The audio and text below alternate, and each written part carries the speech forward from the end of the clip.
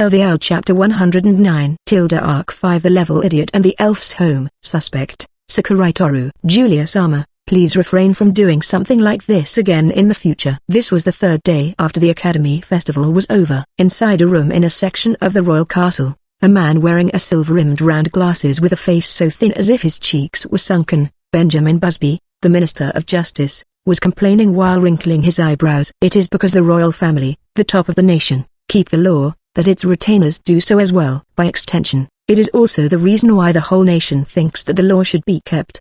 Benjamin. While it might have been a youthful indiscretion, he indeed had gone too far. I will be having him seriously reflect upon himself as soon as he's released. I apologize for causing you inconvenience this time, Minister of Justice Busby.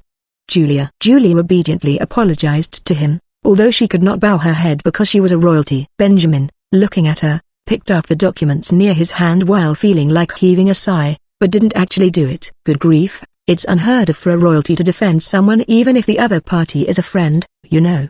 Benjamin. What was written in the document was the investigation results regarding the murder of the knights leading the military academy's students that occurred during the Academy Festival. The name of the suspect was Sakurai Toru, a lower-class student belonging to the Adventurers Academy and a direct disciple of Sword Saint Sanuki Shoichiro. After being suspected as the prime suspect from many eyewitness testimonies at the time of the incident, the boy was arrested, though he acted violently during the process, and brought to trial at an unusual speed. And it was Julia von Nost herself who appeared as his defender during the trial. She pointed out that most of the charges against Sakurai were only circumstantial evidence, and that the wounds on the corpses were inflicted by a weapon larger than one-handed sword which Sakurai usually used. Although she could not provide clear evidence to absolve him of his charges, she demonstrated sufficient ability to win Sakurai's presumption of innocence with the knowledge of law and speech tempered thoroughly into her as a part of the royal education. Regarding the crime of murder, he was found innocent due to insufficient evidence. However, regarding the trespassing and damage to property that he himself confessed, he fully admitted them.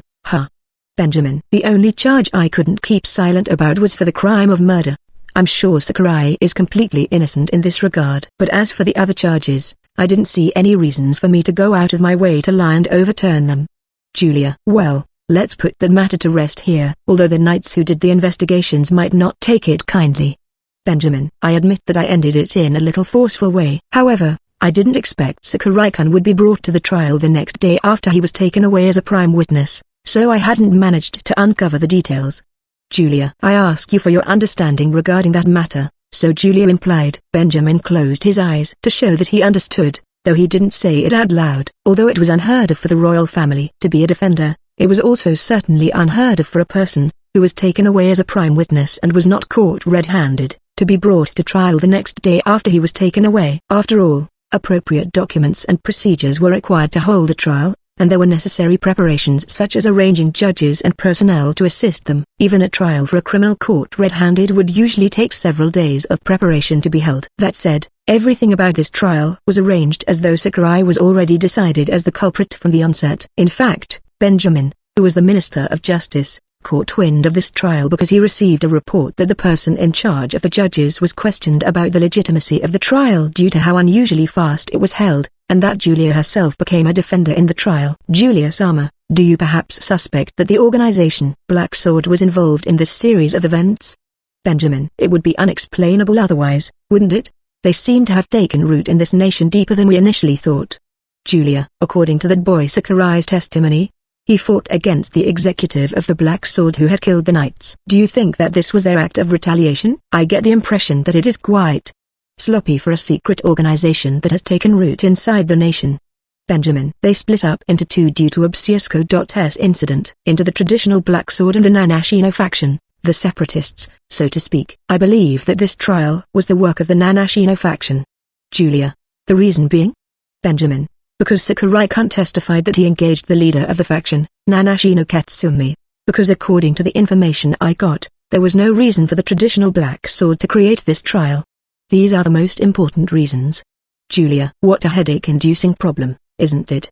Benjamin. Benjamin was fundamentally the adherent of the principle of letting the sleeping dogs lie. He wanted to be spared from having his legs be pulled by an ally who poked the hornet's nest. However, this matter involved a criminal organization that ignored the nation's law. Given that the matter clearly showed that they had encroached into a part of the judiciary, There was no way he could stay out of it. Just why is something like this have to come to light during my term of office? When he looked up while enduring the urge to put his hand on his forehead, there was the figure of Julia smiling gently there. At Benjamin, who frowned, not knowing the reason for her smiling at him, she said brief words of apology. That was impolite of me. Well, there is no basis to it.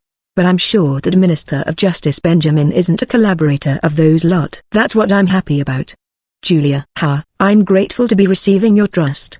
Benjamin: Julia was famous for her excellent eyes to judge people even among the royalties. Her ability to judge the qualities of people was part of it. But she also demonstrated high accuracy as to whether they were trustworthy or not. Benjamin was not sure whether or not he should be pleased by receiving such an appraisal from her. No need to worry. I have some clues as to who are cooperating with the traditional Black Sword, and if you lend me a hand when I need you, I should be able to settle the matter even earlier. Julius Armour, even though you are a royalty, you currently don't have the official right to investigate. If you're still conducting investigation related to the Black Sword on without permission after you get back to the military academy, I may have to report. Benjamin: Please rest your mind about that. Julia lightly raised her palm toward Benjamin, interrupting his words. She had a mischievous, childish smile that was different from her usual smile on her face. Because who knows, I may find the last evidence, piece, to pin down the collaborators by chance as soon as tomorrow.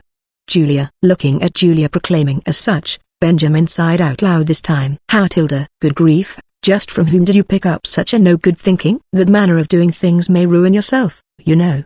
Benjamin. After all, even I don't know what might happen while he performs community service under the Night Order, so I figured I should keep a lookout to some extent. Julia grinned and said. Benjamin understood who was the one who made her learn such a no-good way of thinking from the flow of her remark. He hadn't met him face to face before, but he was sure that he was right for some reason. She was an intelligent person, so she wouldn't put such way of thinking to use frequently. That was what he wanted to believe. And exactly because he wanted to believe, he had to say it as a senior in life who had lived more than twice as long as her. Julius Armour, I think you should be more careful about choosing your friend.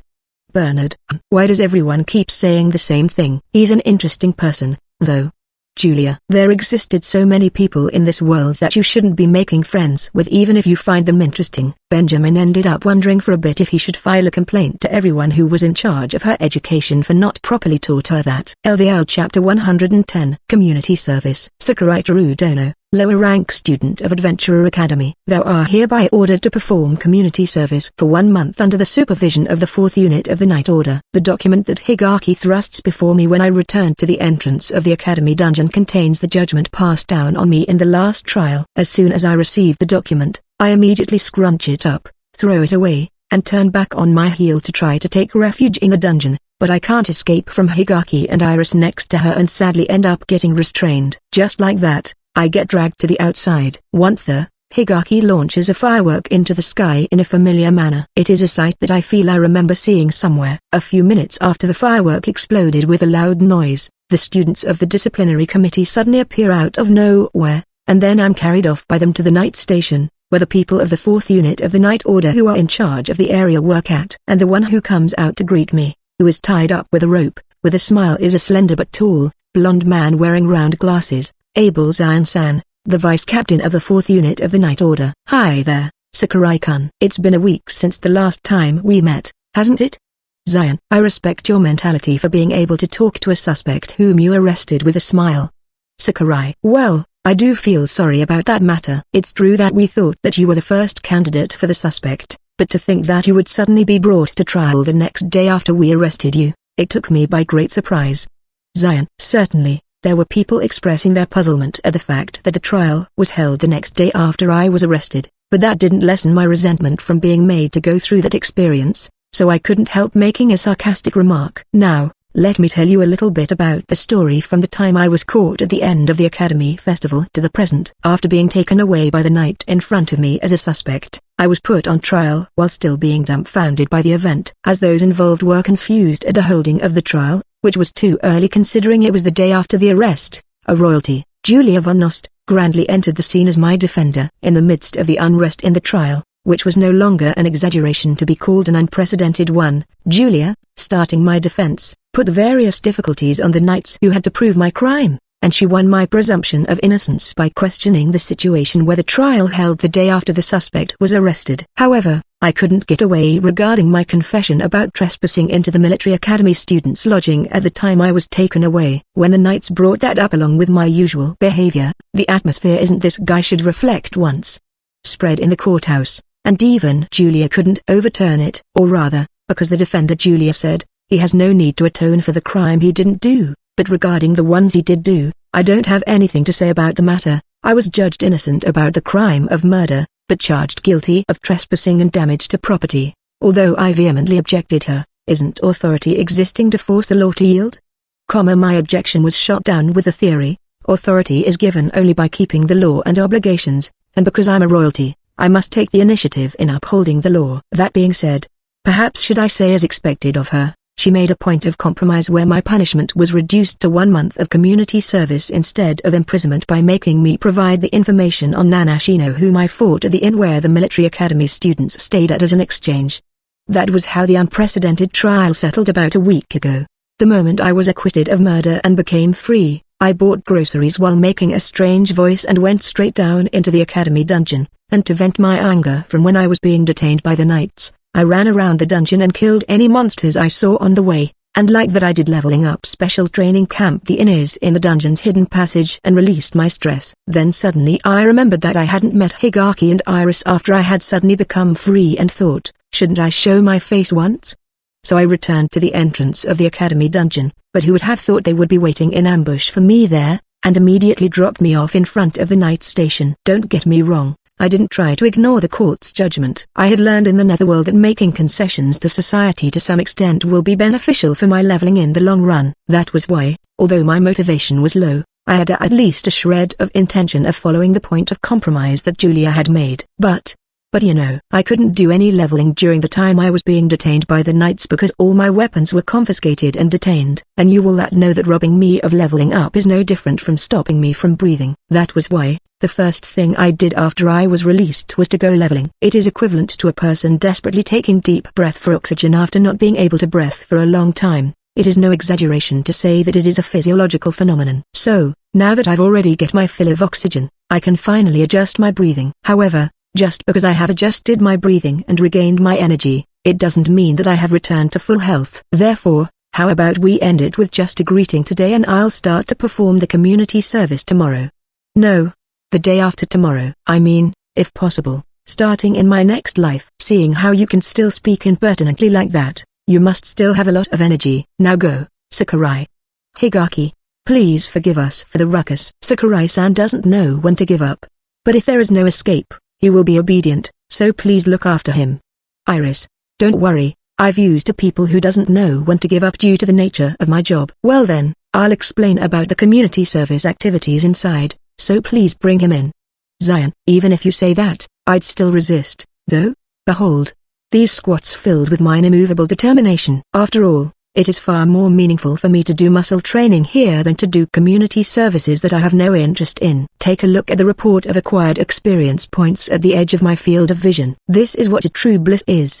Oi, what are you looking at? Disciplinary committee members, you guys haven't gone back yet. Shoo, this ain't a freak show. Hey wait, why are you guys grabbing my arm? Stop treating me like a criminal. No, seriously. Let go. I have to keep squatting in protest against this act of taking away a person's freedom. Stop dragging me into the station and go away. Go away from here, you bastards, you ga. The disciplinary committee members, who have grown accustomed to me, ignore and turn deaf ears to my resistance, and I'm forcefully dragged into the night station. So, what exactly am I going to do for the community service? The community service that we'll have you do is, simply speaking, a jack of all trades. Zion, jack of all trades? Sakurai. I repeat Zion-san's words while quickly untying the rope that the disciplinary committee members tied me with. Various cases are brought into the night order every day. As you may know, the most common of them are mundane matters of sorts. Zion. Dunno. Sakurai. As you would expect, the night order can't take care of all of them. That is why most of them are passed to the Adventurers Guild in the form of requests, and are used to measure the credibility of fledgling adventurers, though you might have learned that at the academy. Zion. Dunno. Sakurai. This time, The community service that we'll have you be doing is to receive those requests and resolve them. It means you'll be able to regain lost trust with your own hands. It should be quite famous as a penalty given to the adventurer who caused a problem, though. Zion, I've never heard anything about that. Sakurai-kun, are you the type who doesn't attend classes at Adventurer Academy? Zion, rather than doesn't attend, I'm the type that can't attend classes, sir. Zion-san said them like they are basic knowledge, but I had been involved with various troubles and couldn't attend classes since the entrance ceremony in April, which was when the basics of the basics should be covered. In the original game, the requests you'd find posted in the Adventurers Guild in the early stage was mostly errand quests like please find my cat or buy me some apples, so this is the reason. Please find my cat may still be understandable, but I think it's plainly wrong to give the knights a request like buy me some apples. After all, there's no phone in this world. If you want to give a request to the knights, you'd have to go to their station. In that case, shouldn't you just go buy them on your own? Or what? Is the one who gives the request misunderstanding the knight order as a kind of delivery service like the one that was popular in my previous life? I get it now. If that's the case, I'd pass the requests to the Adventurers Guild too. They can't cater to every single guy that comes with such a request after all. And if the request is passed on to the Adventurers Guild, it would be up to the adventurers themselves to decide whether to take it or not. Even if the requester complains to the knights about this, they can deny them, saying that the matter has been dealt with appropriately. By the way, what about the reward? Sakurai, because the punishment is to do jobs that people dislike, you will be given the full amount of it. Given the content of the job, however, what you make would probably only amount to pocket change. Zion, Fumo. Since he has promised that all their reward will be given to me, should I accept it? The rewards of the requests that could be taken at the Adventurers Guild at the early stage of the game is, fundamentally speaking, only a drop in the bucket, but in some of them you may get useful items like seed series that permanently increase your status during the request. You may think, aren't they no longer necessary now after such a long time? When seeing those items as pure data, but with the game having turned into reality, items are no longer just chunks of data. Recently speaking, wouldn't equipping the 3 Sky series to Horsey to let him fly in the sky be a good example? When I think that they may have a different way to use from the game, getting them may be not a waste of time. When I think that way, my motivation rises, albeit slightly. Can't be helped. Complaining won't be of use anyway. Let's do it. Sakurai, I'm grateful if you say that. This kind of punishment may seem difficult at first until you get your hands on it, after all. Zion-san leaves the room saying that he would go get the documents for the moment while muttering good, repeatedly. When he came to apprehend me, he was very strict, but he might have taken that attitude because he was in front of a suspect. Then, after a few minutes of waiting, Zion-san appears in front of me, who is playing cat's cradle with Shishu skill, with a bunch of documents in his arms. When I pick some of the documents after he placed them in front of me with a thud, requests that shouldn't be brought to the night police, such as investigate about an infidelity, help with street sales, weed a garden, and etc. are written on them. I look at them and turn my eyes to Zion-san, but he's still smiling. However, his eyes seems to contain no shred of amusement, instead they are filled with the iron will I won't let you escape. I let out a small sigh and grasp the bunch of documents in front of me tightly. Documents. Smoke screen. Sakurai, I won't let you get away, Sakurai-kun. Zion, the documents I threw scatter in the air and spread all over the room. The battle in the midst of fluttering papers between Zion-san and me, who was trying to escape, lasted for 5 minutes, and in the end, Zion-san, who was excellent in the art of arresting, won. Thus, my community service began. LVL Chapter 111, Errand Quest. Although one thing after another have happened, now is the middle of May. Game-wise, the tutorial month of April and the character introduction event, the Academy Festival that was held at the beginning of May, were now over, and it was time for the game to finally start for real. At this time, the player should have unlocked various activities such as diving into the Academy dungeon while taking classes at the Academy, completing the requests received in the Adventurers Guild, and getting to know the characters and deepening exchanges with them. It would be up to the player how to train the protagonist and his comrades for the battle from here onwards. And, of course, storyline-wise, it was the early stage of the game. The requests that could be received in the Adventurers Guild were all fairly low in difficulty. Among them, the most common among them was the so-called errand request, which content was commonly to collect the required number of materials or items. And nearly half of the contents of this bundle of documents placed in front of me with a thud are those errand requests. While some of them are asking to go collecting materials and items, which I have seen many times in the game, the others, such as asking to buy groceries or to bring them someone to be the model for painting, are so absurd to the point it made me wonder if they mistook the job of the knights. Among the requests I've skimmed briefly, there was even one that said, I can't help wanting the underwear of the person I'm interested in, which warrant an arrest, so I called Science-An without hesitation, and the person in charge of receiving the requests was accused of dereliction of duty. From how Science-An was evasive about it, yeah, I couldn't help but feel the hardships he faces on a daily basis, but that is of none of my concern, so I won't pry into it. Anyway, Science-An also said that if I can complete all the requests, I will be released from the community service even before the 1-month period is up. In that case, I'll first quickly finish up all the errand requests that only require me to collect what needs to be collected and give them to the client without thinking about things deeply. What? I'm a genuine speedrunner who remembers all the quests in the original game, including the way to solve them. Things like errand quests are just pieces of cake to me. That's why, I'll let you take the rewards, so do all these requests for me. Sakurai. Really, you? I say with a smile while placing a bunch of requests I've picked out in front of Amanai inside the classroom in the academy. However, hearing that, Amanai lets out an exasperated sigh for some reason, and then he picks up a document while resting his cheek on his hand. This is your punishment. No, they won't allow me to help you. Some of the requests require you to go to dungeons outside the academy, so they said that I can rely on others to handle them.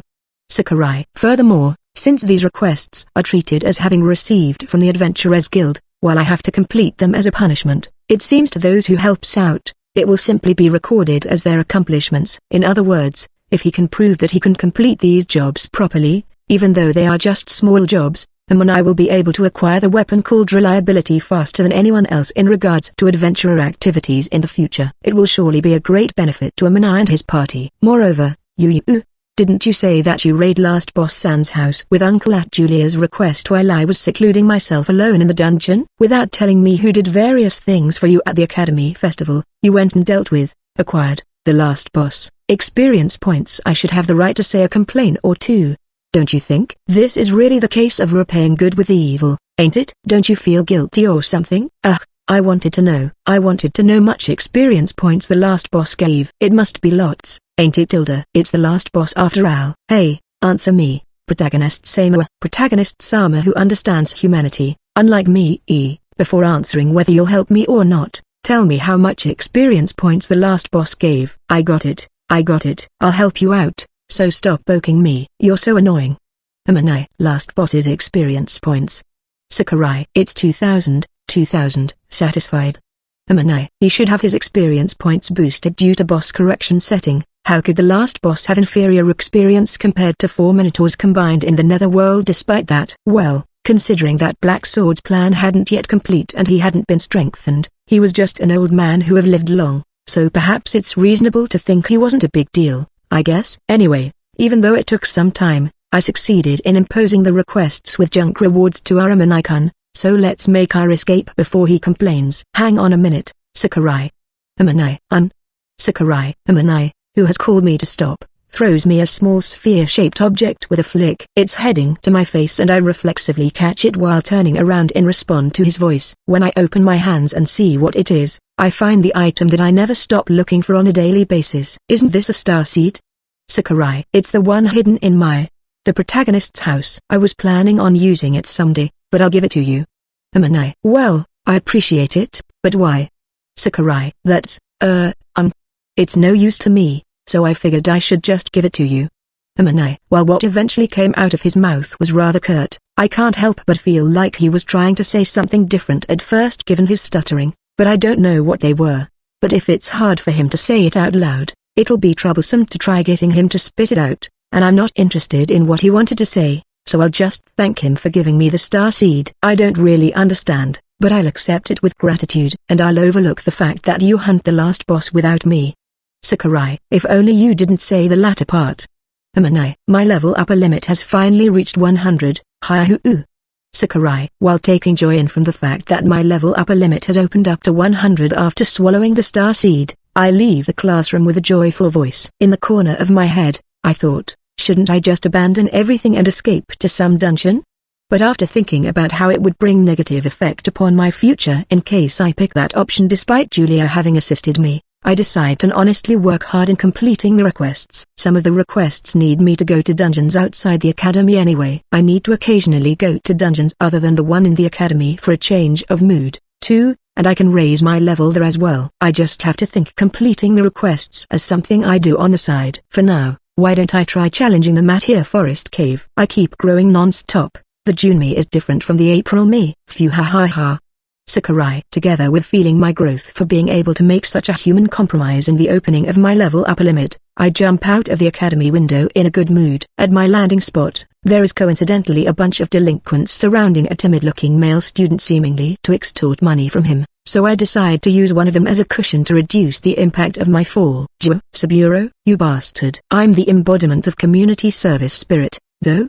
Sakurai, the fuck are you saying? Apologize. What's wrong with drop kicking a guy who is extorting money at your landing spot? When I ask the most legitimate question, the delinquents get pissed and come to attack me for some reason. Since I have no other choice, I throw a social justice punch and a self-defense kick, catch the person trying to escape with a social service arm and silence him with a racial equality headbutt. TSK, these guys sure are experience points trashes. What a waste of time. Thank you. Firework. Fire tilde.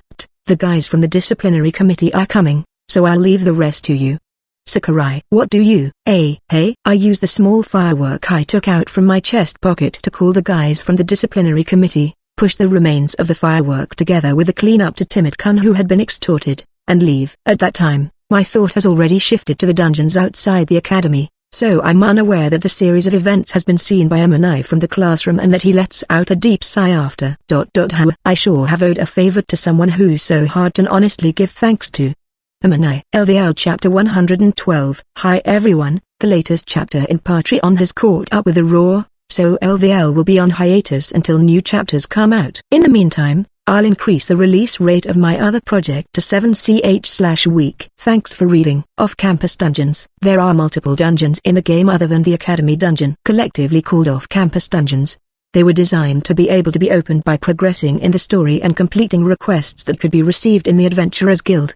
The Matia Forest Cave that I'm now visiting is also one of the off-campus dungeons, and in the game, it is one of the top dungeons that would be opened by becoming an upper-ranked student. The entrance to the Matia Forest Cave is located on a hill that takes about 3 hours by horse from the academy and is pretty close to the outer wall. On the side of the hill, which is no exaggeration to say that it is almost adjacent to the outer wall, there is a vermilion torii gate that stands alone and an old-fashioned money box, and next to them there is a gaping wide hole that leads to the underground. That is the entrance to Matia Forest Cave dungeon. In the game, you could instantly go here with just one command, but in this world where trains or cars doesn't exist, you have to take the time to travel over here. This time, beside to complete requests, I've come here because I can get items that don't drop in the academy dungeon and the experience points of the enemies I can defeat is pretty decent, but a part of the reason why I usually dive into the academy dungeon only is because of the distance.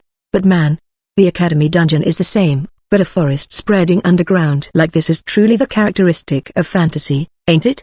Sakurai. Hi Heian. Hey, Sakurai, don't tell me to ask for the permit and head off on your own. When I mutter while looking at the hole large enough for us to pass through even if I'm riding it, Horsey, aka Horsey the Pegasus, who has been granted wings, neighs while tilting its head. And the one who comes complaining with the permit required to enter this dungeon in her hand is an upper-ranked student, Higaki Ao. The area where the Matia Forest Cave is located is Higaki's hometown, so I had her came with me to help me complete the requests as well as to show me the way. So, what are we looking for? Higaki, overripened apple, a mature poisonous banana, and forest wolf head. Sakurai. From the left, the item lineup is actually rotten, not edible, and unknown what to use for. The delivery destinations are all to the same person. The possibility that the person is going to try a novel hunting style, a barbarian hunting style, in which the person wears forest wolf head on their head and hunt prey by throwing them rotten apples and poisonous bananas comes to my mind, but it is simply an imagination, and it's better not to think deeper upon it. By the way, forest wolf head is not an equipment item. In that case, it looks like we can complete the errands just by hunting in relatively shallow floors. Higaki. I wanna go kill the boss too, though. Let's just look for them as we make our way over there. Sakurai. Thought so. But if we're taking too long, I'll drag you out, okay? Iris will be worried if we don't make it back home by night. Higaki. It's been more than half a year including the time we spent in the netherworld, and I think it's about time for Iris to try making time to spend away from us, but if we are to suddenly be away from her for extended period of time without prior notice, things may become a little troublesome, I think. While thinking that it can't be helped, at the same time, I realize that in other words, Higaki will automatically tell me to stop even if I get absorbed in leveling, so I don't have to keep the small details in mind. Do I? Then I have no need to refrain or hold back, don't I? Today I'm gonna knock off forest wolves' heads to my heart's content. I wonder why I feel anxious when you laugh.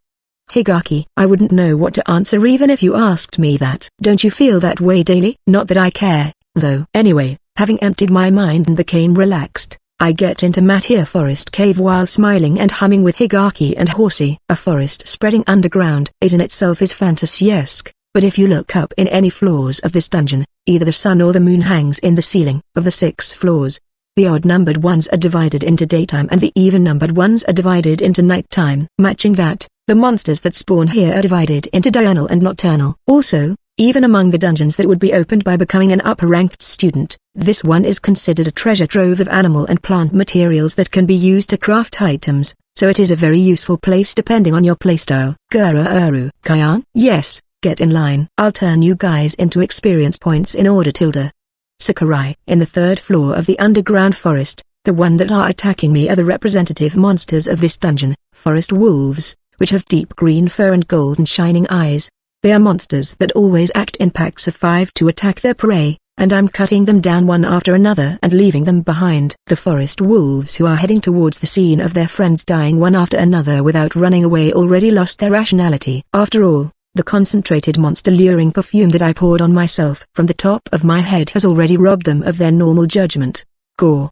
The power of the perfume sure is great. Even if I keep killing them, a pack of forest wolves will also keep coming one after another. Then, as soon as they spotted me, one of the wolves that seems to be the leader of the pack barks, and the remaining 4 under its lead then begin to run around me in response. Their aim is to make their enemy become confused by moving around them, to mislead the enemy so that they don't know from where they will attack. Then, when they are distracted, they will attack and eat the enemy's flesh. However, I won't be confused by them. After all, I've seen their movement patterns many times in the original game. 2 barks while its right foot in front, I see. Sakurai. First of all, their attack pattern is determined whether the leader forest wolf is barking with its right foot or left foot in front, and how many times it barks. The leader informs its friends from which position to start attacking by the number of its barking based on the pattern of back, left, right, front when it's right foot in front and left, back, front, right when it's left foot in front. This time, it barked twice with its right foot in front. In other words, based on back, left, right, front pattern, they will start attacking from the second position, that is left. Therefore, the directions from which their attack will come are left, right, front, back. In the game, if you press the button at the right time according to the enemy's actions, the game will automatically handle the body movement and the likes, so you can just relax and press the buttons rhythmically, but in reality, even if you know their attack patterns, you have to think and move to deal with them. Flame Sword, Tukoatashi. Sakurai. Exactly, because I know the direction of their attack, I focus there, and when I feel their presences, I swing Flame Sword at the right timing. After slashing the first wolf that pounds in from the left with my sword that suddenly accelerated due to the explosion of the flames it cladded in, I follow the momentum and turn my body, slashing upward at the forest wolf that comes in from the right. Firefall. Sakurai. With my sword held upright, I turn my body and kill the third forest wolf that attacks from the front. Then, I relax my knees and lower my body, and drag the tip of sword that I had swung across the ground to the back. Then, the flame cladding my sword propagates from the ground, creating a reverse flowing pillar of flame right under the forest wolf that came attacking from behind me and sending it to the air. The forest wolf that got hit directly by something like that naturally becomes charred, falls and rolls on the ground. Inabikari. Sakurai. After that, I release Inabikari, a fire snake that flies in straight line at high speed, and burn the stunt leader, ending the fight. Unlike in the game, the difficulty of this reality lies in the fact that I have to move and deal with the enemies myself. But on the other hand, its beauty lies in the fact it is not turn-based. That means I can counter when attack comes my way. Wonderfully done. Higaki. Unlike humans, the movements of monsters are fixed. Anyone can do the same once they remember them. Sakurai. Just how many times do you need to see the movements to get to that point? No, reincarnated people must have done so through the game or something. Higaki, I don't think there are many people who remember them in all particulars, though. Sakurai, I'm the rare one for still remembering even 15 years after I was reincarnated. What do you think? I'm amazing, right? Well, that's why I'm weak in combat against people who have no set movements pattern. But I wonder if all the people in the world have become lazy, relying on their skills. 5 level 61 Forest Wolves gave 733 experience points. Is it calculated in groups rather than per wolf because it's not divisible? Since when the trend of experience points you get from lower leveled monsters decrease as your level goes up became the norm? How sad. Sakurai, it's natural, of course, but to think I, who used to get 1,300 experience points from the boss goblin leader in the first floor of the academy dungeon, would only get such a pitiful amount of experience points from hunting level 61 monsters. On the other hand, the amount of experience I need to reach the next level of 83 is about 210 million more. If I want to raise my level by hunting forest wolves, I will need to hunt 785 packs a day for a year. Assuming that my body keeps moving day and night for a year, I should be able to meet the quota by destroying 33 packs per hour every day. Since there are 5 wolves per packs, about 4,000 forest wolves will become sacrifices every day. If it continues for a year, the total number will reach about 1.4 million, which is a number that would make them go extinct rather than just endangering them. And this is based on the premise that there will be 33 packs per hour day and night for a year. Since this is reality, I also need to sleep and eat, as you'd normally expect. If my condition turns bad, the number of experience points I can farm will decrease sharply as well. Also, the monster's spawn rate in this dungeon is lower than in the academy dungeon, so it can be said that destroying 33 packs per hour is very unrealistic. Well, places with really good experience points gain efficiency is in the lower floors of the academy dungeon or outside the wall. After all, in the first place, Matia Forest Cave is a place where people such as alchemists come in search for materials to create items, and although the drop rate of items is high, this dungeon is around bottom of the middle in terms of experience points gain efficiency. There aren't any particularly rare and useful items for me here, so once I'm done with the errands, I probably won't come back again. Putting that aside, it is courtesy as an adventurer to kill the boss once they enter a dungeon, and because earning experience points is obligatory, I will do the capture properly by killing all the monsters I meet on the way, since I'm already here.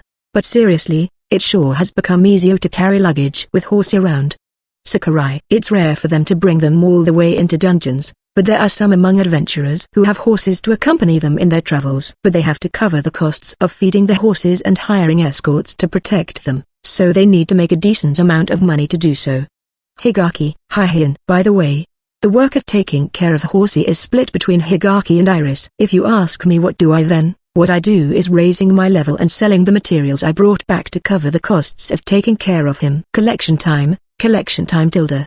Sakurai, the effect of monster luring perfume has just worn off, so it's time to collect the drop items while taking a break. To get Forest Wolf Head, I put my hand inside their bodies and take out the object inside it. I get fist-sized pelts from inside 2 of the 5 wolves, while the other 2 crumble down into dust as soon as I take my hand out, and from the last one comes out a forest wolf head. It had a head attached on its body, yet another head simply came out of its stomach. It sure is kinda horror.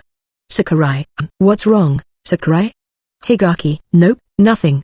Sakurai, the monsters in the Netherworld's gods created dungeon turn into dust when killed and left items on the spot, but the monsters in the world of the living don't disappear into dust when killed. That is because, although there are some exceptions, most monsters are creatures with blood and flesh, so even if you've killed them like this, they won't turn into dust and their corpses will remain. And monsters may create an item in its body the moment they are killed, which corresponds to a drop item in the game. It seems that all monsters have such property or characteristic. Monsters themselves are like treasure chests that contain random items, aren't they? And adventurers can get the content of the treasure chests by killing the trap called monsters that protect them. Monsters with blood and flesh creates an item in their bodies upon death, and monsters without drops an item on the spot and disappears upon killed. That's the reason why I could take out forest wolf head and pelts from the bodies of the forest wolves that I've killed. Moreover, the mysterious phenomenon where their blood and flesh don't stick to the items that are taken out is recognized as a matter of course in this world. Of course, according to the values in my previous life, something like this doesn't make sense neither physically nor realistically. However, it happened right in front of me. Yet the residents of this world, including Higaki, Never even think of questioning it, whether the game comes first or the world comes first. They're distorted either way. Well, thinking about it will only get me nowhere. Sakurai, I mutter and put the items I have taken out in the bag attached to Horsey and used a new perfume to invite the next praise. And the corpses of the forest wolves that I have defeated earlier will probably melt and disappear after a while without leaving any stains. That, too, is a natural phenomenon in this world. LVL Chapter 113. Let's go. Dazed. Then, Woodtaker's main body is the bird?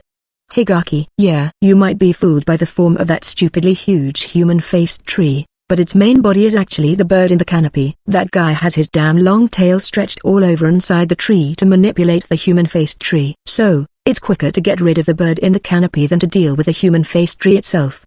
Sakurai. Hi-hin? I don't understand what you said. Keep your eyes to the front, Horsey. Sakurai. Hi-hin. Horsey. At dusk, on our way back to the academy after collecting the requested items, I'm teaching Higaki my knowledge about the human-faced tree-shaped monster Woodtaker, the boss of Matia Forest Cave. While we are on Horsey's back, I hold the reins with one hand and swing my still-sheathed sword with the other. I use the strength from my waist down to keep my balance so that my posture doesn't break every time I swing. By doing this, I could get a moderate amount of experience points for horse riding and slight amount for swordsmanship. If I was alone, I could have raised the experience points gain efficiency a little higher by standing on Horsey's back while swinging, but I couldn't do so with Higaki behind me, holding on to my waist. Because I was the one who asked her to accompany me to the off-campus dungeon, I couldn't just flatly tell her to get off. That was why I decided to go home quietly in this manner. That said, it took 6 hours to travel to and from even a quite close off-campus dungeon. If I consider the travel time to other off-campus dungeons, looks like I have no reason to go there unless I have a pressing matter at hand. After all, devoting my time to farm experience points in the academy dungeon will be far more efficient. Hi Ian. Hi Ian. What's that? Sakurai. What's wrong, Sakurai? Higaki. After we arrived at the academy, when I'm about to head for Iris's place to unload our luggage, Horsey suddenly cries. He shakes his as if to say look over there, so I turn my gaze in the direction he indicates. There I can see a large number of people rushing in front of the bulletin board. When Higaki, who is on the back, leans over and see the scene, she asks me with her eyes, did you do something again? But I have no idea as to what it is all about, so I deny her with silence. Isn't that Iris and Ethel? Oh, Sakurai. If it isn't Sakurai. Ethel. Sakurai-san. Sakurai-san. Emergency. It's an emergency. Iris. When we get close to confirm the cause of the commotion, I find Ethel and Iris among the crowd, so I call out to them. As soon as we get off Horsey, Iris jumps at me, so I deflect her and push her against Higaki. For some reason, Iris screams in protest, why? Behind me, but let's ignore her for now. After all, an unspecified large number of students are gathering here now, and I don't know how many eyes are looking in our direction. Under such circumstances, if an eye-catching beauty who has a good style and wears a clothing with a high degree of exposure like Iris clings to a mob character like me, it may give a strange misunderstanding to the surroundings. Before, when Anubis entrusted Iris to us, he ordered us that if she get entangled with a troublesome male student, we are to send him to the hospital or straight to the netherworld. Even like this, being upright and clean-handed is my selling point. I don't want to have to make the students to do another world-reaching challenge. So, what the heck happened? Sakurai. That is, you see, I don't think saying it to Teru is a good idea. Ethel. I throw coins to Ethel, who is troubled at my question, but she's still hesitating to say even after receiving the coins. She's seemingly concerned about me for some reason, but that attitude of hers shows that this commotion somehow has something to do with me. In that case, that is all the more reason for me to make her talk. Ethel. Sakurai. I gently put my left hand on Ethel's shoulder and hold her hand firmly with my right. Inside my hand is additional money. After lifting up our linked hands to the front of our faces, I meet her eyes and says powerfully, please tell me. Sakurai. Thank you for your patronage. Ethel. This money grubber. Sakurai. I knock her hand away, separating our hands, and the money falls to the ground. Ethel then begins to collect the money from the ground while grinning stupidly, whereas I keep looking at her with a cold gaze. Even if it's to give the beautiful blonde blue-eyed elf girl a Gapmo attribute, I can't help but wonder why did the creators choose money grubber of all traits out there. Ethel. Well, even like this, she's still one of the heroines in the original storyline, so no matter how much of a money grubber she is, there's a line she will never cross.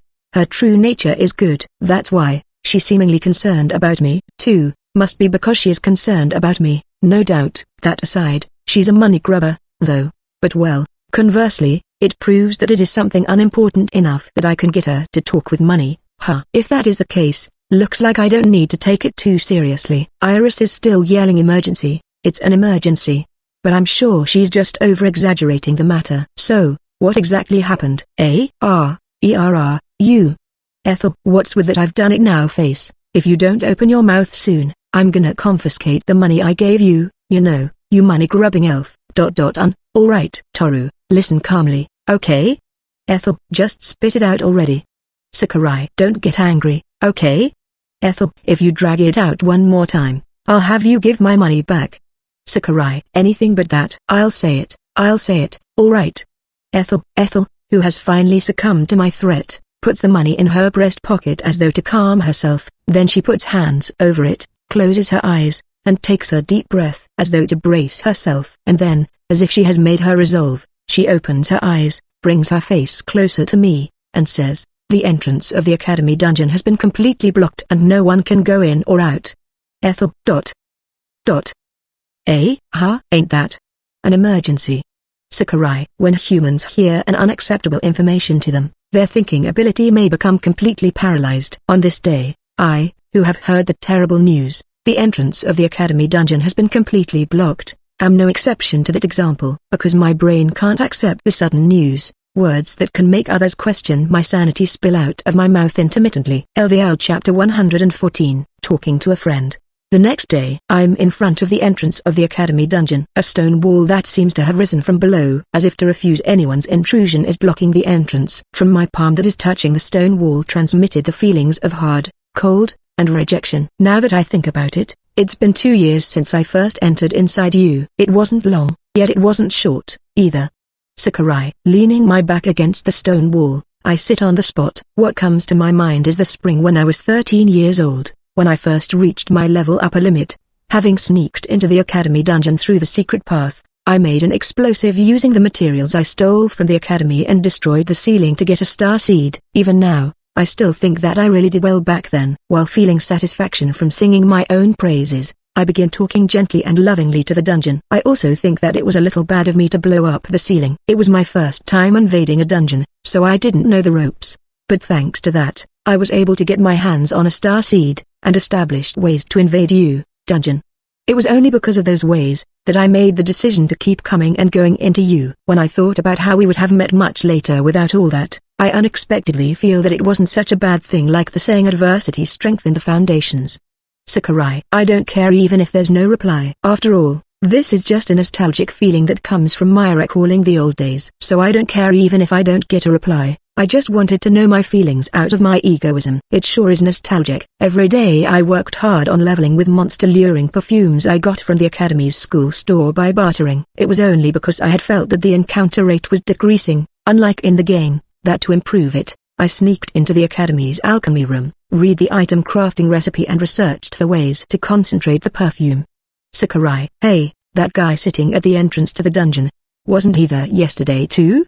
You're right, he was the guy who got grabbed by the scruff and dragged away by Higaki-san. From there, I succeeded in concentrating the perfume up to 6 times after numerous trial and error at home. Well, I ended up having to deal with the nights because the sweet smell coming from the failed potions I threw in the garbage dump all at once spread to the surroundings and caused a disturbance.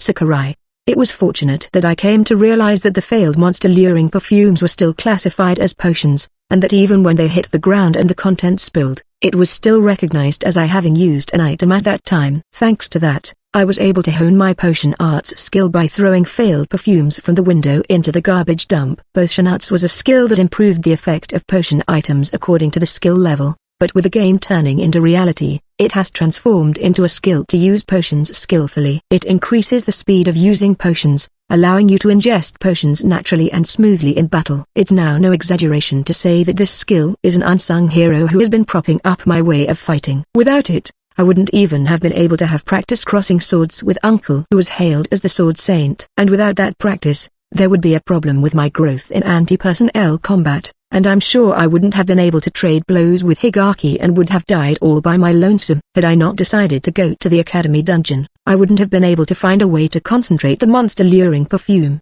and my acquisition potion arts would have been delayed. Considering that, it can be said that the source of my strength came from the academy dungeon. It helped me not only in terms of gaining experience points, but other aspects as well. Gratitude well up from the bottom of my chest. Speaking of the perfume, dungeon's 24th floor. The effect of the concentrated perfume made it a good farming spot. Unlike in the game, it was like a maze where multiple small rooms were connected by multiple passages, and because there was no landmark like in the game, it took me a lot of time to find the way back once I got lost. It was a really troublesome place. But once I grasped the layout and realized that I could go around all the small rooms in one go, I unintentionally ended up smiling, cause I realized that I could just spread the perfume that I'd normally use on myself in each small rooms and kill the monsters that gathered after smelling the concentrated odor.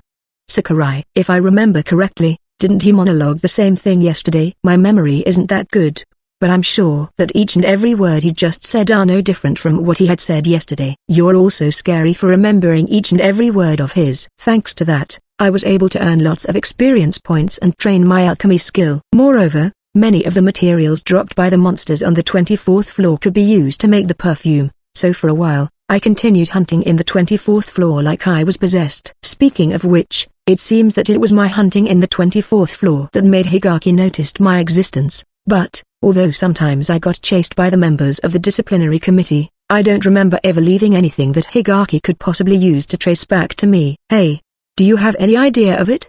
Sakurai. He's talking to the wall as if it's his friend. The guy's bad news. And look at his eyes, they're completely dead. Shouldn't we call the disciplinary committee members? The words I say with a smile permeates the stone wall, but Dungeon shows no reaction. It must be shy. I'm not ashamed of showing others the depth of the bond between me and Dungeon, but it looks like the same can't be said for Dungeon.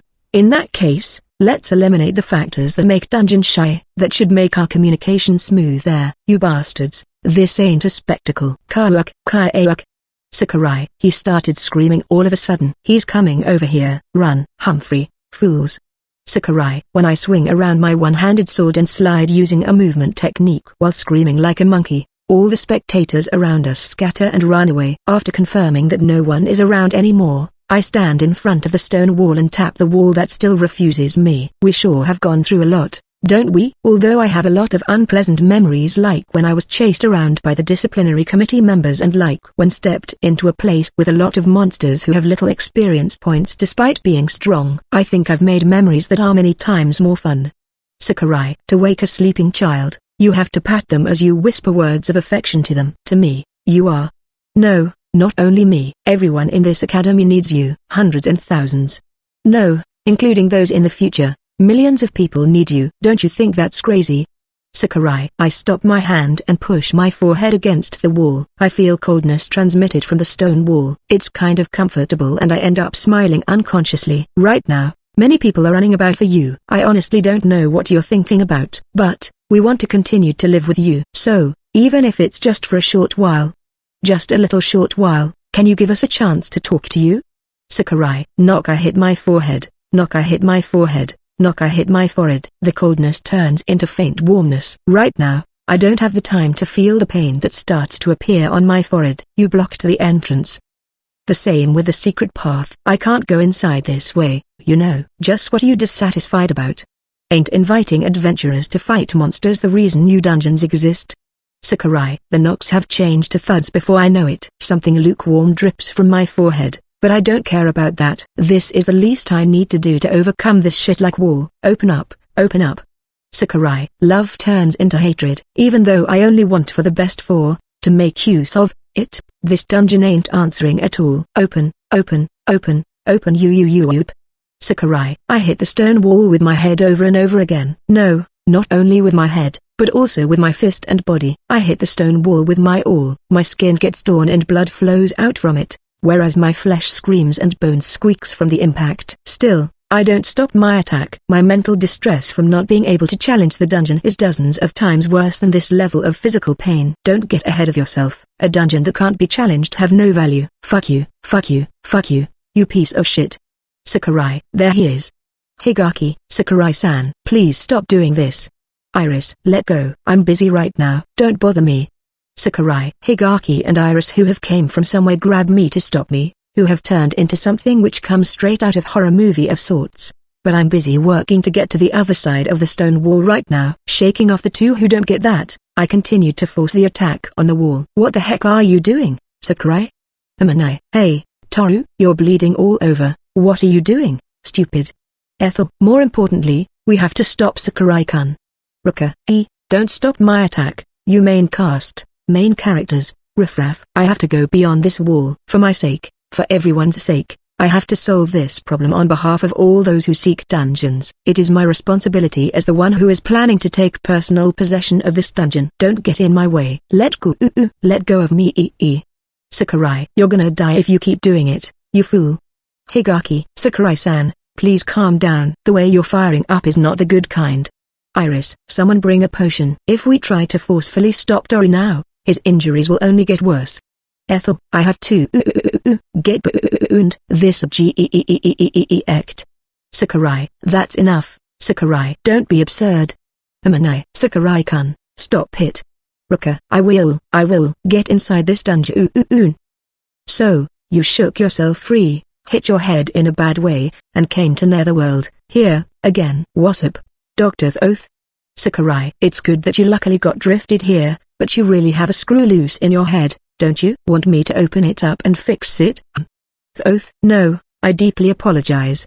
Sakurai, without making an excuse, I bow to the doctor who looked after me the previous time I was in Netherworld. Dr. Thoth, the magic god. I'm Sakurai Toru. 15 years old. This is my second death in my second life. LVL Chapter 115. Massive thanks to Aerodactyl for becoming a patron. Secrets of Dungeons. With a slicked back hair and monocles on a deep red face. A man with the look of an intellectual gangster with a 7-colored book floating around him. He is Thoth, the magic god and wise man who has no equal in Netherworld. Phew, it's gotten a bit strange, but there's nothing wrong with it. I'm gonna adjust and regulate it, so don't move. Thoth, AIGHT. Sakurai. The 7-colored book floating in the air flies around me, emitting a mysterious ray of light to inspect my body. Based on the scan results, Thoth deploys dozens of magic circles and performs some kind of magical treatment on me.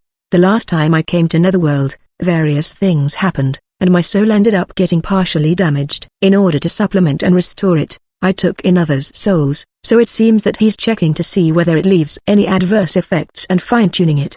But still, you became unable to enter the dungeon, eh? Thoth, can you do something about it?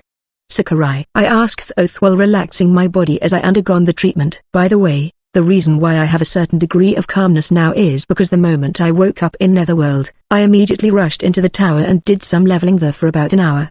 Having spotted me rampaging while laughing loudly, the guys who were also challenging the tower at the time reported me to the authority, and hearing that report, Anubis came and captured me, before handing me to Thoth. When I look back on it calmly, the sequence of events that led me coming back to Netherworld were too unsightly that it might have made my reputation went down the drain, but to me, it was a serious matter of life and death, so I'd like them to overlook it. Thoth responds to my question while continuing to move his hands to control the magic for the treatment without meeting my eyes. Dungeons usually close their mouths when it's time for them to grow. They shut out anything from coming in from outside for a while to add in new floors and arrange the internal structure. Well, you can think of it like a store closing down for renovation. Thoth, but big bro Aniki Thoth.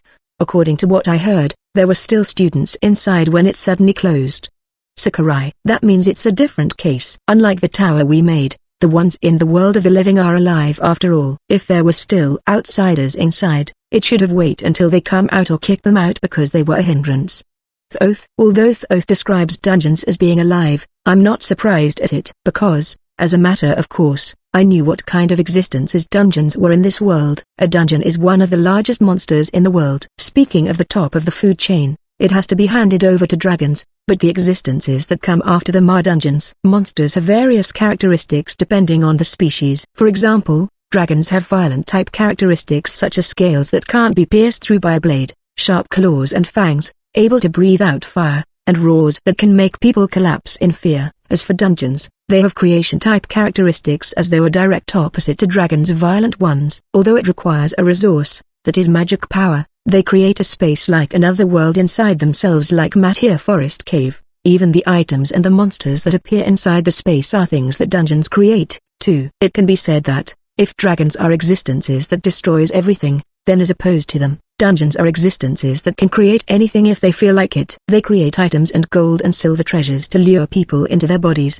and have the monsters, which are also their creation, to fight them to collect magic power. Then, using the collected magic power, they expand their insides and lure more people in order to acquire more magic power. Dungeons grow by repeating such a cycle, but to speak of the reason why dungeons have such an ecology that focused on humankind, it is because besides having high fertility, humankind possesses a lot of magic power, and their recovery efficiency of magic power is high, too. I don't understand the detailed theory, but it seems that the amount of magic power that humans emit in battle is higher than the amount of magic power they consume to create monsters. Apparently, let alone those who use magic, even a swordsman like me can net them a profit when fighting. That is why dungeons warmly welcome our existences, it seems, and thus, a symbiotic relationship between dungeons who want humankind to continue challenge them and humankind who want to get the various things that dungeons produce was formed, and that relationship which started in ancient times is still continuing to this day. By the way, most of the dungeons seem to have the idea that if humans die,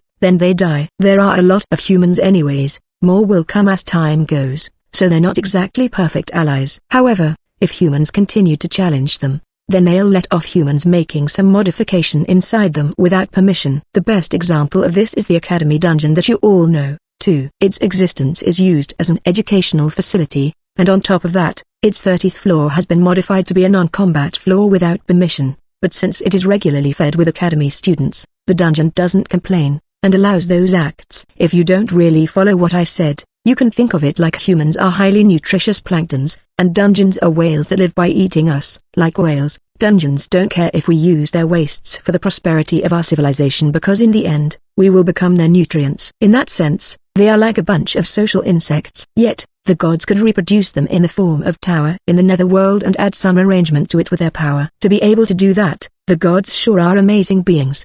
The irresponsible and violent Barbie knife lime doesn't count, though. Don't you know the cause?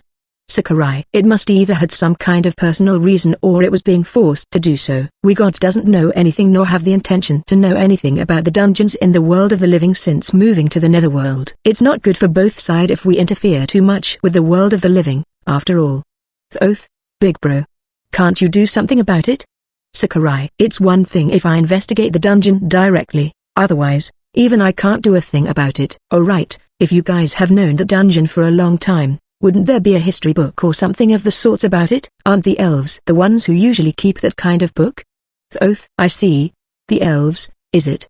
Sakurai. Come to think of it, the information that dungeon is a kind of monster is written in a book stored in the Forbidden Books section in the inner part of the great library of the cathedral managed by the elves. Moreover, it is revealed in the setting materials that it is one of the most important secrets of the nation that even some of the royalties aren't privy to depending on the generation because this book is stored beyond a hidden door. Although dungeons are indispensable to human society, there may be some people who would move to destroy them in fear of their danger if they were to know that dungeons are monsters. That's why they are concealed that way. Originally, in order to enter beyond the hidden door, besides having completed Ethel Tyner's heroine event, you must have your faith skill high enough to be allowed entry to the forbidden area and trigger the event flag of discovering the hidden door. However, this time, the situation is related to the serious affair of the Academy dungeon, and by extension, the meaning of the existence of the Adventurer Academy. If I can show the possibility that there may be something in the history books kept by the elves that can solve this situation, I may be able to ignore the event and forcefully enter with the power of authority,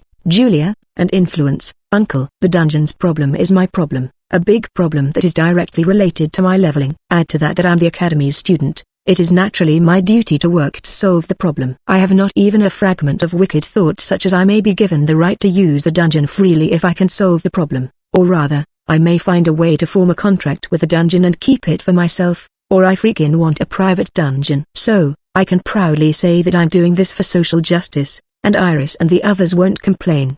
If that's the case, shall I go then? To Elves territory? Sakurai. Having made that decision, I put strength into my body and focus my mind, firing myself up. Everything is for my leveling, for my Academy dungeon, so I'll immediately set off once I get back to the world of the living. Zagraza and Hogyu. Sakurai. When I've made my resolve, I get struck from behind, and fall to the floor on my face from the impact. It was due to the assault of Iris, who had panicked because I died and came over betting on a sliver of hope that my soul drifted to Netherworld again. Zagresuin. I'm glad you're Zoaf tilde. It's rare for a soul to drift to Netherworld more than once. Anubis even said that my drifting was miraculous. Iris was that panicked must be because she knew that, and she probably came to look for me in Netherworld despite that only because she couldn't give up. I told you, didn't I? You can't go to Netherworld again and again. And yet, you still went and died stupidly. Iris. I have no excuse for that. I have none, so can you get off from my back for now, Iris? I can't do anything to comfort you in this position.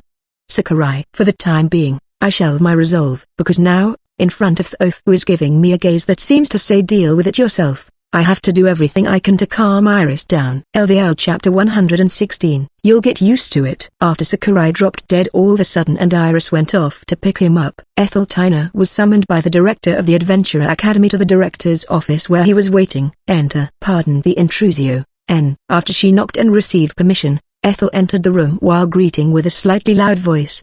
The man in the room was a middle-aged man wearing a rough and casual style of a dark blue suit without a tie while the jacket was left unbuttoned. Although seeing the academy director standing by the window, Ethel wondered, is there any meaning to him holding that unlit tobacco pipe in his mouth? She decided that there was no need to point it out and kept her mouth shut. I'm sorry for having you to come over while you were busy, Etheltina-kun. No, I'd come anytime if academy director is the one calling. So, what do you need me for?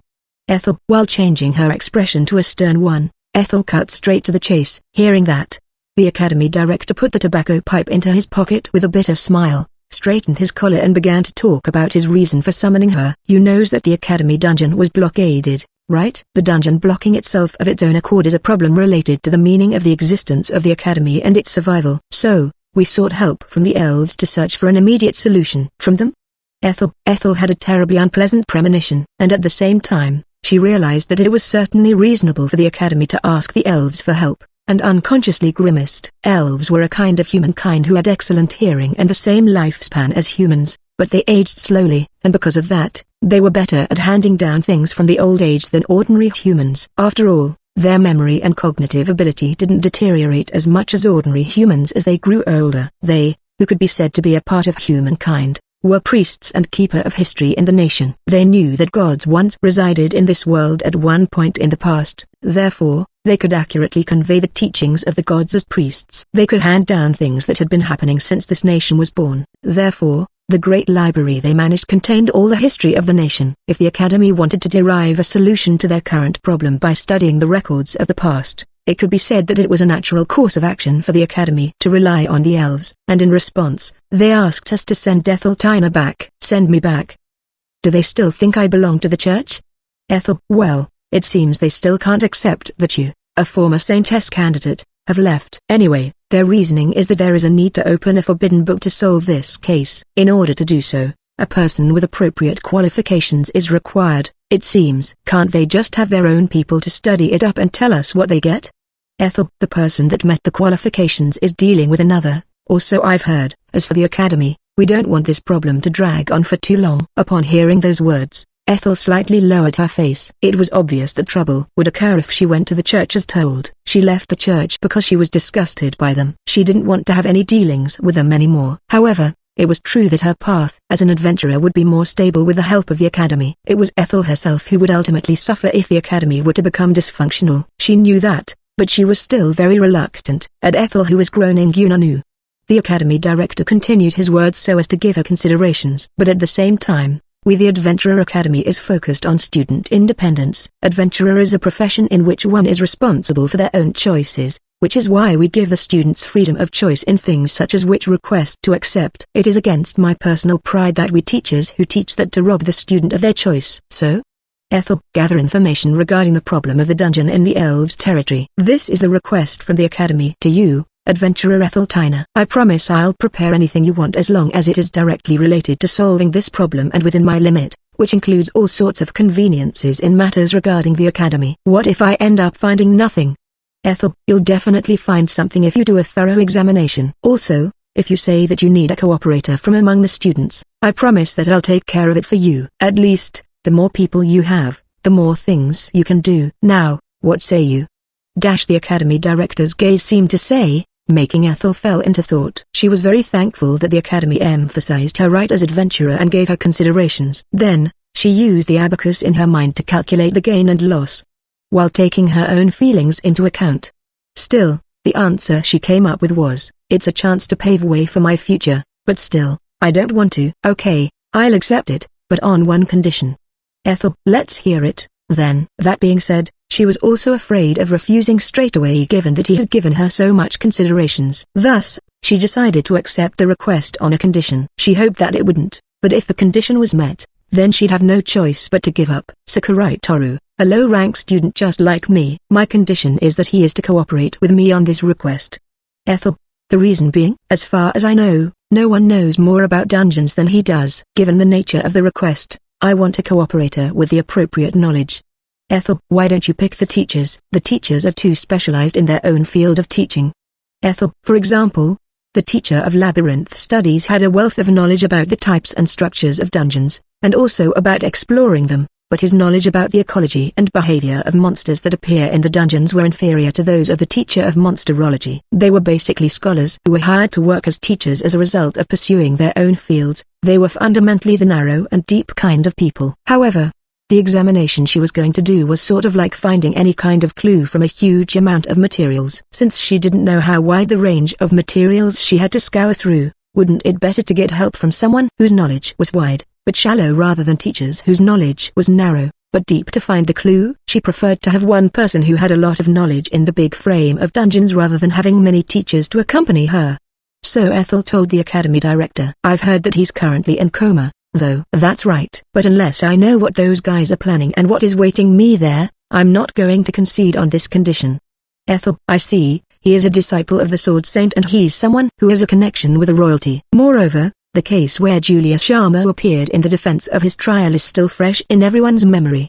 So it means you want to put a bomb next to you to keep the church in check, huh? That's quite clever of you. She hadn't thought that far, but since she didn't know whether the church was really scheming something, she was planning to hold the wild card whom God knows what he might cause in case of the unexpected. So Ethel replied with silence. The academy director probably also saw that she wasn't going to budge on this point. He said all right, and accepted the condition posed by Ethel. I'll respect it if that is your choice as an adventurer. You won't be penalized for this, I swear it on my name and ancestors. Well, it's unusual for students who should be protected and raised to shoulder the serious affair of the academy, in the first place. Thank you for your understanding, Ethel. But at the same time, if Sakurai Toru wakes up, I want you to explain about this request and confirm whether he agrees to it. And if he agrees, you two are to promptly leave for the elves' territory. That's my condition. You have no problem with it, don't you? Yes, I'd naturally do so when that happens.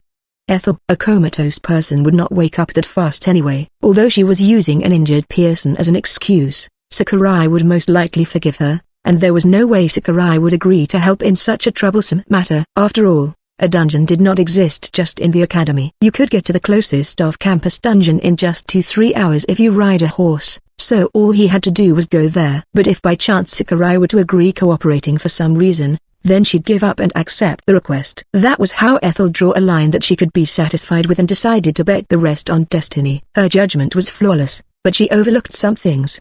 The first was that Sakurai had already revived from Netherworld for the second time thanks to Iris and awakened from coma. The second was that the common sense in this world where riding a horse for a couple of hours was normal was too inefficient for Sakurai, a reincarnated person from modern age. And finally, Sakurai, who had made the decision to go the elves' territory himself, had searched around for Ethel to use her as convenient pass and had been listening to their conversation from the start from right outside the window. Why was he crawling on the wall outside by the window like an insect, you ask? This was because he thought that it would be to move straight from building to building by using Shishu's skill Newage, Cat's Path without going through the corridor when he was heading to the academy director's office. Though, that was of no concern to Ethel who saw him showing himself outside the window out of the blue. Ethel-kun, why do you look so surprised? The academy director followed Ethel's gaze, who was suddenly petrified in shock, while knitting his eyebrows, and found Sakurai sticking to the window. The academy director stared at Sakurai, who was smiling while giving them a thumbs up,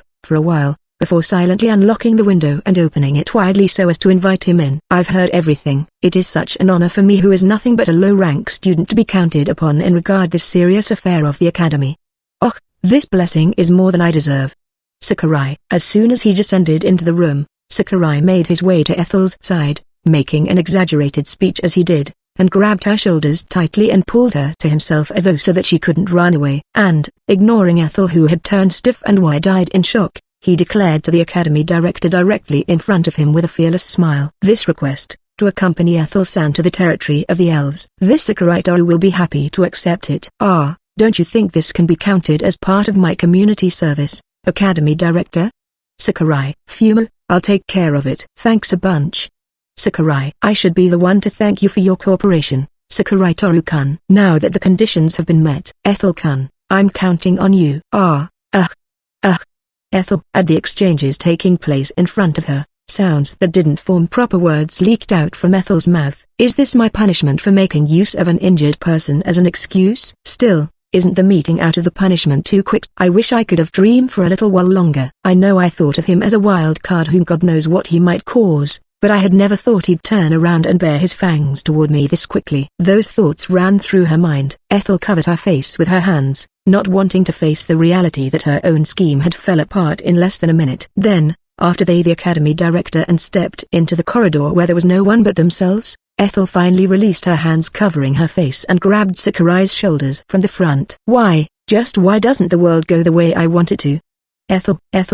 Sakurai strongly sympathized with her sad muttering, because he had always been harboring the wish for the world to go the way he wanted, too. However, the world was not still. Those who lived in this world was not only oneself, but also many others with each having their own will.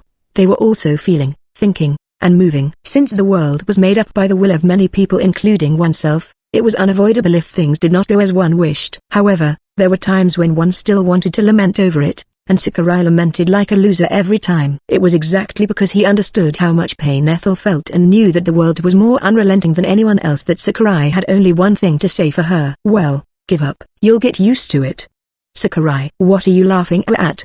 Ethel. LVL Chapter 117. People change. The flow of time in the netherworld is different from the real world. So, even if you spend a few days in the netherworld, not that much time would have passed in the real world. After deliberating about the future course of actions with Iris who had come to pick me up and leveling at the tower to calm my soul, I returned to the real world. Seeing the academy dungeon remained closed as before, I strengthened my determination to resolve the situation. I figured that if I were to go to the elves' territory just like advised by Big Broth Oath, I'd need a guide who was familiar with the area, so I decided to have Ethel, who had the exaggerated setting of being a former Saintess candidate, to accompany me. She'd probably hate the idea, but she'd definitely agree if I tempt and make her yield with an insane amount of money. With that in mind, I searched for her around the academy. Then as I walked while looking out the window, I spotted Ethel walking in the corridor on the other side of the building, so I jumped out of the window, used one of Shishu skills -Newage, Cat's Path to create paths of thread,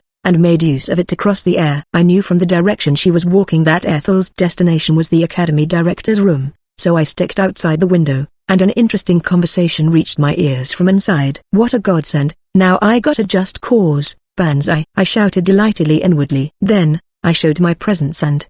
well, you know the rest. Go. Sakurai-san, Ethel-san is making strange growls. Iris. Ethel is currently like someone who has blew up all their money in casino, so don't touch her. Sakurai. Together with Iris who is grabbing my left arm tightly as though not to let me escape, I pull along the bugged Ethel's hand with my free right hand. Although I've decided to go to the elves' territory with Ethel, her original companions are Amana and Akano. Taking a member of their party without permission may cause them to hold a grudge against me later. I figured that even if we'd gotten more familiar with each other, I should give them a notice, so I'm now heading to the place where Amana and Akano probably are. Sakurai-kun. You've awakened. Ruka. Sakurai. I see, you've come back from the netherworld. Higaki. I walked here thinking that they'd be around this area considering the requests I had given to them, and just as I expected, we encountered Akano, with Higaki next to her. Although them being together was a scene I often saw in the game, this pairing feels a little unfamiliar to me because they've only begun to be involved with each other recently. Or rather, Higaki, don't you have anything more to say to me? I hit my head and died. You know, shouldn't you show me some concern? With how you screamed like a madman, I thought you'd definitely hold quite a lot of regrets, so I was sure you'd reach the netherworld. It'd be a waste of my time to worry about such an obvious matter. Higaki. But though you said that, you did arrange him to be hospitalized in a fluster, didn't you, Ao-chan? Ruka, that's only because I didn't know how he'd bug me later if I didn't get his head healed. Well, still, even if the injuries did get healed, nothing could be done to the inside of his head. Higaki, ha ha ha, what nonsense are you speaking, Higaki, even though you had even cracked my skull about a month ago. However, today I've awakened to the spirit of social service and generosity welled up within me, plus, my injuries did recover already, so I'll swallow the lines that have gone up to my throat. By the way, I've something to talk about with Amanai, but where's he? Sakurai, if you're looking for Hayato, he's helping out in the shopping district. We're on the way back from shopping the requested stuffs ourselves. Wanna go with us? Ruka, Higaki is helping out too? Sakurai, I was also involved in Amanai's case after all. This is just a form of atonement to him. I do think it's a bit strange that I ended up having to help complete Sakurai's punishment as a result though. Higaki. Sakurai, what, you've got something to say? Higaki, while having such back and forth, I hand over Ethel, who is still bugging, groaning go-go-go-go, to Akano, pass over Iris to Higaki, and receive the luggage they're carrying instead. The luggage is surprisingly heavy, so I do some muscle training while moving. I lift up and down the luggage to put load on my arms. Tilda. The experience points gain is garbage, but it's better than not getting any, I guess. As I keep walking while doing muscle training, looking like a child playing with their groceries if seen from the side, we arrive at the shopping district. Speaking of the request in the shopping district that I handed over, there should only be a request to help a vendor fix their signboard. Now, where's Amanai? As I'm looking around in search of Amanai, I spot a crowd in the inner part of the shopping street, and I can hear Amanai's voice coming from there. He become a vendor, huh? How should I put this? Unimaginable? Sakurai. His eye-common face can be said to be just like that of a hero in a story, so I think he clears the eye-catching requirement of being a vendor, but that's not all there is to the profession. You also need to be a proactive person with a lively voice to attract customers. However, Amanai gives off the impression of someone with essentially passive personality and is introverted due to his low self-evaluation. Therefore, I don't think he can handle it in that respect. It's not that I'm worried. But, if he shows a clumsy appearance, I'll be kind enough to look away and keep my mouth shut. That would have been the case if it's the previous Hayato, but with various things he went through in the Academy Festival, he's going to be fine. Ruka, I can see a strong heat enthusiasm from the center of the crowd over there, and I don't think it's the unpleasant kind. Iris. Akano and Iris respond to my words. If the childhood friend who understands Amanai more than anyone and the owner of the magic eyes who can see people's heat say so, then it looks like Amanai can handle being a vendor without any problem. Learning that, the kindness that has welled up inside me suddenly dissipates, so I start feeling like leaving him alone and going to the elves' territory as soon as possible. But perhaps she senses that, as Iris stares at me suspiciously, so I quickly head for the crowd, saying, let's go see how Amanai's faring. Ha ha ha ha. Come on, come and see. The highlight of the day is Banana-chan. She was born in the eastern outer wall, Chiron agricultural area. The countess who governs the area fell in love with her at first sight. Then she had a couple of magicians to attend her day and night to maintain its quality, before letting the Korbusai firm to transport her over. Our firm guarantee her taste. I mean, look at her bright yellow color, see how beautiful she is. Ripe bananas are really delicious. I have you know. Try eating them by dipping them in caramel, or by frying them. I guarantee you, they'll be so good. Your husbands will also be dumbfounded when they taste it because how good they are. Our boss, Frederico Korbusai-sama, pleaded the Countess-sama to let him transport them so that the people that reside in this city can have a taste of them. Liking the boss' enthusiasm, the Countess agreed and told the boss to carry the bananas politely. You can get them at bargain price of only 400 gold a hand. Come and buy. Amanai. He's really fired up, ain't he? Sakurai. See, I told you so. Ruka. At the center of the crowd that comes into my view is Amanai Hayato, in a tank top, exposing his strong arms, and with a hakamaki, a kind of headband, around his head, yelling with a very refreshing smile. I'm surprised at his veteran vendor-looking appearance, whereas Akano boasts about him as if proud of her own achievement. Ana-san, please give me a hand of bananas. You sure have eyes for good stuffs, young lady.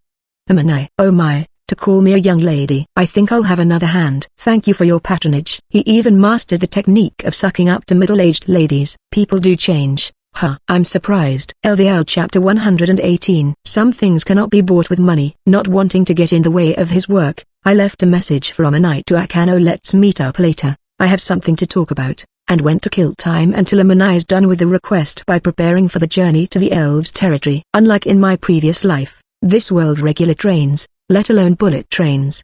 The main means of transportation here are horse-drawn carriages, so it generally takes several days to move between regions. Depending on the destination, you may even have to camp. So, you have to make appropriate preparations, shopping for things such as a change of clothes and foodstuffs. When it comes to shopping, women tend to take much longer at it than men, so I left Iris, who was very excited about coming along the journey, to Higaki and went by myself. Ethel seemed to have rebooted too. While complaining non-stop, she went back to the dormitory to prepare for the departure. Tilda, there's that as well. Having finished with the shopping, now I'm at a coffee shop that is supposed to be the meeting place with Amanai, which I should have mentioned earlier in the message, if I remember correctly, and I'm writing on a paper with a writing brush. After arriving at the elves' territory, I must enter the cathedral's great library and the restricted access area in the inner part to collect information. It'd be nice if I get the permission smoothly, but that's unlikely to happen. It's no exaggeration to say that the elves' territory is the stage for Ethel's individual episode in the game. Just like how Iris's event was triggered back in the Netherworld even with the absence of Manai, it's highly likely that Ethel's event will be triggered in the elves' territory. So, I'm preparing for countermeasures in case the information gathering doesn't go well by writing down the information in my head while raising and lowering the dumbbell-like thing I bought while shopping. Sorry I made you wait. Amanai, you've come, Amanai. What's with the bananas? Sakurai. The owner gave them to me as a souvenir. Here, I'll give you a hand. Amanai. A finger is enough. Sakurai. Come on, don't be shy. Amanai. You're actually troubled because there are too many, aren't you? Just give them to the guys at school or Julia. Sakurai. Ahaha. I'm not reckless enough to charge into a princess's mansion just to share some bananas with her. Amanai. Amanai, who came in his uniform, is holding lots of bananas in his hands. He takes a seat with a troubled face. I clear away the paper and tell Amanai I'll be going to the elves' territory with Ethel as he waits for the drink he ordered. And I tell him he can stop doing the request I handed over to him for the time being because it is acknowledged as community service. Geez, I'm really impressed with myself for proceeding in a logical manner. I see, but I'll continue to do the requests. Amanai. Why? You don't need to have a strange sense of responsibility from a job I forced on you, you know? Sakurai. Until now, I've only been seeing this world by sticking through the game, so this time, I kinda want to face it properly. In order to remove the rose-colored glasses called game, I'll receive requests like these, which don't exist in the game, but does in this world. I want to know more about the people living here. Amanai. Saying that, Amanai chews a banana. Does his smiling face come from the taste of the banana, or perhaps another reason? The answer may be the latter, but I don't really get the subtleties in what he said. To me, this world has both a game-like aspect and a clear reality aspect, so I think it's better to think that it is what it is without concluding whether it's a game or reality. In fact, it doesn't matter which. The only important thing is that you can raise your level. Nothing else matters as long as that fact stands. So, I'm not going to say anything about Amanai's choice and thinking. If that's what he wants, then just let him. So is the final piece from me. If anything, I hope he gets a satisfactory result, as long as it doesn't get in my way. So you're not coming along to the elves' territory? Sakurai. Nope. I want to keep accepting requests, but besides that, there's something I'm worried about, so I don't really feel like leaving this city. Amanai. Something you're worried about? Sakurai. The Black Sword. Amanai. Immediately, Amanai's eyes turn serious. As you know, while you were captured, under Julia-san's lead, we and the Sword Saint, Sanuki-san, succeeded in killing the boss of the Black Sword. I think it can be said that the original Black Sword has collapsed with it. And also, the nation seems to be going around to get rid of the people involved with them, so there's nothing much we can do at the moment. Amanai. The original. There's still the lot led by Nanashino, huh? Sakurai. That's right. Amanai. When I first encountered Nanashino, he boasted about what he had been doing, and in the middle of it, he did say something about creating his own faction and doing whatever he wanted. I don't know what sort of information Amanai and CO have gained, but they probably have come to notice the existence of the faction. For convenience, we call them Nanashino faction, and the members are Pygmalion and Isanaga, with Nanashino at the top. They have a large number of combatants and more than a dozen researchers who know the demonization technology as subordinates. They have a total of 73 members, and they are taking different actions from the Black Sword we knew. And they're in this city, hiding somewhere. Amanai. Don't you know where they are? Sakurai. There's no positive proof, but I think they're in the academy dungeon. Moreover, at the undersurface floor.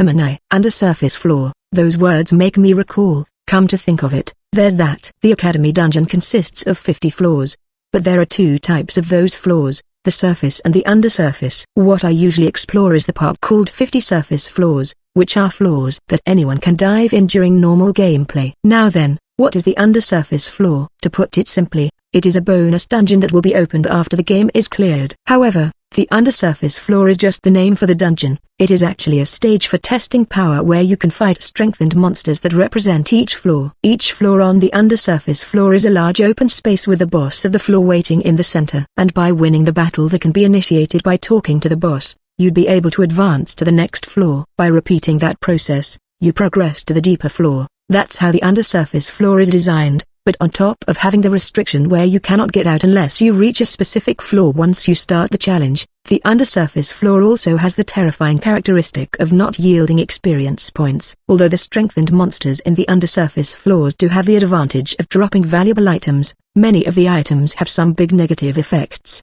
They're all items that are rare, but I'd prefer not to use them. So even if I were to look for items, I'd never have a particular reason to go there. When I reached the 50th floor at the end of April, I suddenly recalled it, so I went to make sure if the entrance worked. After that, I lost interest in it and forgot all about it since. By the way, the entrance to the undersurface floor is a hidden door disguised as a wall on the 50th surface floor, but when I went to confirm it, it was completely shut. I remember it was so sturdy that even when I used Sword Saint's Slash and a bomb on it, they did nothing, not even leaving a scratch. Just in case, I also tried to confirm if the hidden, one-way escape door from the undersurface floor that existed on a specific floor of the surface floor could be opened, but that one didn't budge in the slightest, either. Perhaps there are other means to enter the undersurface floor other than going through the regular entrance on the 50th surface floor, like when I obtained the star seed on the first surface floor, but there's no use thinking about it now that the dungeon is closed. That being said, I've concluded that the fact that I didn't get the chance to get into the undersurface floor was ultimately the fault of it having the characteristic of not yielding experience points. But hearing from Imanai that Nanashina might possibly be in the undersurface floor makes me frown slightly. Well, I didn't look into it in detail. But as far as I checked, the door to the undersurface floor couldn't be opened. With the game turning into reality, there should be something beyond the door physically, so if you can somehow get in, it should be possible to open the door from the inside. But is there any way to do so? Sakurai. It may be possible with world intervention, system command. Imanai, by phasing through the wall or something of the sort. I see.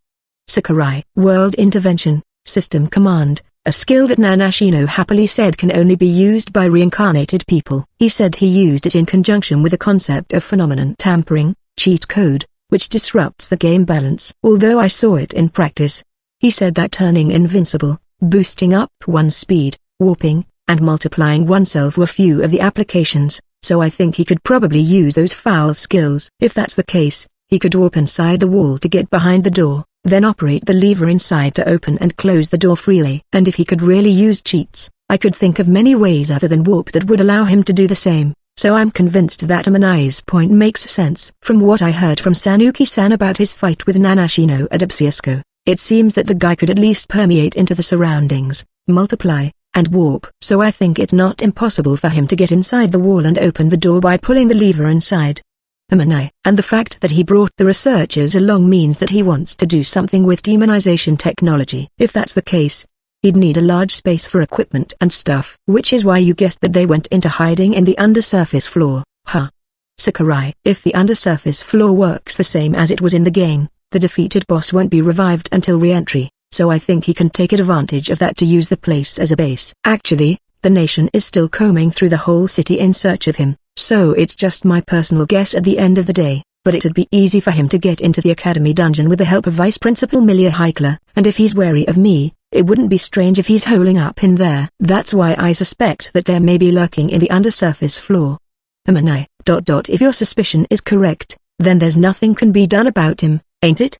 Sakurai. Even if we are to assume that Nanashino and his cohorts are lurking on the undersurface floor, the academy dungeon itself is currently blocked. There's nothing we can do unless we can get inside. No, come to think of it, I heard that Imanai can now use world intervention, system command, as well. If that's the case, couldn't he get through the wall and check the actual situation? I can't. My world intervention, system command, only has the effect of enhancing my stats and cancelling magic, so I can't get through the wall. Imanai. Then, don't you just have to learn that phenomenon tampering, cheat code or something? Sakurai, I tried a few times, but it never works. Maybe I can't use it. I think you need to be selfish to the point of anything's fine as long as you benefit in the end to be able to use it. Amanai, then, won't it work if I can learn it? Sakurai, I have the pride of being a child who can do it if he puts his mind to it, so I say that thinking that there won't be a problem if I can learn world intervention from Amanai who can already use it. However, hearing that, Amanai's complexion turns bad and he mumbles, no, Amanai, what? Sakurai, if Sakurai were to learn world intervention, you're likely going to abuse it. Amanai, I swear I won't ever use world intervention for doing acts that, in my subjective opinion, are evil, though. Sakurai, that sounds to me like you're absolutely going to abuse it. And, to begin with, can you even use magic? Amanai, can't use it, and I don't have the necessary skills, either. I've only been using swordsmanship, after all. Sakurai, have you ever perceived magic power? Amanai, not even once. I mean, I've never got to feel magic power since I was born in this world. Sakurai, I think it's impossible for you. Just give up. Amanai, sure, I don't have a talent for magic, but I've just been putting off learning magic-type skills. I can learn them if I feel like to. Sakurai, well, what I feel about magic power is along the line of does it really exist? For real? So I'd have to spend several years focusing on acquiring magic power perception skills so as to prepare the groundwork to be able to use magic to some extent. The saying which goes many a little makes a mickle is especially true in this world where you can accumulate experiences to level up. As long as you have the time, there's nothing you can't do. Even several years might not be enough, you say? True. Anyway, I believe that those guys are lurking in the academy dungeon, and I suspect that they have something to do with the blockade. I don't know Nanashi no Katsumi's purpose, but I figured that I better stay in the city just in case something happens. I see. Sakurai, it looks like, as I planned at the academy festival, Amanai has become a splendid lightning rod that will be up for the task when something troublesome happens. I'm glad that the result of my hardships in treating him came out this quickly. However, Nanashino may be involved in the blockade of the academy dungeon. I can't affirm nor deny that possibility with the information I have now. When I first encountered Nanashino, he went on and on about what he has done, but he never talked about what he's going to do. Since I don't know what his purpose is, I can only make the decision the next time we meet. If I see a chance to kill him, I'll do it. My killing intent to Nanashino is so high, you say? We've fought to the death once, after all. Since we've already had bad blood between us, a suspicion is just enough for me to want to get rid of him. Anyway, there is no change in what I have to do. Go to the elves' territory and collect information about dungeons to get a foothold to resolve the situation with the academy dungeon. And if I discovered the culprit behind the blocking of the dungeon in the middle of it, I'll carry out a lynching to prevent the culprit to re-offend. I'll accept no plea of mercy. And, nothing's wrong with it. Now, let's just leave the rest up to chance. If Amanai's worried about them, it can't be helped that he doesn't come along to the elves' territory. Then, if he doesn't come, Akane wouldn't come either, and at present, only Ethel and Iris are confirmed will be accompanying me. The client, the academy director, cannot come due to work, and Luizina tends to do as she pleases, so I can't bring her. The only one left is Higaki, but she's in no position to go because she's currently occupied with the handover to resign as the chairman of the disciplinary committee. It seems that she herself wants to resign already, but the people around her are trying to stop her. The reason seems to be that no one wants to be the next chairman and deal with me. Just what am I to those guys? Really? Then, I'll borrow Ethel for a while. Sakurai, I won't say anything if she has agreed to it, you know. But lend her a hand if something happens over there for me, will you? Amanai, well, she's necessary for me to get information about dungeons from the other side, so I'll at least do that much. Sakurai, that's good, then. Amanai, that soft smile that comes out of his excellent face is so picturesque that it seems to give off a halo. And catching sight of Amanai's smile, the group of girls who are sitting in a seat a little further away from us are stunned and fascinated to the point of them muttering, so cool. Looking at them, I unconsciously sigh. If I had your looks, it would have been easier for me to level up my communication skills by hitting on girls. Sakurai, why would you level up your communication skills by hitting on girls? Amanai, you don't know? The art of hitting on girls is packed with all the elements essential for communication skills, you know? Sakurai, by the way, what would you do if you succeeded in hitting on a girl? Amanai, of course, I'll give her money as thanks and say her goodbye. Sakurai, having heard my reply, Amanai's smile suddenly disappears and he looks at me with eyes filled with pity. What, you've got something to say about my hit-on-girls style communication skills leveling method. If you want to argue, I will put you in your place with a perfectly logical reason behind it, you know. Wanna give it a try? No, if you only want to do that, you can just go to a hostess club, then. Amanai, huh? Why hostess club? Sakurai, I mean, the people who work there are conversation professionals who make money by attending and conversing with customers. Wouldn't it be more beneficial to learn under such people than to hit on girls randomly? Amanai, dash? Sakurai, those words strike me stunned like a bolt out of the blue. As Amanai says, those who work in hostess or host clubs are, in short, people who use the art of conversation to legally take away people's money. Their conversation skills must have surpassed those of the common people, and if it's the #1 hostess who works in the finest club, her communication skills must be at Sword Saint Uncle's class. Thanks to learning the proper way of swinging a sword from Uncle and graduating from my self-taught way, my experience points gain efficiency increased by 25 times. If the same can be applied to communication skills, wouldn't I be able to expect 25 times increase in experience points gain efficiency by going to a hostess club than using my self-taught hit-on-girls leveling style? Besides, when it comes to gathering information that I'll be doing in the elves' territory, I'll have to talk to get it out of those elves. I'm handicapped in that regard, so it's better to know how to make up for that shortcoming. No, from learning swordsmanship, I knew that the growth rate of skill would change drastically just by finding out one key point about it. Especially to me now.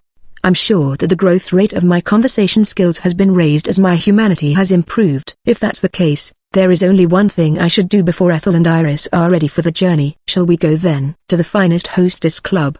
Sakurai. My bad, Sakurai. I know I said that, but please don't take my joke seriously. Amanai. Now that's decided, let's find out where the club is first. If it's money, Amanai here has lots of it, so we have to go to the best place we can go. Hey, wait, Sakurai. Don't pull me. Let go.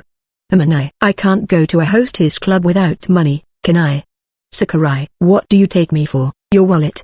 Amanai. After throwing the money to pay for the bill on the table, I stand up with a jump, grab the screaming Amanai, and run to the city. My aim is the best hostess club in the city, and the #1 hostess there. To get its whereabouts, I head to the Adventurers Guild, where those familiar with places like hostess clubs are hanging out. By the way, at the end of the day, we couldn't enter the hostess club because we were underage and we didn't have an introduction from a regular customer. And then, we both got breached by Iris and Akano, who heard about it all. I learned that in this world, there were things you couldn't do even if you have money. LVL Chapter 119. Nanashino's next move. Just why did a royalty come to defend him? The Academy Dungeon, the innermost part of the undersurface floor. In a dimly lit stone room that people shouldn't be able to step into, Nanashino muttered while throwing away the report describing the details of Sakurai's trial. After the battle at the inn, he had offhandedly given instructions as a form of harassment, but his scheme to have the hostile reincarnated person restricted for a while ended up falling apart. Scratching his head with one hand to try to forget his anger without having other ways to vent it, he took a deep breath to calm himself. Pygmalion, how's that going? Nanashino slurped. Tilda. It went as you said it would. Tilda. I was doubtful at first. Tilda, but when I saw the result, it was truly as you said. Pygmalion told you, right? Nanashino. The extermination of the boss of the Black Sword was kind of unexpected to Nanashino, but he thought that it was fortunate. Unlike the result of the trial, the ambition of the Nanashino faction who had separated from the main faction. Or to be precise, the ambition of Nanashino Katsumi was not in line with that of the man who led the Black Sword. Nanashino's plan would definitely turn him into the enemy of the whole nation, conflicting with the man, boss, who wanted to take over the nation from the shadow. Which was why he was concerned that the Black Sword would use the connection that it had cultivated over the long years to temporarily to work together with the nation against him, lowering the chance of his plan succeeding. In that sense, the trial ending up in failure actually worked in my favor. What he used to charge Sakurai with crime was the connection of the Black Sword. When the fact that the Black Sword was behind it got out, it didn't have a big impact on the Nanashino faction itself. Using the information it got after consigning the boss of the Black Sword to oblivion and from the matter of the trial, the nation had been moving to eliminate the members of the organizations who were deeply rooted in its center. Due to that, the nation's resources that were directed to search for the Nanashino faction decreased, and as a result of the remnants of the Black Sword fighting back to preserve themselves, the Nanashino faction's priority in the eyes of the nation ended up being lowered further. Now, if Asanaga managed to cause chaos, everything will be perfect. Nanashino. The final stage of his plan was just around the corner. Nanashino had already decided to stall for time using Asunaga as his next move, and he inwardly praised himself for that great, if not perfect decision. Slurp tilde. Speaking of which, where is Asunaga-san currently? Pygmalion. Elves territory. I ordered her to burn all information regarding dungeons. Nanashino. Slurp tilde. You've been sending out only Asunaga-san these days. I understand the saying of the right person for the right job, but I'd like to take a fresh air sometimes as well tilde. Pygmalion. Pygmalion thought about Asunaga, who was absent, and frowned regretfully. For a split second, Nanashino gave him a cold gaze, which seemed to say idiot. Due to her special characteristic, Asunaga Ayako could regenerate her body as long as the skeleton growing from her nape was safe. Making use of that fact, Asunaga used a trained bird to carry the skeleton at night to avoid people's eyes and checking stations, and at the destination, the skeleton then regenerated her body. That was how she repeatedly moved from one place to another undetected outside. In order for the skeleton to create her a new body, her original body must have vanished first. Therefore, Asunaga needed to destroy her body every time she went back and forth between the dungeon and the outside. But she did not hesitate to do the act, and it didn't negatively affect her mentally. Nanashino didn't know if it because she had gotten used to it or she was just enduring for the sake of her goal, but one thing that was certain was that to Nanashino, Asunaga wasn't a business partner like Pygmalion. She was just a convenient chess piece that could be used until she ran out of use. I've told Asunaga about the Deadly Sin's holy staff, Punisher, in the Elves' territory. She definitely tried to get it no matter what. The cathedral in the Elves' territory hid a certain weapon - Deadly Sin's holy staff. It didn't have that great of a performance as a weapon, but to Asunaga, it was an indispensable weapon to fulfill her goal. Nanashino had told her about its existence and how to get it along with the instruction to erase the information about dungeons. In the beginning, he had promised her he'd use his faction to provide information she needed to achieve her goal in return for her cooperation. He had told her about it at this time because his plan was in its final stage. He had long planned to tell her the information at this stage. It'll be great if she erases the information regarding dungeons as instructed. And even if she ignores it, if she were to try to get Deadly Sin's holy staff, the Great Library would end up becoming inaccessible. Either way, she'd finish up her role. If he were to told her the information at inopportune time, there was a possibility that she would ignore his orders and start acting on her own because of her goal and obsession. Due to that assumption, he told her the information when it was fine if she ignored his order, when the end result would be to his interest. It would be no matter whether she got the job done or ignored it. He was confident that Asunaga would create chaos in the Elves' territory based on the information she had obtained. And if chaos ensued, the Elves' movements would be slowed down as they need to settle it. Nanashino thought it would be great if the Elves, many of whom had the skills to heal injuries as priests, got delayed, albeit a bit, when his own plan came to fruition. So, what would be the end of Asunaga, who would act in the Elves' territory, was of no concern to him. He didn't like the character known as Asunaga, in the first place, which was why he classified Asunaga as out of use. Cutting off the thought in his terribly cold mind that had been used to think about her, he moved on to a task that he enjoyed. Now then, shall I finish up the last bit of my work? Nanashino. He picked up his trusted sword and focused his mind to the object in front of him. In the center of the stone room, there was a huge crystal that was glowing dimly. When Nanashino touched it with his hand, a blue spark appeared upon contact, making a crackling sound. It was showing a clear ejection. That being said, it was too weak compared to when he had first touched it. Feeling satisfied with the feeling of superiority from putting the mighty existence under his control, Nanashino grinned and held his two-handed sword while releasing his magic power. World intervention, system command, phenomenon tampering, cheat code. Today, I'll torment you to near death again, okay? Nanashino, who possessed deviated magic power due to being a reincarnated person and was capable of making impossible phenomena possible thanks to it, began swinging his sword with a deliberate slow movement while smiling sadistically to inflict pain on the crystal, to make it completely submit to him. While sneering at the crystal that was releasing sparks as if crying from pain, Nanashino used his sword to scrape off its surface. LVL Chapter 120. The Horse's Name. After I was done with preparation for the journey, I sent a message saying that we would be leaving for the Elf territory the next day after the fact. When you're traveling between territories, it seems that it is common here to send a message a week or so in advance so that the party at the receiving end will be able to prepare an adequate reception.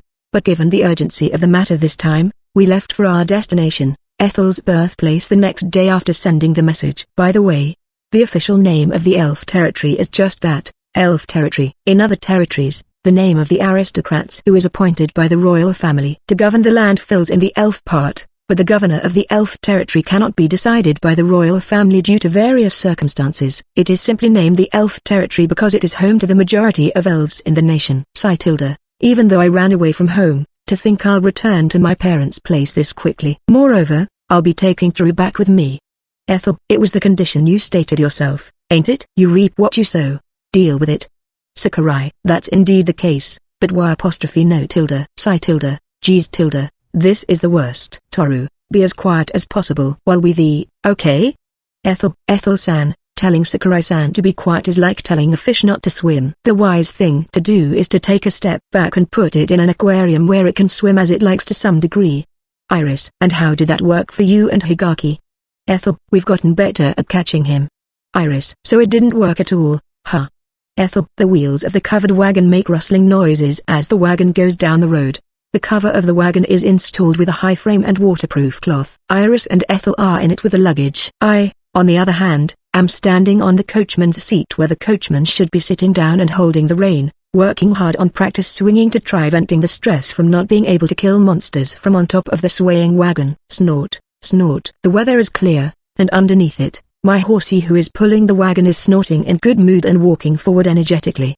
The roads connecting the cities is well maintained so that it's easy to tread upon. Once in a while, we come across information boards where information such as how long does it take to reach the next city, how long does it take to leave the current territory, and what city the road leads to is written. They are similar to the ones I saw on national highways in my previous life. Speaking of which, that horse is Taru's, right? Ethel, to be exact, he's like a shared property of me, Higaki, and Iris. Sakurai, Horsey-san is smarter than normal horses and is a good child who doesn't need to be trained. Iris, tilde. So, what's his name? Ethel, Horsey. Sakurai, you don't give it a name? Ethel, no, I'm telling you he's Horsey. Sakurai. Ethel-san, Sakurai-san meant literally what he said. This Horsey's name is Horsey. Iris, surprised at Iris's words. Ethel looks at me like she's seeing something unbelievable. Why is she reacting like that out of the blue? Does she prefer not to give a pet a proper name because it's troublesome as well? Unbelievable. A horse is a fortune for an adventurer, you know. What if someone stole him and he can't be identified? Ethel, this girl sure is scolding me for a strange reason. Sakurai, what's strange with that? What you're doing is like carrying your gold coins not in your wallet, but between your fingers. It's highly likely that they'll get stolen. Give him a proper name. Ethel, Sakurai-san, what Ethel-san said has some truth to it. Horsey-san's name is a bit inconvenient. Let's take this opportunity to give him a proper name. Iris, hi Heian, Bufuru. Perhaps he has been listening to our conversation. Horsey lets out a scream as though to say he agrees. And he starts slowing down as though saying he won't work if I don't give him a proper name. This guy, since when did he learn to go on strike? Tilde. Name, name, ha tilde. Sakurai, I've never kept pets, even in my previous life. So I don't really know how to name them. When it comes to a horse name, the first thing to come to people's mind may be racing horses' names, but I'm not really knowledgeable regarding that sport. And the more I think about it, the more troublesome I feel it is. Even when I turn a gaze of asking for help to Iris and Ethel, they just look back at me with gazes which seem to say you name him. I mean, Iris-san, weren't you the one who paid for him? In that case, I think you have all the right to name him, though. The one who made the money was Sakurai-san. And Horsey-san looks like he wants Sakurai to be one to name him, you know? Iris, hi Heian. You are? Don't stand up without warning. Sakurai. Horsey suddenly stands up on his hind legs as if to say he agrees with Iris's words. Iris and Higaki are the ones who takes care of him daily, and yet I wonder why he's most attached to me. I totally have no clue as to what is running in Horsey's mind. Then. Tilde. How about, Freon? Sakurai. Freon, isn't it good? Ethel, hi Heian, Freon-san is happy with it too, it seems. Thank goodness. Iris, although I just said out loud whatever came to my mind, it's good that they're pleased with it. Let's stay silent about how the name actually came from Freon gas that suddenly popped up in my mind. I can't tell why such a thing came to my mind, and it'll be troublesome to explain what Freon gas is if they ask. Snort, Freon, in a better mood after receiving a proper name, continues to walk ahead energetically. The road to the elf territory is still long. While thinking that we have to take a break in the next city, I work hard on my practice swinging on the coachman's seat while occasionally giving sounds of agreement to the chat between the two girls inside the wagon. Then, A day and a half after leaving the Adventurer Academy and staying at a city midway, we arrived at Ethel's birthplace, and our destination was the White Cathedral towering over the most prosperous city in the Elf territory, the place where Ethel's mother, Cordelia Tyner, the current saintess, lived. LVL Chapter 121 Cathedral and Denominations. The building looked amazing from the outside, but the inside turns out to be even more so. Iris, even if they're rotten, this is still the center of religion, so they made it grand to show off their authority. Ugh, those Mammonists are so unseemly. I wonder if we should shave them bald with that gold knife and bring it back with us as a souvenir. Ethel, spoken like a true Mammonist.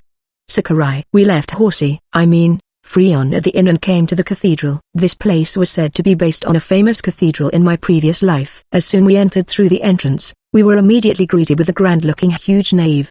The pure white nave is wide, tall, and long to the point that the extremely large crowd of people bustling about inside it looked like ants. The designs and decorations applied to every part of the nave are all splendorous and luxurious, but they don't destroy the atmosphere of the white-based nave, but rather further enhances its elegance and purity. There are side corridors on the left and right sides of the nave, and statues of various gods are enshrined there at regular intervals. In addition to the gods of the Egyptian mythology led by Anubis that I'm familiar with, there are sections with a mix of Norse and Greek mythologies, and also sections of Japanese mythology. There are 13 god statues on each side, 26 in total. These were all the gods introduced in the game after the Netherworld arc and another additional content were released. So it seems that this world fully adopted all the elements of the original game that I knew. The gods gathered here have their own fields of dominion, and people are separated into different denominations depending on which god they believe in. That's the setting of religion in this world. That being said, denominations all have the common principle of basically let's live in harmony, don't do bad things. As for their difference, perhaps it is the advantage that each denomination gives. People usually choose which god to worship depending on what role they want to play in society. Ethel, I see. Then, for example, that god. What kind of god he is? Ingakagutsuchi. He rules over everything related to fire. He's worshipped by anyone who uses fire in their profession like blacksmiths and cooks. It is said that if you have wild temperament, you can compose yourself by worshipping him. On the other hand, if you pray so that the fire doesn't go wild, you can get better at handling fire. Also, he gives blessings that can improve your skills or prevent you from getting injuries or getting into accidents that stemmed from fire. Ethel, being asked by Iris, explains a little lazily. From her expression, Ethel doesn't seem to be motivated, but still, no matter how rotten she is, she's still a former sister. As we walked down the nave, she smoothly gave the explanation without even turning her head. By the way, denomination in the game was a means to further strengthen the faith skill possessed by a character who has raised their faith skill to a certain level by continuing to pray in church in the academy would be able to choose one of the 26 god statues in this cathedral and become a part of that god's denomination. And depending on which denomination that is chosen, the character can get bonus abilities and special skills, of which power is based on the level of the faith skill. Using Ingakagutsuchi that they're talking about, for example, worshipping him gives N% reduction to received fire-attributed damage and N% increase in the success rate and quality of production skills related to fire. Worshipping Anubis, on the other hand, gives N% increase in attack power against immortal and ghost-type monsters, and become able to learn some of the soul attack skills. But honestly, I hardly ever chose Anubis back in the day. Sacred magic, which can be used by raising faith skill, itself is very effective against immortal and ghost-type monsters, so if you raise it, you can demonstrate unrivaled might against those monsters. However, since immortal and ghost-type monsters rarely appeared in the main storyline, the opportunity for faith skill that was strengthened by joining his denomination to show its worth was few, so I hardly ever chose him. Well, back then, I failed to raise the level of faith skill and ended up wasting my precious time, so in this life, I'll never going to touch anything related to it. Ah, Sakurai-san, it's Anubis-sama. That's the statue of Anubis-sama. Iris, it is good to see that you are healthy. Do these statues have a conversation function, too? Sakurai. What are you saying, Toru? There's no way they do. Ethel. No, but this one's talking. Sakurai. I don't hear anything, though. Anyways, if the object of worship, that is the statue of God, begin to speak on its own, that would be a monumental affair, you know. Ethel. Oh Sakurai. Only humans who have been in Netherworld can hear our voice. Is that so? In other words, this is kinda like an oracle, in that only a limited number of people can hear? That is right. Alorf, We cannot keep the conversation for too long. Anubis-sama, I'll bring you a souvenir the next time I come back. Iris, we look forward to it, but don't push yourself. It is our utmost joy to see you safe and healthy. Please give my best regards to Big Broth Oath. Sakurai, hey, who are you two talking to? What do you mean by oracle? Don't tell me, you really hear the voice of God? Hey? Ethel. Ignoring Ethel, who has begun to become flustered for some reason, Iris continues to exchange words with Anubis to check how she's doing by performing an oracle of sorts. He sure loves her. Anyways, our purpose in coming to the cathedral is not to talk to a god. It's gonna be a problem if the conversation continues endlessly, so I end it at an appropriate moment. Take Iris's hand, who seems reluctant, and lead the way forward. And no one is aware of it, right? It's fine, there was no one nearby, so it's got to be fine. If the fact that the two received an oracle gets out, things will totally become troublesome. Let's forget it. I didn't hear anything, I didn't know anything, and there was no way they were able to hear an oracle. Yosh. Ethel, as we were guided to a separate room by an official of the cathedral, Ethel was acting strange along the way. Could she be worried about returning to her mother's place, who is the current saintess, like in the game? The other party summoned her as a condition for providing information about dungeons, so I'd like her to get a grip, but... well, I'll be there, support her when the time comes. If she is someone who I don't have much interaction with, I'd forcefully sell her out to the other party in exchange for the information when she lets her guard down and get back home quickly, but I already entrusted her safety to me in advance, so I can't use her as an exchange goods. Good grief, even though I just came to get information, there sure are lots of works to do here. If only threats work on the other party, this would surely end in a jiffy. But the other party is a person who holds the position of saintess. She'd never give in to something like a threat, which means we'd have to obediently discuss with her. Well, that discussion would lead to the start of Ethel's individual episode, and things would get messy, though. Well, it'll work out somehow, probably, I'm sure. With that in mind, I did practice swing until an official of the cathedral came and told me to stop, so I worked hard on knitting using the yarn I took out of my pocket. LVL Chapter 122. Spoilers are strictly prohibited. Knock knock. The door is knocked and a voice echoes in. Excuse me. Ethel and Iris stands up from the sofa, whereas I wrap the muffler I just knitted around my neck and put away the remaining yarn and knitting tools back into my breast pocket. Thanks to that, a weirdo wearing a muffler inside a room on a hot day is born. Though, I'm sure the other party won't find it weird as long as I act confident like there's nothing wrong with it. It's been a long time, Ethel. Long time to you, too. Ethel. The person who entered the room ignores me and calls out to Ethel. However, Ethel responds in a not so positive manner. The other party is an elf woman with blonde hair and blue eyes like Ethel. Her long hair is tied up behind her head, and the white clothing she wears is very similar to Áo Dai in my previous life. TL. Áo Dai is a Vietnamese national garment greater than https://n.wikipedia.org/wiki/AO_Dai. It sticks tightly to the woman's slender body. Her outward appearance coupled with her bearings gives her the aura of majestic beauty about her. On her chest is a necklace with a crest that indicates that she is a cathedral official and a saintess, and in her hands she's holding a sky blue cross adorned with a gold ornament that is as tall as her body. Saintess Cordelia Tyner, Ethel Tyner's mother. She entered the room accompanied by an old elf as an escort. Has it been a year and a half since you left the cathedral? Cordelia. Yes. Now then, how about we immediately get into the main subject?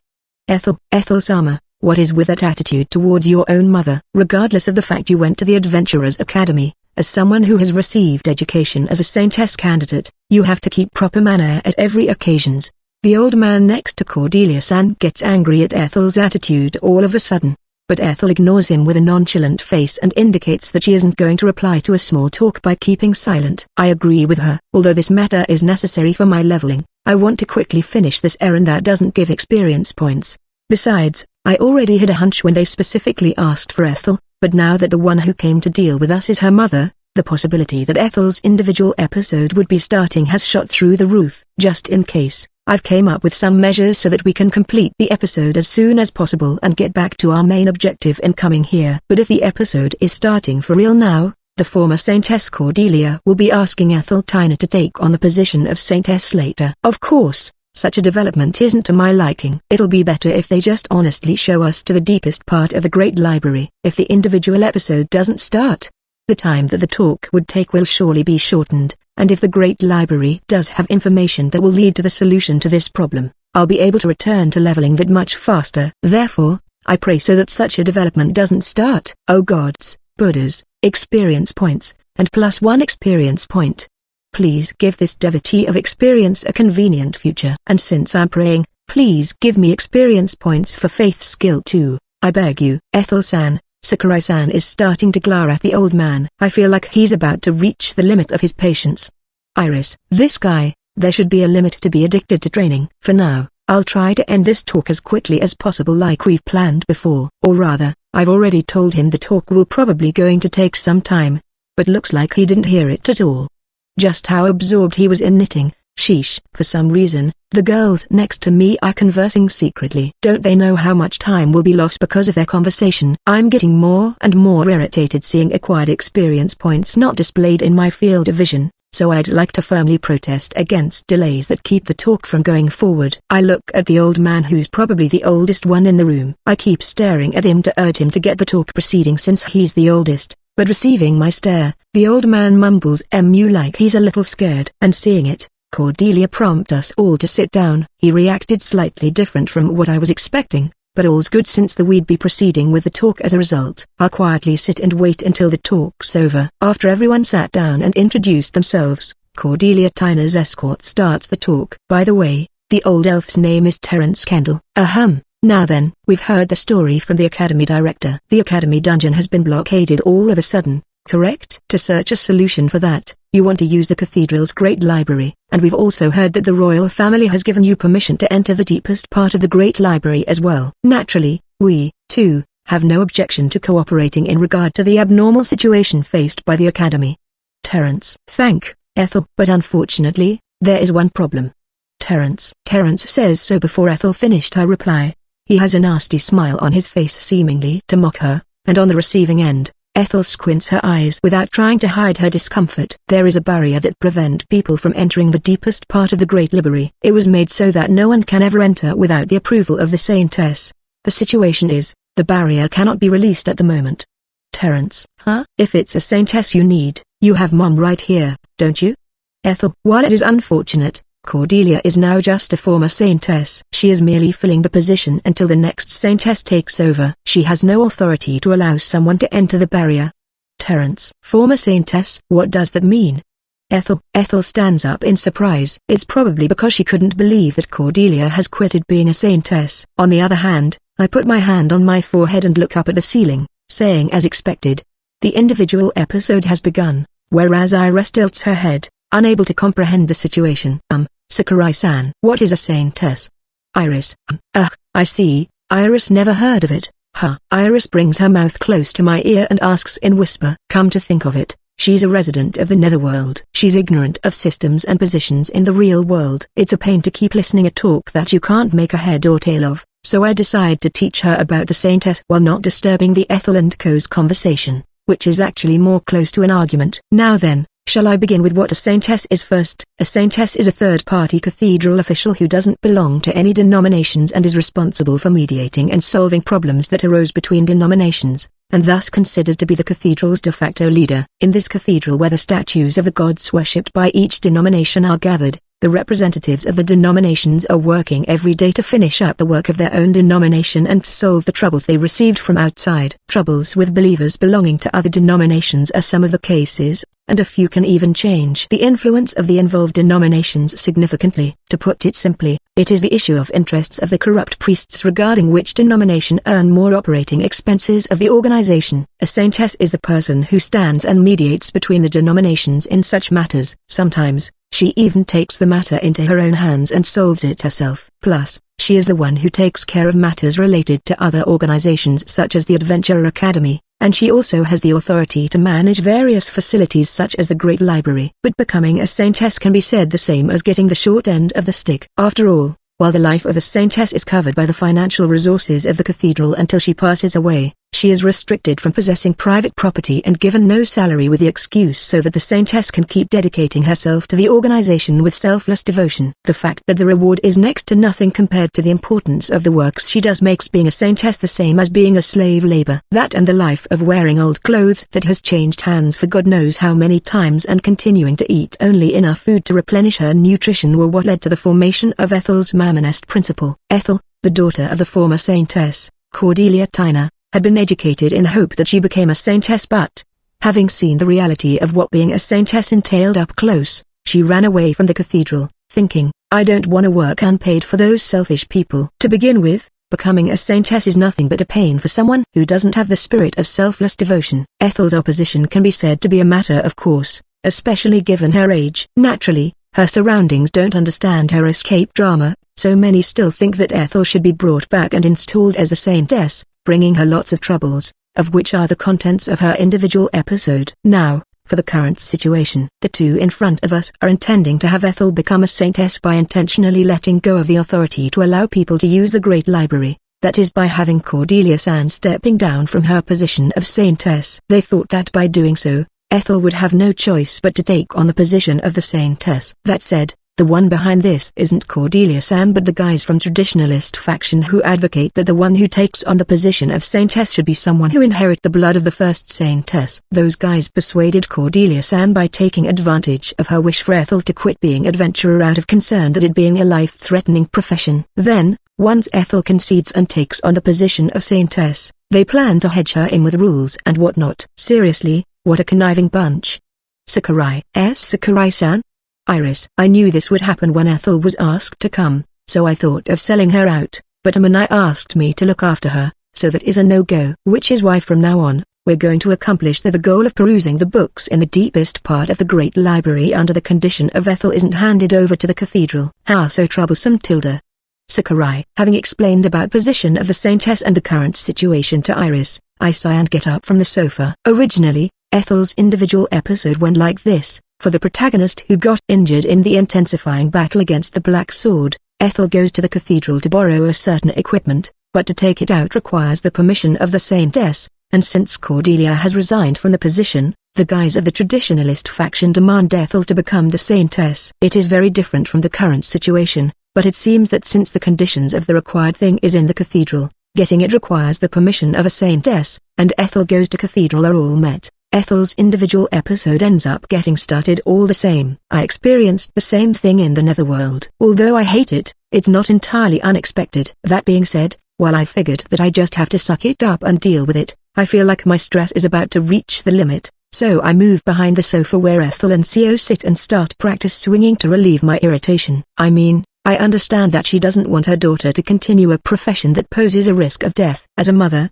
but choosing to hide that feeling and basically telling her to shut up and go back is obviously a bad idea. Oh, in fact, when Ethel ran away from the cathedral, she also indirectly weakened the security to make it easier for her to escape. Being strangely clumsy toward one's family sure is the typical weakness of a working adult, even though she can just speak whatever she has in her mind if she can't convey her feelings properly by words, and because of that she ended up participating in this nonsense. Someone really should teach her that she'd be hated if she keep at it. Sakurai-san. Wait. Iris. Also, those traditionalist geezers, they sure have shallow thought for thinking that Ethel won't decline. It is exactly because Ethel doesn't want to keep wiping their butts every time they do such things that she refuses to be a saintess, and yet they keep at it as if she hasn't disliked them enough. If they insist on wanting an elf who inherits the blood of the first saintess to take on the position of saintess, they shouldn't have tried to make her take on the position but create an environment that will make her think that she's glad to have become a saintess after the fact. Or rather, how could they think that the saintess not getting paid is only natural while believing that they themselves getting paid is well deserved? Isn't that plain absurd? Sakurai. By the way, the reason why Ethel aimed to be an adventurer despite the high risk was because the possibility of getting lots of money. She trying to get as much money as she could is the result of her secret wish of wanting her mother to live a wealthy life at least as much as she has dedicated herself to the cathedral after she retires from the position of saintess in the future. The mother is thinking of her daughter's well-being, and the daughter is also thinking of her mother's well-being, yet, because they couldn't be honest with each other and kept communicating clumsily. A rift appeared between them, and the old-fashioned people took advantage of that. Finding a way to solve that was how you complete Ethel's individual episode in the game. I've repeated it many times, but everything will be solved if they just speak their minds. There should be a limit for being dull, right? It's my precious leveling time that they're taking here. Ha, I wish the talk ends already. You think so too, right, Iris? Sakurai. After speaking about their respective situations and thoughts, I call out to Iris to get her agreement on my complaint. But when I turn my head, I see her holding her head. Looking around wondering why she's doing that, I spot a stunned Terence, a completely rigid, poker-faced Cordelia, and Ethel who, unlike her mother, is completely red and glaring at me while slightly trembling. Sakurai. I frown and try to grasp the situation, and while continuing to practice swing, I come to a conclusion after a little while of thinking. Ah, damn. Could it be, you guys heard what I just said? Sakurai. Toru. Why you cut your crap? Ethel. Looking at Ethel who screams seemingly lost for words, I get convinced that I have revealed the various behind-the-scenes circumstances in front of everyone. The things I talked about was originally gradually disclosed throughout the individual episode, and wasn't revealed on their first meeting like this. I've completely done it this time. This is a total failure. No, hold on a second. Seeing it from another perspective, it can be said that I have eliminated the need for information gathering and the work of talking with various people to change Cordelia's mind that was originally done in the individual episode. In that case, it can be said that by letting them to immediately understand each other's circumstances, I've succeeded in shortening the time to solve the problem, right? That means now Ethel and Cordelia-san just have to speak their minds privately. Then we can take Cordelia-san's resignation as something that never happened. Problem solved. Sakurai. Problems not solved. Not the slightest bit. Ethel. What nonsense are you spouting about? Cordelia-sama's resignation as a saintess was a decision she made after a long consideration and suggestion from various people due to health problems that has been afflicting her in recent years. It has just so happened that she resigned the day you came here. We were never planning to, Terence. It's not retirement, but resignation, right? Then, you just have to reappoint her. No, it's plain obvious that you guys are thinking of returning Cordelia-san to the position if, in the worst case, you fail to get Ethel to take on the position of saintess. Anyway, Ethel's firmly determined to reject it, so can't you just get a move on to reappoint Cordelia-san and give us permission to use the Great Library already? Sakurai. When I gave him the suggestion, Terence's breathing becomes ragged, his face reddens, and his eyes staring daggers at me like he's losing his temper. For some reason, he looks like he may die in a fit of anger if he doesn't calm down anytime soon, so I start wondering if I should physically calm him down. But then, Iris suddenly jumps out of the sofa, grabs the back of my head with one hand, and slams my head on top of the backrest of the sofa. We deeply apologize. Iris. Gobi? Sakurai. A muffled crushing sound echoes from the backrest when my head struck it. It doesn't hurt that much, but my head is pinned down with a considerable amount of force, and when I try to resist, the force gets stronger, so I can't escape. We deeply apologize. Sorry for making such an extremely rude remark and greatly hurt your feelings. Iris. Zoot, thap, stop. A's. Iris. Zutap, stop. Sakurai. Please apologize too, Sakurai-san. Iris. AI, aims Aoi. Sakurai. As Iris bows her head again and again, she also brings my head up and slam it back down as she does so I can't speak a word. Realizing that it's a waste to resist, I helplessly apologizes to have Iris stops. After that, Terence complains continuously for about 5 minutes. Then, the poker-faced Cordelia, who's been completely rigid, opens her mouth and says enough, give it a rest, stopping the old elf's anger. It seems that our intentions have been seen through by him. In that case, playing with words will only be a waste of time. Besides, his honest words allowed me to realize the shallowness of my thought. When I heard that Ethel would be accompanied by the disciple of the Sword Saint, I thought it was only in the position of an escort, but it seems that he's more than meets the eye. Cordelia-sama, but Terence will be expecting the formal apology separately afterwards. Terence, that's fine with you, no? Cordelia. Very well. Terence, you have my gratitude. Well then, Ethel, let me ask you straightforwardly. Would you please return to the cathedral and become the next saintess as my successor? Cordelia. I refuse, Mum. No matter how many times you ask, I'll never become a saintess.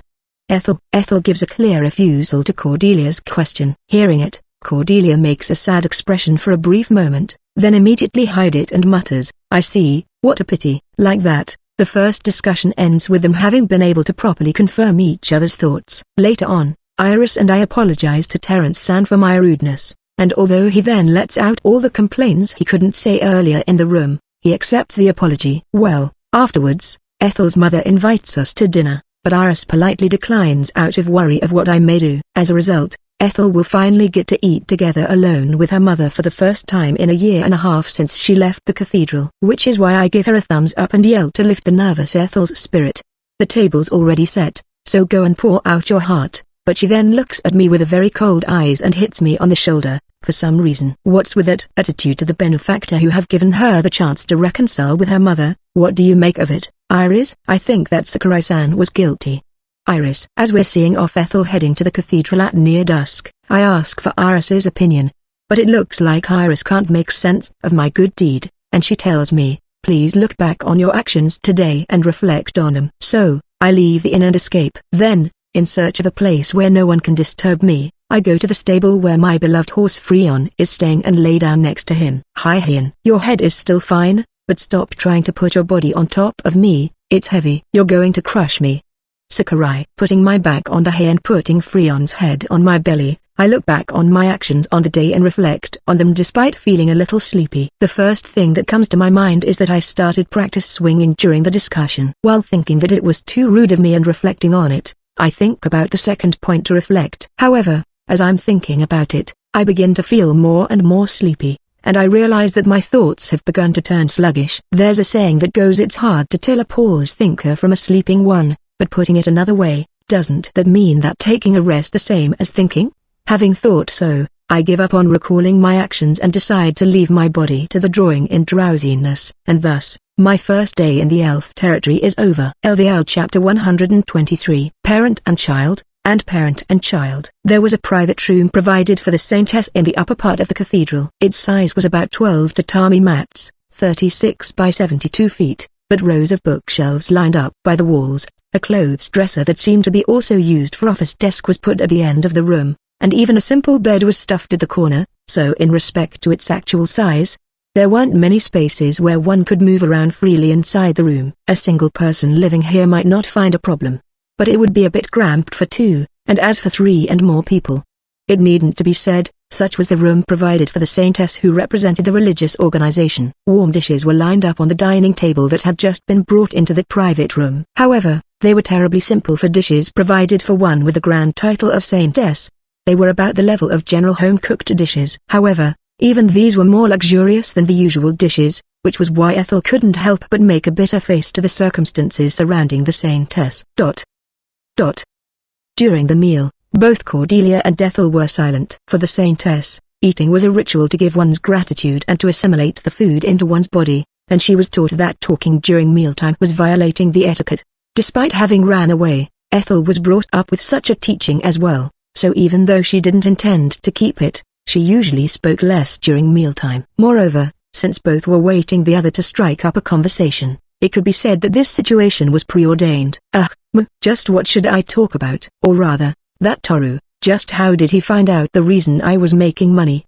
You are creepy. While sipping the after-meal tea, Ethel worried while escaping from reality. Even if she was told to speak her mind, even if she wasn't seeking for her to agree with her thoughts, she didn't know how to say out loud the words stuck in her heart. Thus, despite having received the opportunity to have conversation with her mother, Ethel was unprecedentedly reluctant to talk because she predicted that they would be unable to find a point of compromise. By the way, Sakurai's take on the matter was, I don't care about your family matter, so just quickly resolve it and get me the permission to use the great library. Fortunately, he had acquired enough humanity to not say it straight to her face. So naturally, Ethel hadn't the slightest idea about it. On the other hand, her mother, Cordelia, was also worrying under her calm facade. She had no clue as to how he had found about it, but everything that her daughter's male friend said was true.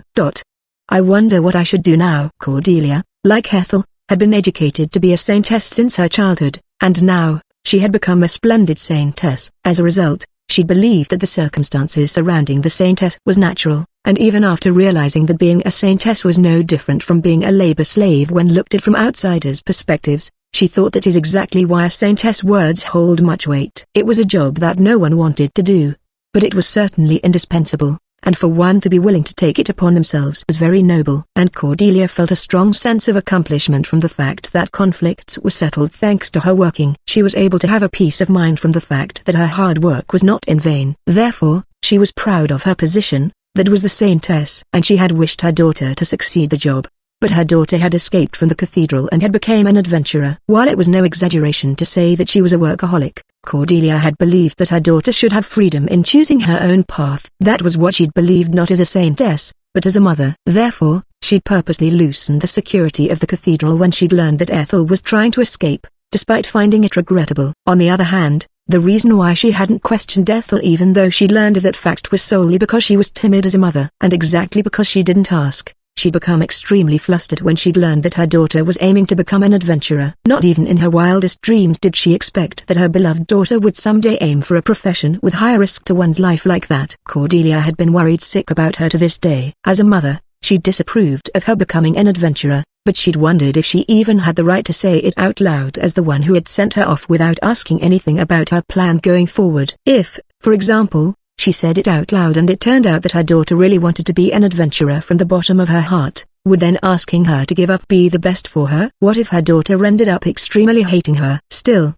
however, she had been worrying by herself, and then a request for cooperation came from the Adventurer Academy. Receiving the request from the Adventurer Academy that was the source of her distress made her lost her composure, and so, she had instinctively agreed when the traditionalists suggested her to call Ethel back and make her to be the saintess. It was an irrational decision as a saintess, but Cordelia at that time was overwhelmed by her feelings as a mother. Then, as a result of everything being completely exposed, her spirit had dampened like it was poured with cold water, which then ended up making Cordelia once again wondered to herself whether she had the right to speak to Ethel. Forget it. We're finally able to meet again after such a long, so I should face her. With that in mind she had invited her to dinner. But when the time had come, Cordelia was stuck in words. Mum, Ethel both started speaking at the same time, with the same thought that they had to say something. After a brief of silence, the one who braved herself to speak first was Cordelia. She had come to the decision that the conversation had to be started first and foremost, and not as a mother,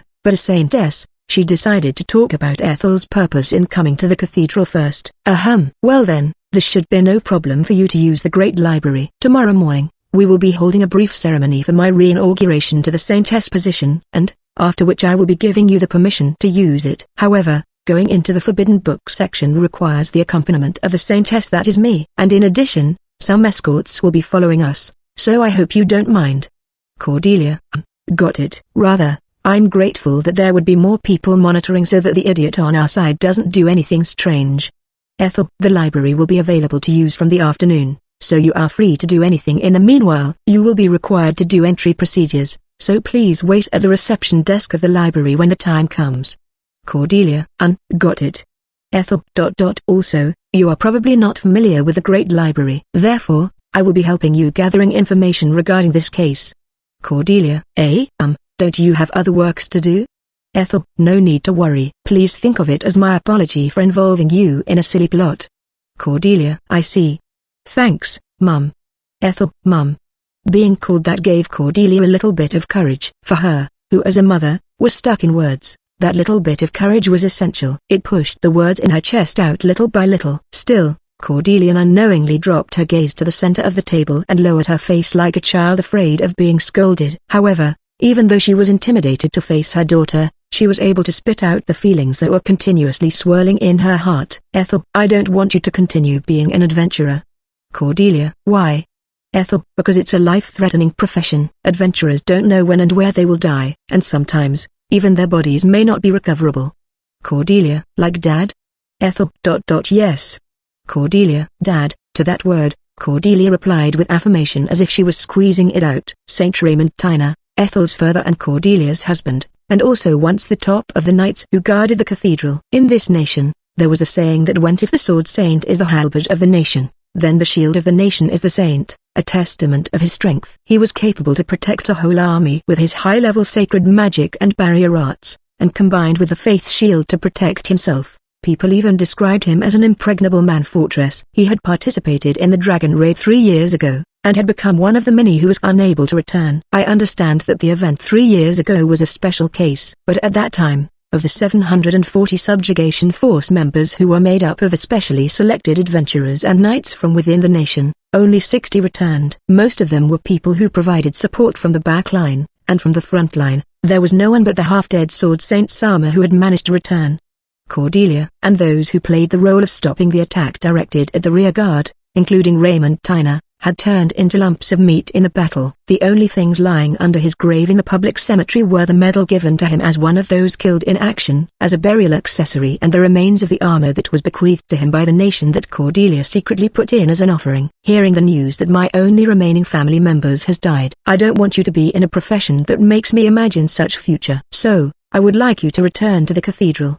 Cordelia. It was a natural feeling as a mother who had lost her husband in battle. Hearing her talking about her feelings was the first time for Ethel, and so, she was moved by her words, who was speaking in the capacity of not the saintess but a blood relative, and became inclined to acquiesce to her wish, but, Ethel. Ethel strongly slapped her cheeks and relit her resolve. Slap. At the sound that suddenly echoed, Cordelia involuntarily raised her face and opened her eyes wide in surprise. Ethel, her slightly reddened cheeks tingling with pain, looked straight at her mother with a strong will in her eyes. Mum, I don't want to be a saintess and I really hate everyone in the cathedral. Do you know why? Ethel. No, I don't know at all.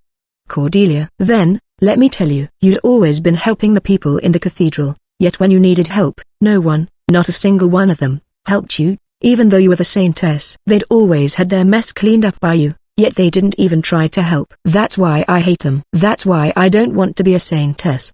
Ethel. Cordelia looked at Ethel's raging with a puzzled face. After all, she believed that mediating and settling conflicts were a saintess' duty in the first place.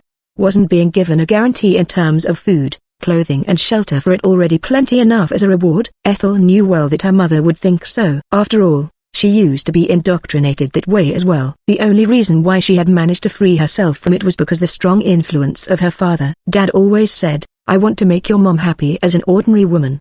He had wanted to let you know about ordinary happiness such as wearing beautiful clothes, eating lots of good foods, and enjoying stimulating stories. That was why he had decided to marry you and started a family with you.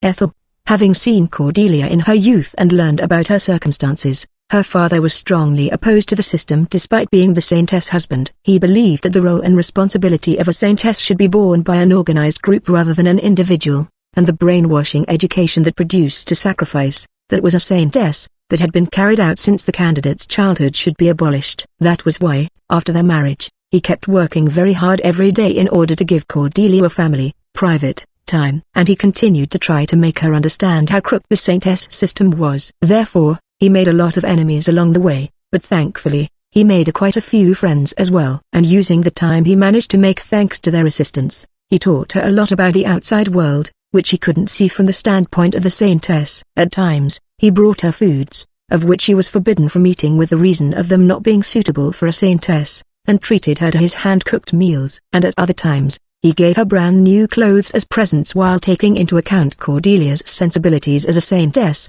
and brought her trending books and read them to her in ridiculous and over-the-top manner. Although he couldn't stop the cathedral from having his daughter, Ethel, went through the education as a saintess candidate after she was born. By interfering with the curriculum using his position as the saintess husband, he managed to change the education to a much better one compared to the one that was received by her mother, and in order to have her cherish family time even more, he worked even harder to make time for the three of them. Thanks to Raymond's dedication, Cordelia, who at the time worked as a saintess without much thought or feeling like a machine, was able to learn what it felt like to be loved, though she didn't really get it back then. Thus, as time passed, she, too, came to have the feeling of wanting to return the love to her husband, and now, although she was clumsy in expressing it, she loved and treasured her family so dearly. I was also able to learn about the lives of ordinary people thanks to Dad. Good foods, fashionable clothes, stories, plays, songs. I learned about various luxuries that were so dissociated from the life of a saintess,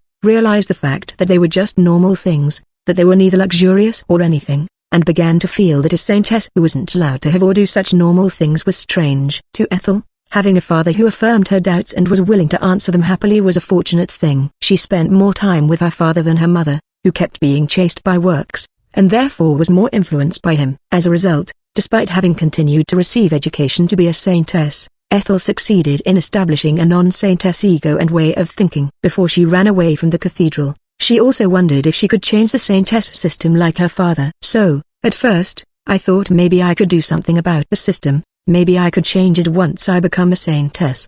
Ethel. Cordelia called her daughter who, for some reason, began to distort her face in anguish, to stop her. Still, Ethel gritted her teeth, enduring her overflowing anger and sadness. She was resolved to convey her own ugly selfishness. But then, Dad passed away and Mom was entrusted with the national funeral of the Dragon Raid. All those who had lost their lives in the Dragon Raid were hailed as heroes without exception, although royalties and aristocrats were included in the list of casualties who had died in battle. In order not to break the premise that everyone is a hero regardless of their status, the royal family had organized a national funeral, and it had entrusted the proceedings to the religious side, or to be precise to Saintess Cordelia, who didn't belong to any denominations. While coordinating with the royal family and assigning aristocrats and denominations with works, taking into account the fluctuating political dynamics, she had thoroughly checked the victims' identities and the customs and taboos regarding funeral in their hometown. No one could be dissatisfied with the way she had worked. Also, she had even created a consultation service where the relatives of the deceased who might wish to hold a separate funeral could consult so that the body of the deceased would be stored until the burial, and as for the deceased whose bodies couldn't even be recovered, the consultation service would even take care of the legal procedures of the burial and prepare the burial site as the relatives wished. In addition, Cordelia herself had gone around to various places to comfort the bereaved families, provide mental care to them, help to eliminate their sufferings, etc.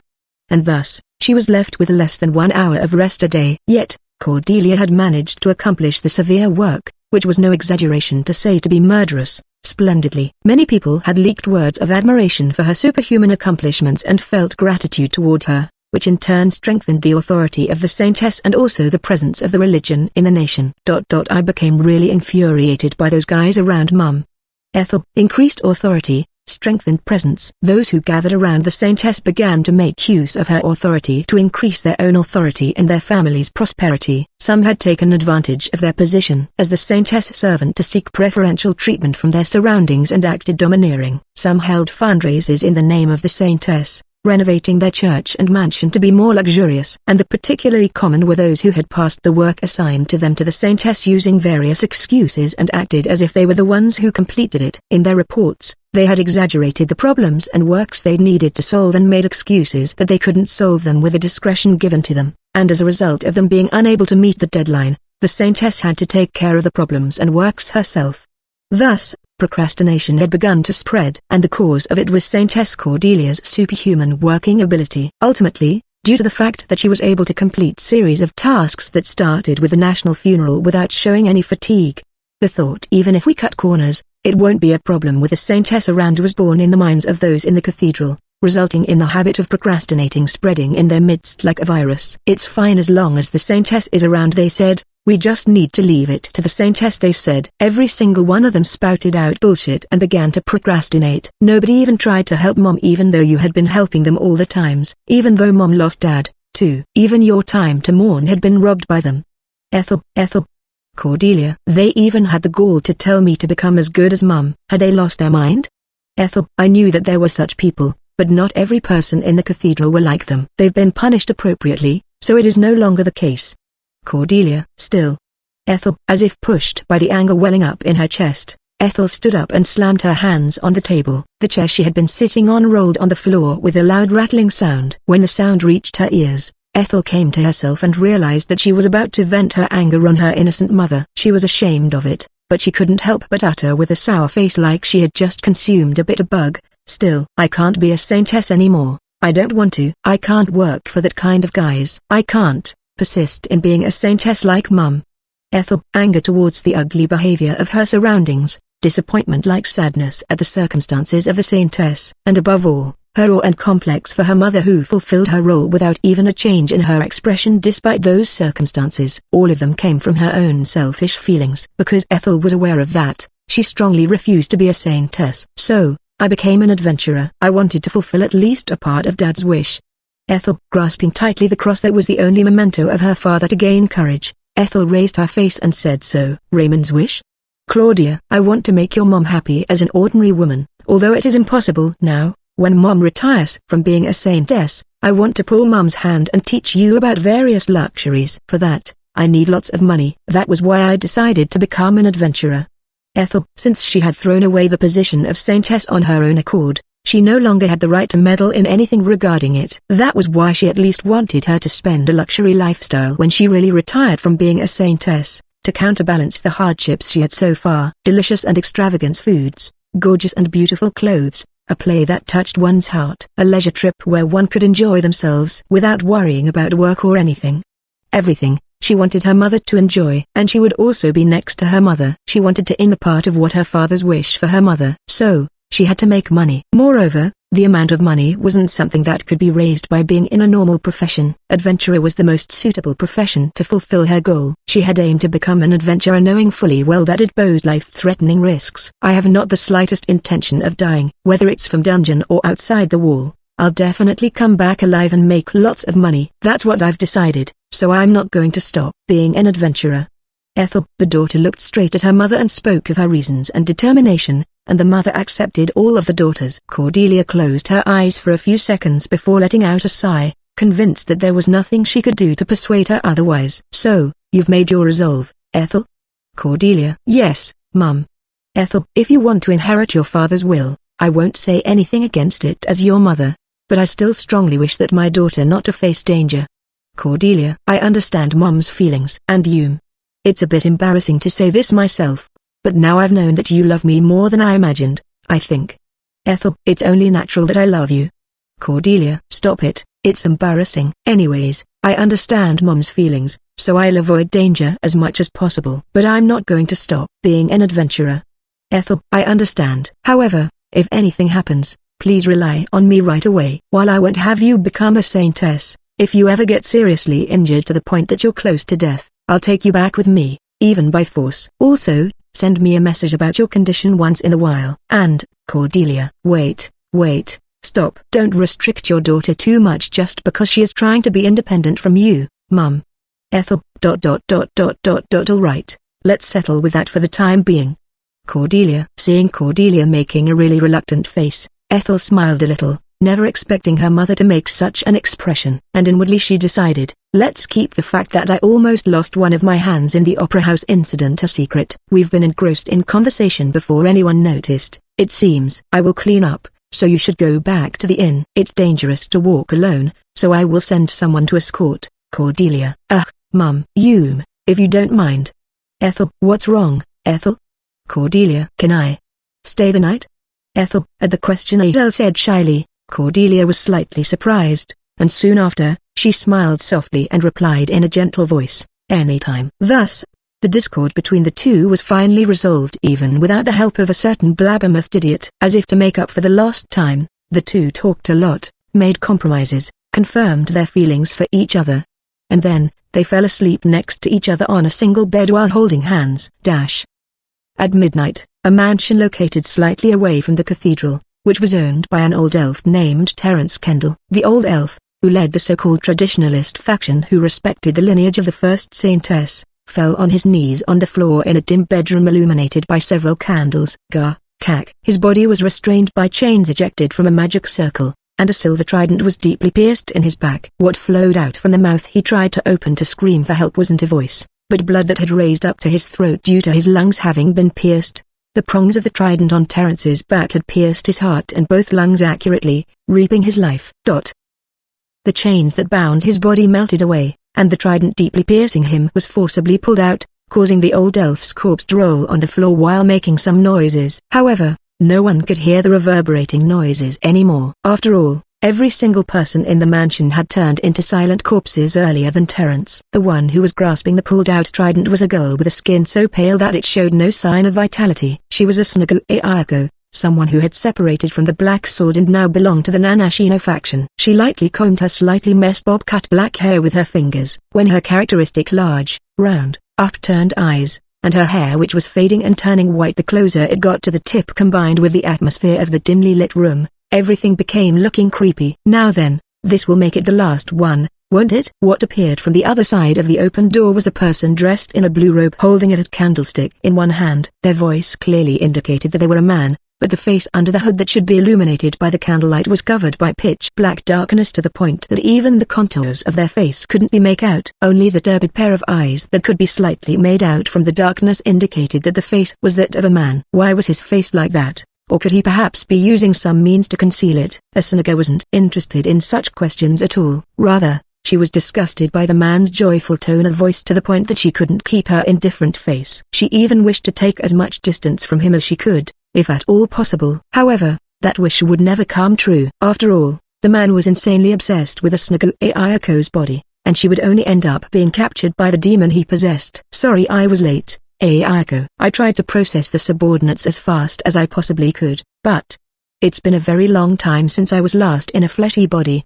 so I couldn't move it well. While saying that, he put down the candlestick, hugged Asunaga with one hand, and used his other hand to stroke her from the top of her head down to her nape. Asunaga didn't resist. She couldn't resist. Even though emotional storm was raging in her heart, her freedom to reject him had been deprived by him from the time she was born. But there's no need to worry, Ayako. Although the saintess just retired all of a sudden, she will return to be a saintess tomorrow. The pure blue stains the saintess blood, staining it to the color of sin. Was it? Since we didn't have the means to verify the information from Katsumi-kun, we couldn't proceed if the conditions wasn't according to the information. I don't know what made her to change her mind out of nowhere, but it is fortunate for us now that the situation has returned to the original. Saying that, the man released Asunaga in a regrettable fashion, crouched down beside the fallen Terence and touched the still warm corpse. Puppet creation, manipulate. All of a sudden, Terence's body began to convulse. At the same time, crunching sounds echoed from the body. Its convulsions were linked to the sound. When the man let go of his hand,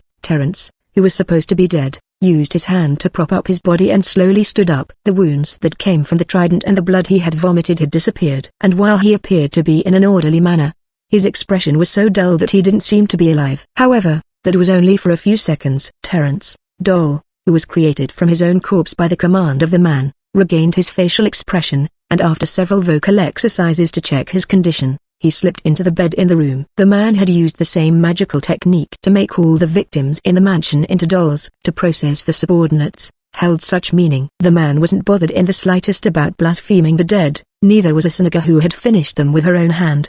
The situation returning to the original means that we can proceed as originally planned. Leave the rest to me, Ayako. I'll give you everything you want. The man who had done what he needed to do pulled Asunaga's hand, sat on the edge of the bed where Terence, who had been turned into doll, was lying, and hugged her body. He didn't do anything, but just silently loving her. He continued to enjoy the sensation of touching her living flesh that he usually couldn't enjoy in his skeletal body. Ayako. The throat that spins my words is trembling, but I truly have forgotten how comfortable it is to hug you with a physical body. I abandoned my body to stay with you forever, but it may not a bad idea to regain it and voice out my love to you once in a while. Oops, it came across weird, didn't it? Rest assured, our relationship is that of a father and daughter. A father who puts his hand on his own daughter isn't qualified to call himself a doll maker. He had wanted to love the daughter he had created forever, and in order to do so, it was necessary for him to remove the shackle that was his body. The man had chosen to become a demonkin for that purpose, and in return he had offered the demonic skill he had cultivated to the organization. The reason why he, who should have had his wish fulfilled and gained peace, regained his body again, was because his beloved daughter had given a request to him. His daughter couldn't speak words and had never been taught letters, yet she went out of her way to rely on that ugly filth Pygmalion to learn to read and write in order to convey her request to him. Seeing the poorly written message, the man had instantly imagined his daughter, who was in rebellious age, gazing at him with adoration and respect in her eyes. As a father, it was impossible for him to be unmoved by it.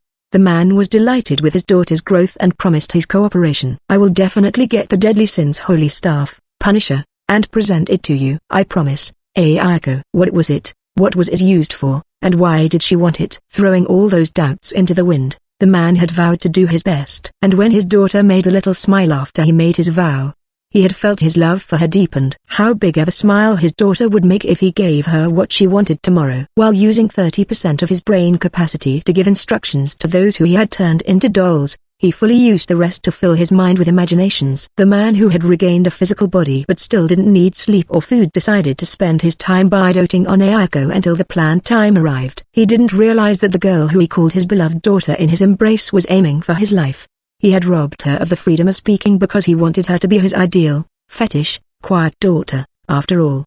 The affection of Joseph Asaniga, the man had created Iago and pride himself on being a loving father, was and would forever be one-sided. LVL Extra 1 TL. This is an April Fool's Day chapter and has nothing to do with the main storyline. For one expelled. Sakurai-kun. Sakurai-kun, leave the hero party. I tilt my head to the dismissal announcement declared by the hero. Since I don't get what he's saying, I turn my eyes to the other members, but like the hero, they're looking at me with cold eyes. A good-for-nothing like you isn't fit to be in our party, says the warrior who played the role of being a wall of the hero party. He was the one who complained the most when I first joined the party, even though he was the weakest. Doesn't he remember my kindness of making him stronger by surprise attacking him every day and night? Hasn't he even become able to avoid the 5-6 dagger I pierced up from under his bed yesterday? Thanks to me, he has become able to respond sensitively to even the smallest of sound, and now he can react to any surprise attack faster than anyone else. The dark circles under his eyes are the proof of our friendship. I'll be sad if he has forgotten that. He may have lost his mind. If that's the case, then all his statements are no longer credible. Bang. Sakurai. Eek. Warrior. When I hit the wall and shout, the warrior holds his head and curls up into a ball. This is what will happen if you don't steal your will while inside a dungeon. If my expulsion was decided by majority vote, one of the votes has now become invalid. Satisfied with it, I decide to continue the conversation. No way I'll agree if you just told me to quit out of the blue. Let me hear the specific reason. Sakurai. I think the exchange just now has said enough, but, alright. Hero. While having a cold sweat, the hero raises his point finger. The first reason, in order to calm him down, I enter the air chair position. The key to leveling is not to forget experience points even during a serious talk. The purpose of this party is to subdue the Demon King, and we've been traveling all over the nation to gain strength for that purpose. And one of the means to gain strength is by exploring dungeons. Hero. Well, there are monsters and various items in dungeons. After all, you can gain experience points from monsters, and equipping yourself with good items can vastly increase your strength. Exploring dungeons is indeed very important. Sakurai. Then, let me confirm it, Sakurai-kun. How have you been dividing our roles when exploring a dungeon? Hero. What about it? Are they dissatisfied with my arrangement? I should have divided them into basically the same roles as you'd find in common adventurer parties. At that time, the surroundings praised me as expected of Sakurai-san, without complaining, so it shouldn't be a strange decision. And since the guild was the one who recommended me to be a member of the hero party, it's no exaggeration to say that they fully approved of me regarding my adventuring capability. Wait, we are the hero party. Unlike adventurers whose main purpose is to explore dungeons, our ultimate goal is to subdue the Demon King. I might have made a mistake because of that difference. I have enough humanity that allows me to reflect on myself. That's why I recall out loud the division of roles in the hero party. The warrior is the vanguard, the hero is the middle guard, the priestess and the mage are the rear guards, and following them is the knight as their bodyguard. The priestess and the mage are the pivot of the party, especially the priestess. If she gets taken down, the party will collapse in an instant. That's why I assign the knight who is excellent in defense and offense to guard them. And on the front line, there's the warrior who's tasked to suppress enemies and the hero to finish them off. Of course, I've also changed the roles of the knight and the hero depending on the situation. While there are other compositions, this should be the basic one that we've been going with until now. Sakurai. Yeah, it is as you said, Sakurai-kun. In actuality, with the composition that you came up with, we should be able to handle any situation. Hero. Right? There shouldn't be anything wrong with it. Sakurai. So, what role do you play, then? Hero. Eliminating all the monsters ahead of time. Sakurai. That's it. Hero. All of a sudden, the hero screams and stands up vigorously. His chair falls and makes a loud noise. Hearing it, the warrior who is now at the corner of the room shrieks, "Eek!" Not even sparing a glance at the priestess who goes to take care of the warrior, the hero begins to point his finger at me. Why the hell did you eliminate all the monsters? No matter how good the division of roles is in theory, there's no way to put it into practice if there are no enemies. Most importantly, we wouldn't be able to gain experience. Hero. Well, I'm the senior here, after all. Getting rid of dangerous monsters and having you, my juniors, grow safely and steadily is my policy. Sakurai. You've been saying that for a year now. Do you still think that we can't even beat a goblin? Hero. No, I just got rid of the goblins for the experience points. Sakurai. As a result of that, we only ever get to explore, or should I say picnic, in empty dungeons. Let us fight too. Let us gain practical experience. Hero. What's this guy talking about? First of all, dungeon exploration is a world with a basis of first come first served. and that applies to not only to items but also experience points. I've taught them about it when I joined the party, and I've also given them examples of troubles associated with it. They should have no reason to complain. How come first served basis is used among comrades? Moreover, for the one doing it to be the instructor, it's absurd, isn't it? Humans can never be separated from conflict, that's just how it is. Sakurai, don't try to talk your way out by saying a profound-sounding line. Hero, bang. Sakurai, eek. Warrior, I'm entitled to all the experience points I've acquired as I've always been working hard ahead of everyone else. Don't put the blame on me if you don't get any. You geese should work harder if you want to get some.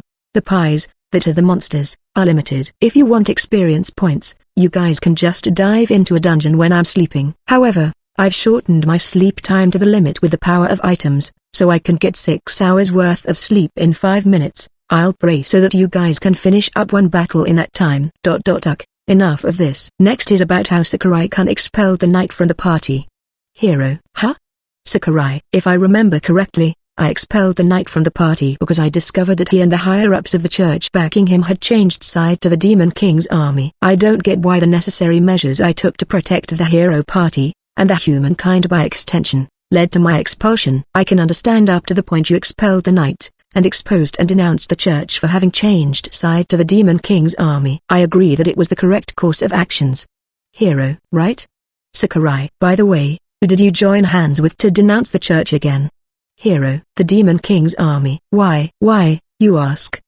The church was a huge organization that has spread to all over the continent. For the hero party to deal with such an organization alone would be too much of a burden. We couldn't even rely on the power of the nation because the church is deeply rooted in it. So even if we denounced them, we wouldn't be able to solve the fundamental problem. That's why I shifted my attention to the Demon King's army. Their ultimate goal was to create a crack on the strength and unity of humankind. They joining hands with the church, too, was with the intention to betray them at the last moment. That's why a temporary alliance could be formed between me, who wanted to denounce the church's evil even if it would lead to creating a massive chaos, and the Demon King's army who wanted to smear the church, which was the symbol of humanity. Then, we launched the operation after careful planning, and we succeeded, and thus, the church vomited its rotten parts and was cleansed. Whereas the Demon King's army, who had only known to use force to subdue others, was able to learn to use schemes. It's a win-win, no? Sakurai, thanks to you, the church is in turmoil from top to bottom. Archbishops from all over the world are competing against each other to make their own denomination to stand above the rest, causing endless internal strife. And the spies of the Demon King's army are lurking everywhere, exacerbating it. Isn't this already game over for the humankind? Hero, humankind sure is stupid. Sakurai, you were the one who triggered it? Hero, however, isn't it thanks to me that now the Demon King's army smuggles us the money and items that those rotten bastards accumulated on a regular basis? You like to use the finest potions as much as you want, don't you brother? As long as humankind continues to decline, the Demon King's army will stay on our side. The hero party only has few allies. What will become of us if we don't use whatever we can use? Sure, various problems are occurring due to conflicts between dominions, but it is the fault of the church that its self-cleansing function isn't working properly. In the first place, all I did was to denounce injustice and correct the corruption of the church. I still can't accept that instead of praising me, they branded me as a heretic. Hey, Sakurai, you have a guest in front of the inn. Mage, all my acquaintances visit me in the middle of the night, so that's almost certainly a thug from the church. Put the holy symbol on the ground and tell them to step on it. If they do anything apart from that, burn them right away. Sakurai, geez. Why do I always have to be the one to deal with the menial stuffs? Mage. The mage goes out of the room while dragging her feet. This event, which usually occurs 4 times a day, has made her quite accustomed to burning people. I see. Even though just a while ago, she used to feel sick just by burning a doll monster, now she has become able to unleash her magic unemotionally. She sure has grown. When I return my gaze to the hero, I see him facing down and holding his head. Is he feeling sick or something? And, the last reason. Hero, there's more? Sakurai, yes, this is the last, and the most important reason. Hero, having said that, the hero points at the bed in the room. There sits a pretty girl with short black hair wearing a maid outfit so as to conceal the real identity. What should be noted is that there is a dragon tail and devil wings popping out from her delicate body. Why the hell is the Demon King's daughter here? Hero, can't help it. The aides of the defeated Demon King entrusted her to us. Sakurai. Isn't it strange that they trust us to the point that they entrust the orphan of the Demon King to us? The ultimate goal of the hero party is to subdue the Demon King, isn't it? Hero, the child he left is innocent. Or what? You want to exterminate his family to the root? Is that what a hero does?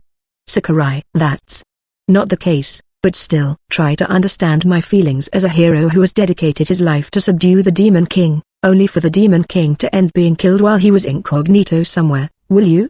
Hero. Actually, a part of the Demon King's army who learned the art of scheming, has carried out a rebellion, and now the Demon King's army is in the middle of internal strife just like the humankind. The backlash of the Demon King's army, whom had been suppressed by the Demon King with force until now, was no less than that of the humankind. After killing the Demon King, his generals, and their relatives, the rebels began to proclaim themselves as the Demon King, deny each other's claim, and kill each other. It's like they've arrived at the warring states period. Under such circumstances, she has high political value as the daughter of the preceding Demon King. Understanding that the demons target her life, having barely escaping alive with the help of her father's aides, she ended up taking shelter in the hero party.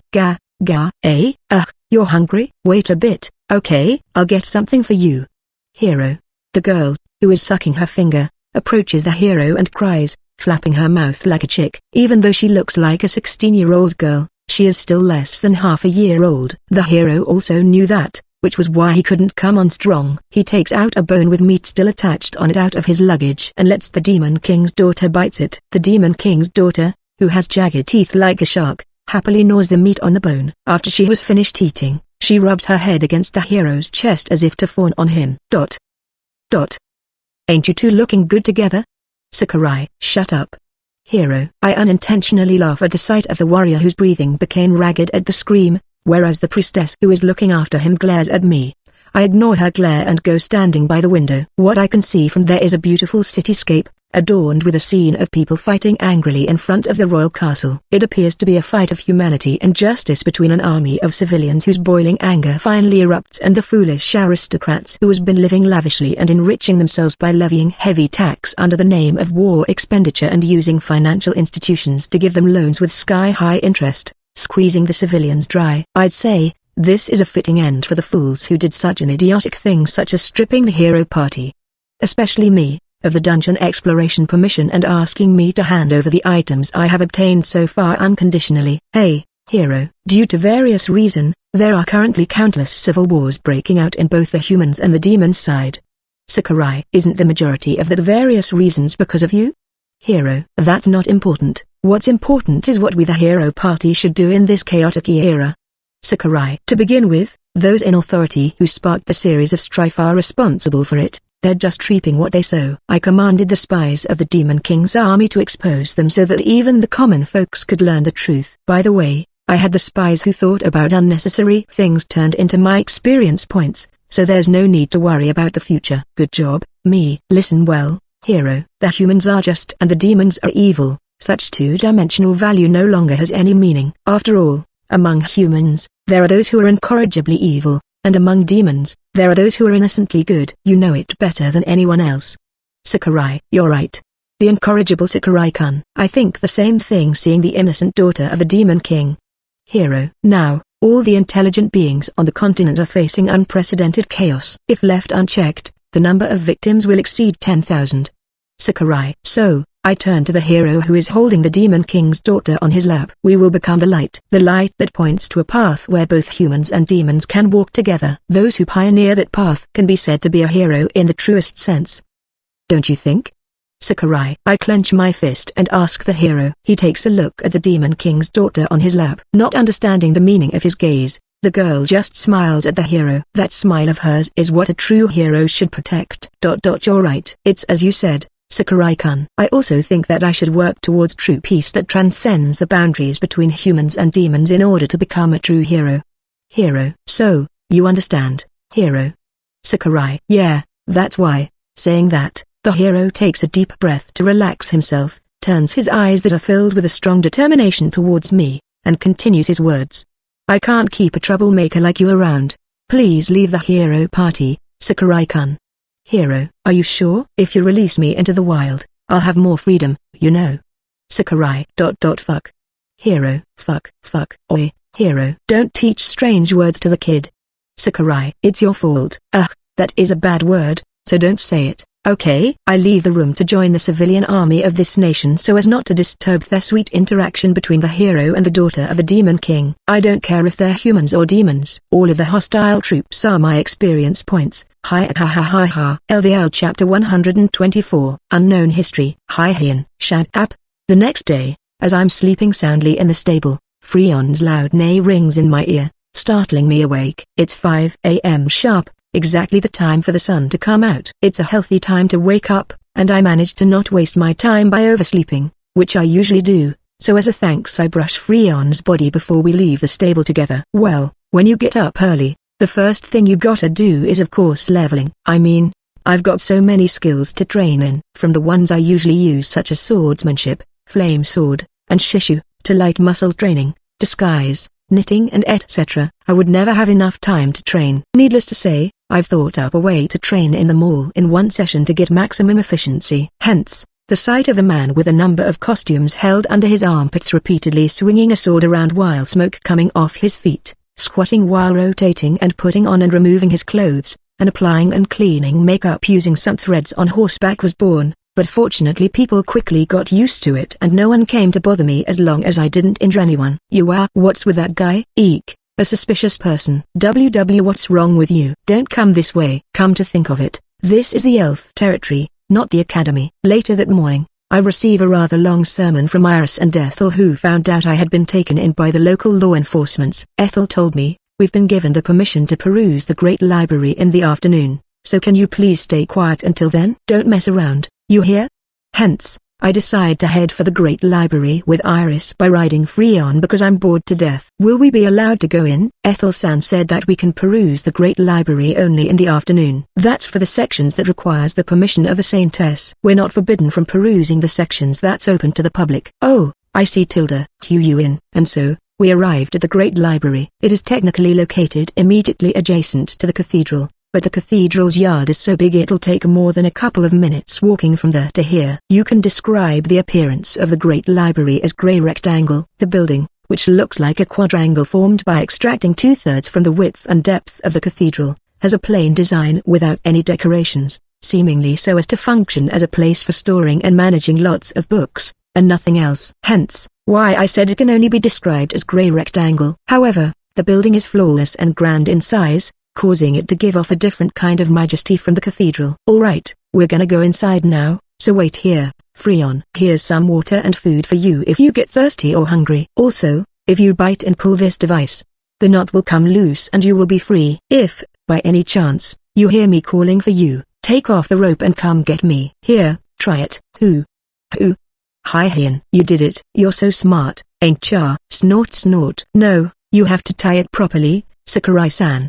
Horses cannot enter the building, so Freon will be waiting in a designated parking lot-like open space just outside it. By the way, I ignore Iris's words and reinstall the device that's made so that horses don't run away loosely. Now, Freon can get away at any time. Of course, I didn't forget to equip him with a 3 Sky series before heading to the reception desk of the Great Library. Unfortunately, just as you can't bring a horse in, turns out you can't bring a weapon in either. So I leave my sword at the reception desk, which is at the entrance of the Great Library, and enter it. The first thing I see the moment I got indoors, which has carpet flooring, is a large number of 4-5 meters tall bookshelves and the ceiling further above them. They are lined up vertically and horizontally, forming many aisles, and of course, countless number of books were tightly packed in them. Also, it looks like magic circles are engraved on the ceiling to maintain the temperature and humidity throughout the year so as to prevent the books and documents from deteriorating. And some staff members who seems to be knowledgeable about magic can be spotted moving around to replenish their energy, that is magic power. All that is explained by Iris to me, who's clueless about magic after she saw through them in a glance. Still, this sure is unusual. I never imagined Sakurai-san would kill time by reading books instead of training, Iris says with a bunch of picture books in her arms when I go down the ladder that slides along the lines of bookshelves after taking a book off one. I can't deny that I'm only thinking about leveling all the time, and I do want to get my hands on the quests exclusive to the elf territory and legally go around smashing the heads of bad guys. But that'll only mean escaping from the problem of the academy dungeon right in front of me. Besides, Their rewards are only a paltry amount of experience points. Hence, to find the solution for that and search for information that may be useful for leveling, I made the decision to learn about the stuffs I don't know about this world while reining in my desires. Most of my knowledge comes from my previous life. I don't know which may be useful for this dungeon blockage problem, hence why I'm reaching out for information that can only be found in this world. I see. I was worried that you were browsing for books to steal. But looks like it was unnecessary. How did you? I mean, ha ha ha, there's no way I'd do that. But it crossed your mind, right? I avert my eyes from Iris, and she smacks me on the head. Stupid. I mean, if there's useful information, of course you'd like to hog it to yourself, right? Anti-Dragon Total War, Dragon Raid, huh? What may be the information I don't know about this world? When I was thinking about that, the first thing that came to my mind was the word history. Of course, I have all the big events that happened in this world and disclosed in the game in my head, but they are all related to the main story and character scenarios.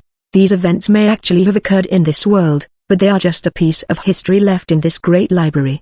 The information on the nation's best-kept secret that we're going to inspect this time, that is the fact that dungeon is a kind of monster, is a historical information which may dispel the doubt about how human beings formed and developed communities in this monster-infested land. That being said, I may also find some clues in the recorded history and the technologies or literatures that has spread throughout the years. With that in mind, I pick up an history book and spread it open on my desk. As I'm flipping through the pages using the speed reading technique I learned in my previous life, I notice the words Dragon Raid. One of the reasons why these words piqued my interest is because the fact there's the word dragon among them, which was the strongest kind of monster in the game. The other is because the event was recorded very recently, merely 3 years ago. It says that in the attack of the dragon, which hadn't been cited in the last 100 years, less than 10% of the total of 700 elites survived. Ethel's father is included in the list of those who fell in battle. Even Uncle, the Sword Saint, came back half dead, it seems. It says that the dragon brought about the appearance of the evil dragon followers.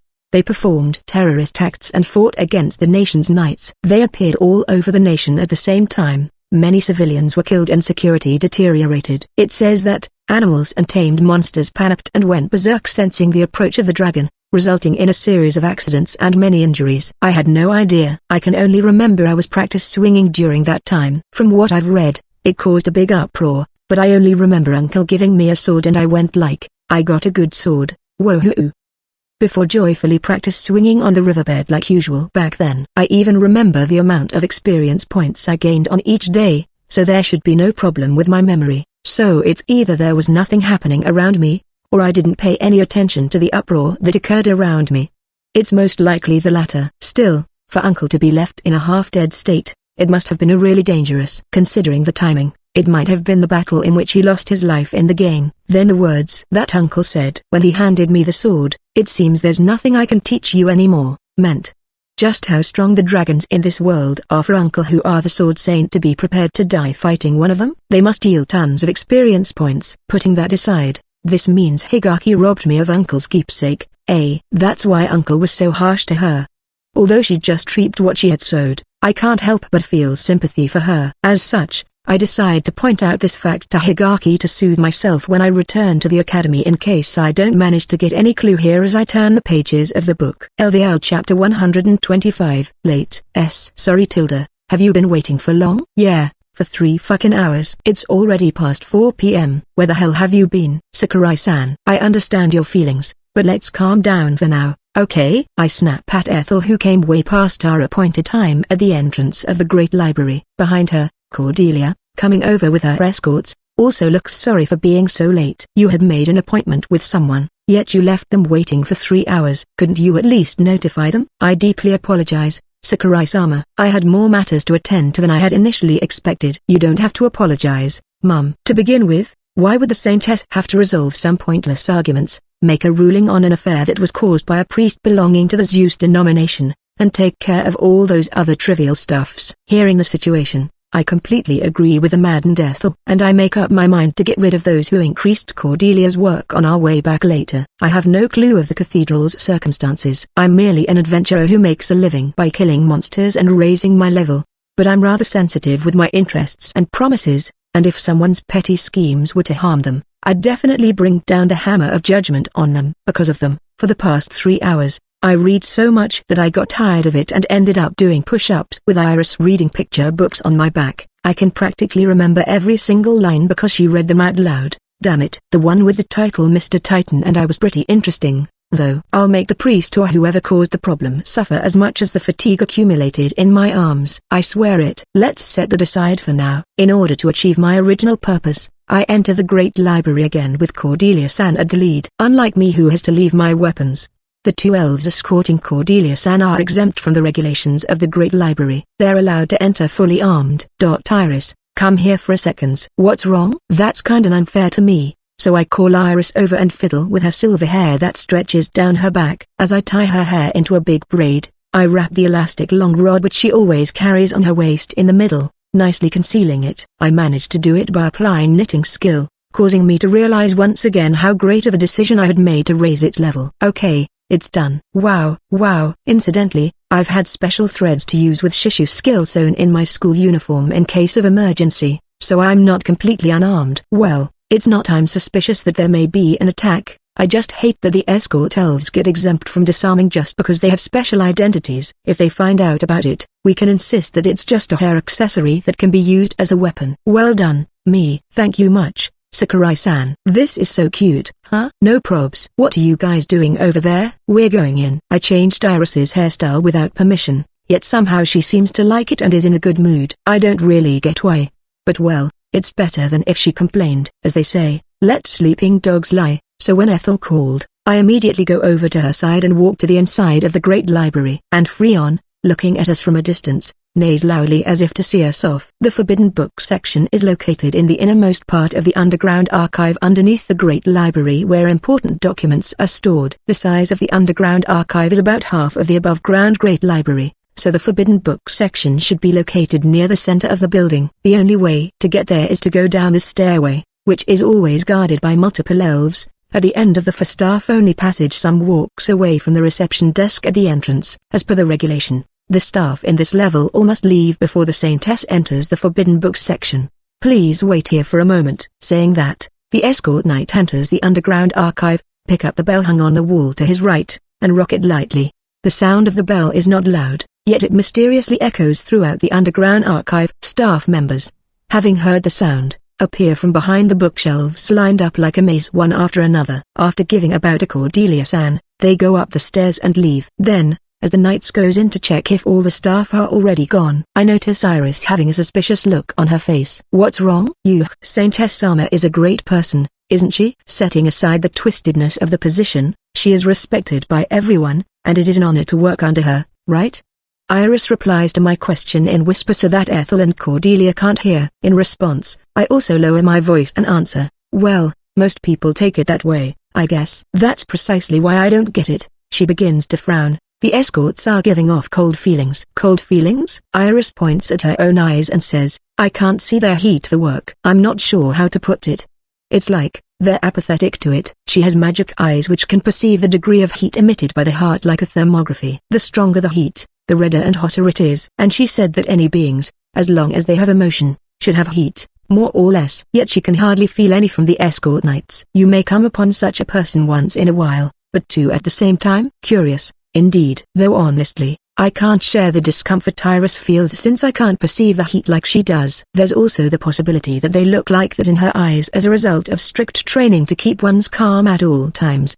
But since she went so far as to bring it up, I may as well do some light digging until the knights come back. With that in mind, I decide to talk to Ethel and Claudia-san. Hey Ethel, those escorts are elites, right? Well, they've been selected as Mom's escorts this time, so that's a given. They're not only strong, but also have excellent personality. The elite among elites, so to speak. You'll be in a world of pain if you do anything stupid, so you better behave yourself. This time, there's a rule which requires the escort knight who enters the forbidden area to be qualified as a librarian. So this time, we are borrowing that old man's, Terrence's escorts. People sometimes do ask permission from me to get materials, but I rarely visit the Great Library in person. As such, my usual escort knights don't have the qualification and I leave the management to the traditionalist Terrence. Hence, I borrowed his escorts for this time's visit.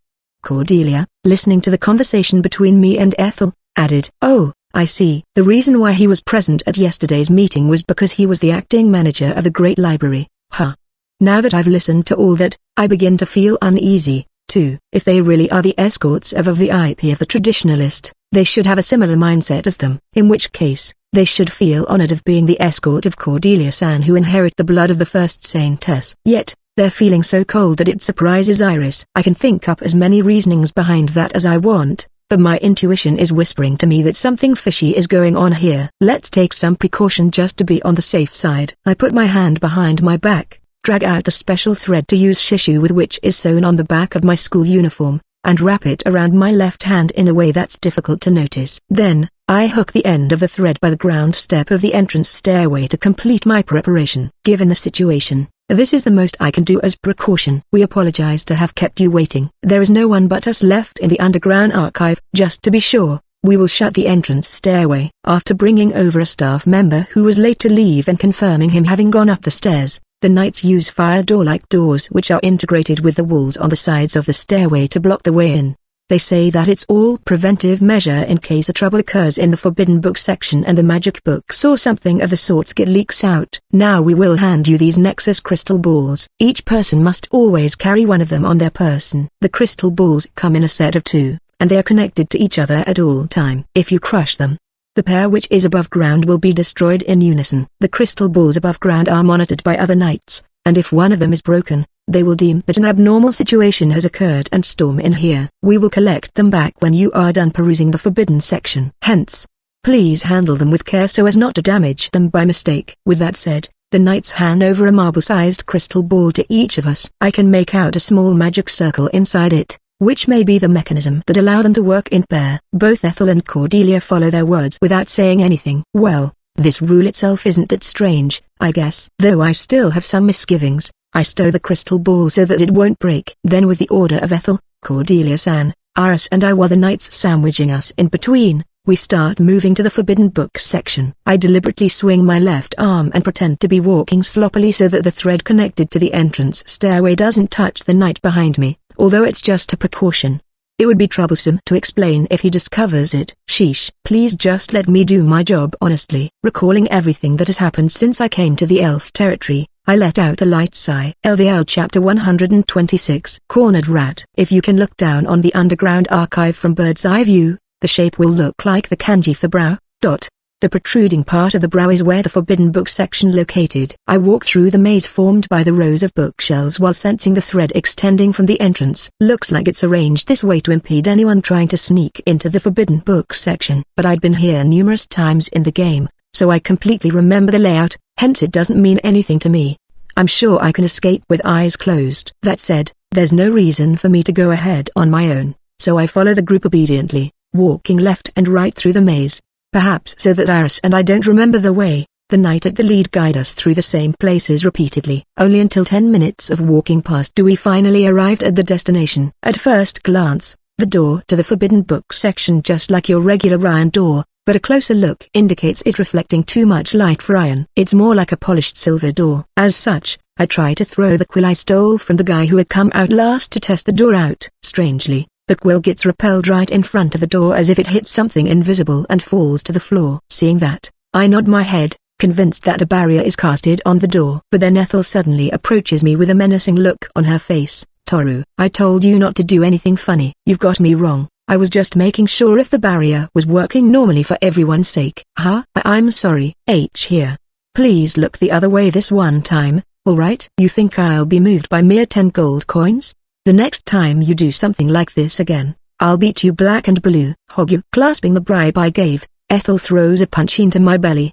The impact sent me rolling on the ground until I arrive by Iris's feet. As the attention is focused on me, Ethel scans through the memo that I handed over to her along with the 10 gold coins. Then, with contorted face, pretending to be injured, I look up and cross-gaze with Iris who has a terribly cold gaze.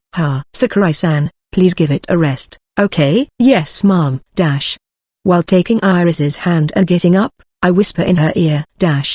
Her cold gaze turns serious. Seeing that, I apologize for causing a ruckus and urge everyone to proceed. Cordelia-san walks before the door and holds out her hand over it. When her hand touches the invisible barrier, the space at the point of contact undulates and gradually begins to shine. Then the barrier begins to reveal its appearance. The escort knights stand separately on the left and right of Cordelia-san so as to sandwich her while she is absorbed in lifting out the barrier. On the other hand, I'm standing slightly behind the knight on the right, Iris the knight on the right, whereas Ethel is simply standing close to Cordelia-san. I pretend to lean against a bookshelf, pull out her book of quite a heavy weight and entwine it with a thread. "Unseal," says Cordelia-san, holding up a sky blue cross that is as tall as her in her hands. The barrier then flashes as if responding to her word. It flashes brightly repeatedly, albeit only for a moment each time. It's effective enough to dazzle people and rob them of their sight, and despite foreseeing it, I get caught off guard and have a momentary delay in taking the first move. As my sight is flickering,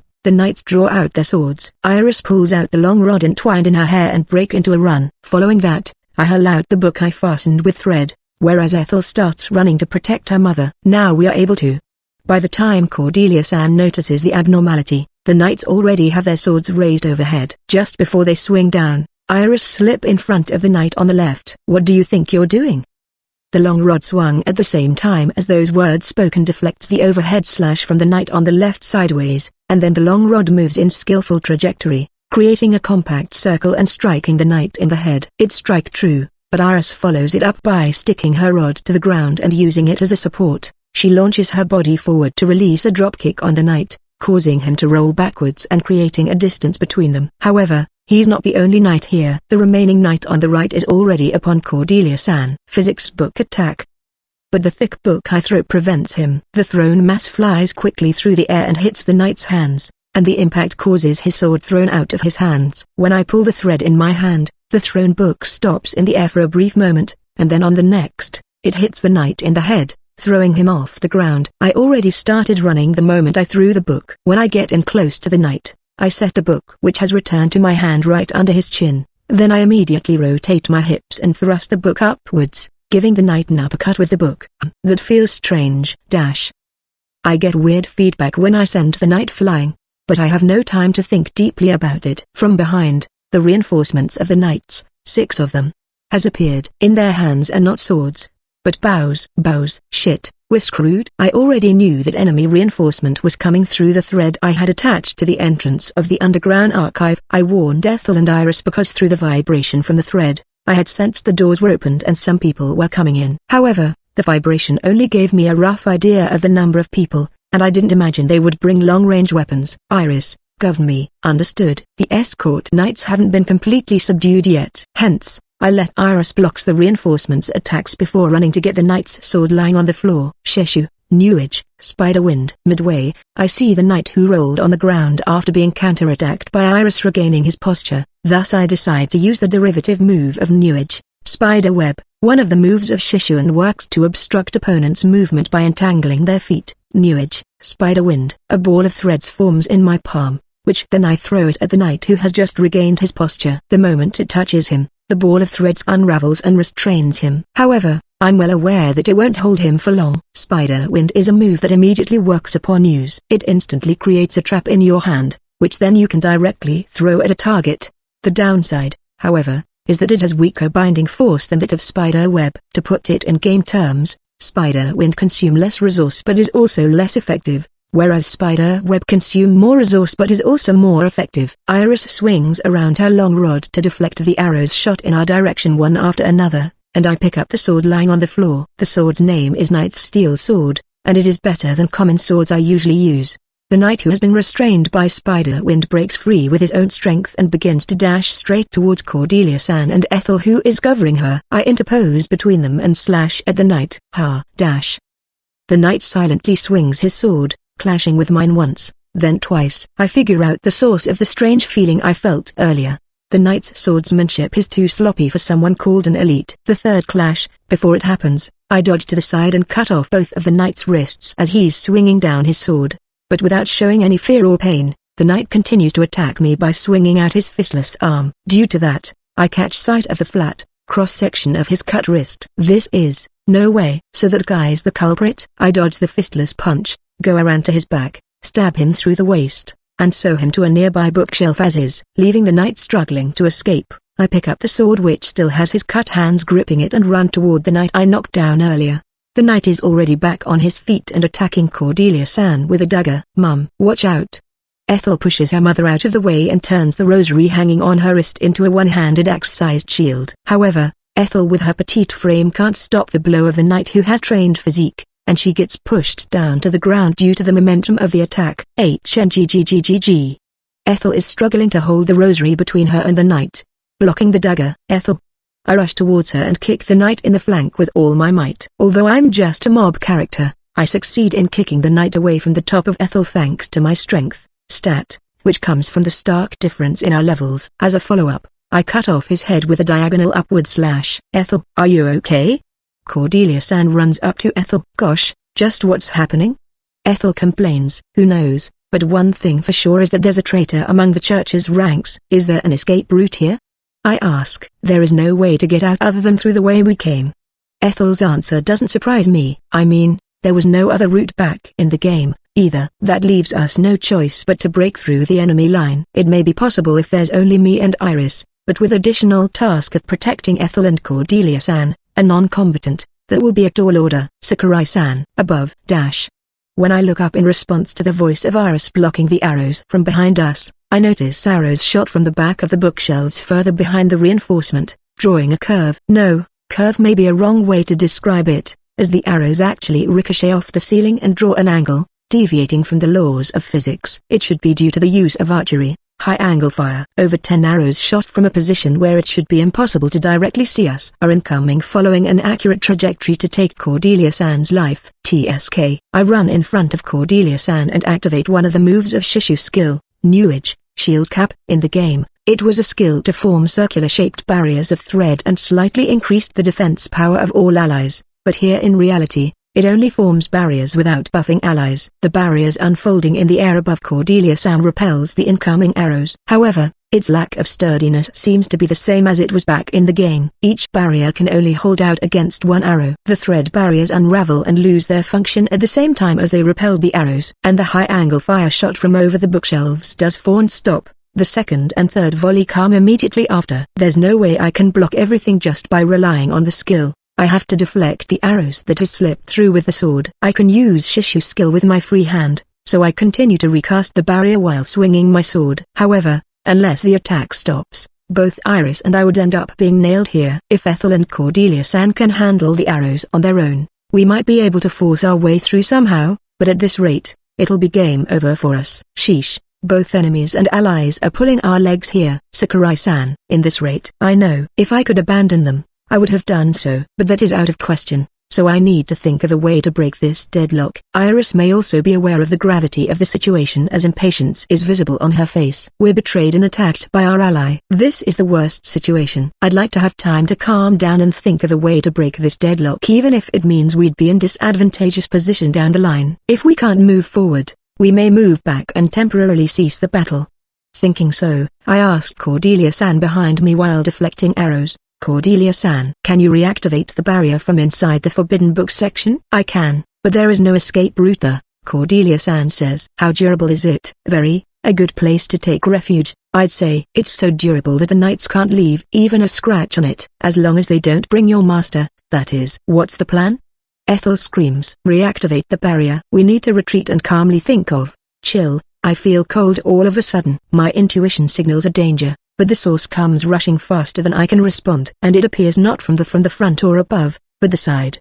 In other words, it breaks through the bookshelves. The thing that appears between me and Cordelia-san is not an arrow, but a chain with an anchor-like barb at the tip. After the chain pierced the bookshelf on the opposite straight as if separating me from Cordelia-san, I don't know how, but it immediately makes sharp turn and flies towards Cordelia-san. Mum. Ethel screams and pushes her mother down, causing the chain miss its target and pierce another bookshelf. But its momentum doesn't weaken. The chain corrects its trajectory as if it has a will and pierces through the top of the bookshelf, after which it bends sharply back and forth and aims for the mother and daughter lying on the ground again. Damn it.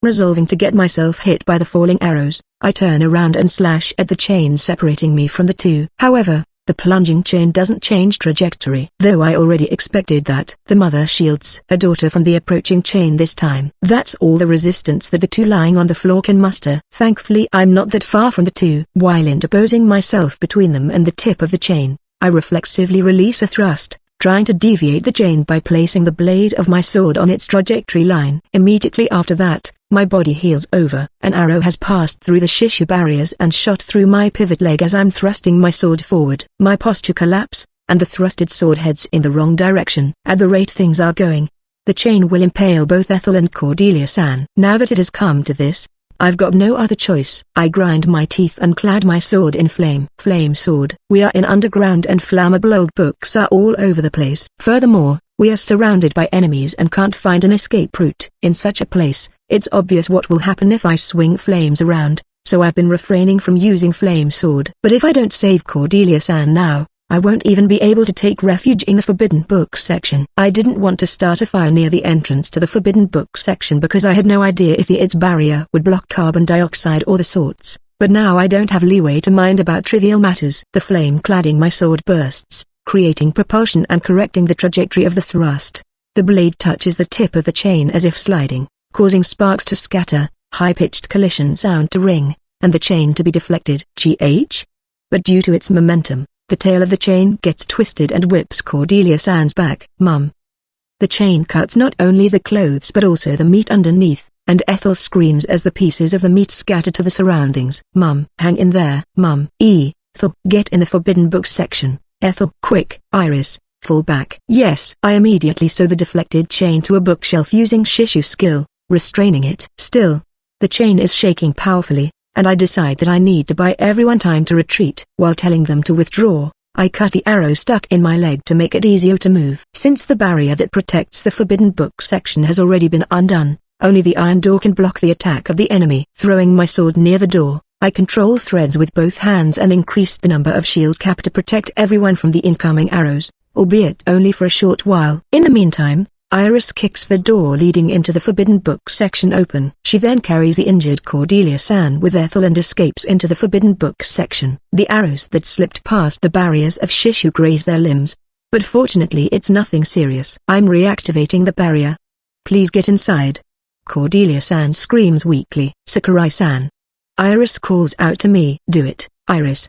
I shout. After succeeding in escaping into the Forbidden Books section, Iris immediately gathers magic power and starts chanting in order to cast magic. Although Iris can use magic, her stats distribution is leaning more towards a warrior build. Therefore, excluding elementary ones, she needs to have enough preparation time in order to cast magic. Here I go.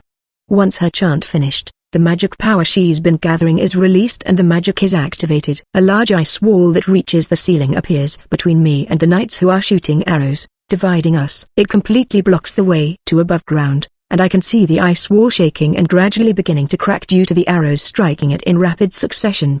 The ice wall won't hold out for long because I casted it in a hurry. Come here, quick. Iris shouts to me. I run towards the door while being careful about my shot foot. Along the way, I shoot a spider wind at the chain as I saw it breaking free of its restraint, re-entangling it in thread. After which I pick up the sword I threw near the door earlier and go through the door. While closing the heavy iron door with Iris, I hear the sound of the ice wall she created shattering and the sound of something crashing into the door one after another from the outside. Seal.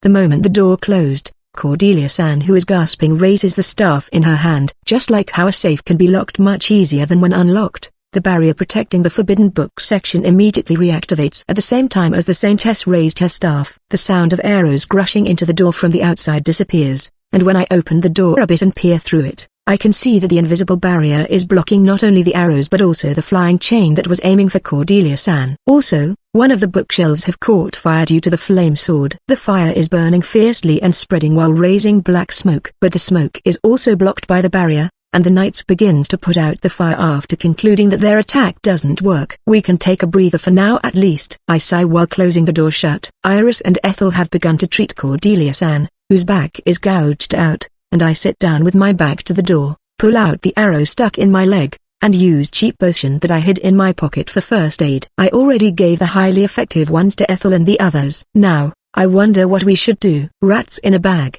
is the perfect way to describe our situation. Moreover, There's the condition of being unable to abandon anyone nor use them as a sacrificial pawn to escape. What to put in Tilda?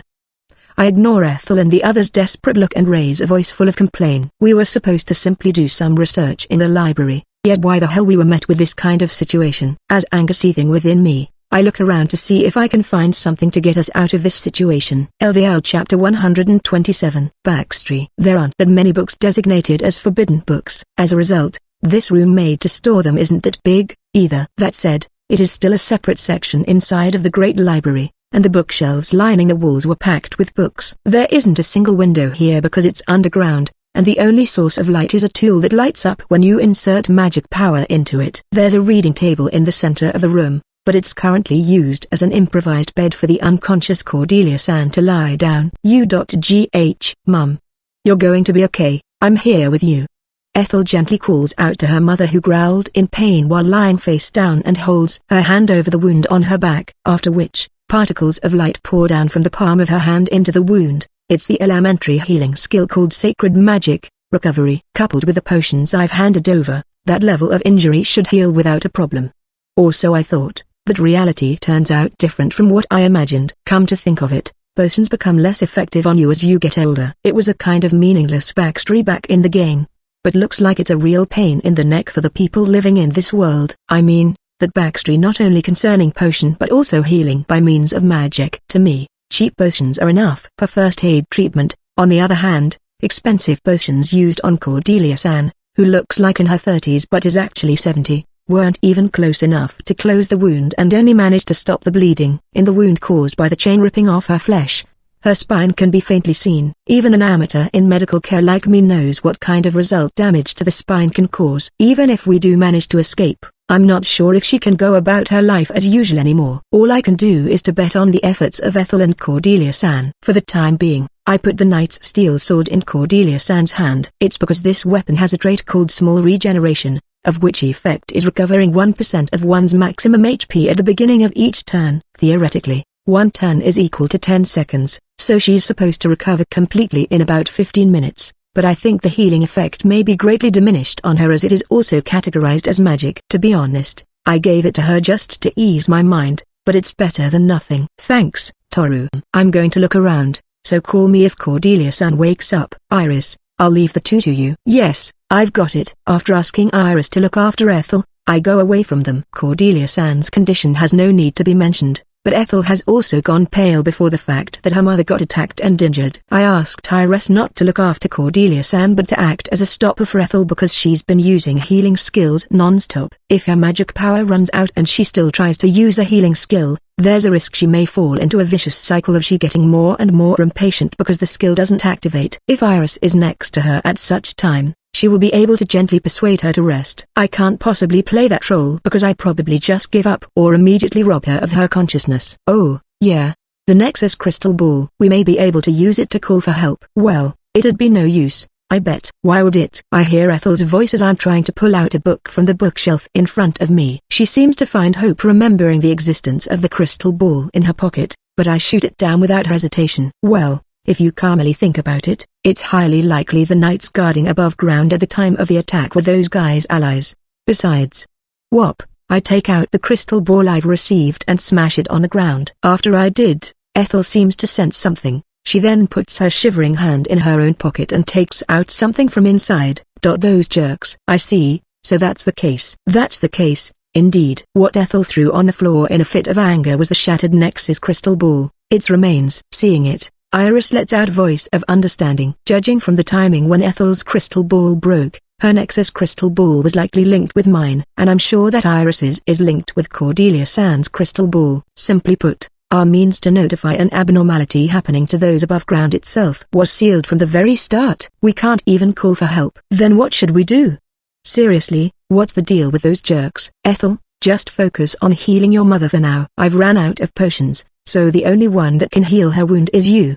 You don't need to tell me that. What should we do from now? Who is the mastermind behind the attack? Ethel shakes her head to forget about those questions and regains her spirit, then continues to cast magic on her mother. Seeing that, I take my eyes off her and reach out my hand to a book tightly fit in the bookshelf. When it comes to the mastermind and what we should do from now, I already have answers for both, so it's not a matter of concern, although I don't know what is the goal of the mastermind. However, my very own original purpose in coming here is to search for information that may give us a clue on how to solve the dungeon blockage problem from the books here in this forbidden books section. It'd be a real pain if she were to argue and ask about this and that, so though I feel bad for Ethel, I'll have to prioritize my purpose. And besides, we'll have to wait for Cordelia-san to recover to escape from here, so no one would complain if I make effective use of the time until then. Hence, I set aside the matter of the attack and decide to focus on gathering information. Fortunately, we're protected from the outside by the barrier, so I have plenty of time to look up the books contained here. And so,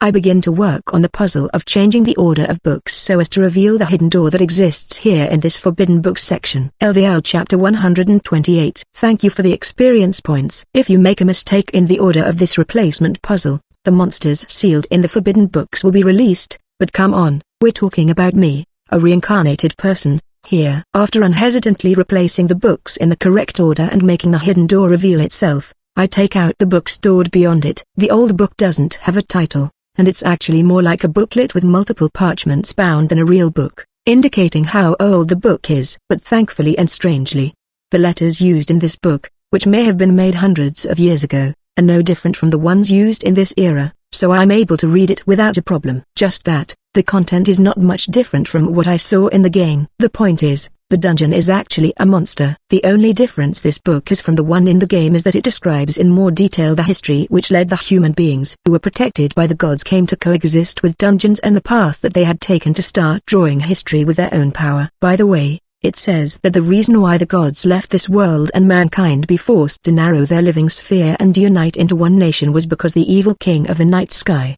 or in other words, Aris's dad, Barbie Knifelime, went on a rampage and brought many nations to ruin. Because of him, the joint line of defense which was put up by multiple nations turned to shambles, resulting in many nations destroyed by invading monsters. Many were sacrificed to subdue him, and more people began to reject the idea of having gods rule their nations. It was a really chaotic age. Seriously though, that guy sure is a good-for-nothing. He should have thought about others for a bit. I know it's no use to say this now, but it's exactly because he was like that everyone turned into his enemies and ganged up on him. This is why I hate selfish people. By the way, the gods then left this world in response to the voice of the anti-gods, dwarves, thus the divine power that kept monsters away from the nations disappeared. As a result, the human beings truly reached the brink of extinction. In that situation, a certain monster tamer miraculously succeeded in communicating and negotiating with a dungeon, earning the mankind a new living sphere in the dungeon's territory. Having begun to revive by relying on the protection of the dungeon,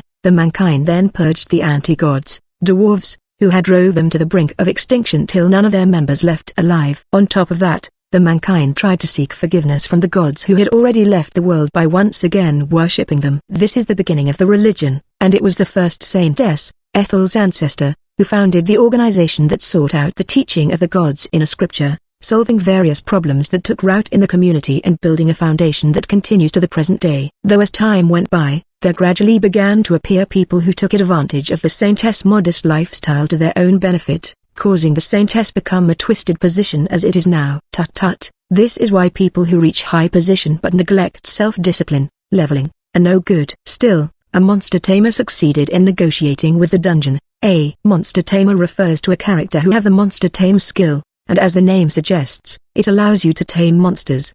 The strength and number of monsters that can be tamed are proportional to the skill level. The higher the level, the stronger the monsters that can be tamed. You may even tame those whose level is higher than your character's level. But as a matter of course, even if dungeons are categorized as monsters in the setting of the game, they cannot be tamed by Monster Tamer because they are basically just maps in the system. Additionally, even if the skill level is raised to the maximum limit, Monster Tame can never target powerful monsters such as boss-class monsters or dragons that live outside the wall. So, the most Monster Tamers can do is taming monsters that spawns in dungeons in the nation. Of course, excluding the bosses. Exactly because I know of that fact, I can't help but envy this monster tamer who's said to have succeeded in negotiating with a dungeon. I mean, if I can tame a dungeon in the truest sense, then I'd be able to close the entrance to the dungeon and hole up in it to grind as long as I want. What would you call it other than a best leveling environment? If I can go back to the past and meet the monster tamer in person, I'd most definitely ask them how to tame a dungeon, or what sort of threats or coercions would be best used to take over a dungeon. As I'm thinking, I realize something. Taming a dungeon. Wouldn't that cheat bastard be able to do it? Things that had no effect in the game, such as the backstory of potions, have an actual impact in this world. The backstories are not extras, but facts. Meaning dungeons, which was only maps in the game, are likely to be actual monsters in this world. And since dungeons being monsters was only a backstory and didn't have actual data in the game, there is a possibility that they aren't attached with the attribute of not subject to monster tame here. In that case, dungeons would satisfy the condition of monsters inside the nation, except the bosses that is the subject to monster tame skill, and if you succeeded in negotiating with one, you'd be able to tame a dungeon. Needless to say, in order to tame a dungeon, the second place in the food chain after dragons, the apex predator, a very high level of monster tame skill is required, and the maximum limit in the game would be nowhere near enough to do so. However, that bastard, Nanashi no Katsumi, has access to the cheat world intervention, which allows him to ignore logics. If he finds out that there is a person who successfully establishing communication and negotiating with a dungeon in the past, he'd definitely try to get monster tame on the same or higher level of that person's with the power of world intervention and tame a dungeon. I mean, that's the only logical course of actions anyone in his position would take. But he said he doesn't get experience points because he's possessing the body of a boss character. What would he get from taming a dungeon? I only think of dungeon as a thing that can greatly contribute to my earning experience points, so I can't figure out the benefit or motive to him taming a dungeon with a body that can't get experience points. Unable to come up with anything, I just shove the idea into the corner of my mind. I mean, even if he really has tamed the dungeon, it doesn't change the fact that I have to find a way to enter the dungeon and release the blockade. More importantly, world intervention sure is very convenient to be able to make illogical things possible. When the time to pin the crime on Nanashino arrive, should I let him off if he says he can give me the ownership of the dungeon with world intervention? Let's keep this in mind. Anyways, is there really no way to directly go inside the dungeon written here? While mumbling out complaints, I continued to flip through the book, but unfortunately, I can't find any useful information even after spending an hour on it. Is my method wrong? Or does the book not contain useful information in the first place? I can't tell which it is, and I'm gradually getting tired of it. So I go make a mistake on the bookshelf puzzle on purpose, take out the forbidden book containing a monster, and defeat the monster released from it. Gaga, wait, Gagago, Tumen, Garakaganagao, I'll make your wish, Naragaraba, come true. So it says, but I don't have monster tame skill, so I don't understand what it means. In the end, I have it obediently turn into my experience points. Well, from the gestures it was making, it might be saying something along the line of I'll grant your wish or something, but even if that were the case, I would have wished for experience points, so its fate would have still been the same. In other words, offering himself to be my experience points is his chosen path of life. Thank you, oh monster. I'll forever remember you. Even though I don't know your name, I'll never forget the number of experience points you gave me. The monster dropped a healing potion. I wish it dropped a more useful item, but well, it's better than nothing. When I pick it up and go sprinkle it on Cordelia-san's wound, where is this? Oh, you're up. Our saintess slowly opens her eyes, though the wound on her back hasn't fully closed yet. Now then, what would be a good excuse for the opened hidden door? Would she believe me if I say I happened to push the bookshelf open while I was browsing through the books? I hope she would. LVL Chapter 129, Joseph Asiniga. Cordelia-san said she had intended to tell us about the hidden door from the beginning,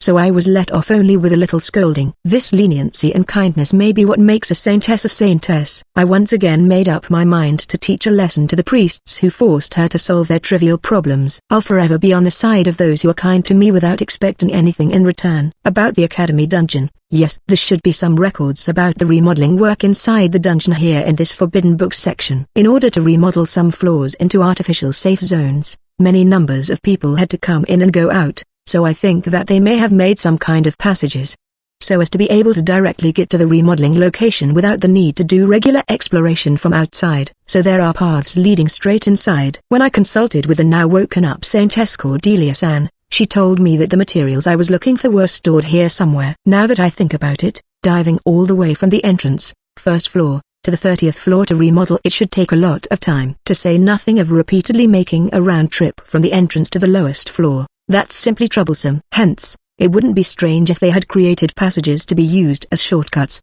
and neither would it be strange if there was an emergency exit. Or rather, the secret paths I usually use are some of them, aren't they? Back in the game, they were introduced as nothing but secret paths or secret passages, so I was like, that's just the way it is, but the more I listened to Cordelia-san, the more I became convinced of her reasoning. I never thought I'd touch their origin in this place. If so, those materials may contain information about secret paths that I've yet to know. I'm fired up all of a sudden. Under the instruction of Cordelia-san, who still can't get up just yet, I search the bookshelves for the materials. The reason why the materials related to the remodeling are in the forbidden books section is that just by reading it, you can figure out that the dungeons are actually monsters. The Adventurer Academy has a long history. Its establishment dates back to about 300 years ago. Of course, during that time, various things happened such as the dismantling of the old school buildings and drastic reforms due to scandals, so the current academy is almost completely different from the one at the time of its establishment, but the academy dungeon still continues to be used throughout the 300 years. Hence,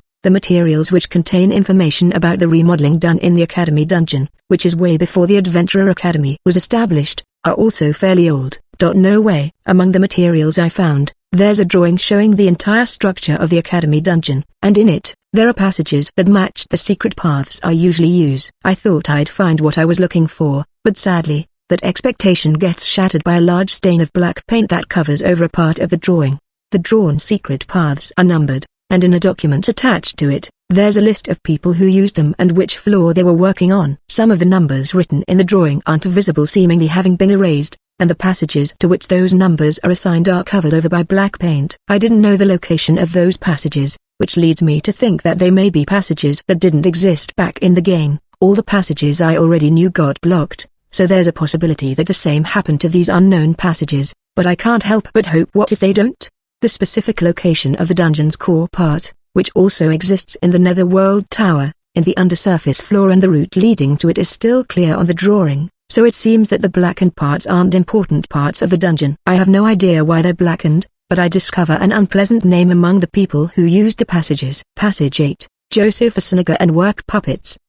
This guy's probably the pinnacle of puppeteers, and I'm sure he's the mastermind behind the attack on the Saintess this time. He's the figure behind Asinaga Ayako from the Black Sword and the real executive of the organization. He's the second longest living person after the 350 years old last boss, and he's invented a technique known as demonic art that is equivalent to a forbidden technique in other games. By using it, he continually transcribes his soul from a puppet to another puppet, becoming someone who's virtually freed from the concept of life. And on top of all that, because of his terribly nasty backstory, he has a lot of moves that can disable you from attacking, earning him the nickname Disgusting Dude among the players. The guy has many terrible, life stories, but the story leading up to the creation of his daughter, Asinaga Ayako, is the most terrible one. In the storyline showing the relationship between Joseph and Ayako, it's explained that Ayako is a masterpiece created by Joseph that is her own personality, and he loves her like she's his own daughter. But that's only a small part of the story. If I have to list the main points of the whole story,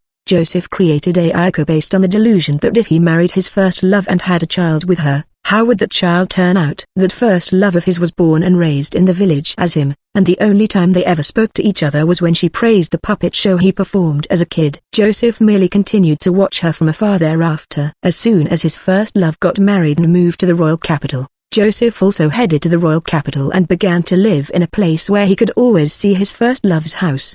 He stalked his first love time and again without the other party realizing it, and after he ascertained with his own eyes his first love died happily surrounded by her grown-up children due to illness, he secretly dug up her grave, which was located at the public cemetery, and took away her left ring finger. Since he covered up his tracks solidly, no one discovered the fact that the grave had been vandalized. After moving his soul to a puppet with demonic art, he buried his body right next to the grave where his first love lay in rest, along with his first love's ring finger that he had stolen. His deeds make you unintentionally say, the guy's simply messed up from the very start. He has other unpleasant episodes and behaviors, but it's troublesome to explain them, so I'll end it here. Though I must say, even I feel sympathy for Asinaga Ayako for being trapped by such a guy. The reason why he joined the Black Sword is to become a demonkin using a monster named Parasite Ghost, also that he can always stay on Ayako's side. In the game, he parasitized Ayako's soul with his power as a demonkin and kept doting and loving her except during an emergency. But that's not the end of it. By staying on Ayako's side,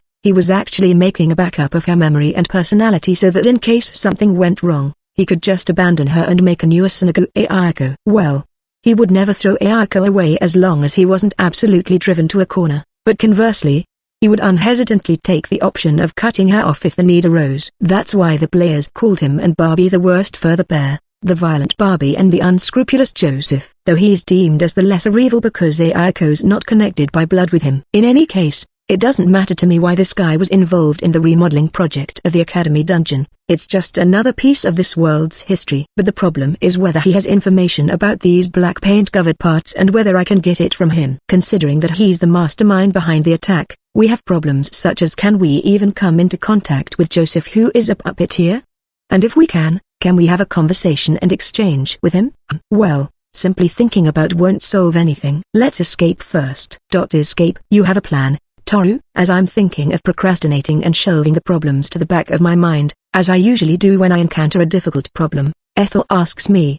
Having caught the word escape, I muttered with her long ears. Well, I'm mostly done perusing the books here. For now, it may be better to hold a discussion to confirm whether the escape method I've come up with is feasible and decide the course of action we will take after we manage to escape. It depends. Hence, let's sort out the situation we're currently in, then I'll share what I have in mind. Iris looks shocked. Sakurai-san is trying to communicate properly. Sob, you've grown up. He's just proposing to sort out the current situation and share information. Why are you so moved? Ethel asks with a quizzical expression on her face. I mean, given Sakurai-san's daily behavior. Fair enough. You've been through a lot, Iris. Looks like I'm a super problem child is a common understanding between the two, though I'll ignore it for now. But let me make one thing clear. I'm just an extremely ordinary person, Mob, whose one and only purpose in life is to raise his level. I just abandon the unnecessary ethics, shame, etc. for leveling, lower the priority of anything other than leveling, and I'm slightly falling behind in terms of people skills. It's a mystery to me as to why lots of people around me see me as if I'm strange. The point is, don't forget that at the core I'm a virtuous, sensible, and honest person who always keeps his promise. Sakurai-san. All I heard was the self-introduction of a problem child who prioritized his own purpose and had no care about anything else. Toru, you're such a lunatic that you're so puzzled hearing that and can't even defend yourself, so give up. Sakurai-sama, could it be that the Sword Saint taught you that you only need your sword to live in this world? Or something. Uncle is a hedonist of sorts, so I doubt he ever thought of such a thing. For some reason, I feel like even Cordelia-san is beginning to think that I'm strange. But I swallow my words and proceed with the discussion. LVL Chapter 130. Hi everyone. The latest advanced chapter on Patreon has caught up with the roars, so LVL will once again be on hiatus until the author drops new chapters. See you guys in the next chapter. Don't get mad. Okay then. Seeing as we're trapped, let's get out of here ASAP so I can contact the one behind the attack and get information about the dungeon out of him. Any question? I knew it was going to be like this. But that was too brief, Sakurai-san. You can start with a conclusion, but if you want us to understand your thought, please break down and explain it one by one. My self-created time-saving communication style instantly gets shot down by Iris, so I give up and decide to explain properly. Well then, let's start with sorting out the situation we're currently in. We got attacked by a mysterious enemy and are trapped in the underground archive. There's no way out and we can't expect help from above ground. That's the common understanding we have. Which begs the question, who is the attacker? Will rescue come? And following that, how do we get out? And what do we do after we get out? I still don't see where the part about you, Toru, contact the attacker coming from, but let's just put that aside for now. More importantly, that means you already have a suspicion on who the enemy is, right? Ethel asks. Righto. I was just about to explain that part as well. I reply. Sakurai-sama. Before that, may I ask something? Why would will rescue comes be a question in this abnormal situation? Cordelia-san asks, still lying down on the table using my coat as a pillow. Normally, rescue would definitely come in such an abnormal situation where the Saintess got attacked, but the fact that such an incident took place in the Great Library in the Elf Territory, not to mention the attacker being trusted escorts, is unprecedented. She is the best person in the room when it comes to non-violent conflicts such as discussions, but it seems that because she rarely gets involved in a real battle, she doesn't have the ability to judge whether rescue will come. Rescue won't come, Ethel mutters. Why won't it, Ethel? Cordelia-san asks.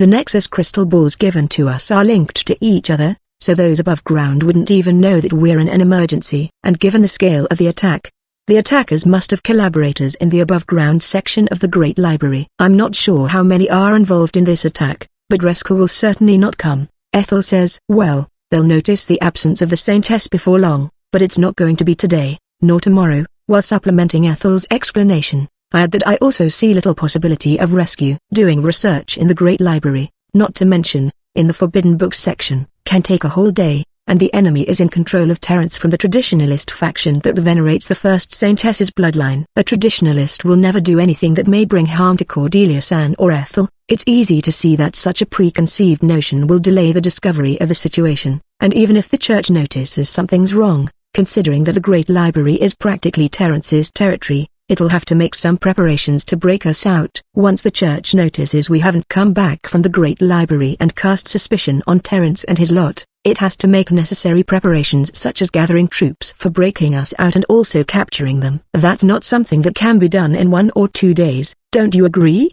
I asked Cordelia-san. It will take 3 or 4 days at the earliest.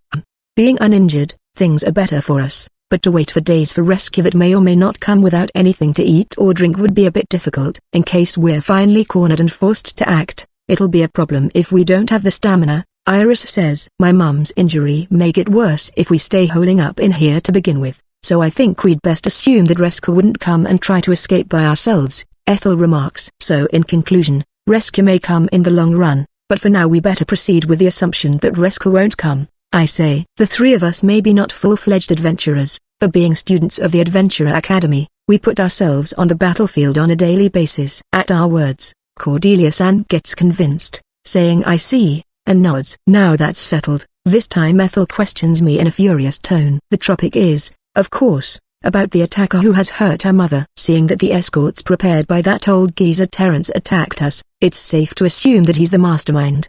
But the matter isn't that simple, isn't it? Yeah. Take a look at this.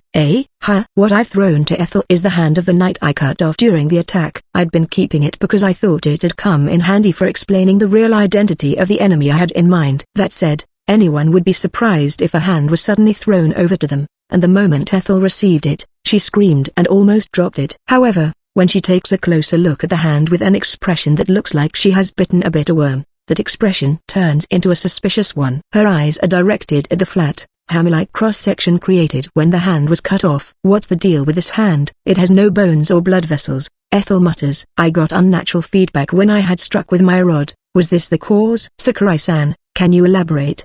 Iris asks. No, it can't be. Mum, just as I'm about to explain about the hand, Cordelia-san unexpectedly reacts. The stunned Saintess reaches out her hand and gently touches the cross-section of the hand. Then she frowns and mutters in a quivering voice, "This is a puppet." Puppet? Iris tilts her head. I'm not quite sure about the details, but when those with the puppetry skill make a puppet out of a living being, the inside becomes stuffed with meat like this. It acts like cotton in stuffed animals. Mom, you're acquainted with such people? Ethel asks. It is one of the skills inherited by the court jesters living in the royal capital. The skill is originally used on inorganic puppets, as the use on living beings comes with ethical and cost problems. In addition, because puppets made of living beings are boneless, the body balance and consistency will be impaired, which can cause the meat inside to leak out from various holes when moved, making it pretty much useless. Oh, I see. The court jesters. I was wondering how Cordelia-san noticed that it was a puppet hand, but turns her knowledge comes from the court jesters. Court jesters are people who inherit skills that have become obsolete and give various performances using them. On the outside, they're entertainers hired for events, but behind the scene, they're playing the role of giving help, advice, and sometimes warnings to important people involved in the operation of the nation or large organizations by virtue of their specialized knowledge. To get a better idea, imagine them as that guy who suggests substituting the crystallization of the latest technology that got ruined with a thing in the museum, that veteran pilot who brings up the propeller plane when the jet plane got busted, or that former employee who realizes that the cause of the problem is the technology that's supposed to have been lost in movies. Back in the game, there were some skills that could only be acquired by interacting with them, the puppetry skill being one of them. They often went on about what would happen if they were to abuse their skills. It was part of their job. They said that's probably how Cordelia-san, the saintess of the religious organization, learned about it. Then this will be quick. The knights escorting us have been turned into puppets. It's safe to assume that their reinforcement is the same. So you're saying that some shitty puppeteer is the one behind all this? Ethel asks in an angry tone. Please hang on a second. A puppeteer has to personally control every single movement of their puppet to have it move in a seamless manner. The difficulty spikes up when it comes to puppets made of a living being, and given the condition of their insides, they shouldn't be able to produce a voice, Cordelia-san remarks. But the fact is the knights escorting us have been turned into puppets, right? I retort. My eyes are able to see the heat that the heart emits, but I couldn't see any heat from the two escorts and the archers who came after. I thought it was strange, but it'd make sense if they were puppets who didn't have egos. Iris says, But there is no way that all the knights have been turned into puppets. If that's the case, that means the puppeteer was manipulating the movements of more than 10 people turned puppets at the same time. I don't think that's a feat that can be done by one person. Well, if you don't have any special source of information such as my knowledge or Iris's magic eyes, Cordelia-san's doubt will be understandable. In the backstory, those who have the puppetry skill are called puppeteers, and it's said that they have to consciously think and decide every single movement of their puppet when controlling it, and the way they control their puppet is not by threads, but by embedding a part of their consciousness inside it. And when it comes to a puppet made of a living being, the puppeteer even has to simulate how the muscles, bones, internal organs, etc. works in order to control it perfectly, increasing the burden. In the beginning, puppeteers tried to move the puppets while leaving their inside as is. Yet that proved to be a poor decision because it resulted in a number of accidents such as the bones broken due to the burden from moving, the internal organs falling down to the lower abdomen due to the movements of the muscles of the whole body not being individually determined, and sudden leaking of excrements. Moreover, if the inside of a puppet is emptied out and filled with meat, there's no way it can carry out human-like activities such as conversing anymore, as doing so will remove the organs to make a voice. Hence, if a puppeteer wants to impersonate someone using the said person as the raw material for the puppet, they have to overcome a great number of hurdles, like how to make it behave naturally so no one notices any strangeness, how to let it have the ability to converse, and how to make it move fluidly in case of a fight. A very tall order. It can be imagined how difficult of a task it is just moving one human-turned puppet, not to mention more than 10 simultaneously. It's impossible for one person alone. That's why it's unthinkable that the knights all have been turned into puppets, let alone being controlled by one puppeteer. It's reasonable for Cordelia to come to such a conclusion, but Joseph Asunaga is a master puppeteer capable of that feat. Besides, the chain that attacked Cordelia-san was obviously made and controlled by magic. Clearly, the owner wasn't the puppeteer. And when it comes to someone who manipulates a chain by magic and works together with a puppeteer, no one comes to mind except Asunaga Ayako. I have to explain to that Cordelia-san somehow until she's convinced and then lead the discussion, but, I'm getting tired of explaining to Cordelia-san. Since I have the knowledge of the original game, I can almost immediately identify the enemy, but Cordelia-san knows nothing about the Asunagas. Because of the disparity in knowledge, it's necessary to explain all that one by one, and to make her understand and convince her, I have to use up all my vocabulary. But I'm not gonna gain a single experience point by using up my vocabulary. And it'll be less persuasive if I explain while practice swinging, so that's also a number. The enemy is a master puppeteer capable of doing that. End of discussion. You got tired of explaining, Sakurai-san? Iris asks. For real? You can get tired of explaining in this kind of situation?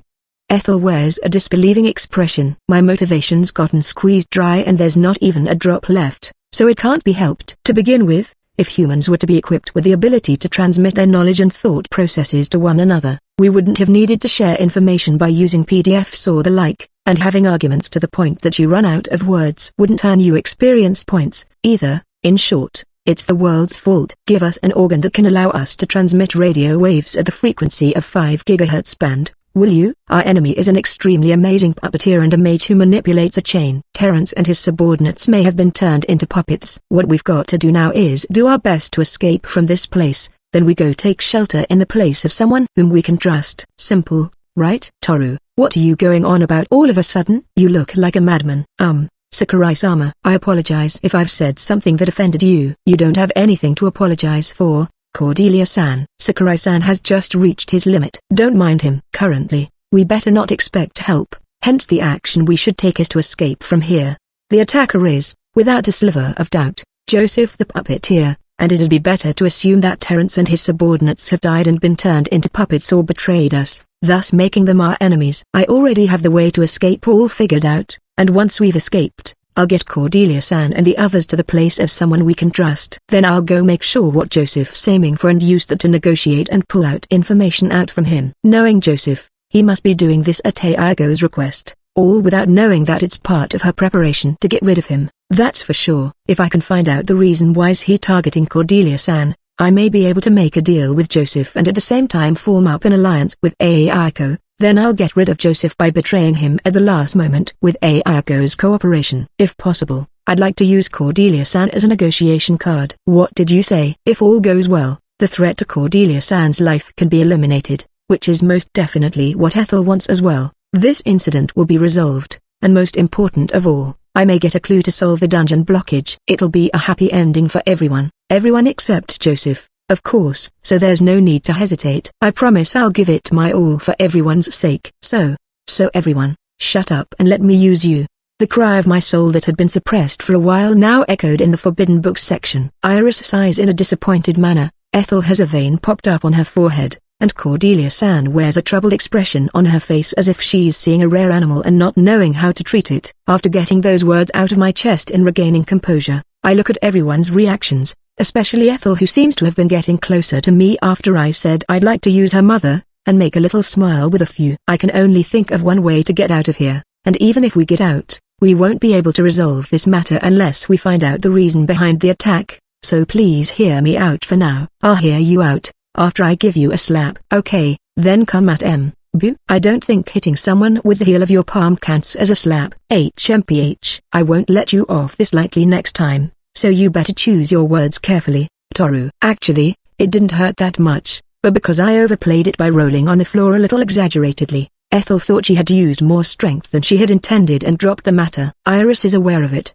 but looks like she's chosen to stay silent and close her eye to it so that the discussion can proceed. That hurts, Tilda. Phew. Okay, I want to confirm two things before we get into my escape plan. What is it? Ethel asks. Does the barrier cover only the entrance, or does it cover the entire room? It's the latter. After all, it'll be a problem if someone can get inside by breaking in through the ceiling or underground. Cordelia-san answers. I see. Then next I'd like to know the strength of the barrier, but can my master, the Sword Saint, really do something to this barrier? I ask while remembering what Ethel had said before we escaped into this place. To the question, Ethel puts on a dubious look, muttering, well, that's what the rumor says, but... and turns towards her mother. Then Cordelia-san answers the question in Ethel's stead. Not many know about this, but, about 20 years ago, around the time when your master started to be called the Sword Saint, the manager at the time asked him to try breaking this barrier to check its strength. It seems that the manager was actually doing it out of the desire to give the barrier the fame of being unable to be broken even by the Sword Saint, but the result was horrible. The barrier ended up broken with just a slash. With just a slash? Are you sure? Huh? Why yes, I'm sure. Is something the matter? Not at all, but thanks to you, we've now confirmed that we can break through the first hurdle to our escape. Otherwise, I'd have to seriously consider about breaking through the front, so I have to give my gratitude to Uncle for getting caught up in a bothersome matter in the past. Thanks for breaking this barrier in the past, Uncle. That's pretty much it. Then we'll begin our escape in an hour, so be prepared. What do we have to prepare, though?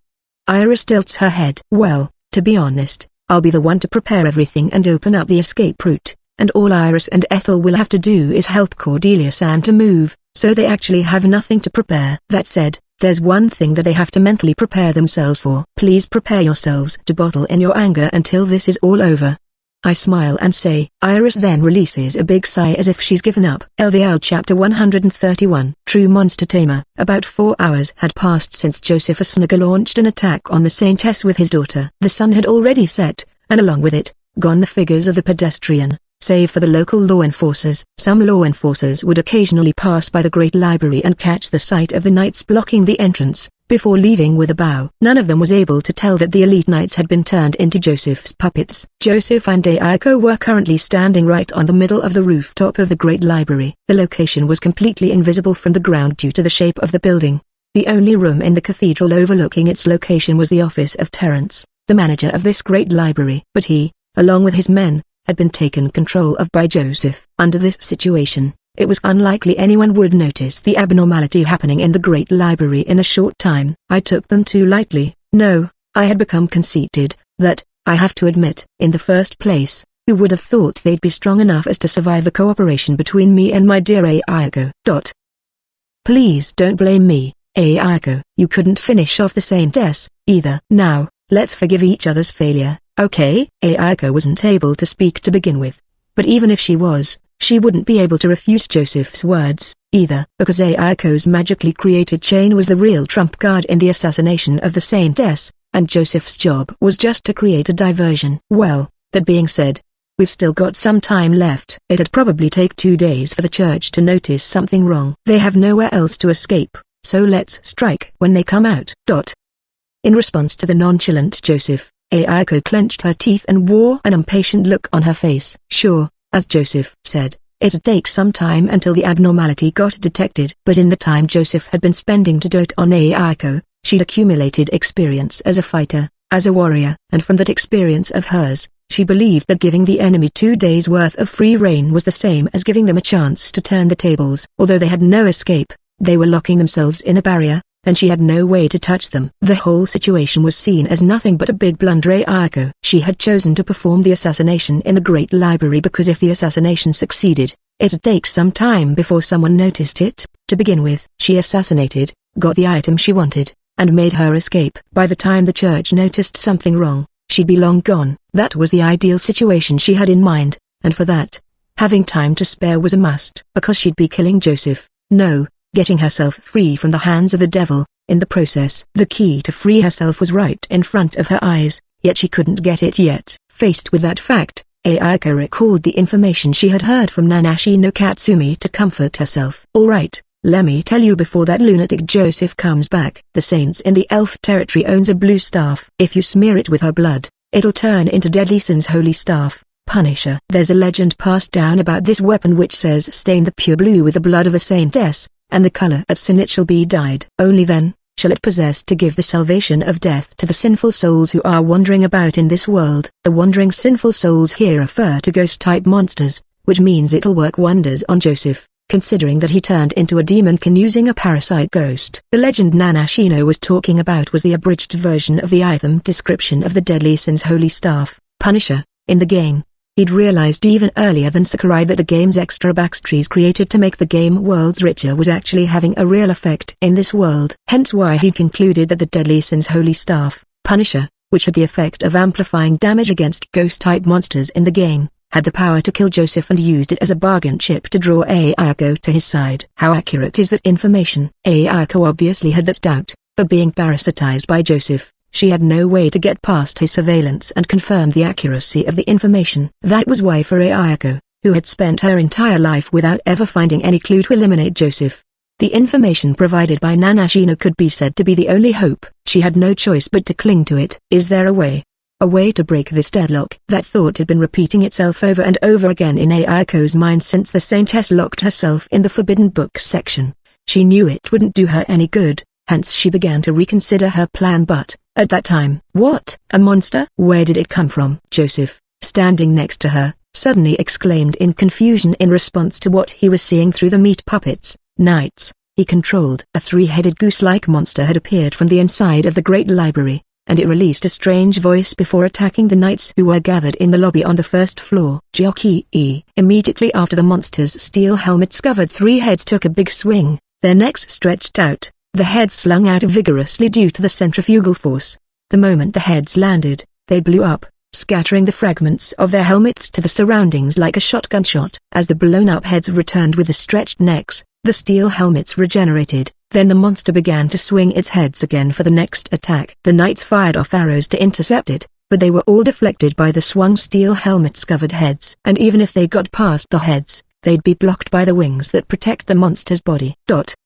I'm not sure, either. A monster appeared from the back of the first all of a sudden. It'd be problematic if it were to go outside. I'll be sending the knights stationed at the underground and the entrance as reinforcement. There's only one way to get to the underground anyway. What? A new monster appeared in front of the puppets controlled by Joseph, and it wasn't just one. Mushroom-shaped monsters made their way over from between the bookshelves while spinning and making roaring noisily around, sending both knights and even their own kind flying away without care. A devilish demonic monster with a black sheep's head, whose only upper body out of an open grimoire, was swinging around the bookshelves and going on a rampage. A 3 meters tall slender Pierrot wearing a cracked mask swung around the meat hammer it held in both hands and attacked a nearby monster, cackling while it did so. Its target, a fluorescent slime, was smashed into bits, scattering to the surroundings. But then, from the scattered bits new slimes were born anew. What's happening? We should hold them off with the knights for the time being.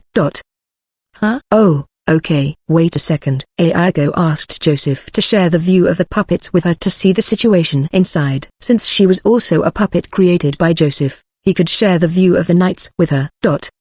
If she had to use one word to describe the sight, then it'd be madness. The monsters rampaging in the Great Library dragged in other monsters in their attempt to attack the knights, and the knights attacked the other monsters, misunderstanding that they were the ones who'd attacked them. Some knights ignored them and followed their command to take down the monsters weaker than themselves, whereas some monsters, whose interest probably piqued seeing them, started imitating their actions and went to attack the slimes rolling in the vicinity. Joseph was an outstanding puppeteer, and his mastery of martial arts was on par with average adventurers, hence why he was able to control the more than 50 knights at the same time to barely hold off the monsters by using their swords and bows, albeit it took him all he had. That being said, at the rate things were going, the monsters were going to overrun the Great Library before long. Where's all these monsters coming from? Is it the defense mechanism of the Great Library? No, that's unlikely. In that case, just what in the world is going on? He was essentially a craftsperson and lacked of fundamental experience as a warrior. All Joseph could do was to keep exterminating the slimes that were continuing to grow in numbers to the point that they were cramming the entire building so that they didn't go outside, whereas Ayako inwardly clicked her tongue and searched for the source of the mess through the view she was sharing with the knights. Then, something appeared in the corner of the view. She could see a boy, whose lips curled up in a deliberate wicked manner, laughing sardonically. Hey ha ha ha ha ha. Go. Destroy everything in your path. Have a good look, you imbeciles. This is true way of monster taming, and I am the true monster tamer. Ha ha ha ha ha. LVL Chapter 132. The Expected and the Unexpected. Say your only escape route is tightly guarded by the enemy and you can't make a head-on breakthrough. The first thing you should think about is whether there is another escape route. Try to find a hidden passage, and if you can't find one, consider the feasibility of making a new escape route. In that sense, I'm really glad that the Forbidden Book section was built underground. After all, we may make a hole through the ceiling, which would possibly make the shortest route for our escape. From calculating the length of the stairs connecting the first floor and the underground archive and the height of the ceiling, I can infer the thickness of the material separating the two, and from the result I conclude that I can cut open the ceiling with a sword. Glad I surveyed the structure of the Great Library in case I need to borrow some books. Man, you really have to be ready for anything. The next question is whether the barrier covering the Forbidden Book section will be an obstacle in my creating an escape route, and if it will, whether the barrier can be broken through. Regarding this, I already expected it most definitely would. I mean, if the barrier only seals the entrance, someone can just break in from above or below, which would make the whole thing pointless. The barrier serves to protect and seal the Forbidden Book section. Hence why I guessed the barrier covered the whole room, and releasing only a part of it would probably be impossible, and if we were to release the barrier to cut open the ceiling, the enemy would instantly detect it without a doubt. I'd likely be able to make my escape if I were by my own in the time it takes the enemy to rush over, but I've got Cordelia-san, an injured person, and the others with me, so the chance we'd all make it out safely was low. As such, the key is whether I can do something about the part of the barrier covering the ceiling, but my oh my, I'd expect nothing less from Uncle. If Uncle could easily tear up the barrier with just a slash, then that means my Sword Saint's slash, whose power touches Sword Saint's level, should be able to slash a hole in the barrier. And I was planning to cut open the ceiling with Sword Saint's slash in the first place. The matter of securing an escape route is no matter anymore. Well, there's still actually the matter of how to escape enemies' notice and make our way out of the Great Library after we go up to the first floor. But, hey ha ha ha ha ha, go. Destroy everything in your path. Have a good look, you imbeciles. This is the true way of monster taming, and I am the true monster tamer. Ha ha ha ha ha. Ugh, the monsters sealed in the Forbidden Book section are freely running amok. Cordelia-san mutters, Toru, you stupid, stupid, stupid. Ethel screams, I know that diversion is necessary, but there has to be another way. Iris shouts, ahaha. I can't hear even a complaint because of the roars of the monsters. Going up straight from the Forbidden Book section would lead us to the center of the first floor. From there, the fastest way to escape is, again, by slashing the side wall open, and go to the open space where Freon, my beloved horse, is waiting. But if the enemy is guarding the perimeter of the building, we'll be detected the moment we leave the building. And there's a high possibility that we'll end up getting surrounded with no way to escape this time. That being the case, we need to have a diversion to distract the enemy, but I have to cut the wall open. Cordelia-san and Ethel aren't strong enough, and I feel uneasy to leave the job to Iris alone. Hence, I zeroed in on the monsters sealed in the Forbidden Books section. The replacement puzzle, in which you need to rearrange the books in correct order to reveal the hidden door, contains a trap that will release monsters sealed in the Forbidden Books if you get the order wrong. Not to mention, this trap contains a useless extra gimmick where it will release different types of monsters every time you get the order wrong, and the monsters are all the troublesome sorts. You won't be surprised they got sealed. So, if I release all of them and let them go on a rampage, it will make for a good diversion, right? I thought. Then just as I was about to get to work, hey, hold on a second. If the trap releases the monsters sealed in the Forbidden Books, doesn't that mean I can just take the books and release the monsters by myself? With that realization dawned upon me, I devoted one short hour to collect the Forbidden Books in high spirit. Afterward, I cut open the ceiling with Sword Saints / before climbing up, while carrying the books with me. Once I got to the first floor, I began to release the monsters from the Forbidden Books one after another and sent them to cause a riot, all while leisurely pulling up Iris and the others from the hole with a thread. Alright, which one of you wanna get released next? You? Or you? Human, release me. If you release me, I will give you whatever you desire. Me, release me. Get us out of here. As a result of opening and closing one forbidden book after another to release the monsters, I acquired the Monster Tamer skill. Thanks to it, I became able to hear the voices of the sealed monsters, and I can gain experience points every time I release a monster from a book. Of course, since the skill level is low, I can't tame these high-leveled monsters. The most I can do is try asking them not to attack us once I release them. But whether they'd go along with it is up to them. Okay, come out, Mephistopheles-kun. Phew, ha ha ha ha. Well done, oh foolish human. As a reward for releasing me, I will grant you a painless death. If anyone's gonna die here, it's you. Sword Saints / Gobo. So, when monsters who are unlikely to listen to my request like this guy appear, I immediately dispose of them and incinerate the book with Flame Sword. Then, I step on the ashes in front of the other books to show the other monsters how they'll end up if they defy me and who's the boss around here. In this way, I'm not only gaining skill experience points of Monster Tamer, but also base experience points. And after seeing their comrades meet their ends in various ways, the monsters I released begin to listen to my request to a certain degree. This is hitting 3 birds with one stone. Haha. I've been feeling stressed out from not being able to grind for a while, but it's all being released now. This catharsis, I can't get enough of it. Demon. No, this guy's more demonic than even a demon itself. Ethel mutters, I'm running out of books. Iris, can you go back down and grab me some more books? I ask Iris. No, those dangerous things aren't to be brought out that lightly.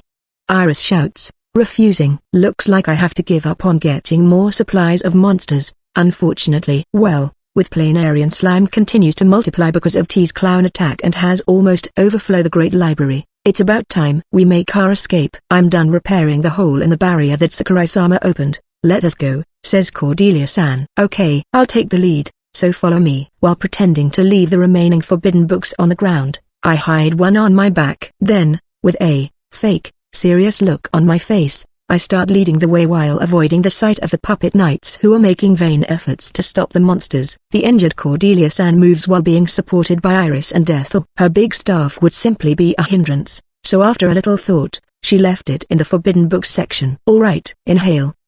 When we reach the side of the Great Library, I take a slightly long breath and concentrate, before releasing Sword Saints / 3 times in a row. It's pretty simple but not practical in actual battles because I have to gather up energy before releasing each slash. But of course, using it to cut a triangle-shaped hole in the wall like this is easy peasy. Freon. Come. Hi-hin. When we get outside, the sun already set, and the moon hangs in the dark sky. The first thing I do is to call for Freon. Being tied at the open space, Freon immediately takes off the device as I taught him, flap the steel wings on his back, which reflects the moonlight, and run over to us. Bururu. Good boy, I see you are staying put even with wings on your back this time. While patting Freon's head, I check on his condition. I was actually a little worried because this guy has a criminal record. When wearing the 3 Sky series he'd suddenly get excited and fly as he liked without my instruction. But looking at this, I suppose I can leave Cordelia-san on his back without worry. Alright. Ethel, hop on with Cordelia-san and go to the cathedral. There's no way the enemy has taken control of all the knights, so ask for their help and have Cordelia-san be treated. I say, okay, but I practically have no experience riding a horse, okay? I can only walk it at most. Ethel says, looking a little worried. Don't worry, Ethel-san. Freon-san is a very smart horse, so you just need to tell him what to do and he'll do it. Iris says, Hi-hin. Freon raises his chin and neighs as if he understood Iris's words. He is too smart for a horse. Could it be that he was a reincarnated horse from the antiquity period or something? But well, it's actually convenient, so it's fine with me. Anyways, this is no time for a Q&A, we need to hurry. We've got no other choice, I guess. Ethel says, just hop on already. I'll lift Cordelia-san from below, so you help her up from the top of the horse. I say, alright. Ethel nods. Thank you, Sakurai-sama.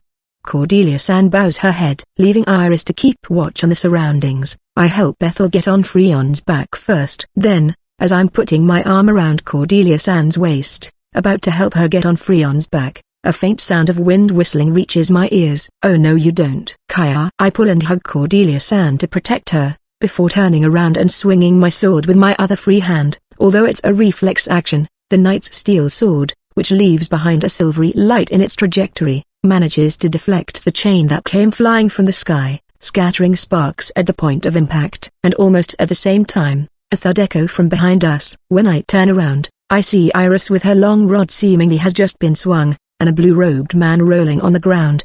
Probably her victim, or, that hurts. It's already dark, so I thought surprise attack would work, but to think I'd get busted. Even though I couldn't see you, I could clearly see your heat. Who are you? I see, so you have magic eyes. I'm just a father who's going along with his beloved daughter's willfulness. But of course, I don't find it a pain or anything. Saying that, the blue-robed man gets up, revealing a pitch-black darkness inside his hood. There's a pair of eyes faintly discernible slightly above the center of the darkness, which is the only indicator that there's a face inside the hood. Honestly, it's really strange. Oh, you finally showed yourself. Then, a girl lands in front of me. She takes a look at me and Cordelia-san with her characteristic big round eyes before slowly taking a stance with the trident in her hand while the magic circle behind her seemingly ready to shoot a chain at her will. Asanago Ayako and Joseph Asanaga, the two executives of the Black Sword, the main antagonist organization in the original game, stand sandwiching us. From outsiders' perspective, this may seem like a desperate situation, what with an injured person on our side, but to me, it's no exaggeration to say that this is an opportunity. So, without any hesitation, I thrust my sword against the throat of the Saintess Cordelia in my arms and raise my voice. Don't move. If you move, I'm gonna kill the Saintess. The staff isn't here. That means you're not gonna get what you want. I threaten the people who came to assassinate the Saintess by taking the Saintess hostage. I didn't tell anyone about this in advance, so Iris, Ethel, and Cordelia-san opened their eyes wide in bewilderment. Normally, this kind of threat wouldn't work. I mean, if someone volunteers to kill your target for you, all you have to do is just let them do it. Ayako. Making such a panicked expression is no good, you know. You're just letting the other party confirms what you're after. Though that expression of yours is cute, too. However, the enemy doesn't move for some reason. They stop moving to my threat. To be perfectly honest, I was still a bit unsure as to the reason why they were aiming for the Saintess, but I see. The Deadly Sin's holy staff. Ayako's reaction confirmed my guess, and that is enough for now. I actually would like to make a deal with them right here and now, but I feel something viscous flowing out from the back of Cordelia-san whom I'm hugging. Her wound has probably reopened and is bleeding. I press my body against hers so as to suppress it as much as possible. But this is no time to be making a deal. This situation of being sandwiched from the front and back comes to stalemate with my taking a hostage. But if things continue as is and we don't take action soon, the enemy would end up taking the initiative. Iris, carriage. Okay. The quiet exchange is over in an instant. We don't have time to put Cordelia-san on Freon's back, so I decided to ask Iris make a simple carriage with her magic and we will all dash out of here. Now, what I've got to do is to stall for time. As such, I speak loudly so that the enemy, who are sandwiching us, can properly hear my voice. You're after the Deadly Sin's holy staff, aren't you? I'll give it to you if you want. So let's make a deal. Asanagas. Oh, you know us. Pique their interest, and arouse their suspicion. Turn the stage of battle into the stage of conversation. Yes, of course I do. I can let you in on a secret to prove my words. And that is the reason why Asanago Ayako wants the Deadly Sins Holy Staff! Ayako is greatly disturbed by the words I uttered loudly. She probably never imagined that someone whose face she didn't even know would know about her long-cherished wish. If I tell Joseph her true purpose, she would lose her ticket to escape from his curse. She wants to avoid that at all costs. That's why, without her knowing, Ayako lets go of her trident and raises her hands as if telling me to wait. I can hear Joseph goes seeing that, but at the same time I receive a signal from Iris. I then immediately throw Cordelia-san to her and hurl the forbidden book I hid on my back towards Ayako. Guru Aga, dash. From the forbidden book, a huge monster donned in a robe known as Ox Abbot emerges, and it swings the Kakara in its hand at Ayako. Although Ayako jumps away, the Kakara sends out a shockwave the moment it smashes the ground, forcing her to retreat further away. Ah, your retreating figure is cute, Ayako. A monster is blocking the space between me and Ayako, and Joseph is running over to help his beloved daughter. Simply put, this is our perfect chance to escape. Iris's magic created a simple carriage of ice, and I attach it to Freon's body. Freon is surprised by the sudden cold, but he quickly regains his composure when I call his name. Now, all that's left for us to do is make our escape. After helping Iris lifting up Cordelia-san onto the carriage, albeit a little roughly, I shout to Ethel who holds Freon's reins. Ethel, go. Please Mr. Horse. Hi. Along with Freon's neigh, the Pegasus wings attached to his back spread open. Then, under Freon's will, a road of cloud leading to the sky appears with the power of sky-soaring bridge, and with the speed-enhancing effect of Idaten's Heigromo. He breaks into a run. Oh my, looks like they got away, Ayako. When the Asanagas finally takes down the Ox Abbot, we're already running along the cloud road and climbing the sky. No one can stop our escape anymore. But I've still got something to do. I looked down from the carriage. Below I could see planarian slimes pouring out of the hole I made, an ox-headed abbot restrained by a chain with a trident stabbed in its head, and Asanago Ayako looking in our way with resentment in her eyes with Joseph standing next to her. Feeling glad they haven't left yet, I call out to them, 4 days later, in front of the Hera Memorial Monument. Come there if you want the Deadly Sins Holy Staff. If you don't, just give up on it.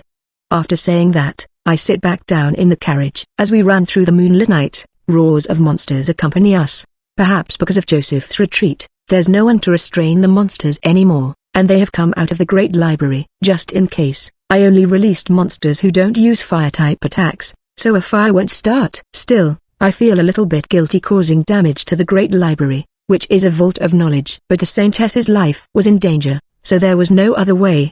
Besides, places like an elven village usually get burned down, right? That being the case, just the fact that a fire didn't start this time made it a rather good outcome, no doubt about it. Having come up with that excuse, I rest my back against the carriage while erasing my feeling of guilt. As I'm sighing, wondering why I had to go through all these uncalled troubles, Ethel, holding the reins, calls out to me, Toru, you know.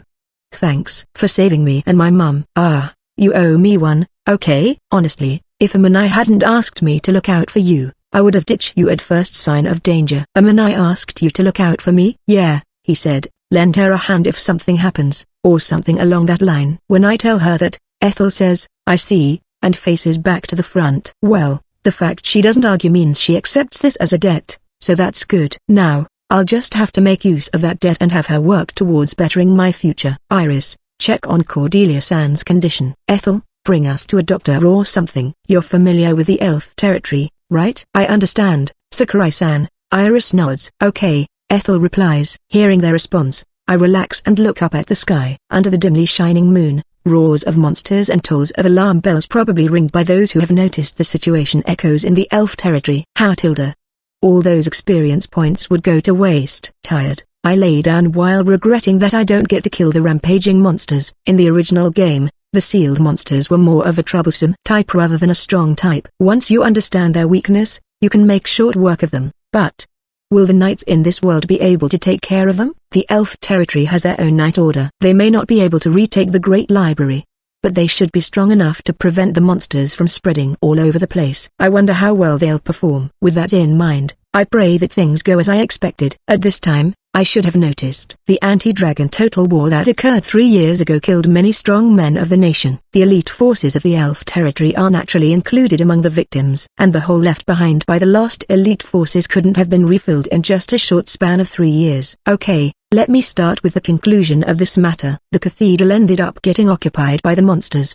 The knights who came over after hearing the alarm bells failed to stop the outflow of monsters pouring out of the great library and withdrew to the cathedral next door. The monsters chased the withdrawing knights and attacked the cathedral. Even after joining forces with the knights originally stationed at the cathedral, the knights couldn't fend off the attacking monsters, either. As such, they prioritized evacuation of people inside the cathedral, and as a result, the cathedral ended up being abandoned. That said, by using a barrier that's originally meant for protection, they managed to temporarily contain the monsters in the premises of the cathedral and the great library, stopping them from creating more havoc. We came to know that fact because we were by the side of Cordelia's Anne, who was admitted to a trusted hospital, when people who had escaped from the cathedral informed her of the situation. I thought it would be good enough if no one bothered me until the day I promised with the Asnagas arrived, but I was pleasantly surprised to hear that the situation took such an unexpected turn. I pretended to be sad to fool Iris and the others. I never expected the things I did to save the Saintess would create such a mess, while inwardly I couldn't stop myself from grinning from ear to ear. But looks like I've got no other choice, Tilda. It's my fault, after all, Tilda. I will take responsibility and captured the man-made dungeon, Cathedral of the Elf Territory. So I declare with a big smile. LVL Chapter 133. Idiot at the front. The cathedral has been occupied by monsters. This urgent news ran about in the elf territory and was spreading to the adjacent territories. But the only ones acting to deal with it were the knights originally stationed in the elf territory, whereas the knights in the surrounding territories were forced to take the stance of wait and see. It was due to the fact that the puppets controlled by Joseph were spreading non-negligible false information and calls for reinforcement and inciting chaos in the elf territory, whereas outside the territory Nanashino, who had gotten wind of the situation, was delaying the dispatch of reinforcements by unhesitantly using up all the remaining connections of the Black Sword to divert the attention of the surroundings. Both Joseph and Nanashino weren't conspiring with each other. They were just acting for their own benefit. But in this world where communication means were scarce compared to modern society, those obstructions were terribly effective. Even though a week had passed since the start of the incident, no decisive action had been taken to solve it. And now, Asanago Ayako showed up in broad daylight and looked up at the cathedral. On her shoulder perched a small Java sparrow, and it was constantly rubbing its head against her cheek. Needless to say, it was Joseph Stoll, who was still working hard on creating diversions. From outsiders' perspective, she might just seem like a pretty girl who was loved by a Java sparrow, but to Ayako, who knew its true identity, this situation didn't evoke any warm feelings. On the contrary, she couldn't help but feel disgust from the innermost part of her heart. More importantly, Ayako thought back on why she was standing there. The situation had gotten way off track from her original plan. Sure, she and Joseph were at fault for failing to assassinate the Saintess, but the existence of that man played no small part in it. Sakurai Toru, the first disciple of the Sword Saint, the madman who had set free the monsters occupying the cathedral, and also someone she had made a deal with. Ayako was here because she was waiting for Sakurai, and until he showed up, she decided to recall the deal they had made on the day they had promised to meet up previously.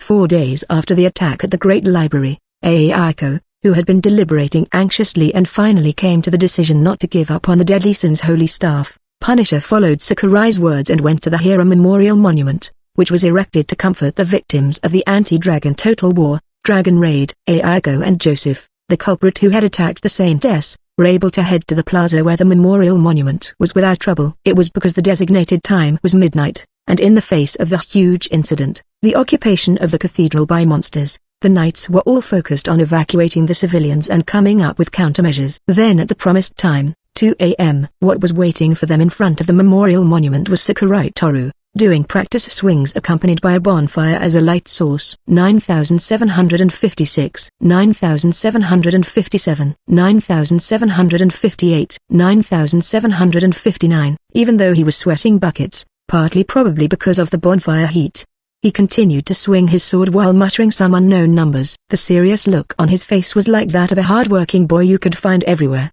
or to put it in a bad way, his face had no distinctive features and left no impression. However, as soon as he noticed Ayako, That face of hers gave way to a glare and a smile so wide that it looked like a crescent moon. It made Ayako feel like he had changed to a different person. "Yo, you doing good, Tilda? I must say, it thrilled me that you came, Tilda." It would be a lie to say that she didn't feel creeped out by his unpleasantly smiling figure. But the man in front of her was the key to obtaining the Deadly Sin's holy staff. With that in mind, Ayako braced herself and went into negotiation. But to sum up the result, Sakurai kept the upper hand throughout the negotiation. After all, Sakurai had an overwhelming informational advantage thanks to his knowledge of the original game. "Okay, let me confirm it one more time just in case. You guys, or to be exact, Asunaga Ayako's goal is to get the Deadly Sin's holy staff, am I right?" The attack at the Great Library had raised the question of why were the Asunagas targeting Saintess Cordelia? In his mind, and from that, he had practically figured out what they were after. The Saintess and the Asunagas had no relation to each other in the original game, with no history between them. The reason for the attack should be the situation on the other party's end. Sakurai thought that the reason they were aiming for the Saintess was that her death would bring benefits to either the Black Sword or the Asunagas. And between two, he crossed out the Black Sword. That was because Joseph Asunaga, who had too much love for his daughter and little interest in the Black Sword itself, was playing an active role. As far as Sakurai knew, Joseph was a character who would only go to the front stage if he was completely cornered or if it was at his beloved daughter's request. From that, he concluded that his showing up there was because his beloved daughter Ayako had requested for his cooperation. And the reason why Ayako had requested the cooperation of Joseph, whom she absolutely detested, should be because she had something she needed to obtain at all costs. He presumed that something was directly related to the reason why she worked with the Black Sword, that was her long-cherished wish, freeing herself from Joseph Asunaga. What was it then? What would come from Saintess Cordelia's death? How would it help Asunaga Ayako fulfill her long-cherished wish? With the fact that backstories and even extra details had an actual effect on this world in mind, he scoured through the characters' backstories from his knowledge of the original game, and the conclusion he drew from that led him to a certain item with a description: "Stain the pure blue with the blood of a saintess, and the color at sin it shall be dyed." That item was the Deadly Sin's holy staff, Punisher. Stain the pure blue with the blood of a saintess, and the color at sin it shall be dyed. This staff born from the death of the saintess inherited the power that dwelled in her blood, changing its form. It possesses the power to give salvation to the sinful souls who wander in this world, an act that no one but the Savior is able to perform. However, I see, so she's after its power to give salvation to the sinful souls. Deadly Sin's holy staff, a weapon that could be obtained from the Saintess Cordelia's death event that occurred if you failed all quests and picked wrong choices during Ethel's individual scenario in the elf territory. Its true identity was the tall sky blue cross that Cordelia usually carried. During the event, Cordelia's blood smeared the cross and it turned purple. Deadly Sin's holy staff might seem like a great weapon at first glance, what with its high correction of apostrophe plus 150% physical damage against ghost-type monsters. However, it had a huge drawback. Its base attack power was very low, only equivalent to that of initial equipment, hence making the correction pointless. It had poor abilities, you could only get it through a depressing event, and its affix, Punisher, was lame as well. Not to mention, its unique item special effect was mere invisibility and minor regeneration. It was, beyond a doubt, one of the few little garbage weapons in the original game according to Sakurai's knowledge. But if there was a chance that the power to give salvation to the sinful souls in its description actually worked in this world, it might be able to affect the soul of the target, just like the soul attack that Sakurai and Iris had learned. Add to that its high correction against ghost-type monsters it originally possessed. It wouldn't be strange if the Deadly Sin's holy staff were able to kill Joseph Asunaga, a demonkin who had taken in Parasite Ghost, a ghost-type monster, and had been surviving by transferring his soul from puppet to puppet for hundreds of years, for good. Sakurai surmised that Asunaga Ayako most likely got that information from Nanashino, and knowing her, she would definitely try to get her hands on the weapon. Moreover, since the condition was that she had to kill the Saintess, she'd rely on Joseph to increase her success chance. And that was why Joseph showed up on the front stage, so Sakurai thought. And by accepting her request for cooperation, Joseph would have to take his body away from Ayako at one point to create his puppets, which would be a brief, but great relief for Ayako. Afterwards, she'd get the Deadly Sin's holy staff, finish off Joseph, and quickly make her escape in the middle of the uproar caused by the assassination of the Saintess, then she'd finally be free. That should be the gist of Ayako's grand plan, so Sakurai inferred. Believing in the conclusion he had drawn, and with it as a premise, Sakurai had released the monsters when they were escaping from the Forbidden Books section. It was to create a situation where Ayako would absolutely need him to get the staff. The reason why he had suddenly taken the Saintess hostage when the Asnagas had attacked during their escape was to confirm his guess by seeing their reaction. What would he do if he was wrong and the bluff failed? Sakurai would answer that question as follows. I'll cross the bridge when I get there. If his gamble hadn't paid off, he would have doomed not only himself but also his allies.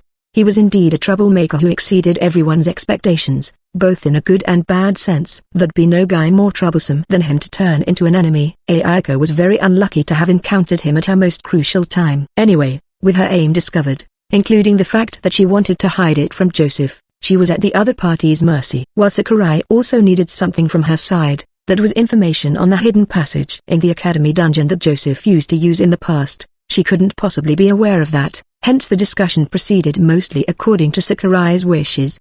Ayako, the sight of you struggling with negotiating you're unfamiliar with is cute. Seeing this with my own eyes is really disgusting, so can you keep your love to yourself? That's beside the point. Ayako, the fact that he chose to make a deal with us means he needs something that only we can provide. And that something is probably some sort of information. Considering his affiliation, some things do come to mind. But I will not divulge it to you. I believe that expanding your imagination and thinking for yourself will lead to your growth, and the process you have to get through to get there is very important. Now, do your best, Ayako. He's the type of person who has his priorities straight, just like me. Poor remarks may lead to serious repercussions, so think hard before you say something, okay? Don't lump me with a madman like you. Joseph, who should be on Ayako's side, actually turned out to be an enemy during the negotiation. After all, although he was doing his best to help Ayako achieve her goal, he didn't care in its success or failure. No, to be exact, it didn't matter to him either way because he'd love to see the sight of both Ayako getting happy with the success or her getting sad with the failure. Of course, he'd prefer it if she succeeded, but the expression she'd make when she failed to get what she wished for after working so hard by herself would probably be more worth seeing. And if he could hug and comfort her while enjoying her precious expression.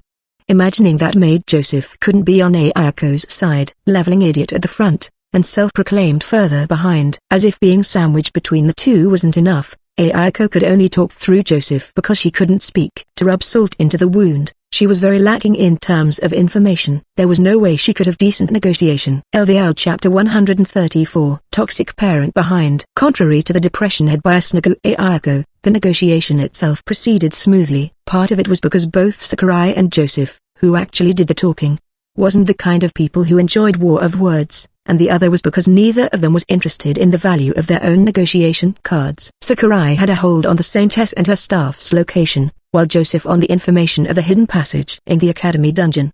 Although both of them were fully aware that they could be used to get an edge over the other in the negotiation, they didn't mean much to them.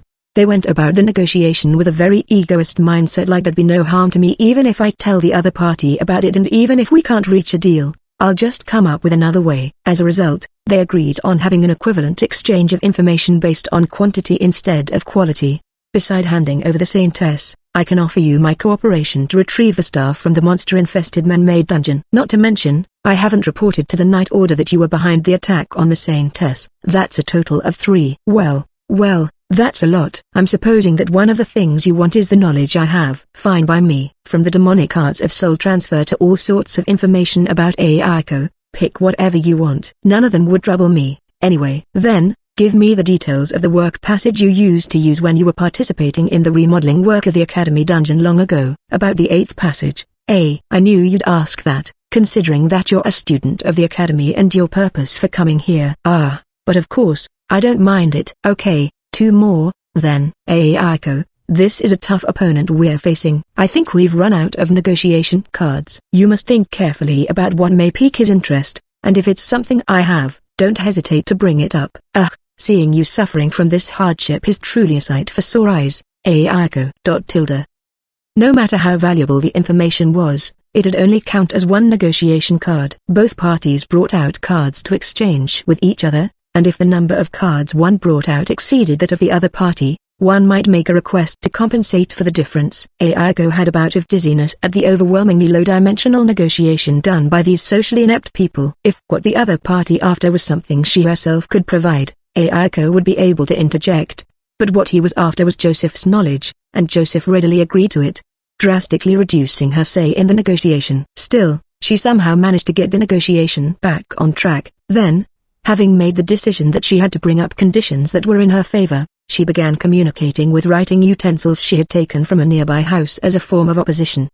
It's a hassle to read. I'm fine with Joseph continuing to act as your interpreter. No one's asking for your opinion. Aiko has gone out of her way to write for you. If you can't read it, this negotiation ends here. Sakurai found it annoying to read the words written by Aiko, and Joseph got mad at him for dismissing his beloved daughter. Well, alright, fine. Oh yeah, so that no one can back out of the deal by saying I've never said anything like that or something along the line. Please write down the summary of our deal in that memo and hand it to me later. Okay? What?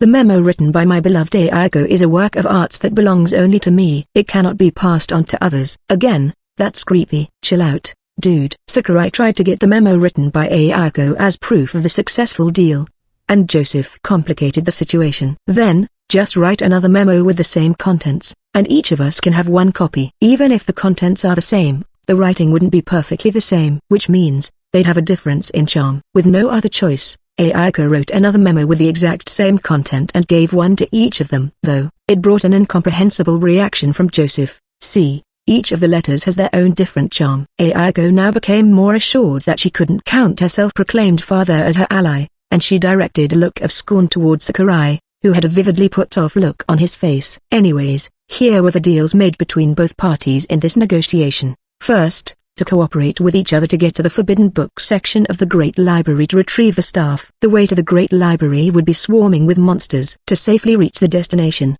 personnel with excellent combat power would be required. In addition, it was necessary to divert the attention of the knights guarding the perimeter to ensure the success of infiltration to the inside of the cathedral's barrier. Therefore, it was decided that Aiko would be in charge of the fight, whereas Joseph would be in charge of manipulating information. Second, regarding the information each party had and the handing over when and how Sakurai would give the Saintess and the staff, and Joseph the passage information. Originally, Joseph and Aiko would only have to hand over the information on the passage when both the Saintess and the staff were present, but then Joseph had said, our information is intangible and can't be immediately confirmed. Don't you think we should hand ours first, Aiko?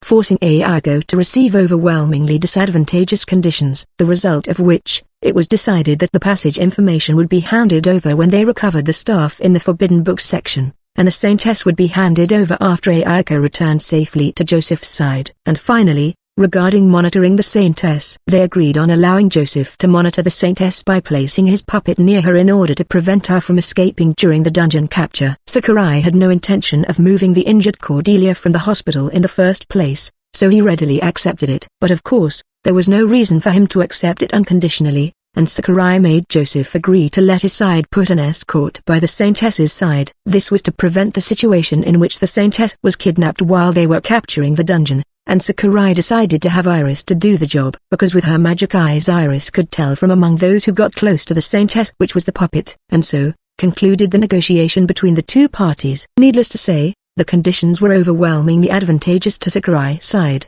and Joseph was fully aware of it, yet he still accepted it in spite of Aiko's protest. Aiko knew he was doing it on purpose. But what Aiko didn't know was Joseph's line of thought. He didn't care if this endeavor succeeded or failed, and in fact he'd rather it failed. Hence, she simply attributed it to him being a bastard that he was, and thought he couldn't be any lower than he already was, giving him a look of contempt.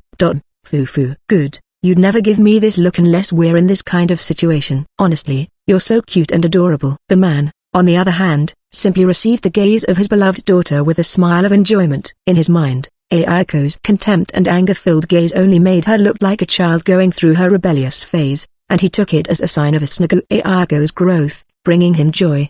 He then proceeded to imagine a scene set a few years later, in which he was sitting in a sofa with Aiko, who had grown into a full-grown woman, clinging to his arm, all smiles, saying, I remember back in the days I used to hate you so much, Dad. So many things have happened since then, huh?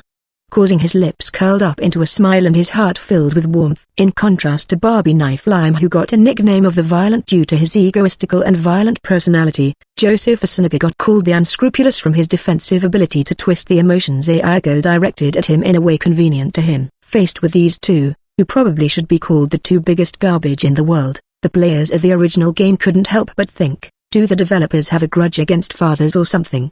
But that was a story for another time. And so, Ayako finished her recollection, and she hung her head down. Why did she have to go through all this? Anger was boiling within her, but she now had to endure in order to free herself from the unreasonableness that bound hers. Having renewed her determination, the clip-clopping of horses' hooves reached her ears. Oh, the shears. Hey, Toru. Are you really sure about this? She's the one who drove us into a corner in the first place, right? No worries. Everything's gonna be fine. Ha, I've got no choice but to believe in you, I guess. Hi Hin. When she turned in the direction of the sound, she spotted Sakurai and his friend coming over her way. He, along with the daughter of the saintess, was riding on the wagon towed by a horse. She'd be joining this ragtag party, and together they'd be challenging the Elf Territory Cathedral, which he called a man-made dungeon. She had to do it, she had to endure it, and she had to outsmart them and get rid of Joseph. She knew things would be very tough, but Ayako resolved to be the last person to laugh, and she squeezed the trident in her hand. LVL Chapter 135. Sakurai, after that. Glad it turned out well. 3 a.m. After the negotiation with the Asunagas, I head back with a spring in my step. Arriving at the inn, I immediately go to the bath to wash off the sweat from practice swinging before going to my room. But when I enter the room, I find Iris and Ethel waiting inside for some unknown reason. I'm already half asleep at that point, and the two just keep staring at me. Phew, I mutter in front of them, before leaving the room and closing the door behind me. Did I do something? I lean my back against the door and think, but I can't seem to recall doing anything that would make them wait for me until this late. I haven't done anything particularly bad or inconvenient to other people lately, though. The thing I did at the forbidden book section was something that had to be done to allow everyone to escape safely, and since I managed to extricate an important figure, that is the Saintess, aka Ethel's mother, I can say with utmost confidence that I've done a good deed. And I've declared that I'll take responsibility by killing all the released monsters and capturing the dungeon Elf Territory Cathedral that I unintentionally made, so there should be no problem on that side, either. I didn't say I released the monsters fully aware that this was how it'd end up, though. Yep. No matter how many times I think about it, I couldn't find anything that would make them angry at me. Why are they waiting in my room, then? It won't be weird if it's just Iris, but there's Ethel, too. It'd be better to just ask. Having made that decision, I turn around and re-enter the room with a guileless smile and say, I'm back to the two. Welcome back, Sakurai-san, says Iris. So, how was it? You went to talk with those guys, right? Now recount everything without leaving anything out, says Ethel. It appears that the reason they were waiting was due to my negotiation with the Asunagas. Come to think of it, they were right beside me when I told the Asunagas the meeting place. Even back when we were stuck in the forbidden books section, I remember saying something along the lines of I'd like to use the Saintess for negotiation. Being a mother-con, Ethel must have been unable to settle down, worrying about what I'm planning, and feels that she has to get the answer out of me. While Iris likely just came out of curiosity about what I was talking about with them, or perhaps she became anxious and couldn't sleep because of the fact that I left the inn in the middle of the night. I can't rule out that possibility because she's still having age regression rooted deeply in her. That said, now that it's clear what they wanted to know about, I briefly explained the contents of my negotiation with the Asunagas, but in the middle, a retort comes from Ethel. How did you know what they were after? I was in the middle of explaining the details of the Deadly Sin's holy staff, so I just blurted out, because I'm a reincarnated person, and as a result, I ended up explaining about a reincarnated person, too. That him and I don't know if it was on purpose or if he simply forgot about it, but it seems he hadn't told Ethel that he's a reincarnated person. But anyway, it was because of him that I had to explain something as absurd as a reincarnated person, which made Ethel look at me as if I was some suspicious guy. A reincarnated person, and the reason you know about all those things is that this world is a story in your previous life. You really want me to believe that? No, I explained it only because you told me to. I don't care if you believe it or not. Regardless, it doesn't change what I've got to do. Well, you don't seem to be lying, but... this is so absurd. If I wanted to lie, I would have come up with a better story. That's true, but... Hey, Toru, with your knowledge, couldn't you prevent the attack on my mother in advance? Ethel asks, a tinge of anger laced in her voice. No, I couldn't. As I said earlier, there was no relation or event between the Asunagas and Cordelia-san, so the attack was completely out of my expectation. If you want to pin the blame on someone, blame the Black Sword's Nanashino, another reincarnated person who told them the information about the Deadly Sin's holy staff. I reply. Right. On the contrary, you saved my mother, Toru. Sorry for saying something strange. Ethel exhales as if to calm herself and apologizes. I get where she's coming from, though. She must have thought if you have such knowledge, then why, or something along the lines. I mean, her family became a victim, so it's natural that she'd have one or two complaints. But I don't think she needs to apologize. By the way, Sakurai-san, you said you are going to cooperate with the other party to head to the Forbidden Books section. Will you be alright?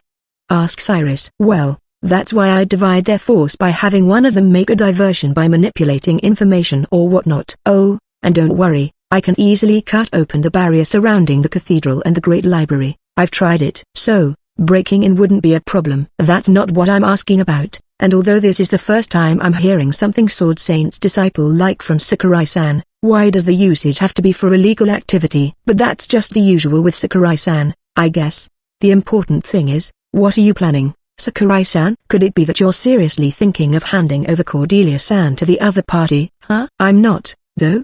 I answer Iris's question without delay. To begin with, the one I was supposed to make deal with was Asanogo Ayako, and I don't remember signing any contract with Joseph. Regardless of what the other party thinks, I'm fully prepared to renege on the clause of handing over the Saintess once I get the information on the hidden passage. That's just sophistry, you say? I think I once heard someone somewhere say that if the person who objects to it disappears from the world, sophistry will be accepted, so that's not a problem. I don't think that's a good thing to do.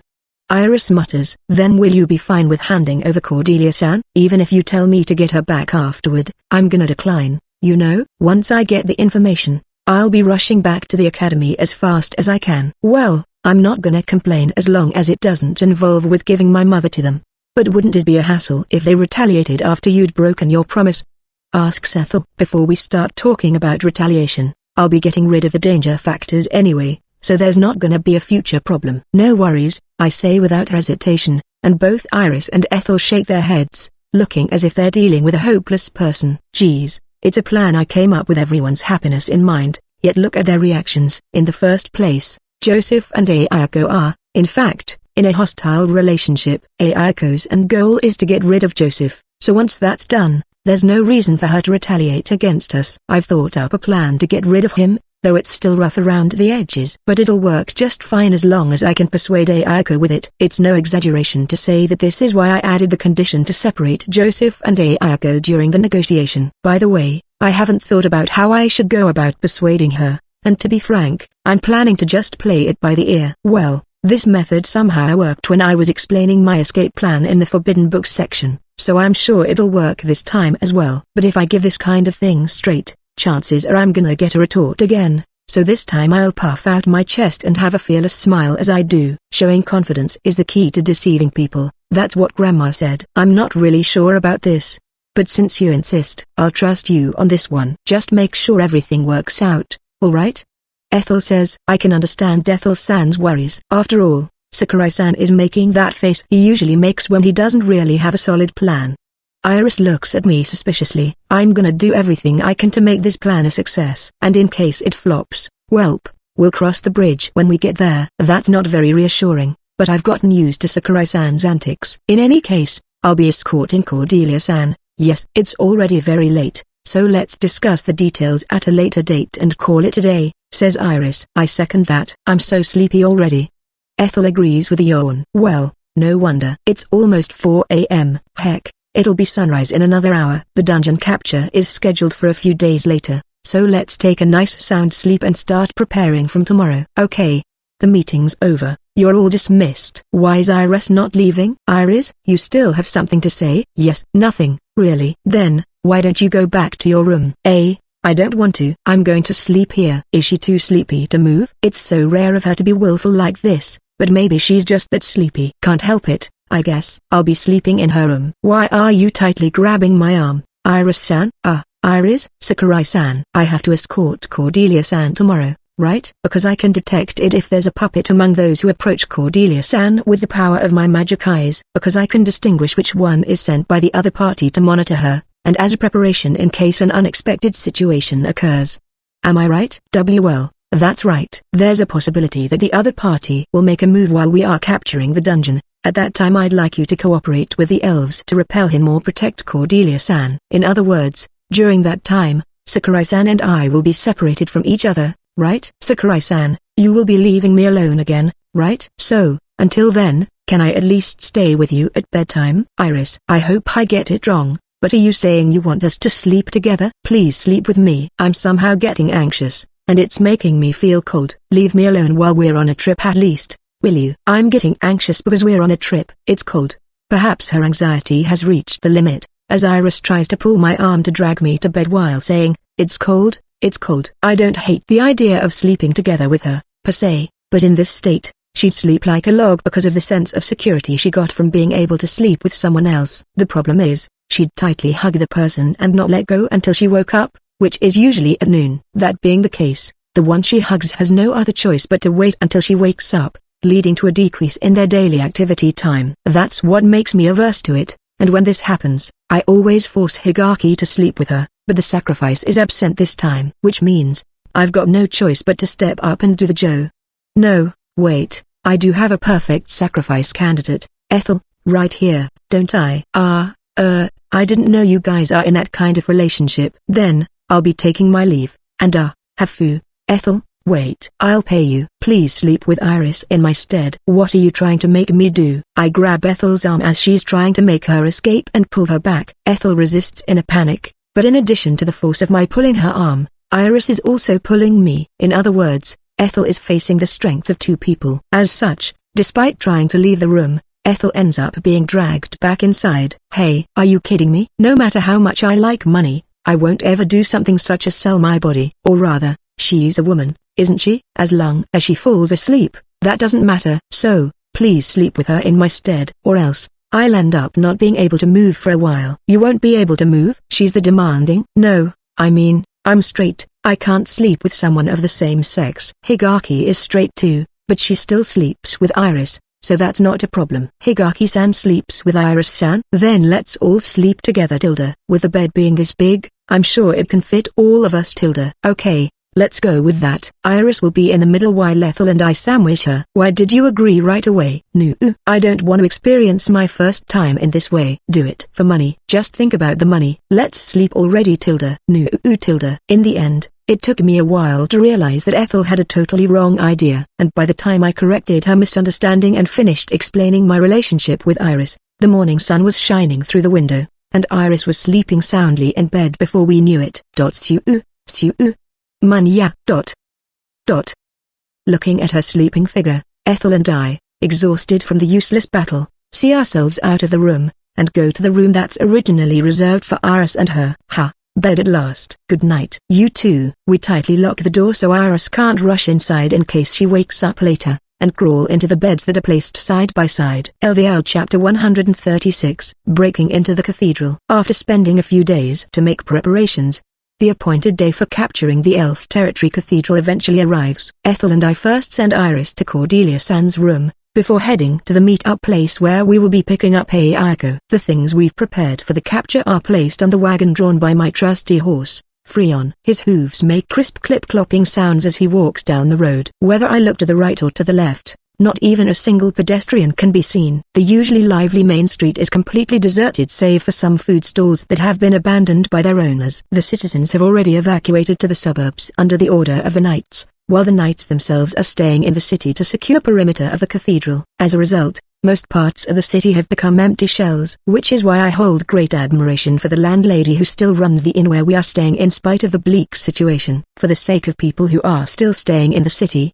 I have to turn the monsters infesting the cathedral into experience points. And yet, what's up with those knights? What did they mean we can't let unauthorized parties carelessly intrude upon this matter? We've received the Saintess approval, so that should make us authorized party, right? To start with, while the cathedral does have knights under it, they are treated as civilians in military employ and their duty is to protect the cathedral and people related to it. Hence, in case of emergency, they still have to obey the instructions of the Knight Order. My mother, their target of escort, has no authority to tell them otherwise, either. I kinda get where it's coming from. On one hand, the rule will restrict the cathedral, which has already possessed religious influence, from holding clear military power. On the other hand, it'll give the nation a free additional force which they can deploy at times of emergency. Also, you were the one who released the monsters, Toru. They obviously wouldn't let you get involved. Well, they can't blame me for breaking in, Then, the fact that you thought that way and is able to act on it is so strange. Making immediate decision and execution is my good point. You know, you can praise me. I guffawed to blow away Ethel's anxiety, but the thing I get in response is a sigh. After picking up Ayako at the meetup place, we move on to our next destination. Freon takes to the air using the power of the 3 Sky series. It's gonna take us some time to reach our destination because we have to take the long way around to avoid the knights guarding the perimeter of the cathedral. However, for some reason, the atmosphere in the wagon is awful. Ayako, who can't speak in the first place, and Ethel, whose mother she attacked and hurt. Ayako isn't interested in Ethel, and Ethel is glaring daggers at Ayako without uttering a single word. As such, not only the inside of the wagon is completely silent, the atmosphere is unpleasant, too. The reason why I brought Ethel is because her ability will be very useful in fighting against the released monsters. Adding Ayako into the mix, we'll be forming a quite balanced party, the formation of which goes something like this: me as the vanguard, Ayako the middle guard, and Ethel the rear guard. Those monsters are all troublesome bunches. Therefore, if there's someone who can cover the middle position between me and Ethel when fighting them, the dungeon capture will be way easier. We'd been keeping in contact with each other and agreed to this arrangement beforehand, but Ethel seems to be unable to suppress her emotions. It'll be a problem if this situation adversely affects our capture effort after we enter the cathedral, so for the time being, if you really want it, just break her arm, why don't you? I try to give a suggestion to Ethel. It's true that I was unable to hold back my emotions and was behaving childishly. I'm sorry for that. However, that's not a good suggestion to start our cooperation with, you know. I never thought of breaking her arm either, idiot. I was just pissed off with that indifferent attitude of hers. There's a limit to how much you can make light of people. After the short outburst, Ethel says, I want to calm down for a bit, so don't talk to me, and closes her eyes with her hands folded in prayer. Ayako, on the other hand, looks away from Ethel and begins to look at the cathedral in silence. It seems that the Deadly Sins holy staff is still the top priority for her, and she has little to no interest in us. I was just trying to lighten the mood, but I ended up stirring the hornet's nest instead. If it would bring benefit to me, I'd unhesitantly forget about past grudges and join hands with the enemy. But Ethel isn't as sensible as me, apparently. I thought the current situation was the best, as it had let me pursue my own gains as well as keep my promise. But I didn't expect it to have a hole like this. People sure are troublesome. That said, the negotiation's already done and all that's left to do is to fulfill the agreements, so the only thing I can say to Ethel is just to believe in me. BRRR? Don't worry, Freon. Everything will work out somehow. Hi Ian. As a human, having a host reading the room and worrying about me gave me an inexplicable feeling, but Freon is smart, and I'm sure something much like this is normal for him. Anyways, I need to get Ayako's cooperation to take down Joseph later.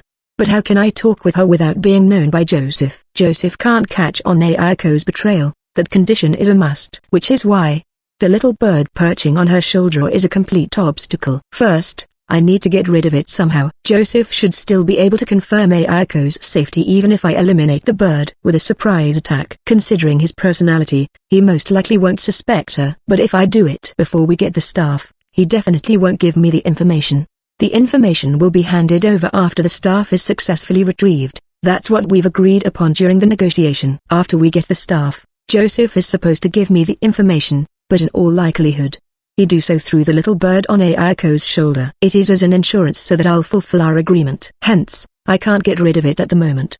Looks like in the end I have no choice but to do it the hard way. After taking various things into consideration, I eventually come to the decision to take drastic measures, that is to wait until the moment I get the information from Joseph, before getting rid of the little bird and negotiating with Ayako. Even if the little bird gets eliminated, Joseph can still ascertain Ayako's safety through the connection of puppetry skill, but he won't get any other information. The problem is, in the time between the bird gets eliminated and Joseph notices that a problem has occurred and takes the next action, can I win over Ayako? Well, I'll just leave that to the future me. I mean, we're about to start the main event. If I get tired from thinking about things I don't want to think about, I'm not gonna be able to enjoy grinding experience points to my heart's content. The present me will enjoy the present, leveling, and the future me will take care of the future troubles. I get a feeling like I'm gonna be resented by the future me, but it'll be meaningless because he can't go back to the past. That is to say, I'll get to hog all the fun. To the future me, who will probably have a hard time.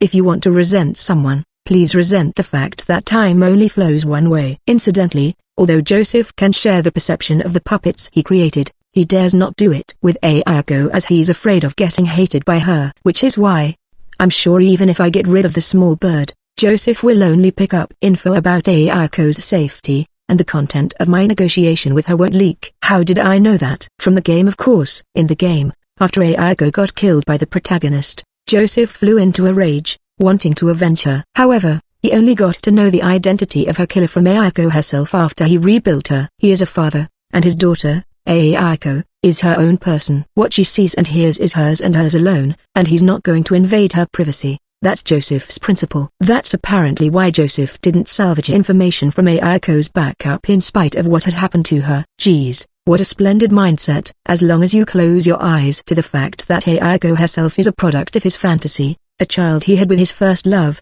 and that he can throw away his beloved daughter depending on the situation, that is, in spite of the fact that he whispers words such as "you're my precious" and "I love you" to her day after day, he has no hesitation to throw her away when it's necessary for him. He does nothing to hide such nature of his, so it's no wonder his daughter turned rebel. Tut tut, this is why selfish people are no good. Well, as long as it works in my favor. Ayako has no way to breach the barrier of the forbidden books section. She therefore has no choice but to cooperate with us until she gets there. She understands that, which is why she's here. Though, at the end of the day, her main target is still Joseph, no doubt about it. Having reaffirmed that in my mind, I quickly regain my focus and start re-inspecting the items we've brought, and as we get closer to the infiltration point, I wonder to myself, I wonder how much experience points will I get if I kill all the monsters in the cathedral, and start humming. Then, we arrived right above the cathedral. Alright, let's jump off. Huh? You, what's with you all of a sudden, Ethel? That's my line. What do you mean let's jump off? I have to explain that too. I get off the wagon and down onto the barrier. My position is right above the cathedral, and a huge spire is visible below me. The height of the spire should be 100 and several tens of meters, but the top part of the barrier, or in other words, the position where I am at, is higher. The reason why the barrier is this big is because it not only encloses the cathedral but also the whole area around it. Okay, let's get back to the main task at hand. I pick up Yellow Spring Nodaki, one of the weapons I got in Netherworld, and swing it down on the barrier. I cut out the barrier the same way as I did the barrier of the Forbidden Books section, but because the weapon I use this time has longer reach than the Knight's Steel Sword, the resulting hole is larger than I expected. Then, I answer Ethel's question, pointing to the hole. The Knight's encirclement on the ground is very tight, it'd be difficult to get past them. So, I decided to go in from above. I mean, we conveniently have a horse that can fly at our disposal. Hi Hien. I had a rough time sneaking past the Knights the last time I was trying to see if I could slash open this barrier with Sword Saint's Slash, and possibly because I knocked out some Knights unconscious, they're now employing even stronger alert system than back then. As such, it led me to the decision that it would be easier to break in from the sky where no one would pay attention to. We're definitely gonna die if we jump down from this height, you know. That's where the chains we've prepared come in. As you drop down, you can hook the chains to the spire down there and make an impromptu lifeline. Have you tried it? I haven't, but we just have to succeed in first try, right? More importantly, down below, it seems that Joseph has begun attracting the monsters inside the cathedral by using the puppets that he has left behind in front of the Great Library. When I take a closer look, I can see the puppet knights are running around the cathedral, luring the monsters outside. As such, we can now safely enter inside of the cathedral by breaking through the window. From midair to the spire, from the spire to the inside, and from there to the Great Library by land. Such is the basic route that I've thought of. But anyways, the plan is already underway. The only choice Ethel can make is either to jump down with me or with Ayako. The barrier has automatic repair function, and the hole I've made is already starting to shrink, so we don't have much time to loiter around. If she can't make the choice, she can just do a coin toss to decide. Look, Ayako-san is making a face that says hurry up, you money-grubbing elf. Make up your mind already. No, that's what you have in mind, isn't it? Alright, fine. I'll go with you, Toru. Saying that, Ethel, make sure you don't drop me, okay? Comes to front of me, put her arms around my back, and entrusts herself to me. To be frank, in terms of success rate, I think that Ayako, who nodded without a question when I did the explanation, will have a higher chance. But well, I can't exactly leave Ethel here. So as to reassure her, I hand her some gold coins instead of charm. After I did, she asks for another one, so I judge that her heart is ready and jump down the hole without a word. Gimme close your mouth, or you'll bite your tongue. Embracing Ethel, I fall straight down head first. I don't know how strong the gravitational force in this world is, but it's clear that at the speed we're falling, we'll hit the ground after a few seconds. The threat to our lives, ground, is quickly approaching. In spite of the spine-chilling situation, my heart is pounding. Am I getting excited from the thrill of risking my life? This excitement must have come about because I'll soon be able to earn, kill, experience points, monsters.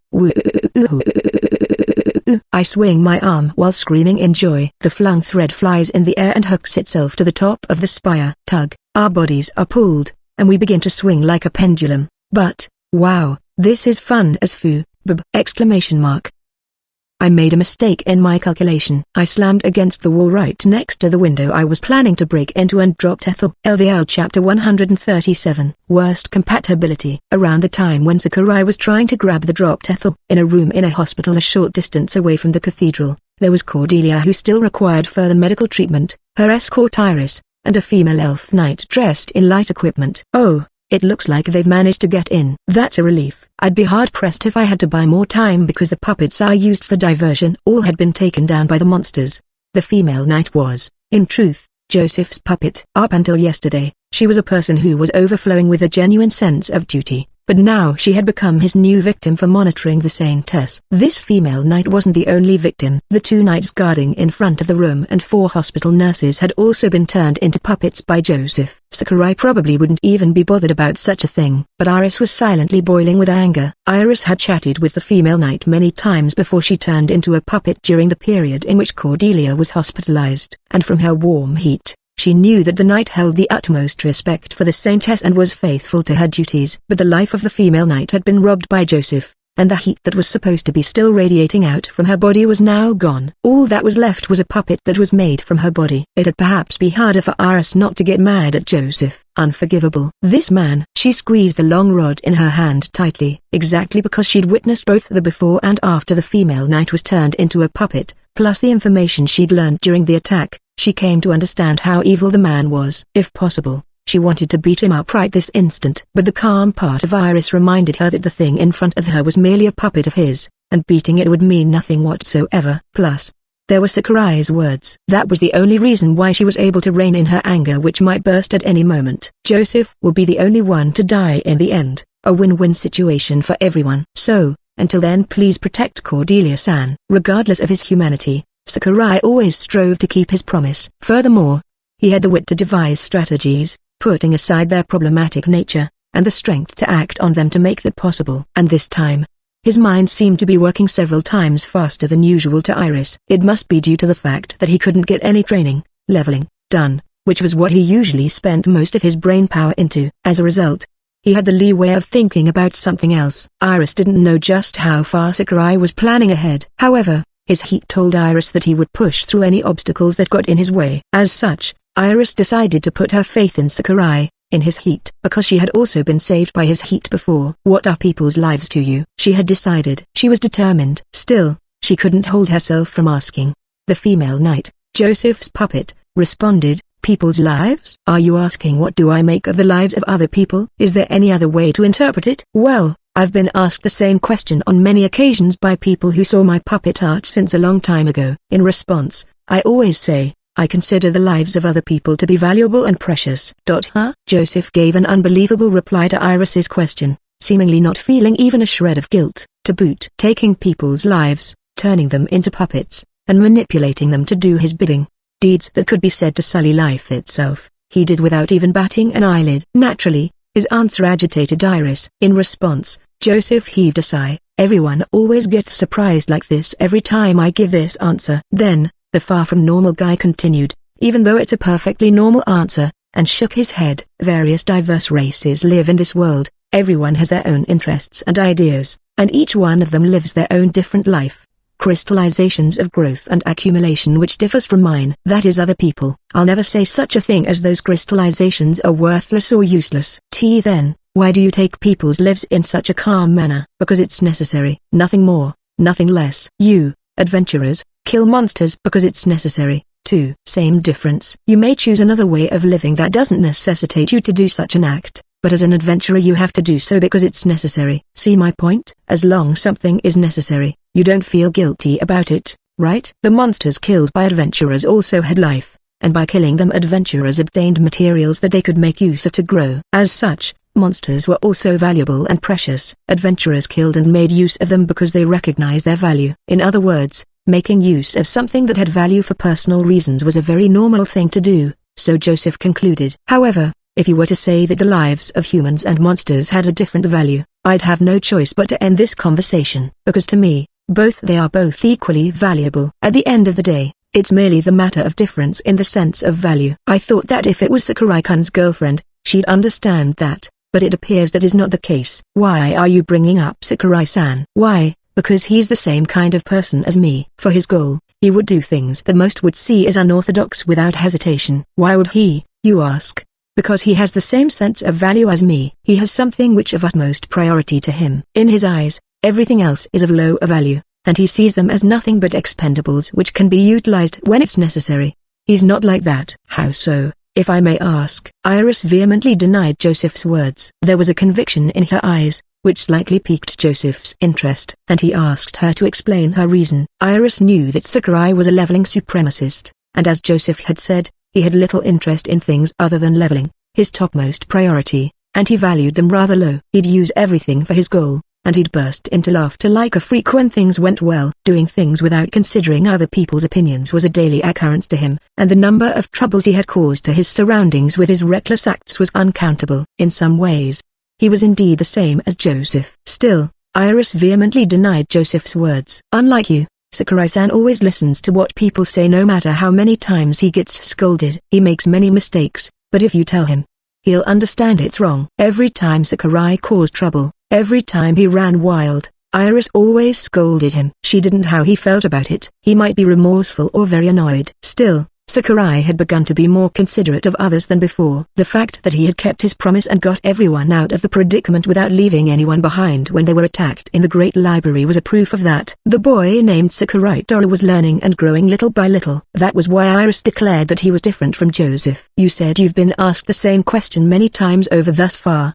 In that case, you must have heard as many, no, even more numbers of scolding as those questions. Yet you replied to my question with an answer that sounded fixed as if it was the most obvious. In other words, you don't listen to what people say, and you don't change. That's why Sakurai, who's starting to change, and you, who don't change, are not the same. So, the difference between us is whether we have room for rehabilitation, or lack thereof. Is that what you mean? Still, at the end of the day, we are fundamentally the same. No, it is as Iris-sama has said. You and Sakurai-sama are different. Cordelia, who had been silent until then, opened her mouth at Joseph's denial. The Saintess was lying on her side so as not to put a load on her injured back. The conclusion she drew from listening to their back and forth was that Joseph and Sakurai were not the same, in line with Iris's. You described the lives of others as valuable and precious, but your meaning of that value is as a resource. In the end, you don't have others in your world. Our words don't resonate with you. That is why you don't change, and don't even think about changing. When you put it that way,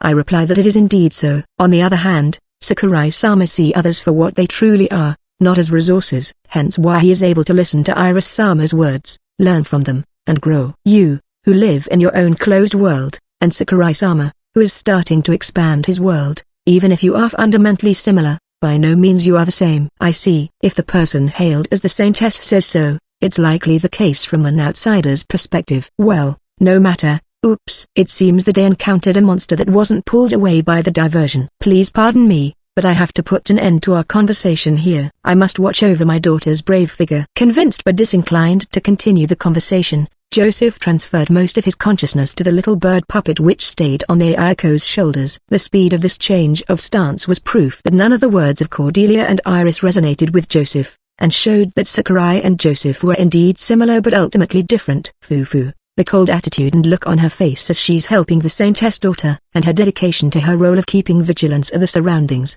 Excellent. So cute. Joseph had completely switched to spectator mode. The sight of him announcing his one-sided love made Iris instinctually feel a sense of disgust. Cordelia-san. Thank you for saying that Sakurai-san is different from him. I have only been acquainted with him for a short while, but I know that Sakurai-sama is different from that person over there. Let's not worry ourselves and have faith in him. Yes. In the end, the question and answer session she had with Joseph ended up widening the gap between them. Instead, Iris's goodwill toward Cordelia, who'd supported her opinion, became stronger. It was powerful enough to abate the anger that had been boiling in her heart, so much so that her feeling of wanting to protect Cordelia overtook her anger at Joseph. Being unable to give pats to Aiko after finishing my part pains me. But I can only relish this feeling of pressing my head against Aiko's soft cheek when using small animals. It's soft and wonderfully comfortable, but I think her skin can use slightly more firmness. Yup, let's suggest that the next time I reform her body. I don't like this person after all. However, her anger at Joseph hadn't completely subsided. The heat she felt from the man who was having extreme mood swings gave her very unpleasant feelings. While directing a cold gaze at him, Iris continued to wait for the time promised by Sakurai to come. A self-proclaimed father who forcefully and one-sidedly lavished his love upon his daughter. A girl whose self was unreasonably robbed of her by her blood-related father. With their starkly different sense of value, the two made a very incompatible combination. LVL Chapter 138. Troublesome Characteristics. Aiko picked up Ethel who fell. Well, that's right. I actually made the mistake on purpose so as to forcibly build up trust between the two of them. Yes, it was on purpose. Sorry, I don't hear any sincerity. I deeply apologize. That's more like it. As such, after receiving Ethel's forgiveness by prostrating myself before her and getting a single hit to the head with her cross, we carried on with our plan. We are currently in a seemingly unused room, where we got in by kicking through the window, located slightly above the center of the spire. The room is surprisingly large. It's spacious enough that I can swing my Nodaki and Aiko her trident at the same as long as we're careful. The usual spires are thin and narrow, but maybe because the nave below is too huge, it makes this spire looks too thin. Instead, originally, I was planning to rappel down straight from here, but considering the accident with Ethel, we came to a decision to prioritize safety and make our way out from inside the cathedral. The idea was proposed by Ethel, the victim of the accident. As such, I was in no position to reject the idea, and it's convenient for me, anyway. After all, if we go through the inside of the cathedral, that means it'd take us more time to reach the Great Library. And the more time we take, the more monster we may encounter on our way, which also means the more experience points that I can acquire. I'd like to suggest for us to have 3 days and 2 nights stay here, but the girls told me to shut up. Even an honest guy like me know when to stay silent for the bigger picture. Speaking of, Toru, how do you know the layout of the cathedral so? Hey, what's this sweet smell? Huh? Sweet smell? Aiko and I begins to sniff the surroundings when Ethel points it out. Aiko immediately sniffs out the anomaly and gestures that she has no idea, whereas I furrow my brows even as I'm continuing to sniff the smell. I wonder why. This scent smells familiar. Too familiar, in fact. It smells similar to the monster-luring perfume I put in my bag. What's wrong, Toru? I reach out into the bag on my shoulder without turning my head and check the item that I should have put in the outermost position where it can be easily taken out. My hand touches a crushed glass container. The liquid dripping from it wets my fingertips. This is undoubtedly the source of the smell. It's not that the smell resembles the smell of the monster-luring perfume. Rather it is the smell of the monster-luring perfume. Judging from the smell from the liquid on my fingertips and the fact that Ethel picked it up despite it being in my bag, it should be the one with 10 times the concentration, and most of its contents should have spilled out. Yup, foo-foo. I can hear the sound of something cutting through the wind from outside the window. Get down. Enemies coming. What did you do this time? Exclamation mark. Ethel and Aiko also pick up the sound from the outside, and then they take cover at the end of the room. Shortly after, mushroom-shaped monsters blasted into the room while spinning like a drill, destroying one side of the wall along with the wreckage of the window where we got in from. They broke through the door of the room on the opposite due to the momentum before making a splendid drift turn and turning to face us. Hanyu mushroom! Exclamation mark. Hey, stop. Aiko, don't defend. My warning comes too late. Sensing the danger, Aiko immediately casts a 6-layer defensive barrier on her body. In response to her action, the mushroom-shaped monsters, Hanyu mushroom, launched themselves toward her at maximum speed. Exclamation mark. At the next moment, Aiko gets blown back and slams against the wall, before rebounding from the impact. I managed to save her from falling over the destroyed part of the wall with a thread in the nick of time. She's actually a puppet, so she doesn't bleed. Therefore, the only thing that shows the extent of damage she's received is the crack running across her face. You okay? Exclamation mark.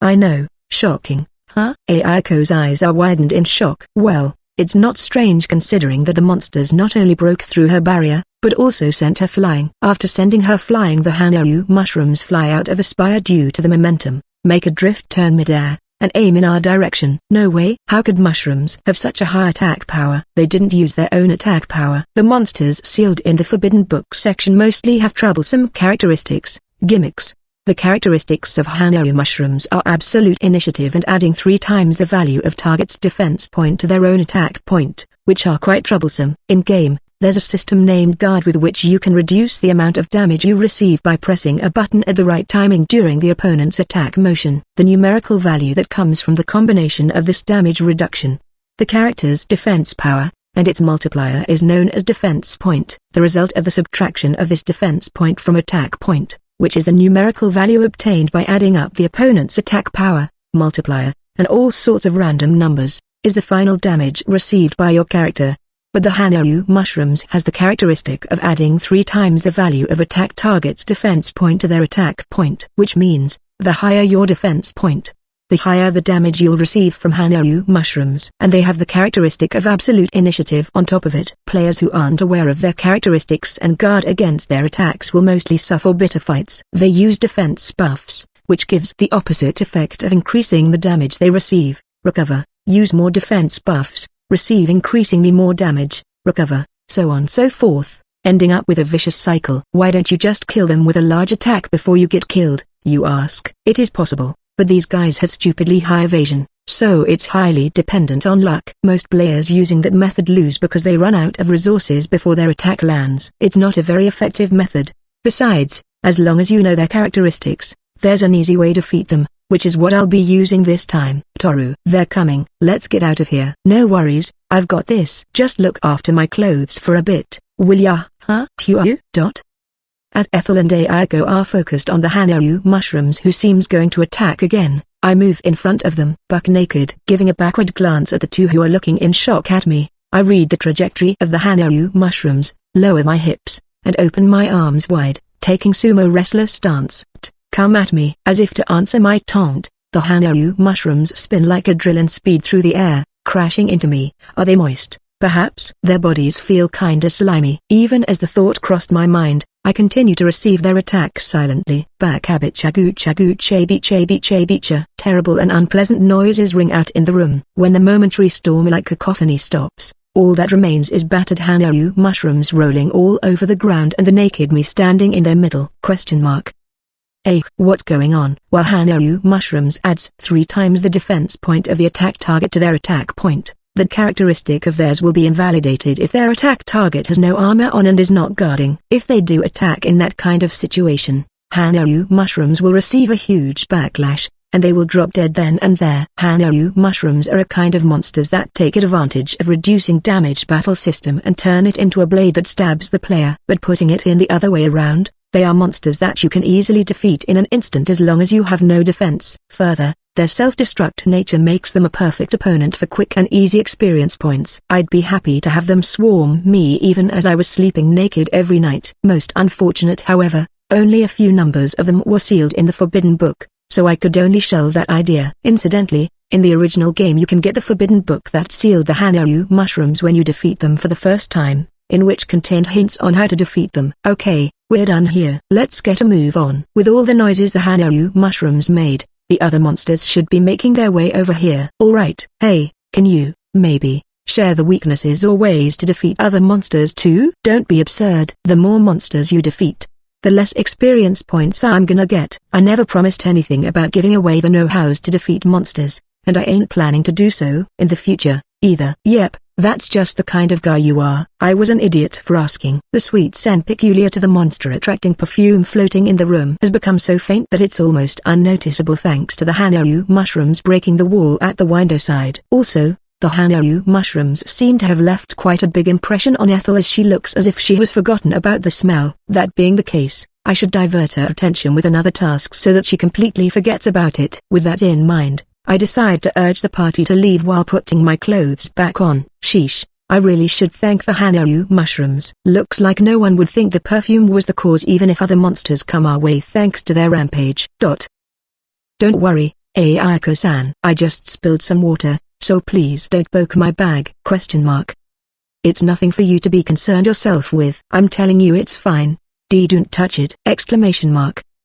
Ayako, who perfectly remembers the matter about the smell, poke my bag with the tip of her trident. I managed to fool her somehow, but man am I glad that Joseph didn't give her the ability to talk because he didn't want to let other men hear Ayako's voice, though it sounds messed up as can be. LVL Chapter 139 Breaking Through the Cathedral. Gyoki Holy Water Throw. Gyoki, Ethel, one blessing please. I throw holy water without hesitation on a headbutt carrier, a three-headed, steel-helmeted, goose-shaped monster, that appeared in the central nave. At the sight of the monster writhing in pain while smoke raises from its body, I order Ethel, who is behind me, to give me support. Sacred magic, blessing. Wait, this guy is an undead type. I mean, there's no way a proper living being can swing their head round. It can do that? Well, those aren't real heads, though. As we're talking, the headbutt carrier flails around its elongated heads that have been mangled from the damage caused by the holy water as it retreats. After which, a big hole opens in its body that's covered with feather. It's the mouth of the headbutt carrier. The goose body is its real head, whereas the necks along with the heads attached to them are actually tentacles of sorts. Gyokji. Oh, for you to open your mouth, is it time to end this? The headbutt carrier vomit out a helmeted goose head, a projectile which explodes and scatters splinters upon hit, stored in its body from the back of its throat to its mouth. It then sticks out the tip of the head out of its mouth, purses it, and takes a shooting posture. However, it needs to gather energy before it can shoot. On the other hand, I, having anticipated that motion, have already finished my preparation and am ready to release my move anytime. Fake Sword Saints slash Jiagagubai. Enhanced physical abilities thanks to sacred magic, blessing, and double damage against undead thanks to the sacred attribute that comes with it. Boosted by them, the deadly silver flash ran through the body of the headbutt carrier. It seems that even the goose heads, explosive bullets, that are still left in its body get cut thanks to the long reach of my Nodaki, as they burst inside of it, setting off a chain reaction of explosions. Following the muffled explosion sounds, pieces of metal shoot out from the inside of the headbutt carrier one after another. White smoke raises from the holes they left. Then the monster flops onto the ground powerlessly. Headbutt carrier. It mimics the appearance of a goose, and is a monster that fights by swinging goose head-shaped explosive bullets while concealing the fact that the goose body is actually its main body. This guy explodes an explosive bullet following its attack, which makes all its normal attacks attacks, and you can't attack its real head if you haven't eliminated all the goose heads it swings around. Those are its characteristics. Well, as long you figure out that it's an undead type monster, it's a much easier enemy to deal with than Hanaru mushrooms. That's why it's considered on the weaker side among the sealed monsters, but I rather like it as it doesn't take time nor effort to kill it. 9,000 experience points. Huh. Not bad. I didn't expect that the explosive bullets in its body would trigger a series of explosions and cause it to die in an instant. But nothing's wrong with defeating a monster quickly. In fact, I'm rather pleased by it. Oh, right. Should give it a try. I grab a goose head, the only one that hasn't blown up, and throw it into a group of planarian slime some distance ahead. It appears that it still carries the property of being an attack, and it succeeds in erasing a group of slime with its explosion. The multiplication of planarian slime will not end unless the main body is defeated, but that's not my concern at the moment. Getting out of the cathedral is my first priority, because then, we'll be able to get rid of those monsters that have been gathered up at the entrance. Alright. Next, however, I don't immediately head to the entrance. After securing a retreat route, I turn around and start running toward the monster that Ayako is holding down. Wogu. At the end of my line of sight, Ayako is facing an ogre-type monster that gives off silver luster as if its whole body is coated with metal. From the clothes it's wearing, the club it holds in its hand, to even the inside of its mouth that's visible when it screams are also silver-colored, making it seems like a figure before painting. Facing such a monster, Ayako slips under the club it swings while thrusting out her trident at its silver body. However,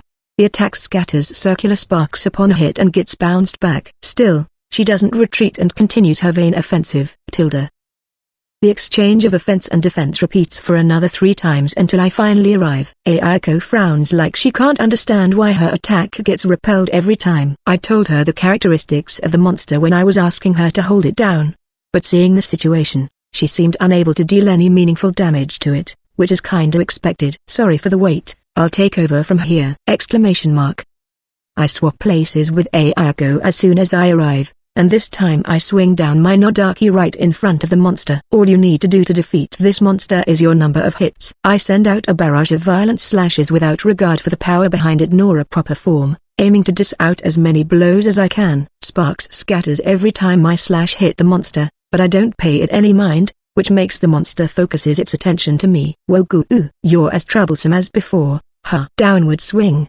thrust, mow down. I stick close to its front while foreseeing all its attack from its movements. As I'm waiting for Ethel and Ayako to finish their preparation at the back, I get 20 or so blows in, but its huge body is completely uninjured. That's because this monster named Anaharakon has a shitty characteristic, that is negating all damage except from fatal attack, critical, which occurs at a low probability. On top of that, it also has the characteristic of slightly increasing attack power and agility every 4 turns, 40 seconds. As a result, no matter how much buffs stacked on you, as long as your attacks are not critical, you won't deal any damage to it, and if the battle gets drawn out, you'll be unable to land an attack due to its increased agility, reaching a deadlock. It truly is a troublesome monster. Even if you try to defeat it with magic attacks don't crit, and it's resistant to instant death magic, too. As such, the only way to defeat it is to keep hitting it while hoping for a critical hit to come up. However, drag it out for too long, and the monster will become unbeatable thanks to the buffs it gets from its characteristics.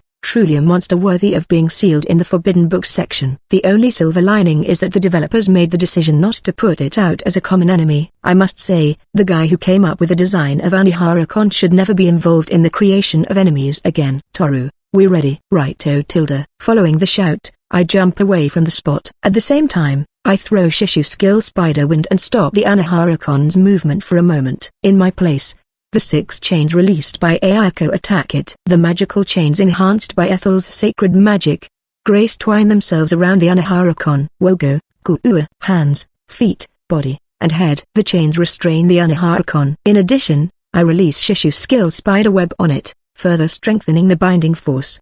The demon is under the statue of Anubis, and as for the other monsters, nowhere in sight for the time being. Alright, Ethel, let's go. Hey, are you sure about this? What if it suddenly starts moving? It'll be fine. Ayako will keep it restrained. That's why I told you to buff her, to begin with.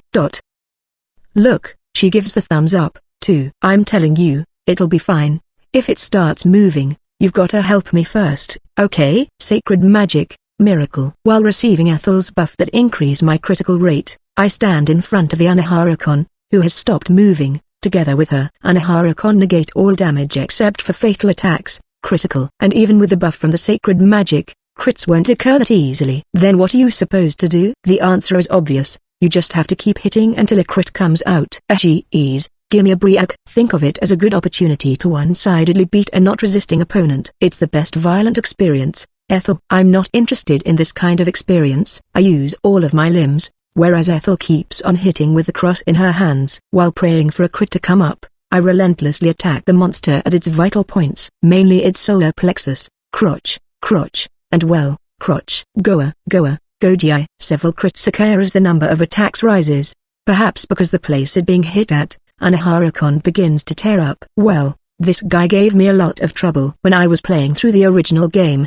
and not to mention, the experience point it gave was merely equal to 3 or less red goblins. Furthermore, maybe because this scum negates the damage, even if you keep on hitting it, the experience points you gain for your skill doesn't exceed the single digit. Unsuitable as a punching bag, gives less experience points than red goblins. So yeah, I hold quite a bit of grudge against it. As such, I've got no reason to show it mercy. So just die and become my experience points. And once you reach the afterworld, don't forget to tell your creator that players hate luck-based battles the most. Gogi.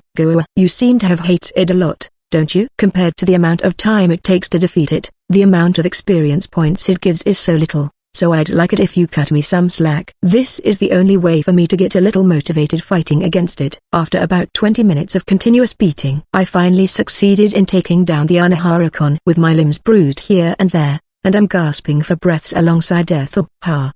Hey, Toru. What's up? I don't want to fight a monster like this ever again. I know, right? As I'm agreeing to Ethel's impressions on behalf of all players, Ayako, who've been watching our struggle, gives us a pat on our shoulders. By overcoming the battle against the troublesome monsters together, a trace of bond may have begun to form among us. However, our journey isn't even halfway done yet. After taking a short rest, we go to the monster pinned under the slashed Anubis statue. The name of the monster is Book of Demon. It's a black coat-headed monster with a demonic outward appearance, and whose main body is the open grimoire its upper half coming out from. The guy is squashed by Anubis statue, and it's squirming in vain try to escape. I walk around the monster before stabbing my Nodaki into its main body, that is the grimoire, from behind it while saying, "Ear," and fix it like this. Alright, it's done. How dare you, human? What are you doing? Release me. Nope. I fix the grimoire to my Nodaki with a thread so that I can swing the demon up half freely. Okay, I'm gonna clear the way of slimes with this guy. Follow my lead. Stop. Boo. No way. And so, I, having exited the cathedral, begin to proceed to the great library while swinging around the demon's body to clear out the planarian slimes that filled the road. More ogreish than an ogre, more demonic than a demon. Someone is saying something behind me, but I can't hear it clearly. Alright, next stop, the great library. LVL chapter 140. TL note, tease clown greater than bully clown. Bully clown. I completely have no idea what it was, but for some reason, the monsters were attracted by the mysterious sweet smell and gathered at the cathedral. We only encountered a few monsters on the way to the great library, or rather, the monsters we encountered were mostly the planarian slimes that had already multiplied so many that we were having trouble exterminating them. NH. Seriously, just how many of these slimes are there? They filled up the road. Even if they're practically harmless, it's difficult to go forward with there being so many of them. Also, their fluorescent color makes my eyes dizzy. It's all thanks to the bully clown who's been zealously working to multiply the slimes without catching any wink of sleep for a week. When all's said and done, this whole situation was caused by you, though. As you may have guessed, the planarian slime has the characteristics of multiplying if the HP remains after receiving damage and recovering to full HP after multiplying. The multiplied slimes don't inherit this characteristic, so they can be defeated with normal means. And the main body only has a slightly higher HP than the common slimes, so in terms of troublesomeness, the planarian slime is ranked lower than the other monsters we've encountered so far. And near such a slime I released the bully clown, who has the characteristics that are meant to bully people, such as limiting attack power so as not to incapacitate the target and always targeting a character with the lowest HP. The characteristics of the two monsters meshed well with each other, the result of which is the countless numbers of fluorescent-colored planarian slimes before us. Even if the slime had multiplied at the same rate as rats, its number wouldn't have been enough to fill up the road like this. It just goes to show the amount of work the clown had put into bullying. Hats off to him. Yo, Tuma, Sto, Ga. That said, we must clear the road in order to reach to the great library. Therefore, I keep on crushing the slimes blocking our way by swinging down the demon fixed at the tip of my Nodaki against the ground using the essentials of practice swing as we march on. Being treated that way, the demon naturally tries to resist. It swings its arms around in attempt to grasp onto something. But this is outdoors. The only thing it may grasp onto is the ground. But even that is not possible as I continuously swing it up and down. The only thing it manages to do is helplessly flail its arms in the air. Its huge body makes a great slime squashing tool. It plays an important contribution in clearing our way. Moreover, once it has finished its purpose, all I need to do is burn the magic book that is the main body with flame sword. Talk about a convenient hammer. It's no use to ask whether this guy has a heart. He has none. After all, I'm in a good mood because I can get experience points for monster tamer and swordsmanship skills with each swing. So, I'll be generous and turn a deaf ear to what Ethel said. And so, we arrived at the great library. The fluorescent planarian slimes can be seen overflowing from all holes of the building. And by the side, I can see a 3 meters tall slender clown with a cracked mask carrying a slime, whom he keeps on smashing with the meat hammer he has in his other hand, laughing all the while. That guy looks every bit like someone who has reached his mental limit after working non-stop without a break for days. You can say that again, except it's not a human but a monster. So, what do we do? Oh, I'm gonna take it on by myself. Aiko, hold on to this guy for me, will you? As for Ethel, please look after my bag. I hand Aiko my Nodaki with the demon, who's hanging his head in silence, attached to it, and give Ethel my bag, which contains various essential items such as potions. Aiko looks at the demon who's turned obedient in wonder, but without paying any heed to it I tell her that she only has to keep the Nodaki pointed upward. I'm sure it's tired from clearing the road for us, so I'd like to give it a break. Then, I take out a normal recovery potion from the tool bag I gave to Ethel and drink it. Just in case, I rest for a couple of minutes to recover my stamina, and then I take out my spare weapon, Knight's Steel Sword. Well, rather than a spare, it's more correct to say that it's something I've especially brought for this occasion. For Yoto, I stab the steel sword into my belly without hesitation. Toru, cough.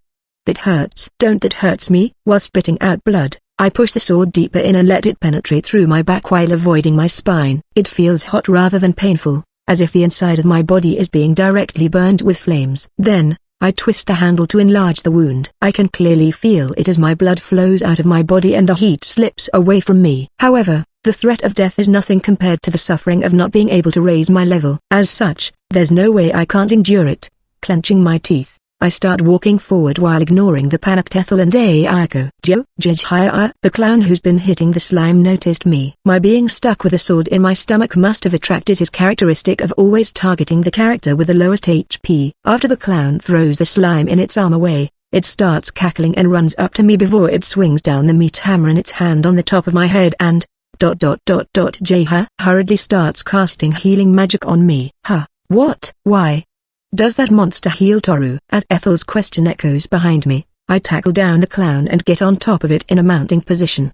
Perhaps because my stomach is pierced with a sword, I couldn't put as much strength into my fists as I wanted to. Additionally, even though I've received healing magic, the sword is still stuck in my stomach, and the more I move my body, the more heat-like pain and fresh blood spread from the wound. Even as I feel the presence of death that I've become familiar with after dying twice creeping closer upon me, I swing down my fists on the clown's face. J-Ha, cough, cough, tough one, ain't ya? Aha, aha, ha ha. I keep on hitting the tall clown with a sword stuck in my stomach, whereas the clown keeps on healing me while receiving hits from me. Laughter escapes my lips without me knowing, even though I was the one who created such a strange situation. I've got some insurance prepared, so the rest is a game of chicken to see whether I get exhausted first or the clown dies first. Guys, don't make a move until I beat this guy to death. Also, I'm counting on you to heal me as soon as it does. That's too reckless. Just what are you doing? I'm just doing as what I've been doing with the other monsters,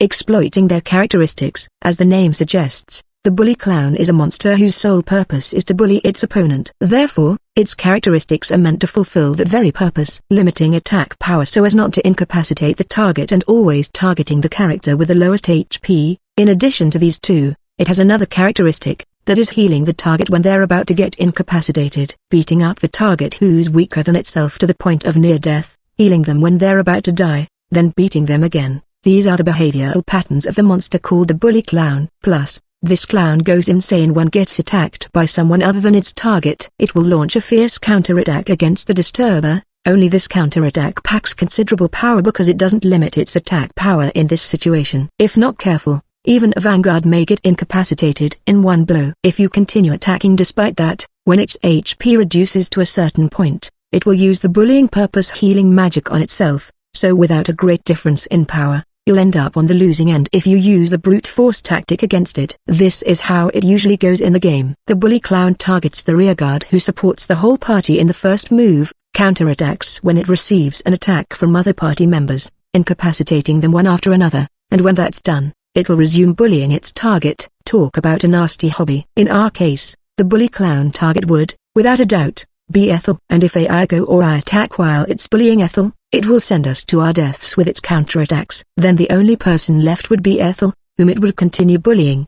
In game, you can just restart the game, but here the situation would be irreversible. However, even such a troublesome opponent is so much simpler to deal with than the Anahara-kun, and furthermore, there's a strategy that anyone can use to take it down. Actually, there's a trick that allows the player to set a character as the target of the bully clown in-game. Further, the clown's counterattack is triggered when it gets attacked by someone other than its target. If you take advantage of these 2 points, you can defeat the clown in a stable way. J-higher, cough, cough, ha, thanks for healing me to keep me from dying. Let me keep on paying you back with my fists. Here's how it works in the original game. You first attack one character in the first move at the beginning of the battle to bring their HP to the lowest among all party members so as to designate them as the clown's target. After that, have all the other characters use support actions such as using magic that increases the attack power of the targeted character or using items that lower the defense power on the clown. Finally, have the targeted character focus on attacking the clown. The clown's counterattack will only trigger upon receiving an attack from other than the target. Therefore, by making the target an attacker, it becomes possible to reduce the HP of the clown without receiving its severe counterattack. Once the clown begins to use healing magic on itself, from the next turn, Use items that deal fixed damage to make the targeted character's HP closer to 0 so as to induce the clown to prioritize using healing magic on them. By doing this, you can deal more damage to it, so the accumulation of damage that the clown receives will eventually exceed the amount of HP it recovers, and at the last moment, you just have to have the whole party attack simultaneously to defeat it. And in this world, the quickest way to defeat it is self-harm. If I had attacked it while it was still holding the planarian slime, I would have received a painful counterattack, so in order to change its target to me, I first stabbed myself in the stomach and got myself in a condition of near death. Even after it changed its target to me, I didn't pull out the sword, nor heal myself, as by doing so, I could do whatever I wanted while having the clown use healing magic on me. And so, this situation in which I kept on attacking the clown and the clown kept on recovering was created. And all that's left is to wait until the bully clown died. Anyone can use this strategy as long as they have the willingness to do it. But there's no way I can risk Ethel's safety, and I don't know how Joseph will react if I let Ayako do it. As a result, I had no choice but to do it myself. But unlike the Anaharakon we dealt with earlier, the bully clown doesn't negate damage, making it an ideal stress-relieving punching bag. I mean, it yields experience points. By the way, some of you may think, but what if you end up dying for real? Well, accidents may happen, so it's a natural concern. But of course, I've prepared some insurance just in case. The obvious one is Ethel. She has healing magic called Sacred Magic, Revive, and has my bag in her hands, so in case of emergency, she can use the potion in there. My other insurance is the Knight's Steel Sword that I've stabbed into my stomach. This sword has the trait of small regeneration, which recovers 1% of maximum HP at the beginning of each turn, or in other words every 10 seconds, as long you haven't died. It's stabbed and stuck inside of me, so it counts as being equipped, I think. So, it straight should be working, too. I haven't verified it, but I'm sure of it. You must have got your fill of bullying, so now, cough, cough. It's your turn to be bullied. Jayagi, ha ha ha, you'd never be able to escape even if you wanted to. Keep your eyes on me, and keep on healing me. If you want to hate someone, then hate the guy who designed you and your characteristics. The wicked will be preyed upon by the more wicked. Players remember that and die. Ha ha, ha ha. I know you got to screw loose from the start, but man, you're being way too creepy. No worries, I've still got a lot of it in store for you. And thus, I rouse all my spirit and willpower and succeed in laying the bully clown to rest in the pool of my own blood. After that, Ayako pulls out the sword from my stomach, Ethel heals my wound, and we go to the Great Library. Or so I'd like us to do, but Ethel is mentally exhausted for some reason, so we decide to take a break first. If even Ayako, who has the highest stake here, agreed to take a break, there's no way I could force them to go on. So, until Ethel gets enough rest, I have Ayako return the demon-attached Nodaki and decide to wait by practice swinging some distance away from them. TSK. The experience points I gain each swing don't increase even with a demon attached. Does this guy have no use other than as a substitute for a weight? What a good for nothing. LVL Chapter 141. The fulfillment of the deal. You know, I got wrong at first. My first impression of him was that he was a weird guy, but from then on it gradually changes into a weird guy with a screw loose in his head. I mean, which sane person would do something like he just did? Ayako nods as if agreeing with the already well-rested Ethel's words. For that to be the first thing coming out of her mouth, the only thing I can say is, how would you beat it, then? Or rather, you've got a huge misunderstanding if you think that I'm always fighting in this manner. The enemies we're facing this time are all unique monsters that can't be found anywhere else. Some of them were originally added into the game to serve as Easter eggs, whereas some others were added simply because they'd been designed and it'd be a waste to discard them. Anaharakon is a good example. The shitty monster should have been rejected at the planning stage or at least been given experience points equivalent to the hardships you have to go through to defeat it. Facing such troublesome monsters, you have to use unordinary means. You're completely out of your mind if you think I took such an extreme approach because I like it. I'm no masochist, okay? I feel so disappointed in you. Oh, that's true, but no, actually, even after taking that into account, you're still insane, Toru. As Ethel repeatedly mutters stuff about how I've got a screw loose in my head, Ayako nods repeatedly,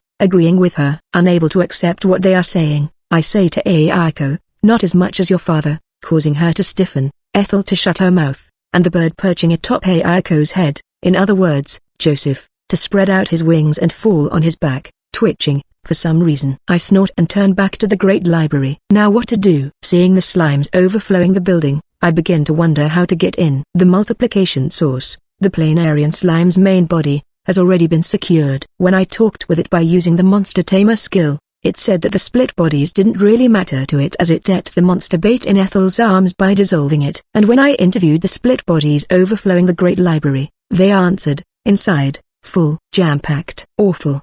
Apparently, the inside is packed from the floor to the ceiling, as we can see from the outside.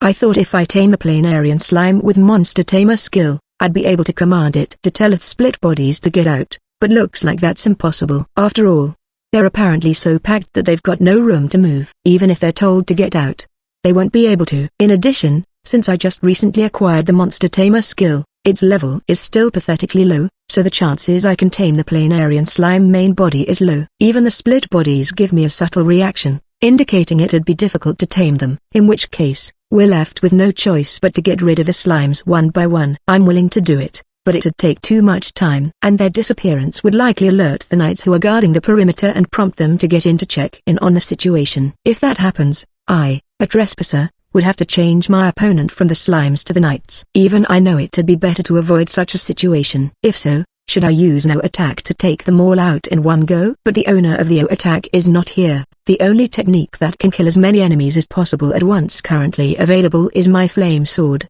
Fire Snake. However, there is a high risk of the books inside getting burned if I use a fire-based attack. Not to mention, if the building ends up catching fire, the knights would surely notice it. I don't want to be told to pay reparation later on. Hell, I may not even be able to afford it. As such, though it's not the smartest move, we've got no choice but to work hard to scrape out the slimes as we make our way in. The side wall where I made a hole cannot be seen from outside the barrier, so I should be free to do whatever I please with it. Aiko, I'm gonna destroy the wall, so attach your chains at the spots I designate! Exclamation mark. Wait a minute. You against it, Ethel? But we have to do it to scrape out the slimes inside. I know. Just wanted to ask, from where to where are you going to destroy it? This whole wall. Are you stupid? Question mark. Given the numbers of slimes inside, wouldn't you need a hole of equivalent size to scrape them out? That being the case, it'd be better to break the whole wall rather than cut out a part of the wall. That way, we can get it done faster. The building is rectangular, anyway. It can still stand strong even if one of the four sides disappears. Now, without further ado, let's go. Let's go, my foot. An actual building isn't like toy building blocks. Or rather, for you to come up with such an idea, are you out of your mind? Tilda, then how much can I destroy? You're not gonna reject destroying the wall, are you? At my question, Ethel heaves a sigh and shows me the area of the wall that can be destroyed by tracing the air with her finger. I knew she had a high level of education as a former Saintess candidate, but it seems that she's also well versed in the subject of architecture. I wonder where the Saintess would put it to use, but she says it's necessary on the occasion that the Saintess visits a church. On the regular local inspection, the Saintess has to judge whether the construction of the church is appropriate by comparing the blueprint that has been turned in and the actual building. No, is that even the Saintess's work? Isn't it something that should be handled by a specialized department like an audit department or something? What a coincidence. I've been thinking the same for a long time now. However, the audit department has been under the direct supervision of the Saintess for generations to prevent it from being incorporated into one of the denominations. As a result, handling such matters became a part of being a Saintess. So that's why auditing ended up becoming one of the skills mastered by the successive generations of Saintesses. The game lore depicted the successive generations of Saintesses as superhumans, but only now does it dawn on me how much of a truth that is. And at the same time, it hit me how distorted the religious organizations in this world are. And I must say, they put too much burden on the Saintess's shoulder. But on the other hand, I get a little interested in the education which lays the foundation to give birth to the superhuman that is the Saintess. Absorbing a great deal of knowledge and nurturing the cognitive ability to put them to use, to achieve them necessitate quality leveling, efficient education, from early childhood. If I learn how the Saintess is educated, I may find something that can be useful for my leveling. I'll make sure to have Ethel sell it to me at another time. I make a square-shaped cut in the area specified by Ethel, about a quarter of the wall, around the hole I made to escape, using sword saints slash many times over before having Aiko attach her chains at the four corners and ordering the demon to pull the chains. Slimes overflow at the same time as the wall falls out, and I scrape them out by thrusting my Nodaki forward and having the demon do the work. How dare? How dare a mere human? The demon keeps moving its hands, muttering and grunting. But I must say, I never thought having a tamed monster around would make things so convenient. At the unexpected discovery, I become a little reluctant to kill the demon. Then again, although it's now obedient because its main body is in my hand, I'm sure it'll bare its fangs at me the moment I let down my guard. Given the danger it poses, turning it into experience points once it's served its purpose is the only choice. If only I can tame it, I'll gladly take it in as a servant, but that's not possible because the level of my monster tamer skill is low. I can also ask Ethel or Ayako if they would like to keep it later. Anyways, as we keep going forward while scraping out the slimes, the escape hole we made by hollowing out the ceiling of the underground archive from the inside of it a week ago slowly comes into view. From the hole, the inside of the forbidden book section is visible, but it's impossible to enter because its barrier has been completely restored.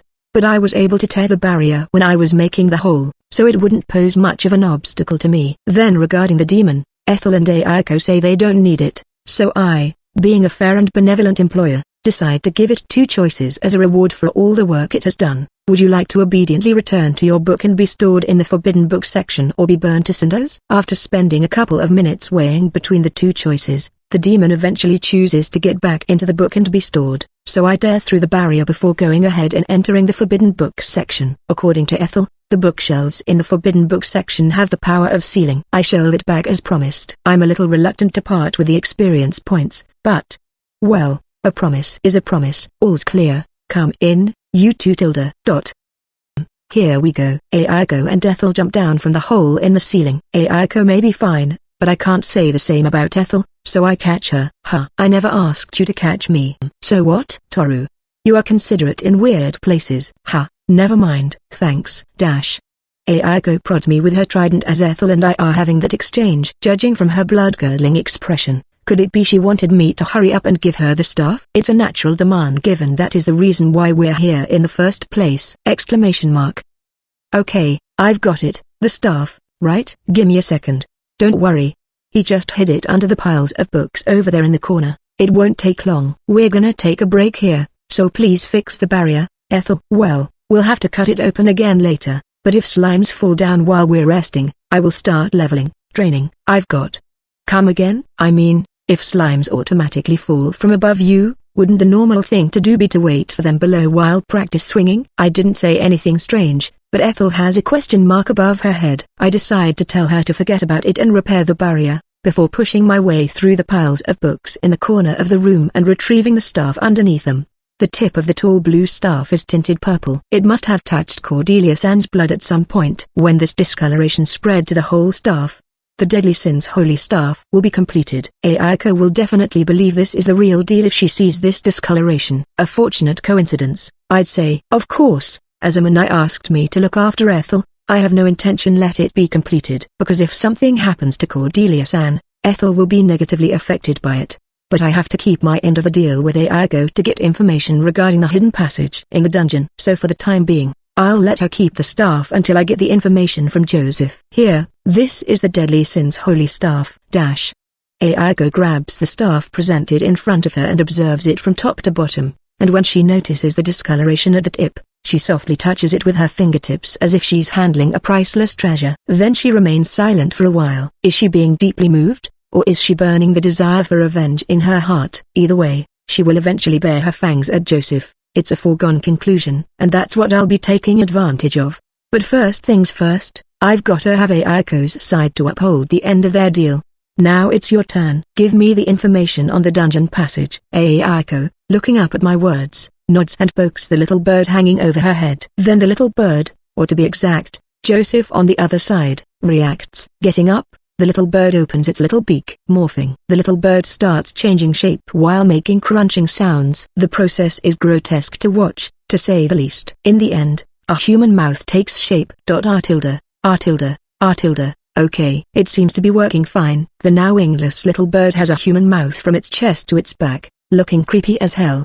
The mouth resulting from the insane remodeling, which makes you doubt the sanity of the creator, opens and closes several times, making several vocalizations as if to confirm its function. Audible from it is Joseph's voice. I see that you have received the staff, Ayako. Well then, It's time for us to give the information. I spread the materials related to the remodeling work inside the Academy dungeon and the drawing of the structure of the entire dungeon on the table in the middle of the Forbidden Books section. Then, I asked Joseph for an explanation regarding the 8th passage that he supposedly used while pointing at the large stain of black paint that hides a part of the drawing. How nostalgic. It's been hundreds of years now. I think you're lucky for coming here to look for a way to solve the Academy dungeon blockage. As you may have guessed, you can break into the dungeon through this 8th passage. For you to know the circumstances regarding the blockage, I'll take it that you guys are the ones behind it. I want to kill the principal offender, but am I right to assume that it's Nanashino? Well, yeah. But more importantly, let's get back on topic, shall we? To explain.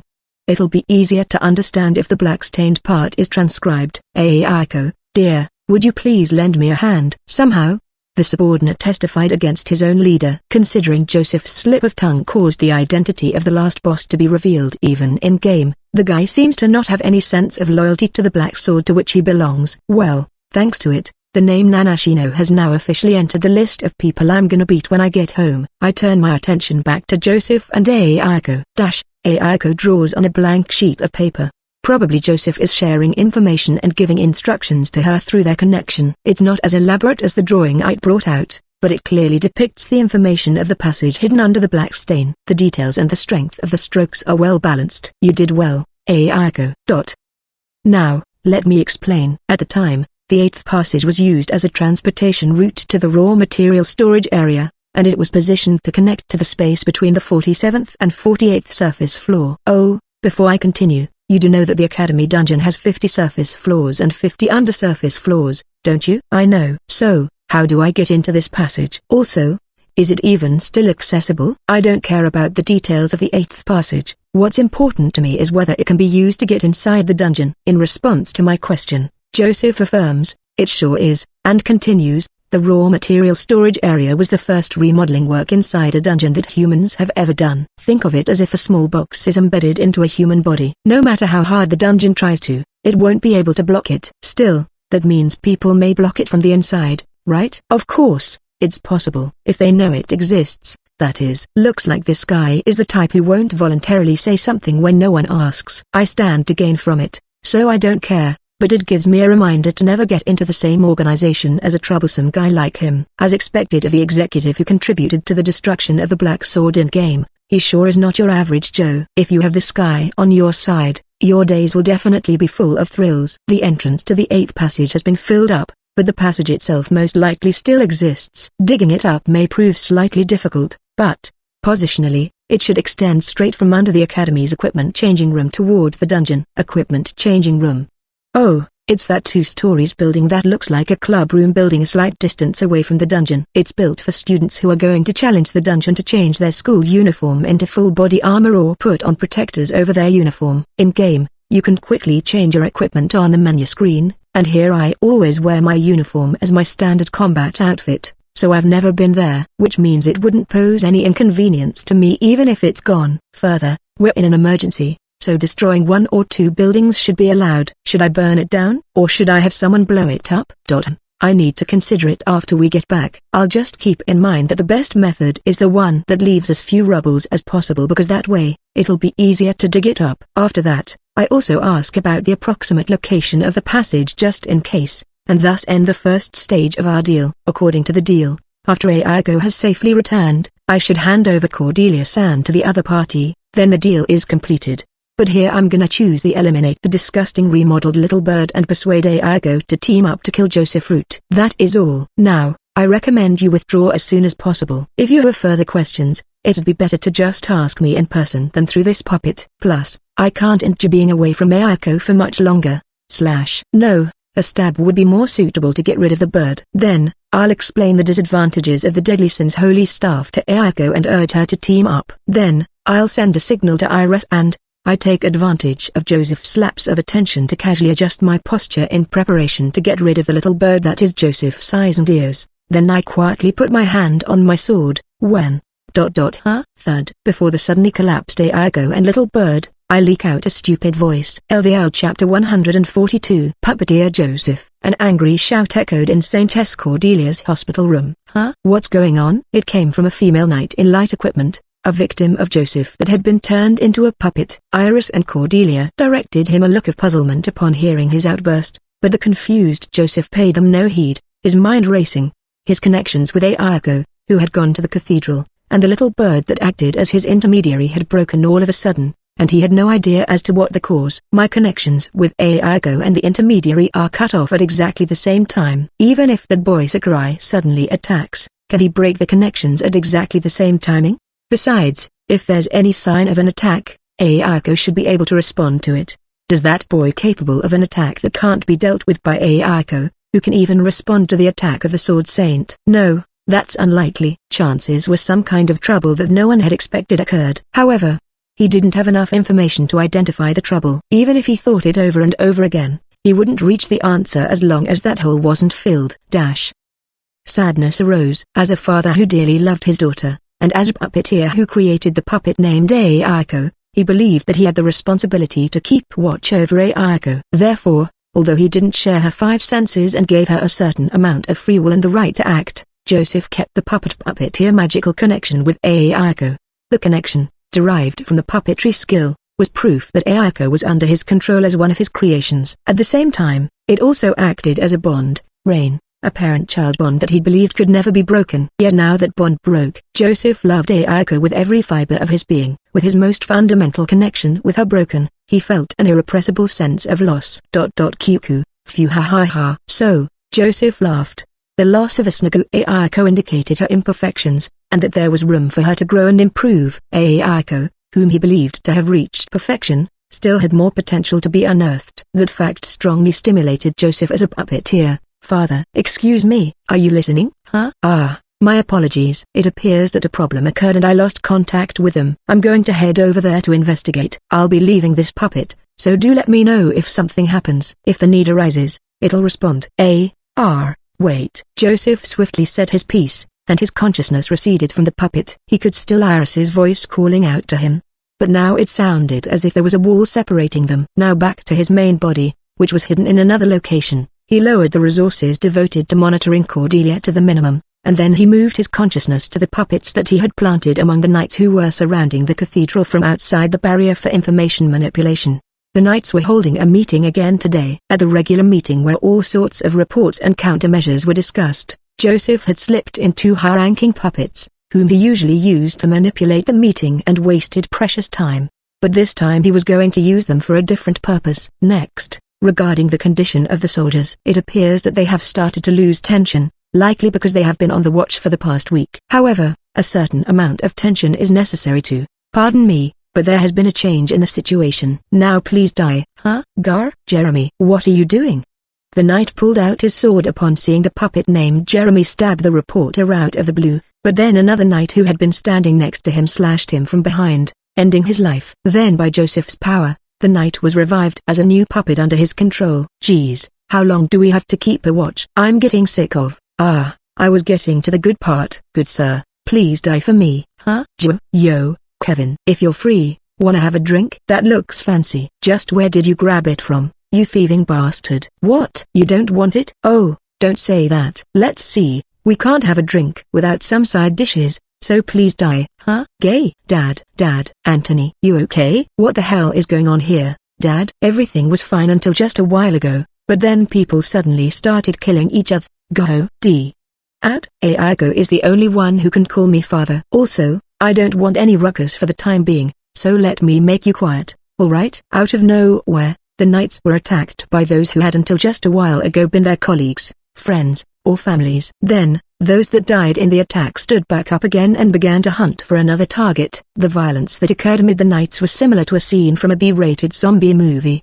The terrifying thing was that Joseph's choice of target and timing and also his systematic way of execution made it so that no one other than the victims knew about what was going on. And thus, the knights fell one after another without causing a commotion, and within 20 minutes, a 127-strong elite force was completed. In order to operate this army, Joseph needed to move his main body near them and operate them from as close a distance as possible. But it wouldn't be a problem as he intended to step into the barrier to find the cause of the trouble that occurred to Ayako, in the first place. I'm getting so excited. How unbecoming for one of my age. It had been a quarter of a century, 2 months, and 17 days since he had created the current Aiko. During that period, all that Joseph did was dote on Aiko while working with a black sword on the side. Hence his curiosity was strongly stimulated. What was it that broke their connection?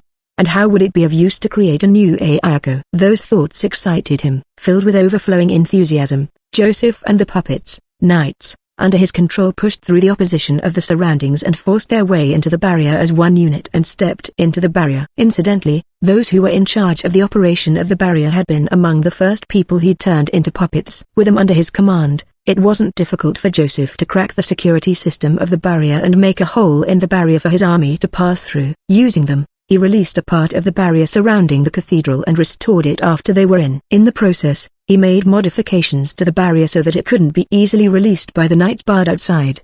He didn't want to have any interference while he was investigating the cause of the trouble. Wait, what are you guys doing? Get back! Huem. An angry shout was audible from behind. It belonged to the leader of the knights, calling for Joseph and the puppets to stop. However, he ignored it and made his way to the great library while humming happily. As he didn't intend to listen, the puppets followed suit as well. The road had been cleared of monsters by Sakurai and the others, who had gone into the forbidden books section, and only the planarian slime split bodies could be spotted here and there. There was nothing to stop Joseph in his way. Because he knew that, he proceeded calmly while his mind was filled with inquisitiveness. Therefore, he didn't notice the magic eyes that had locked onto his overflowing heat and his destination from the outside of the barrier. LVL Chapter 143, Spirit of Challenge. Huh? What's up with you? Hey Tilda. Aiko and the small bird collapsed out of nowhere. I poke her with the tip of my Nodaki, but she shows no reaction, as though her power has been switched off. What happened to her? This never happened to Aiko in the original game. Has she run out of battery or something? Phew. I really couldn't do it as skillfully as my mother. Toru, I've finished repairing the bar. Wait, what's going on here? Dunno, she just dropped dead out of nowhere. You know that doesn't explain anything, don't you? I mean, she did drop dead out of nowhere. That's all I can say. Look at what I'm holding. It's Aiko's soul. Soul Strike allows me to grab souls. It slipped out of her body when I poked her, so I grabbed it without thinking. The fact that her soul has left her body means that she's dead. Right? What do we do with her soul? I can't see it. I know nothing about souls. Don't ask me. Are you really a priest? Priests are not necromancers, okay? But seriously, what happened to them? Ethel says, poking the odd-shaped bird with her toe. Confusion is clearly visible on her face, indicating that she truly has no clue about what happened. I doubt Joseph did anything for the bird to suddenly collapse in the middle of our conversation, and seeing that the same happened to Aiko, it is unlikely to be her doing. And to my knowledge, there was no such event in the original game, either. This would be a real pain in the neck, I reckon. The Nexus crystal ball Cordelia-san gave me is connected with the one Iris got. Since it hasn't shown any activity, it must mean Joseph hasn't caused major trouble on their side. I thought while checking the crystal ball I'd been keeping in a small case in my pocket. To deal with unexpected troubles, you should start by checking the situation around you. I look around and try to see what differs before and after Aiko collapsed. The forbidden section's barrier? The barrier? What's wrong with the barrier? Aiko collapsed right around the time you finished fixing the barrier. So, there may be a connection between the two, right? The hole in the barrier. Other than it having gotten fixed, there's no other change around here. It's safe to assume that it is the cause. To confirm this assumption, the quickest way would be to tear open the barrier again, but to do so I need to use both of my hands. And using both of my hands means I have to let go of what appears to be Aiko's soul in my hand. It's floating like a balloon. I don't know what will happen if I lose sight of it. Even when I push it back into her body, it simply slips out again. I can't leave the Great Library without first resolving this. I mean, Aiko has an important role to play in my plan to defeat Joseph. She's the only one who can lead us to Joseph's main body, the only one who can lower his guard, and the only one who can get close to him with her innocent face to ensure a successful surprise attack. If she ends up dead here, my would-be experience points, Joseph, will slip through my fingers. I have to revive her no matter what. Sue, demon, you're a regular at this Great Library, aren't you? Got any idea of what caused this? Please tell us. Human, why you? How dare you? To find information, I pulled out my acquaintance from the bookshelf. It should be familiar with the inside of the barrier, but the local resident seems to be in a bad mood. I wonder if it's so prone to get irritated because it lacks sunlight in this dimly lit library. Sunlight.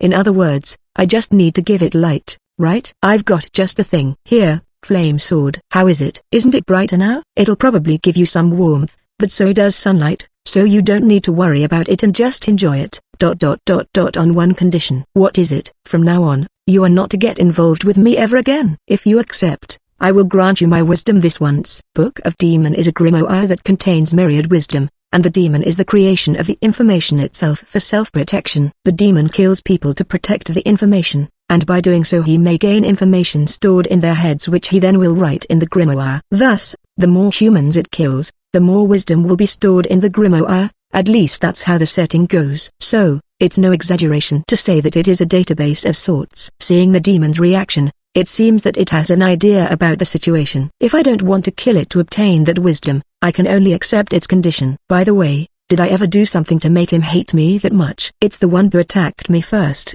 so no matter what I do to it, it'll just be the case of paying for one's mistakes, isn't it? So, what caused this girl to collapse? It's the barrier set up around the forbidden books section. Unlike the barrier that surrounds the cathedral, this barrier is more elaborate and seamless. Therefore, magic wires, circuit, can't pass through it, and that must be the cause. Magic wires, think of it like strings to manipulate a puppet. Puppeteer doll master creates magic wires to connect themselves to their puppets, and through them, they channel magic power to operate and control them. According to the demon, some grimoires can emit brainwashing electromagnetic waves through magic wires, and as a countermeasure, the barrier here is so meticulously made that it can block magic wires. Joseph, being a puppeteer, must be using magic wires to connect to his puppets as well. With them being cut, it's only natural that his puppet Ayako would collapse, so it explains. So, how do we fix her? You're not gonna tell us you don't know, right? Someone has to be the new puppeteer, or you can put the soul you're holding into a new vessel, the demon says. Before you ask,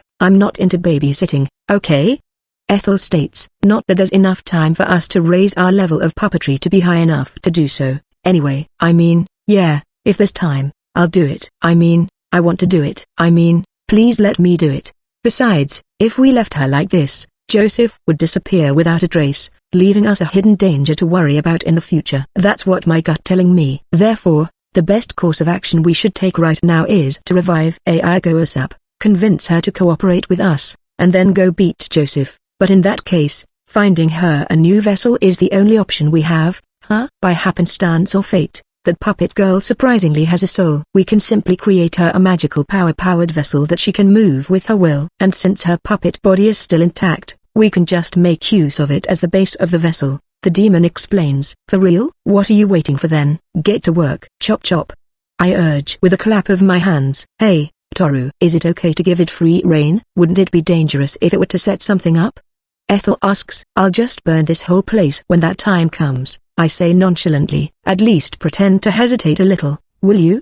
Ethel screams. Curb your anxiety, little girl. I will not try to do anything that this human may use as an excuse to come back to me in the future. I have not the slightest intention to see his face ever again, the demon says, stressing his last words. Ah, I get you where you're coming from, Ethel mutters. Seeing it so insistent, it looks like it has seen through me. I was planning to turn him into my experience points if it gave me the justification, even if minor. It's a shame, but if it understands that much, then it means that it won't try anything funny. In which case, there's not gonna be a problem in giving it free rein. What happens after that is something I can't make heads or tails of, as I don't have the slightest bit of knowledge about magic. The demon deploys a magic circle and places Ayako's body in the center of it, after which many numbers of light balls appear around the magic circle. As the light balls are changing position, they continuously shoot what appears to be a laser at the body. It seems as if they are rewriting something, not to say I'm sure that that is what they're doing, though. A deluxe Ayako doll that glows and moves. You can get it for 5,980 yen. Useless thoughts start to surface in my mind. As such, I began training my Shishu skill by playing cat's cradle while waiting for it to finish. I'd rather practice swinging, but since I'm holding Ayako's soul in one hand, it would be inefficient. Flame sword is a big no because we're at a place that can easily catch fire, whereas training my soul strike is also going to be inefficient exp-wise unless I train with proper stance and form. Therefore, within the range of actions I can take at the moment, Shishu is the only skill I can train most efficiently, so please shut up and quit. Hang on a second. Ayako's soul. This shape, I remember seeing it at the boxing gym. If my memory serves me correctly, it's called a punching ball. Wasn't it? The type that hangs from above. In the game, there were no combo moves or combined skills that involves both Shishu and soul strike, so I'm not sure if it's possible to bind the soul with a thread, but if it is, I may create a punching ball using Ayako's soul, right? I have never actually used a punching ball in my previous life, so I don't know how effective it is. However, punching a hanging soul will possibly give me soul strike exp, and since I'd be using a thread to hang the soul in place, I may gain Shishu exp as well. The efficiency of each may not be good enough, but if I can get exp for both at the same time, isn't it worth considering? At least, I think it's worth trying. Then, let's get right onto it. No, wait, hold on, this soul is not a stranger's. It's the soul of a Sanago Ayako, whom I will have to negotiate with when she revives. Didn't I fully perceive with my 5 senses when I was in a soul state back in the netherworld? There's no saying that Ayako doesn't perceive us at the moment. In such a state, if she remembers that I have beaten her up after tying and hanging her with a thread, there's no doubt that it would affect the negotiation later. If only Iris was here, I could ask her for confirmation. No, regardless if Ayako can or cannot perceive her surroundings, she'd be more likely to stop me. In the end, trying to turn her into a punching ball is highly risky, But, isn't a spirit of challenge important to have? A spirit of challenge, or in other words, courage, is important to have in any situation. May have proven that possessing the courage to push forward will lead one to achieve success against all odds. That's why even without any proof, the possibility that Ayako can't perceive anything at the moment, that she won't remember anything after she revives no matter what I do to her, and that I will succeed in combining Shishu and Soul Strike in one try is not zero. Since they're not zero, is it wrong for me to bet on that possibility and take action? Where there's a will, there's a way. That's how the great people of the past achieve greatness. Alright, let's do it. It's done, human. All that is left to do is to return the soul. God damn it. The battle is already over just before it begins. I can't but let out a scream of frustration at the unreasonableness, wondering why I'm facing so many obstacles to doing what I want to do. LVL Chapter 144, Reboot. The rectangular opening made in the lower back of New Ayako, working name.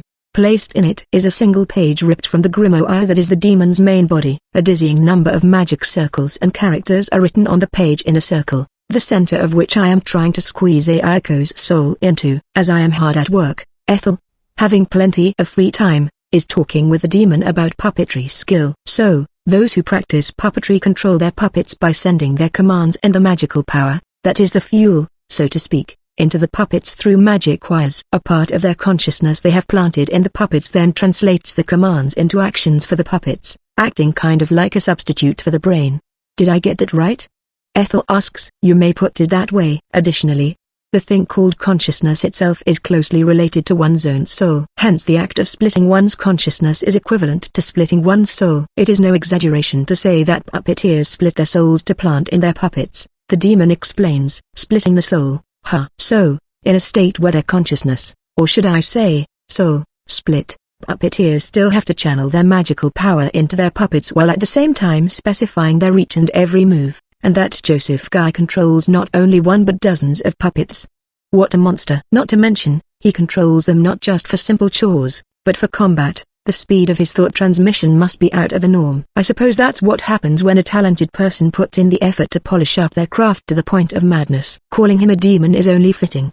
The demon then yells at me, on that note, since you don't even have the slightest bit of talent to show for, I wouldn't call you a demon no matter how insane you are. Aren't you glad to hear that? That bastard. The nerve of it to insult me just because I am struggling to insert Ayako's soul. Should I make it remember that my promise to never get involved with it again is only effective after the contract is fulfilled, not while it is being carried out? Stop it. Toru is the type of person who will say that while he promised not to get involved with you once the deal is done, he never promised not to touch you when the deal is going and slash at you in an instant, says Ethel. TSK, how did you know? See? Ethel gestures to me while looking at the demon. My apologies. That was a slip of the tongue. I take back my words. The demon lowers its head. If you're going to apologize anyway, then you shouldn't have provoked others in the first place. Only those who have no intention of apologizing or regretting their actions are qualified to provoke others. That sort of sounds like something only scums would say. Even if I think that way, I'd better not say it out loud. Still, if that's the case, what's Ayako's soul, then? If puppeteers put their split souls into their puppets, how did her soul come about? Asks Ethel. There are two possibilities. First, her soul is a product of fantasy so strong that it eroded the caster's consciousness, causing the split soul to recognize itself as a Sanago Ayako. The demon explains.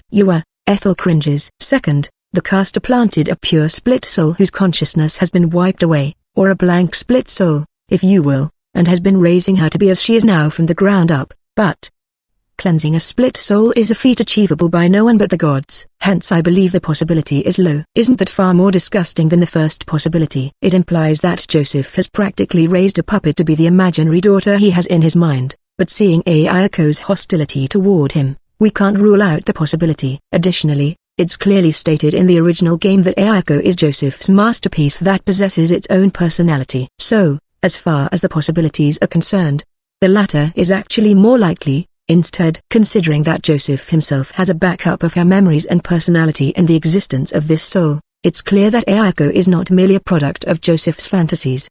After inserting Ayako's soul into the page, I close the opening. All that's left to do now is to wait for her to boot up, so I try thinking about a certain worry-worthy point regarding Ayako as I start doing practice swing for the first time in a while. Ayako's backup.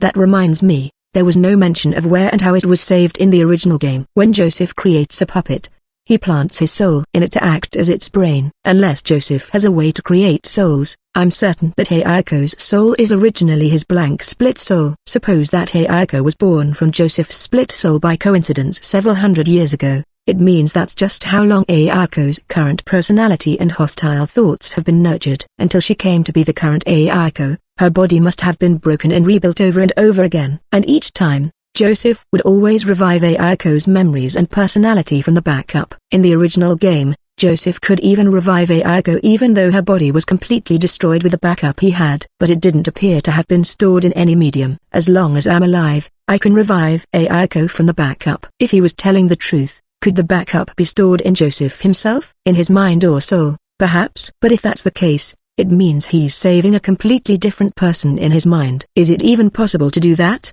Hey, demon, I'd died before, so I know. Souls are tied to their memories and personalities, right? Back then, even though I'd lost my body, I could perfectly remember who I was, and also the things that happened before and after I died. What? So you are a returnee from the netherworld? Yes. It's said that the soul records everything that cannot be seen, and there is even a theory saying that the soul is connected to everything such as spirit, consciousness, memory, and personality. Whether or not that's true, you should know from your experience. When a puppeteer no longer has use of their puppets or the puppets completely broke, what do they do with the souls planted in them? Normally, they collect the split souls and assimilate them back to themselves through magic wires. Loss of souls can lead to chronic illness, so unless they have no other choice, they will collect them back. Then, what happens if they collect and assimilate a split soul that has formed a different personality and has its own memories? That is nigh impossible, but it's sort of like putting two people into one body. If one of them doesn't accept death and yield control of the body, their personalities and memories will collide and fuse,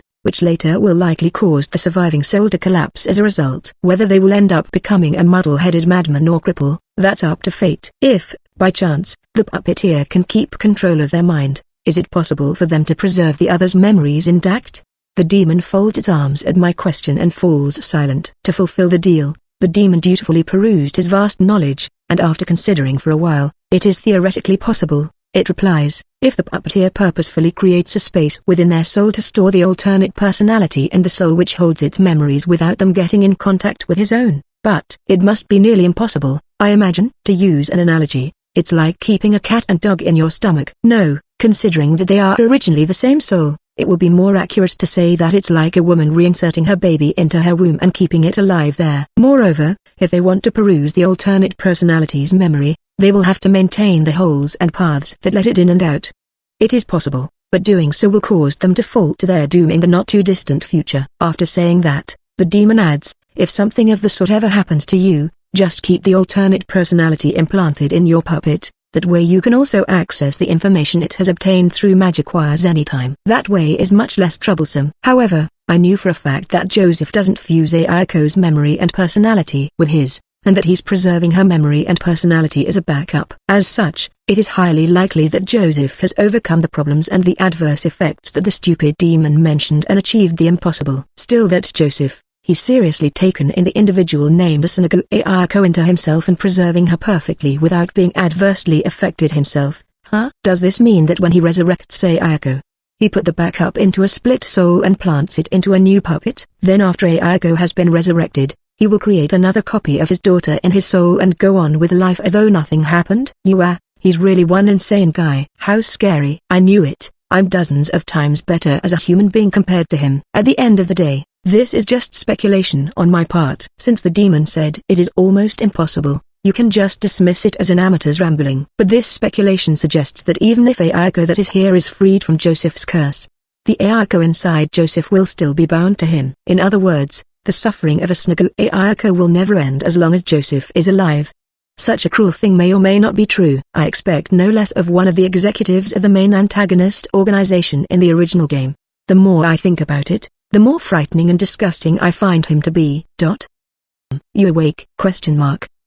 I'm a little torn between whether I should tell this speculation of mine to the finally awake Ayako, which will likely further fuel her hostility, or I should show her my kindness by keeping silent. Ayako, meanwhile, twists her body as though to check her condition, perhaps having noticed something different about her body. She then looks around, and when finds Joseph's little bird lying on the floor, she rushes toward it and gives it some powerful stomps. And GH tilde. Her face is full of anger. Ayako's foot keeps stomping down again and again as though she wants to give vent to the hatred she's been suppressing until now. When the bird finally lost its original form and became a paste-like lump of meat, Ayako finally stops her foot and straightens her disheveled hair. She then turns toward the dazed Ethel and me, who's watched the whole thing play out while doing practice swings.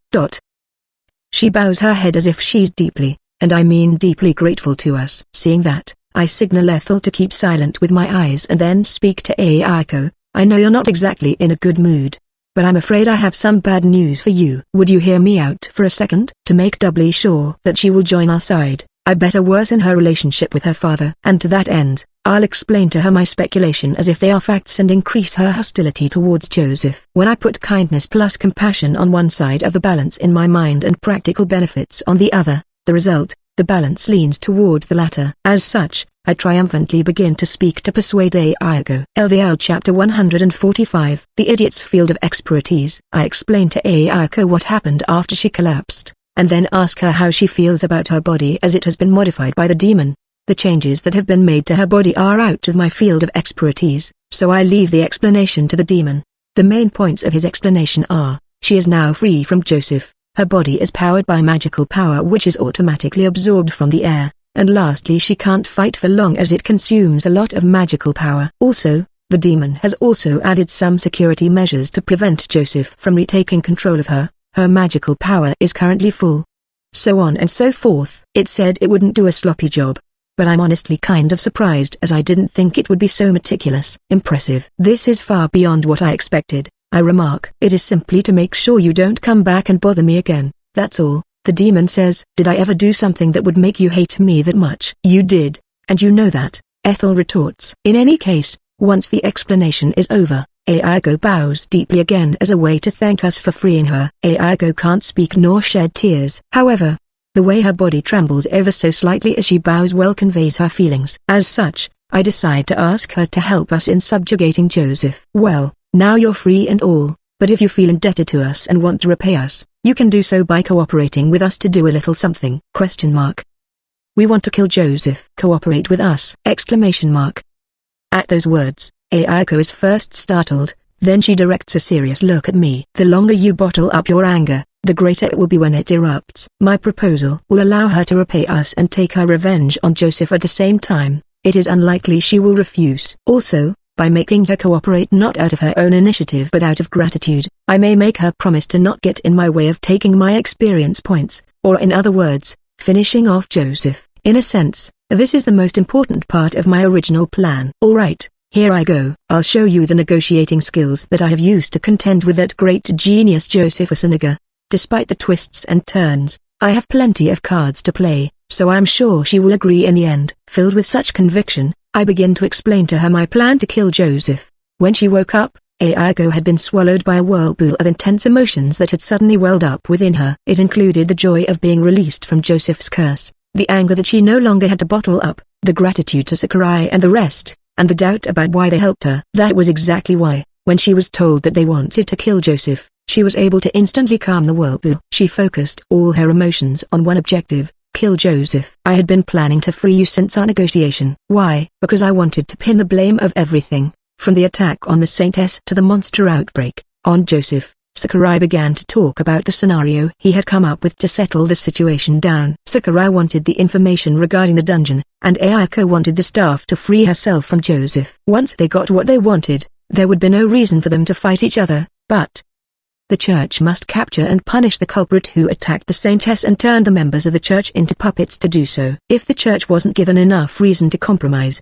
it would continue pursuing Ayako and Joseph, and might hold Sakurai, who wanted to go back to the academy as soon as possible, in detention for investigation purposes. Sakurai told Ayako that this was why Joseph's sacrifice was necessary. He said that they should make the attack on the Saintess something ordered by the Black Sword to Joseph Asanaga, and by killing Joseph and pinning all the blames on him, the incidents would be solved, at least officially. With this, Sakurai, Ayako, and the church would be able to create an ending that they all could accept, at the expense of Joseph. I see, thought Ayako. But at the same time, she noticed that the beneficiary of the plan actually didn't include the person who was most affected by these incidents, and so she couldn't help but turn her gaze toward the elf girl standing beside Sakurai. Then, Ethel, noticing Ayako's concern, stepped in front of Sakurai and she crossed her arms. She looked back at Ayako with a sharp gaze and spoke. Toru told me about your situation, and I sympathize with you, if I'm being honest. But I can't forgive you for hurting my mother. But Toru saved us. In consideration of him, I'll bear with you if you agree to cooperate with us. However, you have to promise me that you will apologize to my mother and receive whatever punishment she will give you when this is all over. Just because I'll hold back my anger, it doesn't mean my mother will. She is the real victim here. I'm not going to defend you no matter what punishment she decides for you, and if you try to escape, I'll catch you no matter what. I'll set Toru after you. The Toru. You'd better keep that in mind. Ayako had no intention to refuse the proposal, in the first place. If it meant she could kill Joseph who had been tormenting her, she would gladly do anything asked of her. But she had been sure that she would be forced to act as a vanguard or a decoy, or any other dangerous role because of the fact that she had personally attacked Ethel Tina's mother, who was standing by Sakurai's side. That was why Ayako was honestly surprised at Ethel's show-off, to say the least, leniency. Ayako's sole wish was to be freed from Joseph, and to achieve her selfish desire, she had sacrificed many people. She knew that that was a grave sin. As such, once her wish was fulfilled, no matter what happened after that, she would accept as long as she could live and die as plain old Ayako. She wouldn't mind being killed by the bereaved families of those whom she had killed, as that would be a fitting end for a scum like her who sacrificed others for her own greed. So Ayako believed. It was exactly because she had such thoughts that Ethel's forgiveness took Ayako by surprise, so much, in fact, that she resolved herself not to break her promise. Yes, Asanaga Ayako may be a criminal, but when it came to humanity, Ayako was much better than a certain idiot who just realized that he forgot to take into account the feelings of Ethel and her mother in his plan. Looks like they've come to an agreement. And when the idiot in question sensed that their talk was coming to an end, he began to wonder if he should take out his card, fuel, to inflame Ayako's hatred toward Joseph. Joseph had Asanaga Ayako's backup, and as long as he was still alive, he could create as many Ayako as he wanted.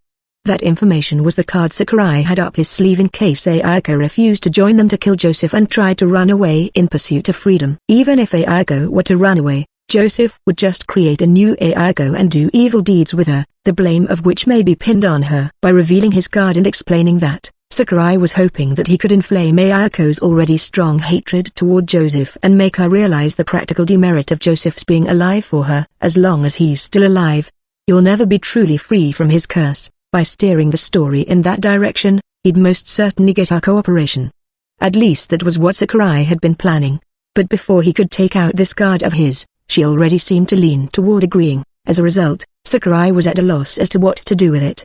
If it was a normal person, they would likely keep their mouths shut at this point, as further angering the other person was unnecessary. But the man named Sakurai was far from the norm. As a result of often being scolded by Iris, he had come to believe that he was too lacking when it came to sociability and respect for others. Even though it hasn't been confirmed, this information involves her life. Since she's going to cooperate with me, I should show some sincerity by informing her, right? The conclusion that he had arrived was, unfortunately, to inform her of the shocking information, albeit out of good intentions. Sakurai thought absent-mindedly while doing practice swings. Although the information was just speculation on his part, It was concerning Joseph's curse that had always been in control of Aiko's life. For him, it may be nothing more than a card to inflame Aiko's hatred towards Joseph, but for Aiko, wouldn't it be extremely valuable information? He had no idea in what way the information would be of any use to her, but wasn't knowing always better than not? By the way, he still had 47 swings left to do, so informing her would also serve to buy time until he was done with his practice swings. With such thoughts in mind, the idiot spoke. Oh yeah, apparently, puppeteers cut a part of their souls and put them in their puppets when making them. Meaning, you, Aiko, were born from a part of Joseph's soul, so in a sense, you really are Joseph's daughter? Also, you know that he's keeping a copy of your memory and personality, right? With it, he'll likely be able to create a newer Sanagu Aiko even when you're gone. As long as he's alive, there will surely be a Sanagu Aiko that is not you. So, I think if we don't finish off Joseph here, your life in the future would be quite difficult. Hey, are you okay? Ethel asked, seeing Aiko hug her body, trembling. Aiko was being attacked by fear that surged up within her, and a tsunami of disgust so immense that it overwhelmed even her fear. She had no idea how Sakura knew about all that information, but because of everything she had gone through, she took Sakurai's information as a fact, and accurately predict the possible bad futures it would lead to. She couldn't care less about the fact that she originated from Joseph's soul. She took it as she was simply unlucky to be born to such a father. That was all. The problem was this meant that in her new but maybe short life that would begin from now on, she would have to be in constant fear of the invisible shadow of Joseph, and at times she may be accused of crimes that she didn't commit and be forced to take responsibility. To prevent this problem, she had to go to Joseph by herself to lure him into an ambush, an act which was equivalent to jumping into a dragon's mouth for her, as she hid the body of a puppet. Even though the demon had put security measures on her body, Joseph was a master, no, a demon, in the art of puppetry. Just how reliable the security measures could be when they were put up against that demon? Not to mention, what if the ambush failed and Joseph escaped? Could she kill him by herself? Between her getting controlled by Joseph again, or Joseph managing to escape after they attacked him, the result was the same. She would end up being tormented again by him, which was not much different from the life she had led until now. The more she thought, the more the possible bad futures filled Aiko's mind. He controlled her life under the pretext of doting on her, and he forced his one-sided love on her under the pretext of parental love. What Joseph loved was the puppet with the setting of a Sanagu Aiko. Drunk on his fantasy, he controlled every aspect of Aiko's life and raised her to be the perfect Sanagu Aiko. It was a one-sided, selfish love with no consideration for the one on the receiving end, because she was a puppet, because he treated her as a puppet. Yes, things would have been nice if Aiko was just a puppet, but she had a human heart. Joseph, as a father, wanted his daughter Aiko to grow up to be sound of mind, so the madman raised her like a normal father would their daughters. That was why she clearly understood how abnormal, insane, and disgusting the affection she received from the one who claimed to be her father was. Aiko could vividly recall everything she had gone through. She could re-experience the pain, the repugnance, the anger, nausea, all the emotions she'd felt from his affection, because everything was imprinted on her soul. She couldn't forget them. Joseph, too, was also doing everything he could to keep the copy of his dear daughter's memories intact, all while unaware that he was tormenting Aiko. 399.400, phew. But anyway, let's leave it aside for now. What's more important now is to figure out how to beat Joseph. What's wrong, Aiko? You're looking down. As Aiko looked down, feeling anguished, Sakurai, who had been silently continuing his practice swings without a care in the world, asked after completing his training goal. Hearing his words, Aiko nodded her head ever so slightly. Again and again, without stopping, as she raised her face. The calmness that her eyes had always had was now nowhere to be found. What had previously been filled with gratitude and friendliness towards Sakurai and Ethel was now full of murderous intent towards Joseph. Ethel couldn't help but gasp at the sight of her jet-black eyes that had lost their light. Sakurai, the one who had roused Aiko's hatred, making her overflowing with motivation, murderous intent, gave her a smile. Why? Because he smelled a determination from her. A determination to go to any lengths to achieve one's goals, a determination to never stop no matter what anyone said. So, Sakurai laughed. He was certain that Aiko would become a reliable collaborator in killing Joseph. Now then, let's go kill, shall we? Aiko strongly nodded with the oh so casually spoken dangerous words. Seeing the two of them, Ethel, who had been instilled with the belief that all lives were precious as a kid, furrowed her brows, her feelings complicated. From Ayako's collapse to her resurrection as a girl overflowing with murderous intent towards Joseph, not much time had passed, but it wasn't little, either.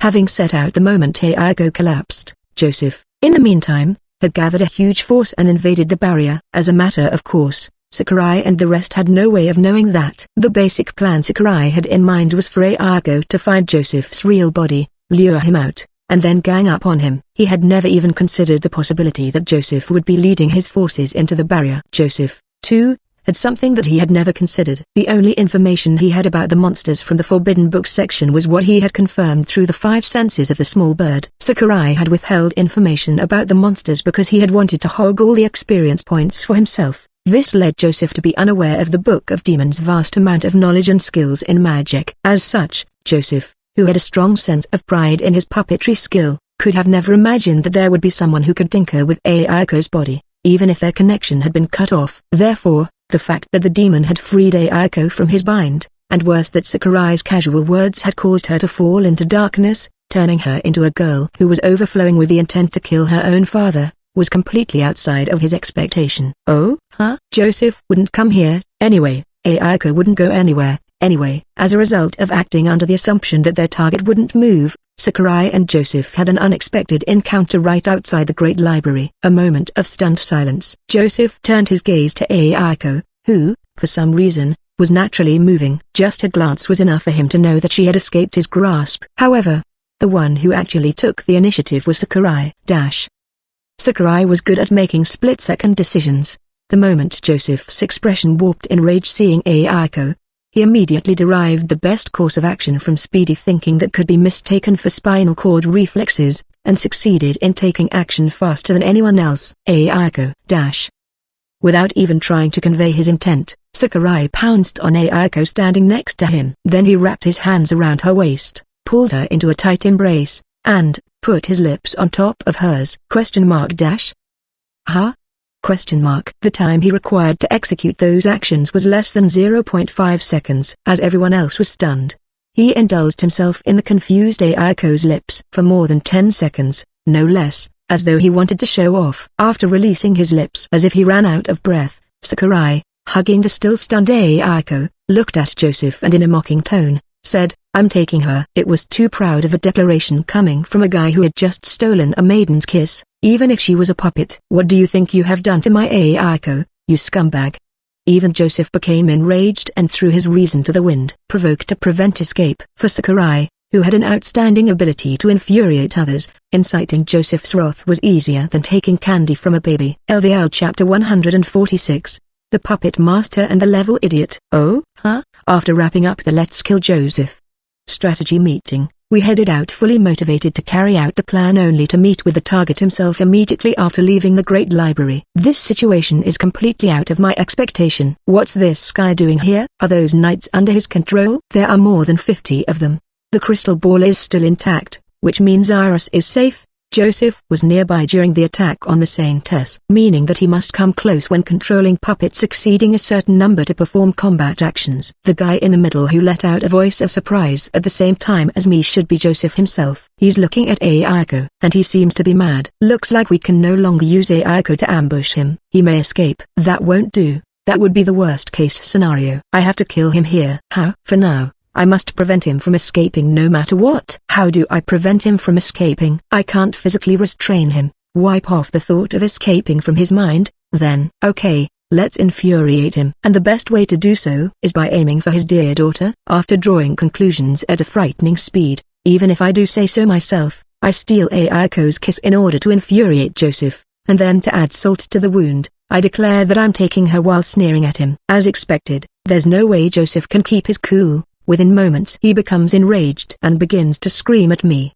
"You're taking her? Ayako is my daughter. I'll never hand her over to anyone, especially you. How dare you assault my dear daughter right in front of me, you scum. And what in the world did you do to my daughter? You should have no capability to tinker with her. How can she move by herself? You ruined my perfect creation. What is the deal with those magic circuits? They are too inefficient and wasteful. Seeing the way they are arranged, they must be the things that let her operate by herself. How blasphemous. You must have done all that to toy with my beloved daughter Ayako, to make her serve you. Ugh, unforgivable. I don't accept this. Never. You defiled my daughter, you defiled my Ayako, the fruit of my and her love. How dare you, how dare you, how dare you. Good. This much anger should fill him with nothing but intent to kill me. There's a change of plan, but let's kill Joseph, shall W, Bifu, tilde. Dash. Dash. I tried to launch a preemptive attack while Joseph was raving, but Ayako slapped me for some reason. She glares at me and points her finger at me as though condemning me. Could she be mad that I kissed her? Puppets have no concept of chastity. If you don't like it, just rinse your mouth with muddy water later. Or rather, why don't you consider how empty and helpless I felt being forced to kiss a puppet for a second? I'm also a victim here. So just forget about that, and let's kill your father, okay? You can beat Toru as much as you want later, so look ahead. He's coming. Ethel warns us! Exclamation mark. Righto tilde. Ayako, protect Ethel. Don't try to communicate with Ayako without my permission.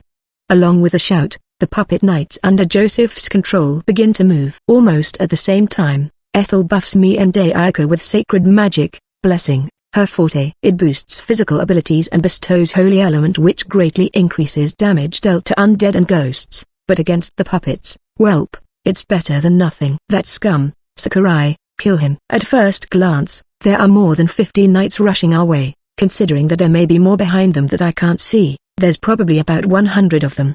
But even if they have started to move all at once, there's a limit to the number of puppet knights who can engage us in battle at a time. The first ones I have to deal with are the three at the very front. Dash. Without talking to each other, they launch a well-coordinated attack. A diagonal slash to reduce my room for evasion, a vertical slash to restrict my movement, and a stab to finish me off. The swordsmanship they're displaying isn't that big of a deal. However, it's perfectly timed because they are controlled by Joseph alone. So, even if you can read their attacks, if your skill is only at the average soldier's level at best, you may get severely wounded, or worse die. Whether. But even if my talent sucks, I'm still the disciple of the Sword Saint. Wielding the yellow spring Nodaki, I repel the diagonal slash, then I cut down the first puppet knight as his sword bounced back. Dodging the incoming vertical slash from the toon puppet knight with a side step, I jump and step on the sword, pressing it into the ground. Still stepping on the sword, I rotate my body to dodge the stab from the third puppet knight that is supposed to be the killing blow, then taking advantage of the momentum from the rotation, I decapitate the second puppet knight who is unable to move with his sword being stepped on by me. Flame sword. Inabikari. Using the body of the decapitated puppet knight as a shield, I swing down with flame sword, sending flames flying through the toon puppet knight's body before landing on the third puppet knight, burning both of them. The decapitated second puppet knight still tries to grab at me even though his whole body is burning, so I throw a spinning back kick at him, knocking him into the third puppet knight behind him and causing them both to fall over. I jump onto their bodies that are piled on top of each other, stab my sword through their waists, and then powerfully swing up the sword, separating the upper and lower halves of their bodies. After I finally get time to catch a breath, the knight whom I cut down first stands up, then rushes towards me alongside other knights. Seeing that combo attack doesn't work, this time they instead choose to use the swordsmanship skill to individually unleash powerful slashes in quick succession. But attack skills have fixed motions, so they're easier for me to deal with. Just from seeing the initial movements of their hips, shoulders, arms, and so on, I immediately know what moves they're going to use, so I move along the openings as I cut down the knights one after another. What's that? Steel armor? It offers no protection to the necks and joints, and if I'm willing to accumulate energy for a moment, I can use fake sword saints slash to bisect the armor from top to bottom. Torsos say goodbye to their lower bodies in tears. While I'm at it, I also cut off their limbs, leaving them completely immobilized. Dash. A puppet knight attacks me from behind, my blind spot, but gets blocked by Ayako's trident. Ayako then skewers him and hurls him away. Ayako goes on to thrust her trident by the side of my face. The tip pushes away the enemy in front of me and creates room for me to regain my stance. Taking advantage of her help, I kick a nearby knight away and use the recoil to create some distance. Then, holding up my Nodaki, I stand by Ayako's side. They have great cooperation, but individually they're nothing much. The problem is there's too many of them, I remark. Yeah. Right. Can't you two speak in a way that I can understand as well? Ethel screams. I don't think it's a good idea to discuss strategies in front of the enemy, though. But anyway, even as she holds her trident menacingly, Ayako changes her posture, shifting her center of gravity backwards so that she can move back at any time. Right before I kissed her earlier, I whispered, "There's too many enemies. We have to change location ASAP." and as it turned out she did hear it. I honestly feel relieved. I've been a little worried because she hit me right after I let go of her lips. The Great Library is surrounded by quite a big piece of flat land and other buildings are quite a distance away from it. Numbers have the advantage here. Of course, even with numbers, they wouldn't be able to easily take down me or Ayako, but if we got surrounded, we might not be able to protect Ethel and she might get killed. Not to mention, ours is an impromptu team, so we should be extra careful. Fighting against humans is not my strong suit. Doing that while protecting someone else only doubles the trouble, and the puppets don't give enough experience points for how troublesome they are. So, flame sword, fire snake! Hey, 6 fire snakes coil around my sword. I swing out, and the giant snakes made a fire fly off my sword, burning our surroundings. As the flames act as a smoke screen, Ayako, having moved back and picked up Ethel in her arms, creates a magic circle. Then chains shoot out from it, wrapping around me and the two of them. The chains then lift us up into the air before hurling us to the other side of Joseph's army. Yuawa, why didn't you give me a heads up and let the enemy know? Getting out of here takes priority. The advantage of Ayako's chain is that, unlike my thread, it can exert great force. So it's better for heavy work like this. I find it a little difficult to adjust my posture in midair at first, but after a couple of tries, I eventually managed to do it. Don't run away, you coward! Joseph screams at us! Oops, Shishu Newage, shield cap! Joseph's puppets shoot arrows at us as we fly over them. They do it in a hurry, so the accuracy isn't high, but there are a lot of arrows. If we get hit by even one of them, we'll lose balance and fall into the middle of the enemy's army. So I use threads to create a number of barriers to block the incoming arrows. There's roughly 100 puppet knights. The guys I defeated earlier are still wriggling. They're likely gonna be recycled. In that case, the best place to confront them is, having roughly grasped the number of enemies and the situation, we start running the moment we land. Ethel is still being carried by Ayako, and I run behind them while continuing to defend the rear with Shishu skill. Hey, Toru, why are we running? Weren't we supposed to fight him? Ethel asks. Yeah, but first we've got to move to a location that's more advantageous for us. If we continue to fight here, we won't be able to protect you, I reply. Are you saying I'm being a burden to you? We can't defeat him without your support. Duh. Of course, we gotta make sure you stay safe. Well, not to say I absolutely have no chance of beating him alone, but the support from Ethel's sacred magic will make it a whole lot easier. Ethel has been slightly heated up seeing the knights being controlled, but she calms down a little after being told that we need her. Then she casts blessing on me and Ayako again. Thanks to that, we are able to slowly widen our distance from Joseph's army. Outside the barrier? No, the cathedral. Let's face him there. Joseph already has so many knights under his control. If we brought him outside the barrier, it would likely only result in the knights outside getting turned into puppets, thus increasing his force. In which case, we'll have to make him focus on us and fight him with our current numbers. Besides, it's easier for me to fight in the current situation where I can do whatever I want without anyone telling me off.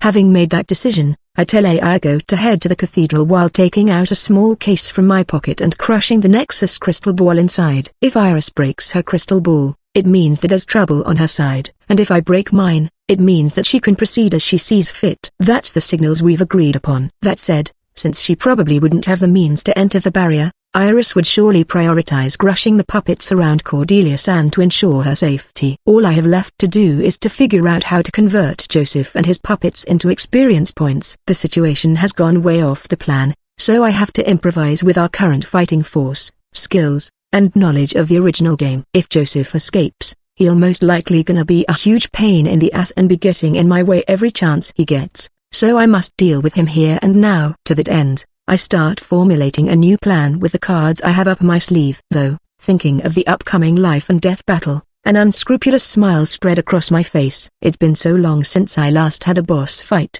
just the thought of the large number of experience points I will get from it sends my heart throbbing. All of them are my experience points. Pray, I won't even let a single one of your puppets escape. Prepare yourself, Joseph Asinaga. I glance at the puppets chasing us from behind. Delighted at the abundance, or prey, I rush into the cathedral with a big grin on my face. LVL Chapter 147. Shout out to Zed for becoming a patron. Fury, confusion, true to heart. The puppets, knights, under Joseph's control chased the escaping Sakurai and CO. The middle-aged man in the middle of them. The knight with short reddish-brown hair and a thick mustache, muttered while gnashing his teeth in anger. Morph, fuse. Some distance behind him, the puppets dismantled by Sakurai and Ayako began to move as if they were being manipulated by threads from the empty sky. Their cut-off limbs floated in the air, their heads turned into lumps of flesh like crushed clay, and their bodies pulled themselves towards each other. Then they fused. Thus a bizarre beast of prey was born. It was one of the puppet models Joseph had designed in advance for use in battle. With 4 legs made of bundles of human limbs, and a headless and meatbag-like front half, whose only feature was a gaping mouth. Inside the mouth, suits of metal armor originally belonged to the knights, forming the monstrosity lined up in a disorderly manner. Bit by them, and one would get not lacerations, but bruises, broken bones, and contusions. Go! Devour that man. The beast reacted to the order given without even a glance at it. In the twinkling of an eye, it overtook Joseph and his puppets, caught up with Sakurai and Go, then pounced on them. Hup! Sakurai, who had his back toward the beast, suddenly turned around just before the beast jumped at him. He moved without hesitation as if he knew the timing of its attack. Leaning forward as if he was about to fall over, he slipped under the belly of the beast. Then he swung his nodaki in a big circular motion. The slash soon cut off the beast's 4 legs, rendering it immobile. Sakurai then kicked the beast's now limbless body away toward the frontmost knights, knocking them down. His series of movements, his brilliant skills, they amazed the mad Joseph. And at the same time, they let him regain some of his composure. Did he read its movements? He often used the beast of prey type puppet as a preset, but he never showed it to Sakurai as far as he recalled. In addition, he never left any records of its information. However, the way Sakurai subdued it clearly indicated that he was familiar with it. That much was obvious to Joseph's observational eyes as a researcher and engineer, even though he was not a warrior. Joseph reached out his hand to confirm his suspicion. This time, he divided the limbs of the beast into smaller pieces, created several small birds from them, then had the birds fly toward Sakurai and Co. The small birds were more difficult to control than the 4-legged beast, so he couldn't have it too far away from him, but they were perfect for short-distance tracking and fieldwork. At times, he also used this type of bird puppet to attack by having it swoop down on the target and change its form into a sharp pebble of sorts mid-flight. More birds now. The moment the birds caught up with Sakurai and Co. and were about to swoop down on them, Sakurai's thread slashes bisected the birds one after another. He didn't simply bisect them. With just a sideways glance, Sakurai accurately determined which birds Joseph had tried to use morph on and took them down in order. Now there is no doubt about it. That guy, that scumbag, knows about me.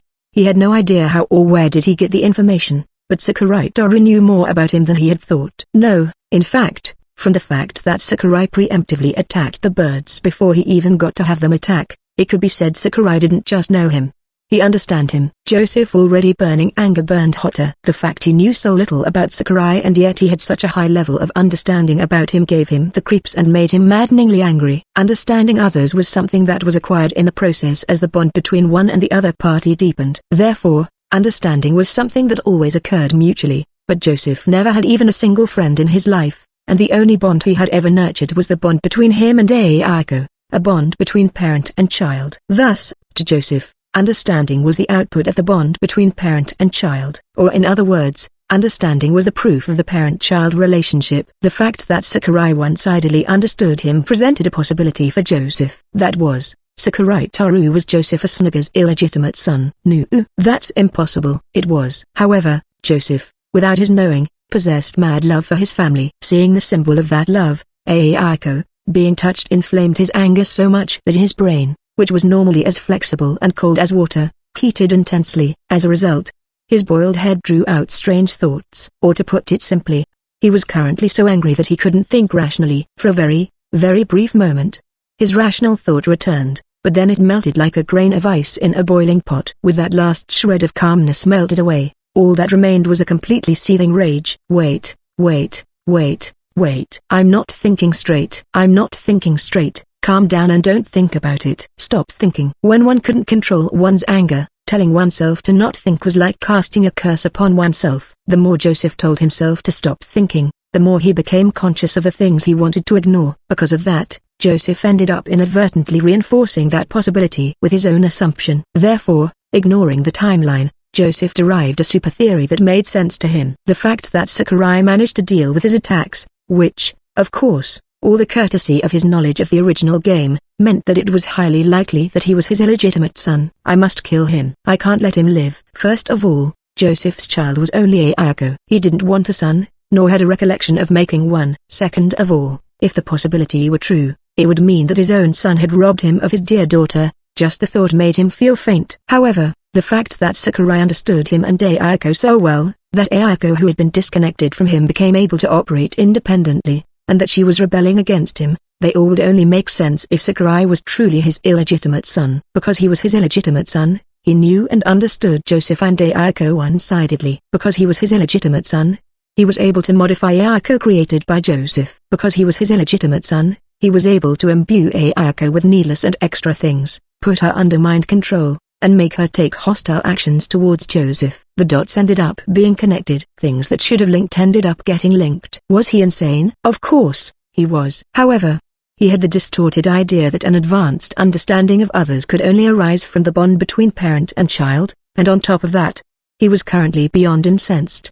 His rational mind and calmness were swallowed by fury, resulting in an abnormal situation where Joseph somehow ended up connecting dots had no connection with each other. And so, Joseph came up with a possibility that couldn't get farther from the truth, but strongly hated it. It was only natural, however, as Joseph didn't remember ever begetting Sakurai, nor did he remember ever having sexual intercourse with a woman when he had a fleshy body. Yet Sakurai indeed existed. If he didn't present himself with undeniable proof that said otherwise, the possibility would stick in the corner of his mind forever. Such was the sad nature of being a researcher. Therefore, to punish him for laying his hands on Ayako, and to deny their, actually 0%, possibility, he firmly vowed to kill Sakurai.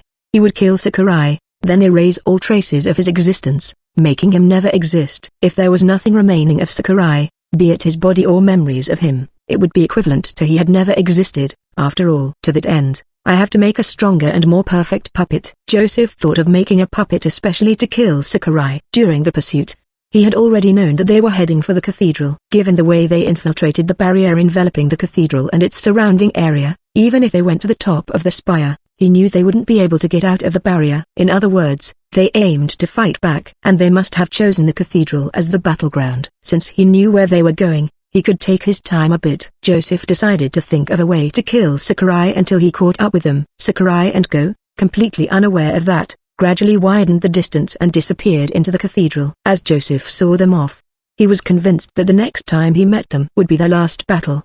He had discovered the possibility of Sakurai being his illegitimate son as a result of his incurring his wrath, and he vowed to kill him for that reason. It could be said that landing himself in such a weird situation no one could have expected was very Sakurai-like retribution.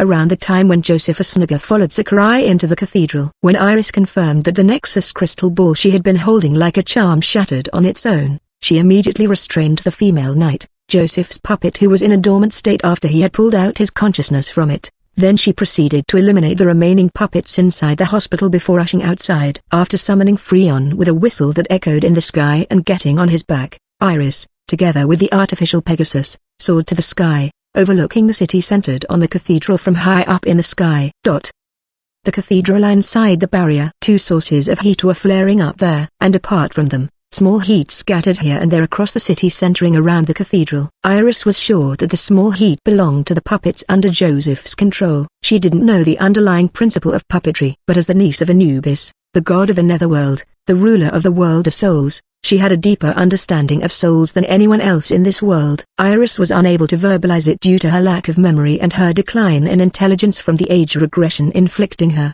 but, without anyone telling her, she had instinctively come to understand and realize that pieces of Joseph's soul were trapped in his puppets while observing them. One of the heat in the cathedral is Sakurai-san's. The other was Joseph's, and it is the same as the heat spread around the city. Iris could pick up the strength, scale, and degree of the heat with her magic eyes. And just as there were different types and trends of heat, there were also differences in the degree of each heat she felt. Soul's heat spreads. If the heat touches another soul, even if it has no will, if they have some kind of connection, it will be affected by the heat. Iris identified the puppets through the heat and the tracking techniques that, even though she had no memory of, had been ingrained in her body. Hi-hin, I'm sorry, Freon-san. You ended up having to indulge my selfishness. Hi-hin, Tune-hun, Hansu. Iris gently stroked the horse's back as he neighed while flapping his silver wings, apologizing to him. The Nexus crystal ball Sakurai had handed to her. He told her to act as she saw fit if it broke. He likely meant while ensuring Cordelia's safety at the same time, or in other words, She should have evacuated with the Saintess. Yet, she opted to move by herself. Yes, she had cleared up Cordelia's surroundings, and had received her permission after explaining the reason, but still. Let's go, Freon-san. Hien. Disgust, resentment, vengeance, self-satisfaction, and personal anger. The heat dwelling in her heart was ultimately selfish, and it wasn't something she could proudly say. But still, she decided to move, because someone deep in her heart was telling her, she mustn't forgive that evil, she mustn't forgive the man that had crossed the line. As such, Iris ran through the sky on the back of the artificial Pegasus, Freon.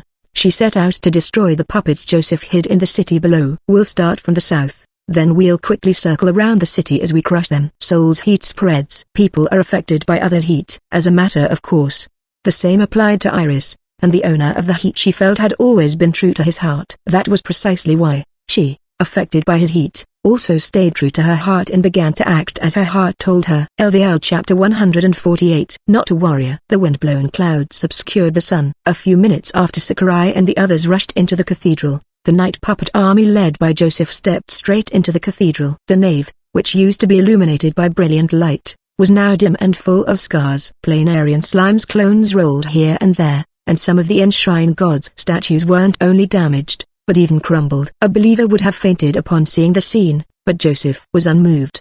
The reason being, he knew that most of the destruction was caused by Sakurai and the others' fight with monsters, and he was so focused on watching out for danger that he had no mind to spare caring about the devastation in the cathedral. It's only been a few minutes. Even if they set traps in the meantime, the traps shouldn't be anything special.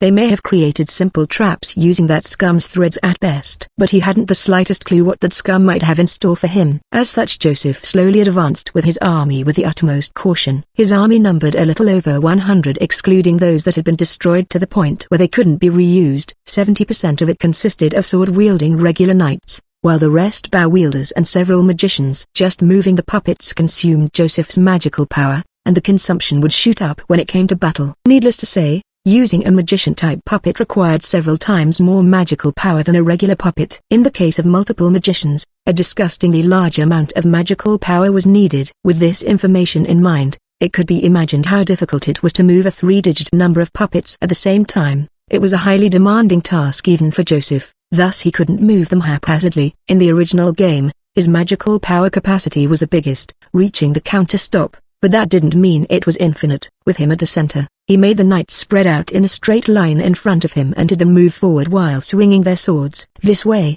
the knights bulldozed through several thread traps that Sakurai had made, clearing the way for Joseph. But the smooth progress made Joseph a little uneasy. They didn't show up, nor did they show any response.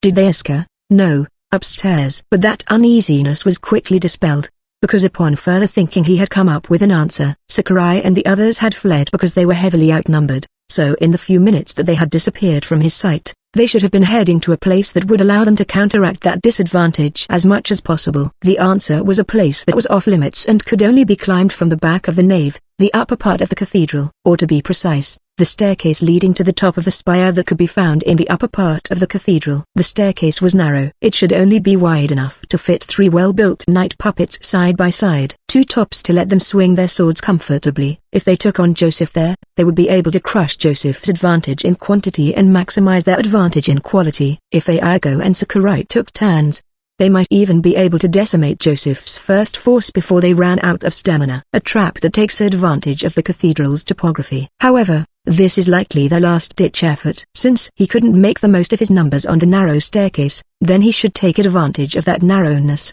Instead, Joseph was well aware and accepted that his personal combat skills were verily lacking. This was because he identified himself as a researcher and technician.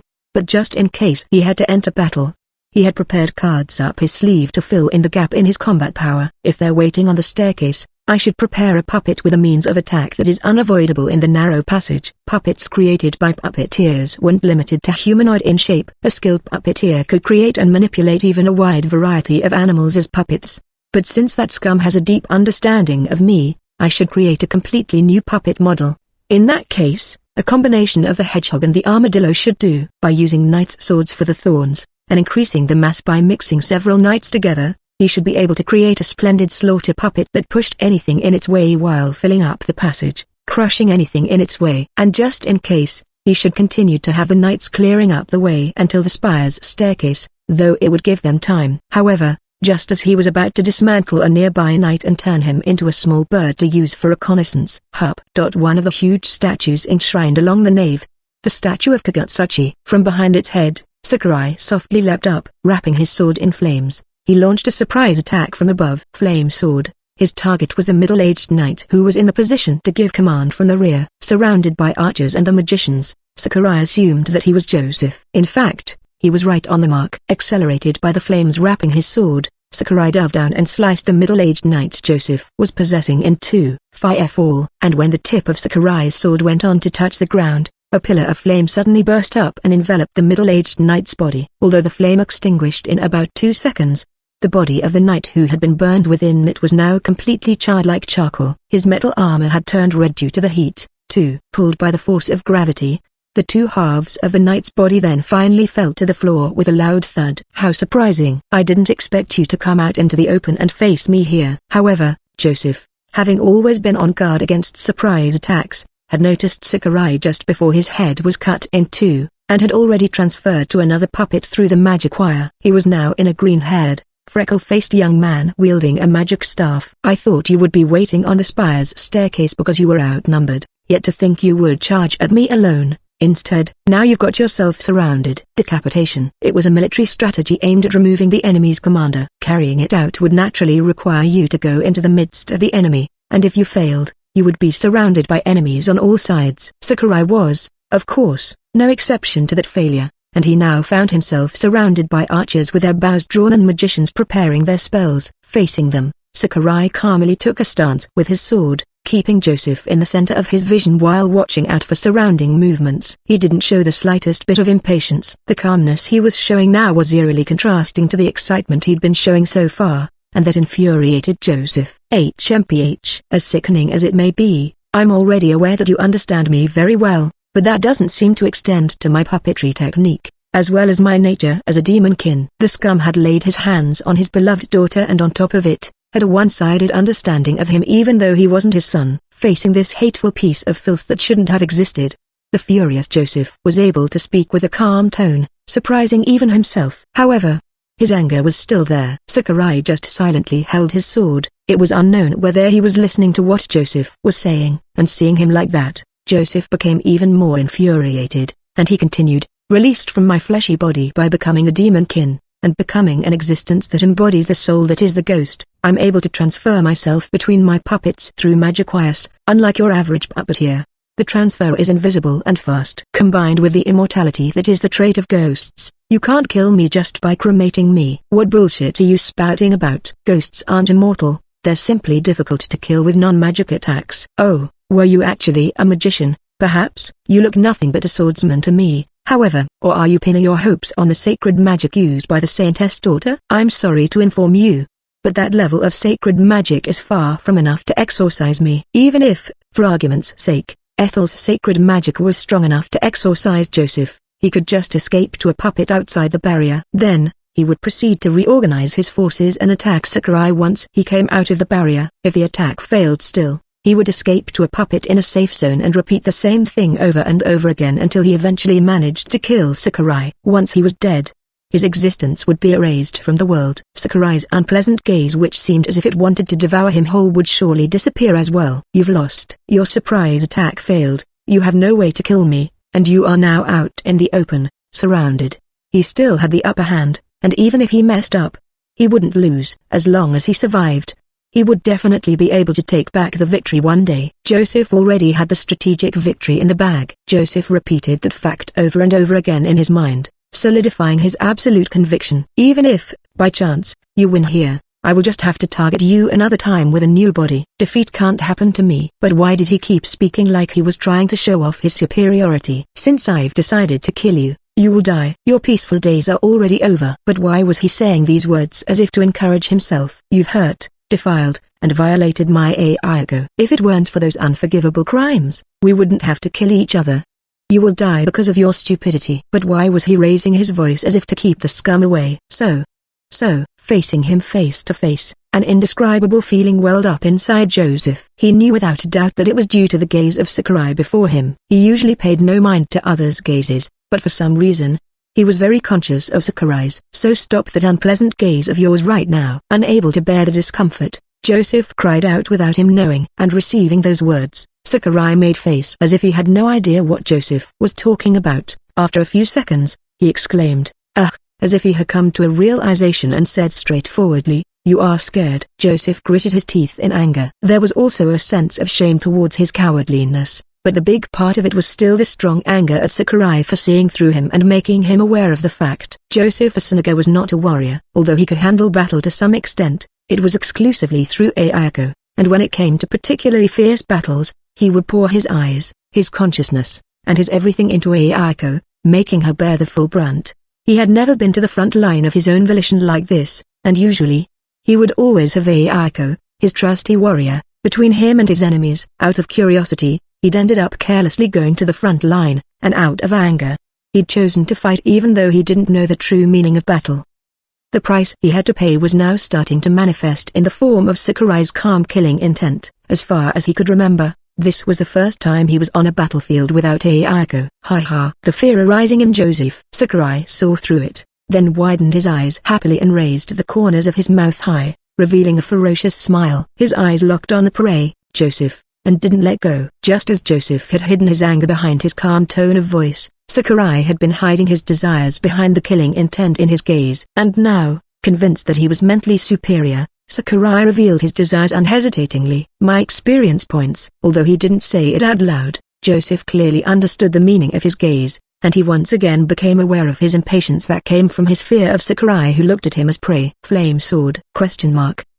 Fear delayed his response. Therefore, it was inevitable that Sakurai took the initiative. Flames erupted from Sakurai's sword. They turned into huge coiling snakes made of fire in an instant. "Shoot him, fire snake!" It was already too late. The 6 fire snakes shot out, engulfing the surrounding knights and creating a vortex of flames, the light of which illuminated the dim interior of the cathedral. The fired arrows burned away, and some of the magicians who were slow to put up a barrier were rendered out of commission. Nearly half of the archers were burned, but their magic wires are still fine. "I can reuse the non-burned parts as materials later. This isn't a problem. I can still fix this." Having transferred his consciousness to one of the surviving magicians, Joseph retreated with the surviving archers, forming a semicircular barricade outside the vortex of flames. At the same time, he moved the knights who had been spread out to build up more encircling barricades. "The moment that scum shows up, I'll immediately order the puppets to attack him." While thinking so, Joseph glared at the rising flames without blinking. Finally, before long, a swaying silhouette appeared from within the flames, with eyes brighter than the flames burning behind it. The silhouette stepped forward and proclaimed its overflowing joy. "I leveled you. You are up. Shoot." In response to the incoming arrows and spells, Sakurai began running like a beast with a big grin spread across his face. LVL Chapter 149. "You shithead. You." I release a scream of joy from the sense of liberation. Since coming here, there had been many people I had to protect at all costs, stifling me. But now, Iris is away, and Ethel is with Ayako, so I don't have to protect her. About 100 enemies, Joseph and his puppet army combined, are all around me. A large number of enemies means a large number of experience points. In other words, if I just keep killing the enemies mindlessly, I'll get a ton of experience points. And if I let Joseph recycles the destroyed puppets, I may even get many more. I don't have anyone to protect and I can become stronger. This situation is the best. As such, instead of uselessly trying to hide my joy, I excitedly lean forward before kicking off the ground. While keeping my eyes locked on the enemies in front of me, I pay attention to the shadows created by the burning flames behind me. I keep my ears open to focus on the surrounding sound so that I don't miss the sound effect of magic activating from a position that I can't see. Sure, the number of puppet armies that Joseph controls is certainly astounding. However, unlike swordsmen, archers and the mages have more monotonous attack patterns. With a bow, it is necessary to take a stance, draw back the string, aim, and shoot, and as long as you can see that set of movements, you'll be able to somehow tell where the archer is aiming. A magician, on the other hand, has to point their staff at a target before casting their spell, that is, of course, unless the magician is of a very high level. Furthermore, since all spells are skills, the casting motions and the sound effects that occur upon the activation of the spell are fixed. As a matter of course, Since I have knowledge of the original game, I remember all of them. Since I only have to protect myself, I should be able to deal with the projectiles with Shishu's shield cap. Other than that, as long as I watch out for Archer's archery skill, there will be no problems. The arrows curving down from above should be high-angle fire, and the arrows powerfully flying straight toward me should be direct shot. The rest of the arrows are normal attacks. The crackling sounds that sound like they are tearing the air should come as a result of the activation of a lightning magic. Given that the sounds cover an area, it's probably lightning field which rained down bolts of lightning from above. They are all coming at me,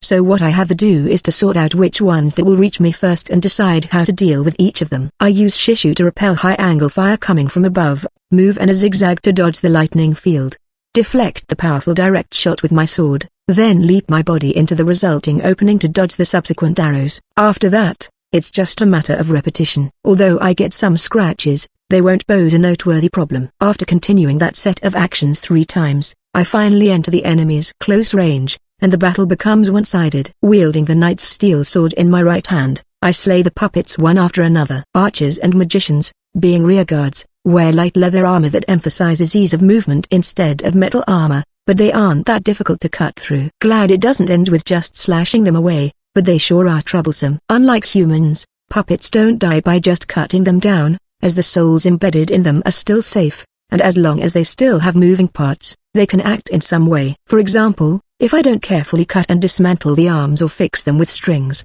the arms sprawling on the floor will grab my leg. How troublesome. Though in exchange, I will gain experience points for swordsmanship and Shishu skills each time I attack, so weighing the time it takes to deal with them and the joy of gaining experience points, I lean toward the latter. Then how about this? Before I knew it, Joseph, having transferred from the magician to one of the knights surrounding me, says, "Morph." In response, the remains of the puppets sprawling on the floor begin to move as if they are being sucked into a single point, turning into a mass of flesh, and then being remade into a new puppet as if kneading clay. A gorilla-shaped puppet is born. It should be based on Forest Kong, a monster with small trees growing from both shoulders that appear in the Academy dungeon. Unlike Forest Kong, however, its arms are longer and its palms are as large as its trunk. Is it so that it can grab the enemy just by extending its arms? Perhaps. TCH, since he was found out that I know him, it's only natural that he improvises, I guess. The problem is I never saw this type of puppet in the original game. I expected that if I continued to read his movements, he'd eventually create a puppet I didn't know of, but this was sooner than I expected. The fact that it doesn't produce any sound even though it's roaring is so surreal. I cut down the archers in the area and captured the magicians with a string, then I use him to defend against the attacks from all around me. After he runs out of use, I throw him at the gorilla. At that time, however, the gorilla shoots arrows, which I assume belong to the archers forming it, from its wide open mouth one after another. By chance, the magician I threw at it acts as my shield, and I'm able to escape the danger. It's when I'm a little worried about how to deal with the movements I don't know. The gorilla puppet slams its hands on the floor and, taking advantage of the resulting recoil, suddenly shoots toward me with its arms spread wide as though to not let me escape. My reaction was slightly delayed because I was taking a wait-and-see approach given that I totally had no clue about it, and seeing the dangerous light being emitted from each and every hole of it, I widened my eyes. No way, no way, no way, no way, that's bad news. How could you have such a dangerous skill? You've got to be kidding me. I'm so shocked, my thoughts flow out of my mouth. After all, that light is the sign of activation of a certain skill, and the name of that skill is self-destruct. As far as I know, Joseph shouldn't have that skill, but the light doesn't lie. Hold up, time up, wait. Even as I'm about to run away in a panic, the gorilla grabs and hugs me tight, doing its best to not let me go and making me get caught up in its suicide bombing. Having ended up being swept into the chest of the gorilla along with some puppets' remains, I'm illuminated by the dangerous light signing that the gorilla is about to explode. Fuck this. My attempt to escape results in vain. In that case, I stab my sword into the gorilla's chest and manage to secure a small space, then I rapidly hit it with Soul Strike, which can be used even at point-blank range. If I can't escape, I'll crush the puppet before it activates. That idea turns out a failure, and before long I get caught up in the huge explosion that occurs on the condition of the user's death. Self-destruct. Wah, baga. The resulting explosive blast hit me from almost zero distance, forcibly launching me into the air and sending me flying straight from the middle of the nave to the right side of the nave. My back slams into the wall, and my vision goes black for a moment. Although I get stuck in the dent in the wall that resulted from the collision, my body fall to the floor soon after. Cough, cough. I couldn't hear the sound of the explosion. My eardrums shouldn't have been damaged, but the close-range explosion paralyzed my hearing, and perhaps my semicircular canals went out of order. I feel like the ground is shaking like I'm on board a ship. Fucking bastard. I can't get any experience points.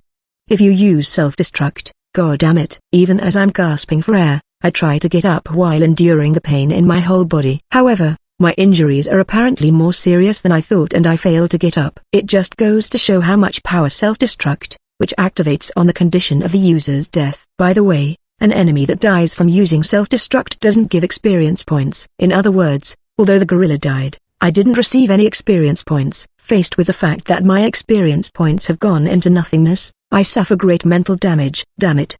Even though I've been patiently waiting for so long, I feel like crying. I'm not sure if the tears in the corners of my eyes come from the pain in my body or the pain in my heart. But it's probably the latter.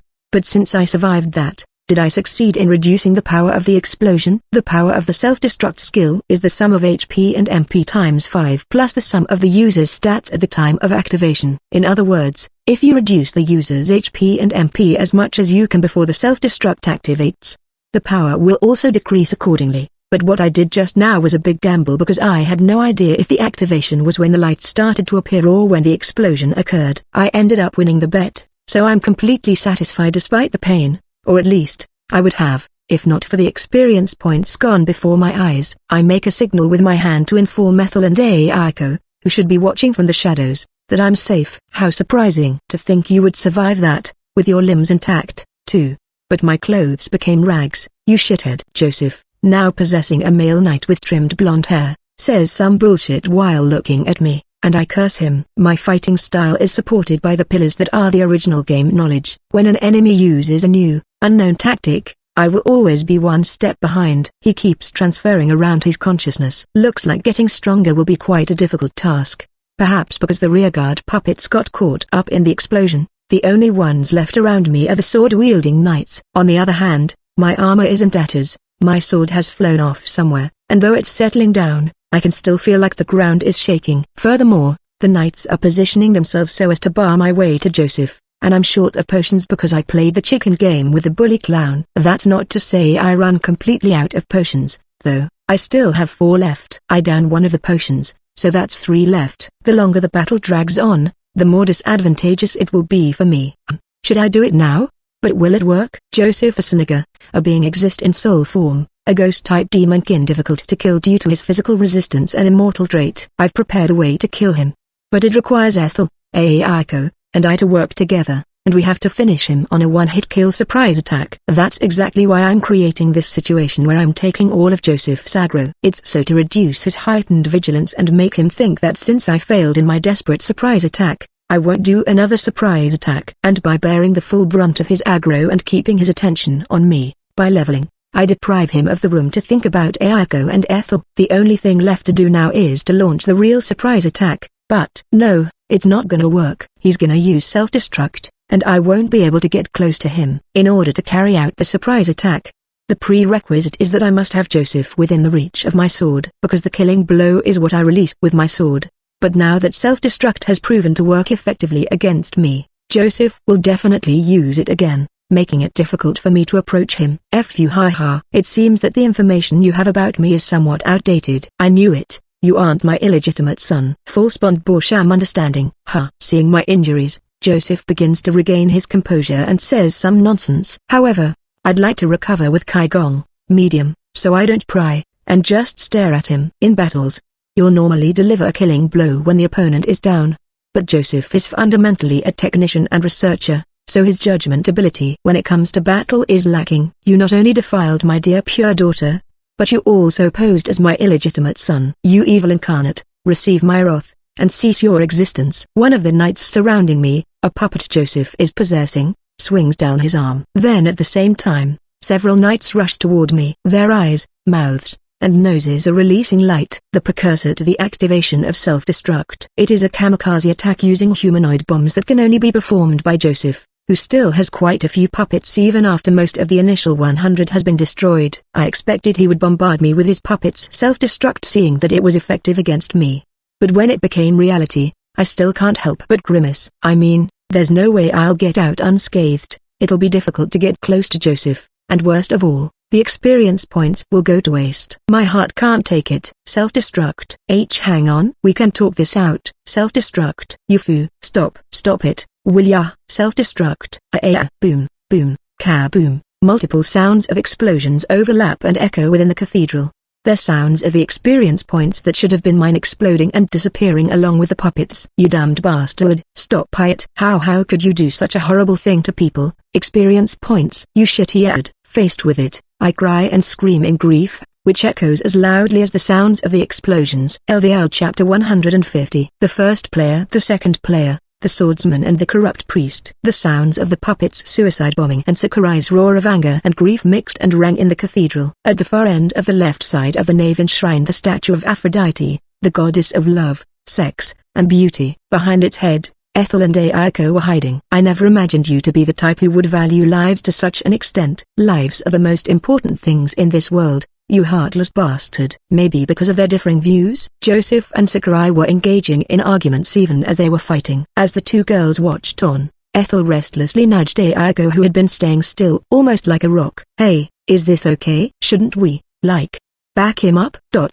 Ayako shook her head, signaling her rejection. Ayako then tightened her grip on her trident with great force, and seeing it, Ethel fell silent. If she were being honest, Ayako thought that immediately battling it out with Joseph just because they had happened to encounter him was a bad decision on Sakurai's part. This was partly because their original plan was to use Ayako to lower Joseph's guard and then ambush him, and abandoning it so hastily was a waste, and partly because Sakurai started the battle without a plan whatsoever, causing them to end up getting cornered like this. But despite thinking it was a bad decision, she believed that Sakurai had made the right decision, as it resulted in them being able to avoid the worst-case scenario. When they encountered him outside the Great Library, Joseph was instantly able to tell Ayako's condition. That indicated there was a very high chance that Joseph was able to retake control of Ayako. If he had, Ayako would have been fighting on Joseph's side by now, and Sakurai would have had to protect Ethel, making the battle even more difficult. Even if say that he was unable to retake control of Ayako,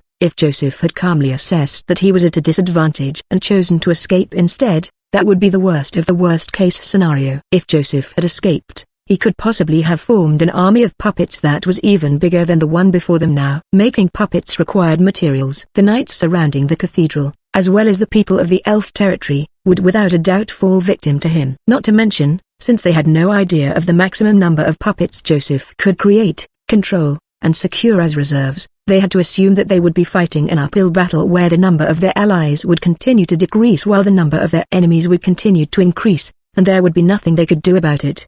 Having weighed the pros and cons, Sakurai instantly decided to fight in a relatively better situation. Worst-case scenario was better than worst of the worst-case scenario. Their original plan had been ruined, but he had made a decision quicker than anyone else, and on top of that, taken the most dangerous role in the battle voluntarily. With everything he had done, Ayako could only silently listen to his order even if he was the madman who had stolen her first kiss. That said, her emotions were still raging violently. Her anger and killing intent were overflowing, but she'd been suppressing them in her chest with sheer willpower as she continued to watch the battle without blinking even once.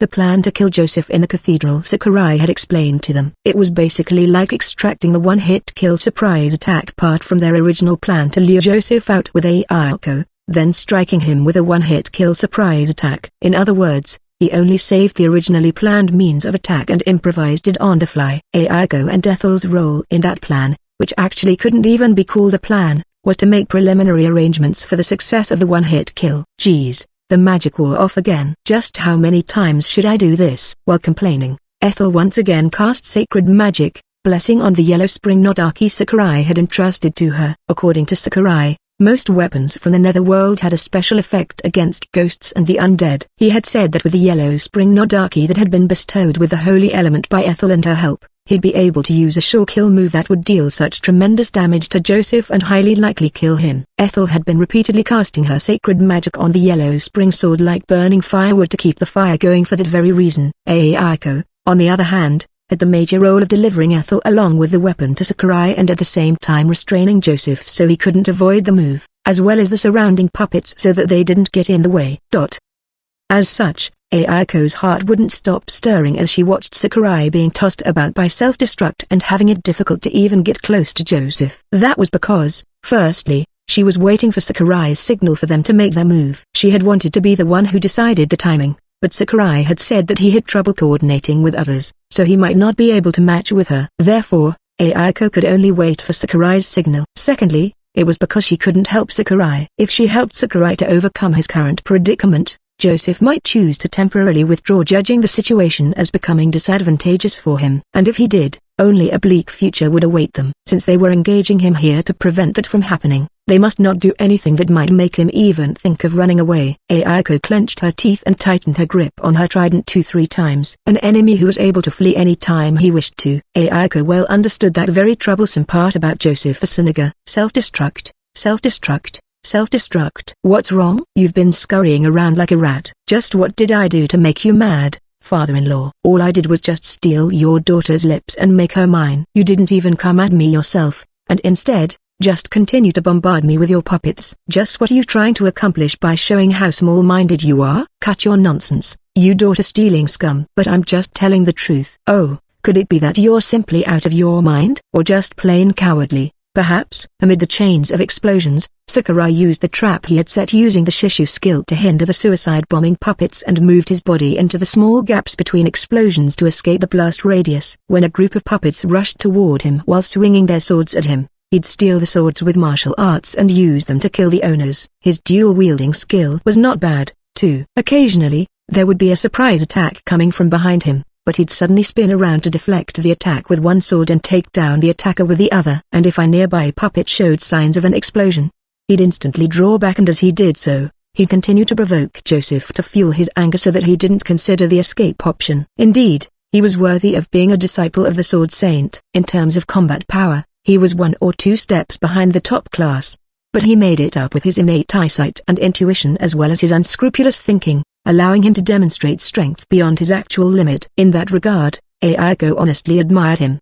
But even so, the current situation was too disadvantageous for Sakurai, and the wounds on his body were slowly increasing as the battle went on. Therefore, more than admiration, Aiko felt impatience. All of them, including Sakurai, needed to work together to kill Joseph. However, Sakurai, the one with the most important role, might lose his life at any moment, and despite that, all she could do was wait for his signal. That fact made not only Aiko but also Ethel impatient, and every minute and second felt much longer than usual to them. Toru, if you don't hurry, it's gonna get dangerous. My magical power isn't infinite, either. Hurry, hurry, please hurry, please hurry, please hurry. The two's prayers overlapped as though prearranged as they waited. Then, the time had finally come. Missed the right timing to avoid a self-destruct. I'm sent flying, rolling on the ground. Smoke and a burnt smell rise from my body. My whole body is screaming in pain. This is the result of my repertoire of curses having run out, and I was stuck for a moment thinking of a new way to infuriate Joseph. Potions.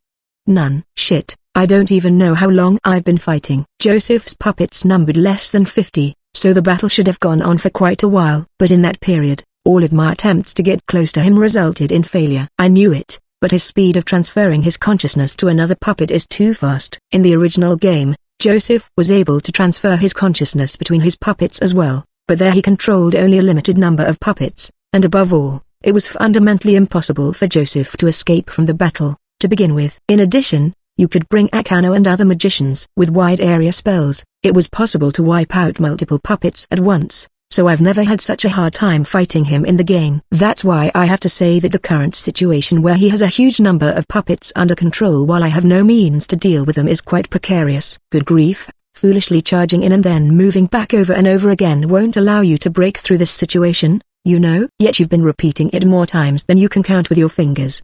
Your stupidity truly knows no bounds. Still, Aiko and the Saintess daughter still haven't shown up. Have they run away, or have they abandoned you? TCH. Oh, where has your composure gone to? Well, I will praise you for doing a good job of cutting down half of my puppets. A tall chestnut-haired female knight, Joseph, behind the lines of the encirclement of puppets is sneering at me as I lie collapsed on the ground. I've run out of healing potions, and the night steel swords I took away from the puppets have been thrown quite far away from me. As such, I can't even benefit from their give minor recovery every 10 seconds effect anymore. When I try to forcefully move my body, it feels so painful I almost scream out. Completely outnumbered, and no chance to turn the tables in sight. But it's okay. I'd assumed I would never be able to get close to him from the start. I knew I'd get cornered eventually. That's why I repeated the same actions over and over again. Of course, I would have struck if there was a chance, but my luck wasn't so good. Heave-ho. I slowly get up and sit on my knee. I probably look like I've realized that I have no chance to win and have given up right now. It'll be great if it makes Joseph think so. Have you finally come to realize your foolishness? Well, I did everything I could, but still failed to even touch you. I've got no choice but to give. If I don't kill Joseph with a single blow, he would surely escape and cause the situation to worsen. And to kill him with a single blow, I must have Joseph be within my sword range. But he is a very cautious guy. He's been keeping his distance from me. So, well, yeah, I was thinking I should at least give you a parting gift. Oh, even though you're already on the brink of death, you're still trying to pull something? Always a suspicious guy, eh? I replied to Joseph's question with a snort. He doesn't have to be so cautious. Even if I tried pulling something, the situation was almost already irreversible, and I couldn't get close to him, to begin with. But that's not to say I have given up on killing Joseph. The parting gift part isn't exactly a lie, either. So, what is this parting gift of yours? Oh, it's nothing but a truth that you're yet to be aware of even after so long. I sneer at Joseph this time. I've got only one way to overcome this predicament. Since I can't get close to him, I have to get him close to me. And I have just the right words, weapon, for that. A truth I'm yet aware of. What are you?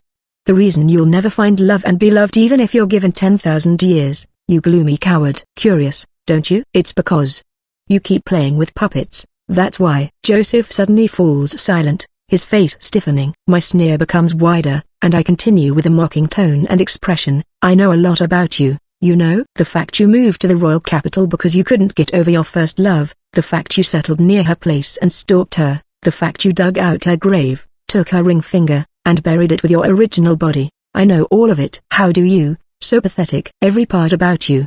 To further piss him off, I cut his words with a scream and start verbally abusing him. You fooled yourself into thinking that you were happy just to watch her from afar when you were actually too afraid to make a move on her. The fact that you were in love with her was plain for all to see. You failure of a man. There ain't no way you're gonna get the woman you love if you do nothing, you coward. You can't expect things to work out by themselves. You're no prince on a white horse. You're just a guy who is ugly both inside and outside.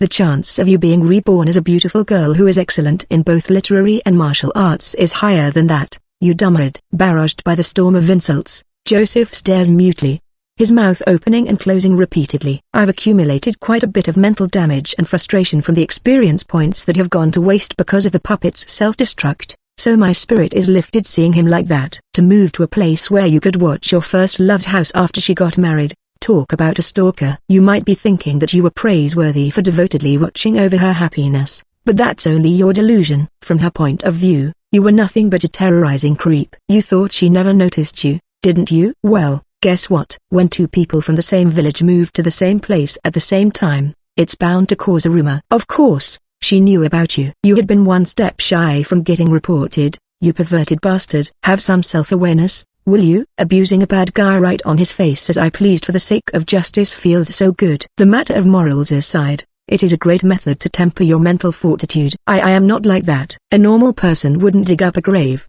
stole a dead's left ring finger that's used for marriage, and buried it in his own grave. Just saying that makes me want to puke. On top of that, you even created a ego to fulfill your sick fantasy. And she's not even based on your first love, but an imaginary daughter if you had had one with her. That fact alone speaks of your perverseness. Even the most normal part about you is disgusting. I've never in my whole life seen someone as disgusting as you. Shut up. You're the same as kids who reflect the person they liked in the things they created. But unlike you, kids still have shame and self-control. What your first love praised you for was you're using puppetry to entertain others, not using it to pleasure yourself like you're doing now, you gloomy bastard. Did you know that? I bet you didn't, do you? If you did, you wouldn't have lived so pathetically. After all, you're wrong. Shut up. Which part was I wrong about? You've gone to great lengths to master a single art and it deserves praise, but your motives, actions, and results are smearing dirt on it. You dumbard. Can't handle the cold hard truth? Man up and try killing me with your own hands if you dare. But then again, A guy who is insecure without a puppet in his hands and is too afraid to come up to his first love and say hi like you will never be brave enough to do it. I then take a deep breath, slam my hand on the floor, lean forward, and dish out the finishing blow. In the end, you're nothing but an eternal bachelor, jobless, virgin, and spineless coward who complacently lives in his own delusion, is only skilled in pleasing himself, addicted to playing with puppets 24/7, and hasn't even a shred of dignity as a man, you dumbass. The scream ends, and silence enveloped the surroundings. As for me, I'm gasping for air and trying to catch my breath. Contrary to the tense atmosphere, I'm feeling very refreshed, and even though we are going to enter the main act, I can't stop myself from smiling from the wonderful sense of satisfaction. Then getting back to sitting in a comfortable position, I say to Joseph with a smile still on my face, "Phew. Oh, you still here? You can leave the rest to your puppets and just go home, you know." I did talk shit to anger him, but I didn't expect he would be so angry to make such a ghastly expression. Has anger clouded his reason? He makes the puppets around him open the way, snatches a sword from one of the puppets, and makes his way to me. He screams at me with a bright red face as he does.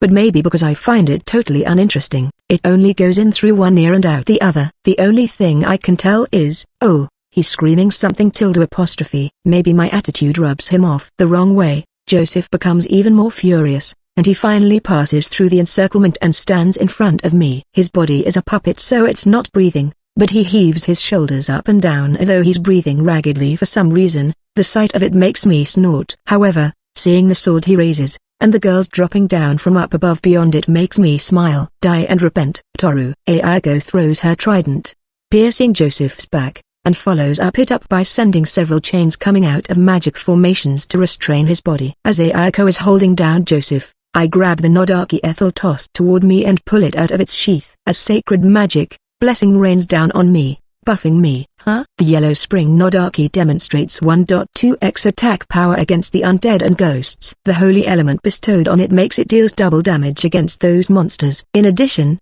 in the original game there exists a certain combined, sure kill, move that comes about as a result of the combination of Ethel's sacred magic and Higaki's flame sword, and it has the effects of both, but stronger. Its power is 5x normal attack, doubles that when the target is an undead or a ghost, which makes its maximum output a grand total of 10x normal attack damage. Flame sword. Sacred magic, holy light. The beam of light released by Ethel is absorbed by the red flames covering my sword, turning the flames golden. The golden flames-clad sword looks as if a holy sword whose very purpose is to purify sinful souls that is still clinging to the mortal world even after their death. Wings of flames sprout out of my back. They will help me bring down the holy sword of purification I've specially prepared to eradicate Joseph. The Yellow Spring Nodaki's special effect, the holy element enchantment, and the combination skills conditional attack power multiplier. After all the corrections are tallied up, it comes to a surefire move that deals 24x damage. Its name was Divine Flame Holy Sword. With a blade that numerous players reported as need balance fix but was never fixed in my hands, I shoot forward with a flap of the flame wings and close the distance between me and my target in an instant. However, my target isn't the restrained puppet before me, but the blue-haired young knight standing amid the other puppets right diagonally behind it, shocking Ayako and Ethel.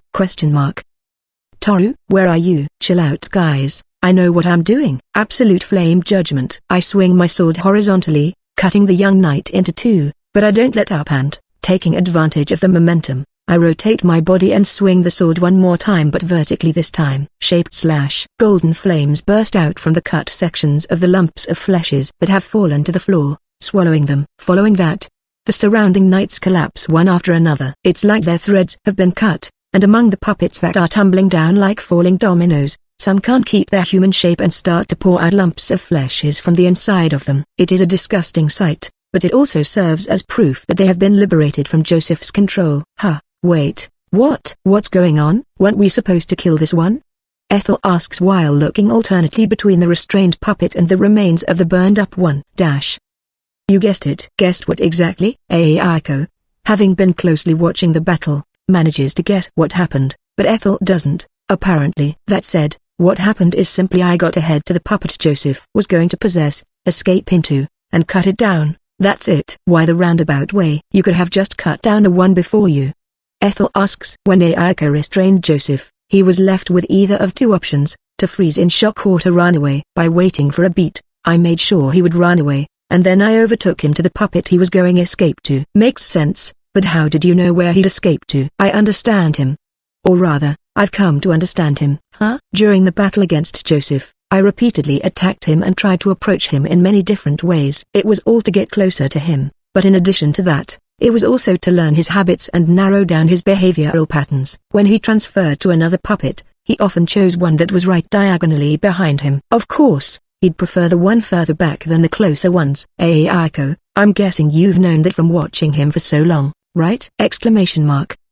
Simply put, that's his habit, especially pronounced when he felt like he was in danger. On top of that, every time I charged at him, he'd always retreat that away, and halfway it became ingrained in his dead brain. That's why when he tried to escape in a panic after being restrained, he'd move according to his ingrained habit. Which also means you've been purposely getting beat up just for this moment. That's right. In combat, you have to watch closely and think carefully. The more inexperienced an opponent is in combat, the more likely they will have patterns, habits, in their actions. Use them to your advantage, and it won't be difficult to beat them. And sometimes, you can lead your opponent to ingrain a habit in them. That way, you can trigger an opponent to do his habit and make sure you get your blow in. Will be better if the blow is a fatal one. That's what Uncle, aka the Sword Saint, told me when I was a kid. At the time my only thought was, isn't it only natural? Because it was only natural to me to read the movements of monsters when fighting them, but I never imagined it would come in handy so many years later. Experience truly matters more than strength when it comes to human fights. As such thought comes to my mind. I knit my brows. Ethel, who thought that everything was over, notices it and a dubious expression appears on her face. What's wrong, Toru? Your sure kill move did hit him, right? It did. No doubt about it, I got a clear response. Right. Then why are you making such a sour face? The puppets all collapsed already, too. It's proof that he's already gone, right? Gone he did. From here, that is. Wait, Toru. Do you mean that he? In response to Aiko and Ethel, I sigh and nod. The experience points acquisition log is always displayed in my field of vision. It says the number of XP acquired and the reason for it. In short, the log will say plus 25 for performing a swing, plus 153 for defeating a puppet knight, and so on when I acquire XP. But what should be there isn't there, and that is, plus 30 for defeating Joseph Asanaga that I've been waiting for. The fact that it isn't there tells me a truth that's very bad for us. My bad, looks like I failed to kill him. Exclamation mark. Huh? Hold on a second. What do you mean? The two become flustered at my words. It's only natural. They also understand the worst situation that may come to pass if Joseph escapes. After all, I honestly am quite flustered, too. I could have never imagined that Joseph would be able to survive my 24x damage, broken attack. In the original game, as long your level is 55 or higher, you'd be able to kill him in one hit.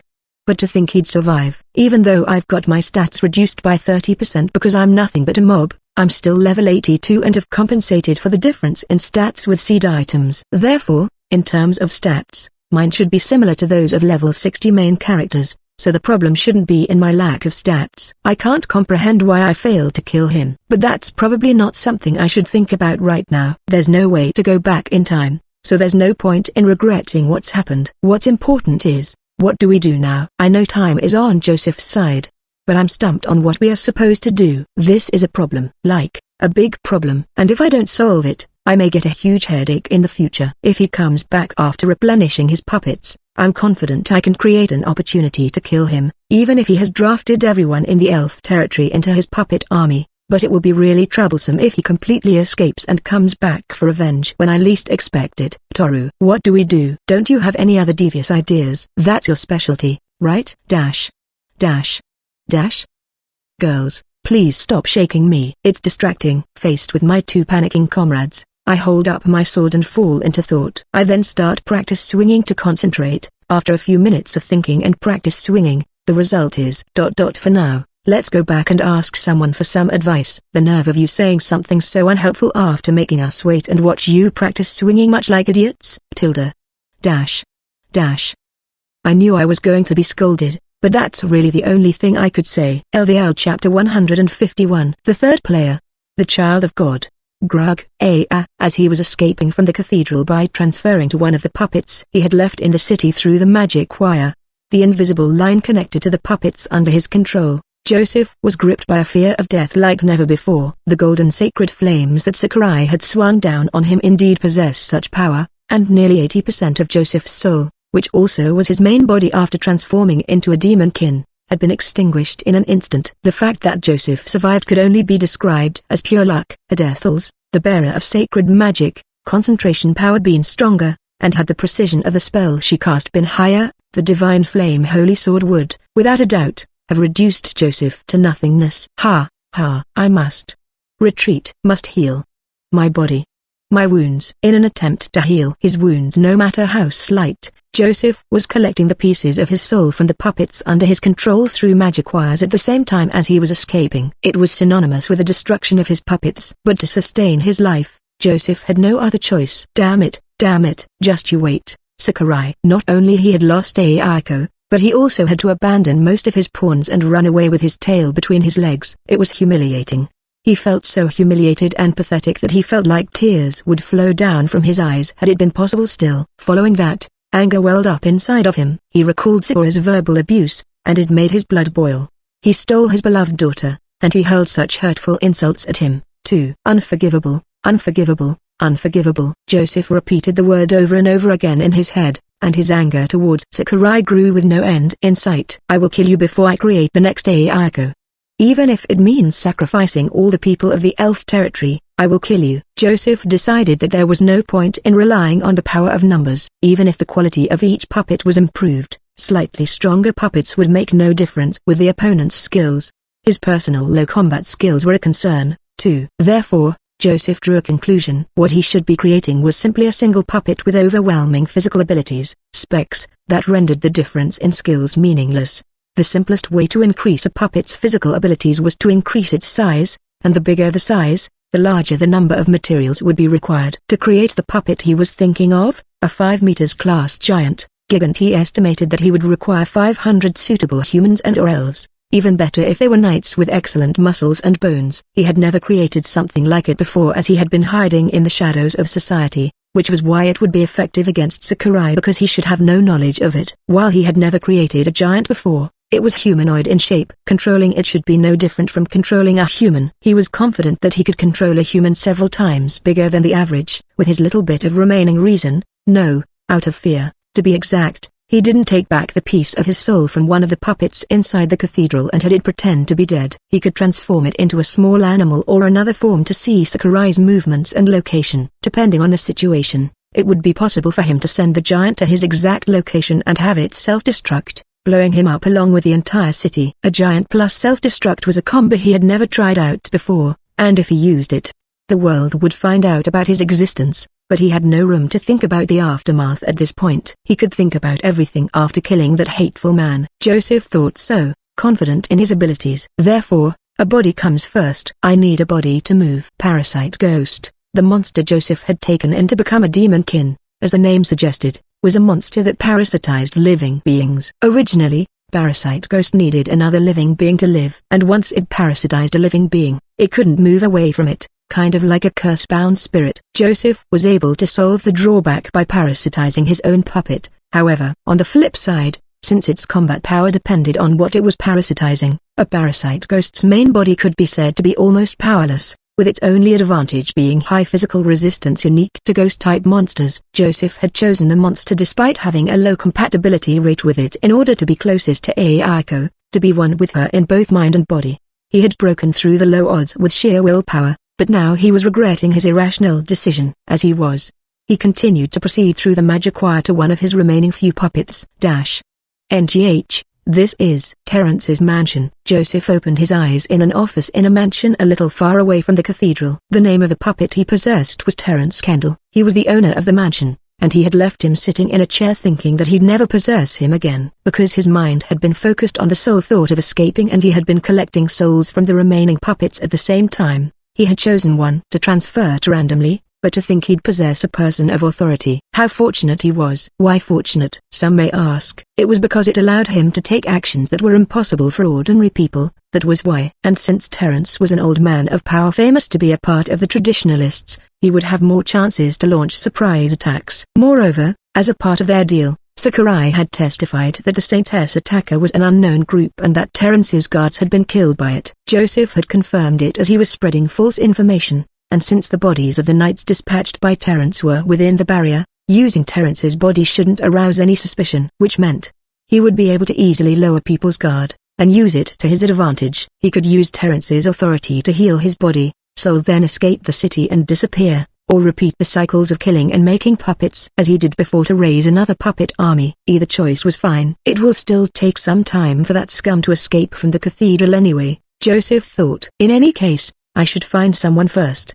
Joseph headed for the entrance of the mansion while muttering as if to reassure himself. As he did, he adjusted his tone and changed his walking style and facial expression to match those of Terrence. As a result, his pace slowed down, but it couldn't be helped. To pretend to be someone else was not as easy as it might seem. Learning from experience, Joseph understood that he had to follow a person's habit down to the smallest details to truly become that person, and that if he cut corners, his cover would most likely be blown due to a slight mistake he could have avoided. It would be nice if there were still knights on patrol. If they were moving in pairs, I could surprise attack them and turn them into puppets. Let's head to the main street. If there were any civilians left, I would kill them and turn them into puppets. Thinking back, the reason why I ended up being cornered was that I was too passive, so if I'm going to kill Sakurai, I will have to be more aggressive. By the time he was able to gather his thoughts, Joseph was already standing in front of the entrance doors. After confirming that there was nothing off about his appearance, Joseph placed his hand on the handle of the door, imagining as though he was clutching the hateful Sakurai's neck, and flew into the air. By the time Joseph realized that his body had been blown back inside the mansion along with the entrance door, he bounced off the floor 2 to 3 times before slamming into the wall and then collapsing. He had removed the puppet's sense of touch, let alone the sense of pain from the beginning, making it dull to external stimuli, and in addition, his mind was filled with the thought of killing Sakurai, so he was not prepared for the sudden situation. As a result, Joseph was left in a daze, and he could only unconsciously lift his upper body and put the person at the other side of the entrance into his vision. We're finally getting the last one. Hi Heian. Thank you for your hard work, Freon-san. Now, let's destroy it quickly. The young woman getting down from the horse with silver wings, the one who had likely blasted open the door with its front feet. What was her name again? Joseph frantically dug up his memory to remember who the woman was as she was walking over to him while sweating as though she just did a strenuous exercise. She was Sakurai's friend. Why are you here, huh? The main soul has moved in. No wonder the heat has become a little more intense. Answer my question. Why are you here? What did you mean by the last one? What have you done? Joseph knew that the woman in front of him, Iris, had magic eyes that could identify his puppets. On top of that, her words suggested that she had been targeting and destroying the puppets Joseph had prepared. But that's impossible. This woman's identification range should be limited to what she sees within her sight. That can't be. Even as his mind raced, he looked away from the possibility that crossed his mind. However, the woman in front of her, Iris Knifelime, bluntly told him the truth. Well, to answer your questions, I was simply going around destroying your puppets that were infesting the city. Their heat gave their locations away. Hi Heian. I worked hard together with Freon-san. Iris puffed up her chest, leaving Joseph in a daze. He didn't know that Iris was a relative of Anubis, a god of the netherworld. For that reason, she had an even deeper understanding of the soul than Joseph. He also didn't know that she had mastered soul attack, which allowed her to attack the soul itself. His understanding of her magic eyes was only to the extent that it allowed her to perceive the will of living things within her sight as heat, which was why she was able to distinguish puppets and living creatures apart. He wasn't aware that her identification range was proportional to the scale and intensity of the heat, which was synonymous with the strength of the will, and that thanks to it, she was able to tell individuals apart with pretty high accuracy. Worst, at least for Joseph, he had such a strong heat that the pieces of his soul he had embedded in his puppets radiated heat as well, making it a piece of cake for Iris to locate them. Why didn't I notice that puppets were destroyed? Why didn't I notice while I was escaping here? The answer was very simple.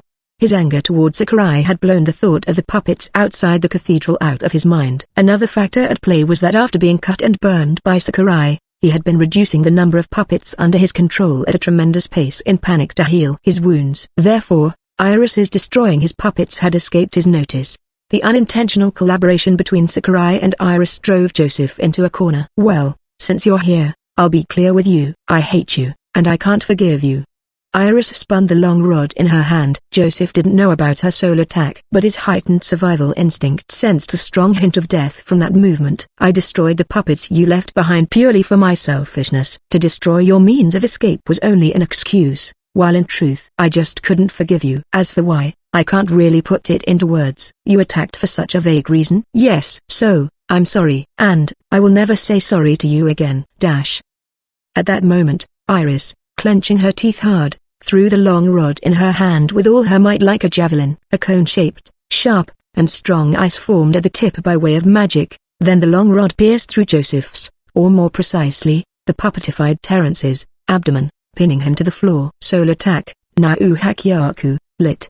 To the Guardian's Rend apostrophe. A triple shockwave occurred at the same time as a quake shook the mansion. Joseph, being pinned by the long rod, had no way to dodge, and the shockwave stunned him. And there was no way for the stunned Joseph to dodge Iris' next move. She pulled her right arm back as she drew closer. Her hand wasn't in form of a fist, but that of an unclenched palm. It was a preparatory move to unleash a technique that dealt damage to the deeper parts of the soul. Soul attack, Ishukazu, lit. 1 Revolution Dead Spirit Palm. The palm strike, which boasted the greatest damage even among the moves branched down from soul attack, tore the puppet's head off its neck and sent it flying up into the air. The blown-away head crashed into the bottom steps of the entrance and exploded.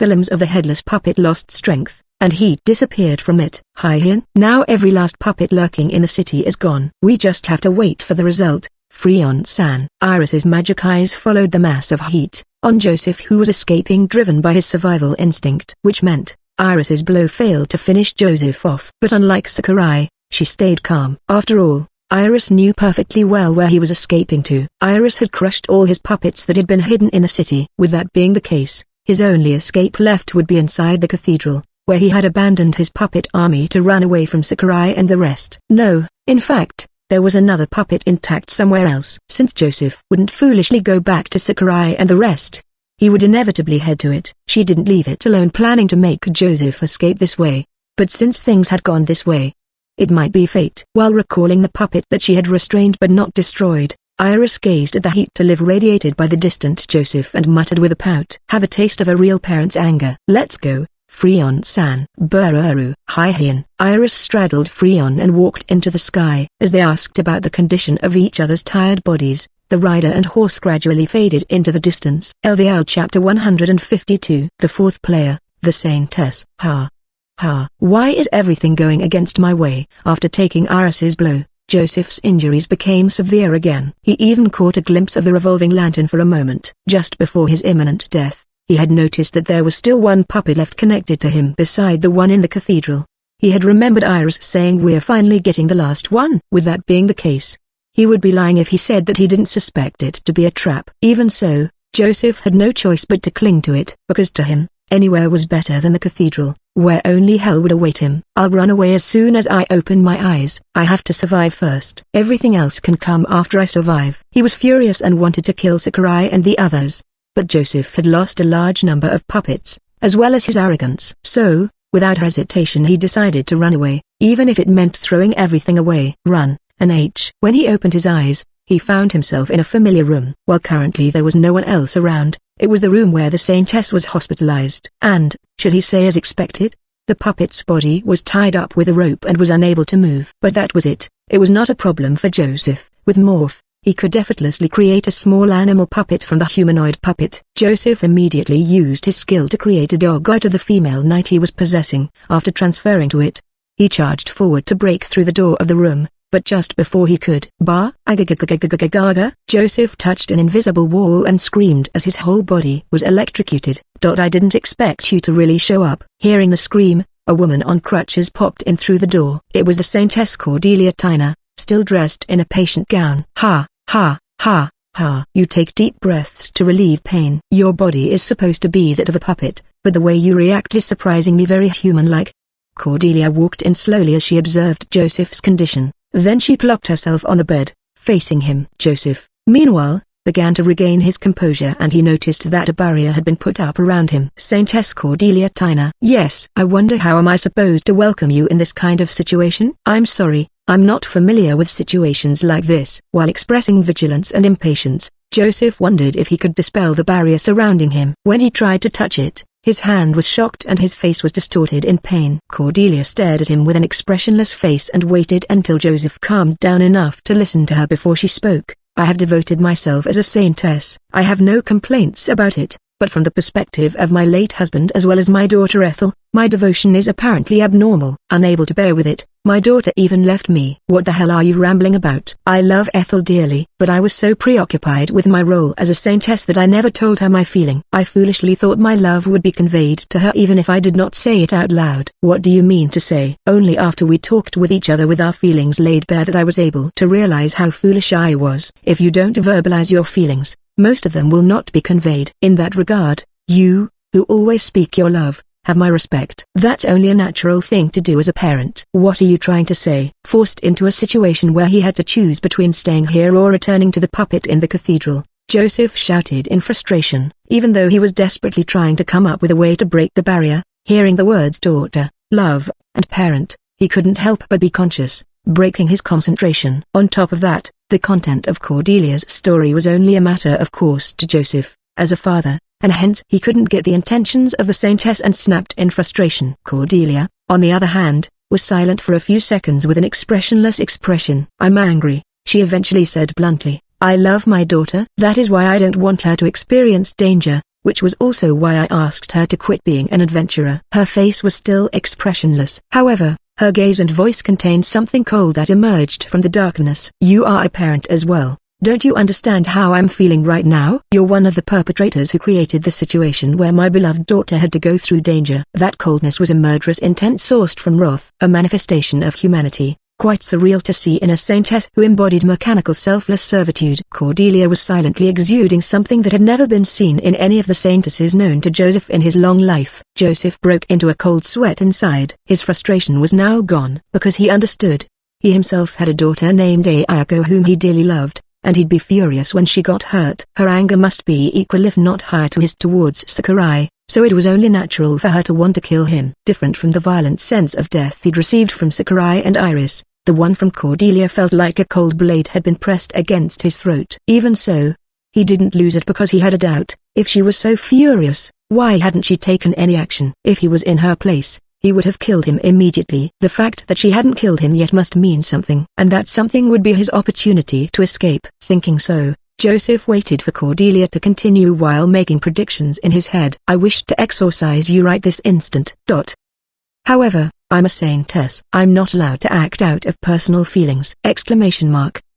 As if he had been waiting for those words, Joseph, who was possessing a dog puppet, lifted the corners of his mouth. A saintess should be instilled with the idea that she must think and consider her position before taking an action. He expected that she'd next bring up salvation and forgiveness, the favorite words of people of faith like her. It's not that she's naive, but her faith compels her to act generously and benevolently so as to secure a position to uphold the ideal of helping and supporting the weak. As the saintess, she has to offer salvation and forgiveness even to someone she hates like me. That was how faith and the people of faith that Joseph knew were. Therefore, Joseph thought that the saintess Cordelia would propose a deal in exchange to forgive him. I will propose to you a deal as a saintess. I'm listening. And as he expected, the saintess was offering him a deal. Admit the crimes you have done due to your twisted fatherly love and obediently receive the capital punishment. Do so, and I will put in words so you will be recorded to have died as a human. That was the maximum concession she was willing to give to Joseph, who had committed so many crimes. Despite being the one to have suffered direct damage, she was still trying her best to give salvation to a criminal who deserved the death penalty by any standard. This meant that, after the penalty was carried out, it would be written in records that he atoned for his crimes as a human before his life ended,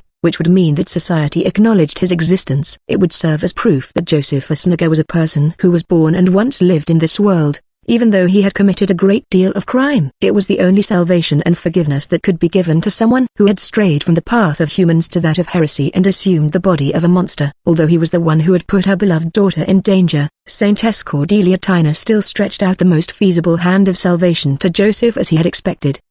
However, that was neither salvation nor forgiveness for Joseph. From his standpoint, it was nothing more than bullshit that wasn't worth listening to. Admit my crimes and receive capital punishment, and I will be recorded as a human.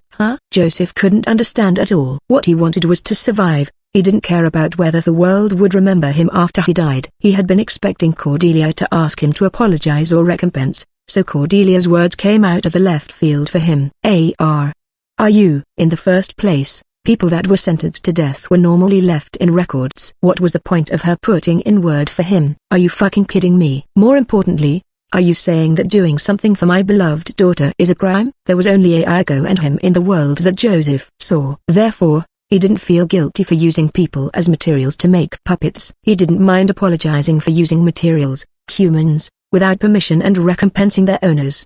But Cordelia had called it a crime. How could doing something for his beloved daughter be a crime? He couldn't understand. Wouldn't that mean everything parents did for their children was a crime and they had to be put to trial? Is that accepted in society? Is that the way of thinking that's maintaining society? That's so wrong. The man who was unaware of the sins he had committed grandly pleaded his case and denied the sins. I wasn't guilty, he kept insisting. At this point, Saintess Cordelia regretted. She felt stupid and naive for saying that she had some respect for this man. He had strayed too far as a human and he couldn't be tolerated. With that being the case, there was only one thing Cordelia could do. Sacred magic, cleansing light, holy purification. Wait, stop.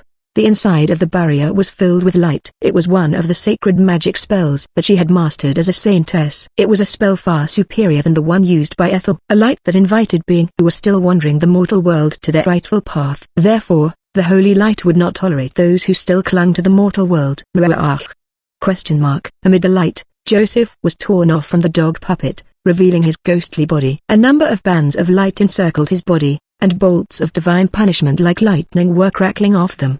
The pain from being burned all over his body, which was different from being burned by the divine flame holy sword, made Joseph unable to stop himself from screaming. Cordelia involuntarily grimaced listening to the scream of pain. Many of her sacred magic spells were highly effective against the undead and ghosts, but she never saw them as techniques for combat. The sacred magic of the saintess was a means of healing wounds, detoxifying poison, and comforting wandering dead spirits. She had never used them for exorcising like this. Cordelia was not a warrior. The screams brought about by her own hands took a heavy toll on her mind, which in turn impacted her body, which was already weakened by the wound on her back that had not yet healed. Along with the unfeminine voice indicating nausea, her mental illness manifested in her body, causing her physical condition to worsen. Her mental and physical problems affected the magic she was using, and Joseph escaped during that moment reopening. Cordelia had no way of stopping him. I'm a saintess, yet I'm so useless.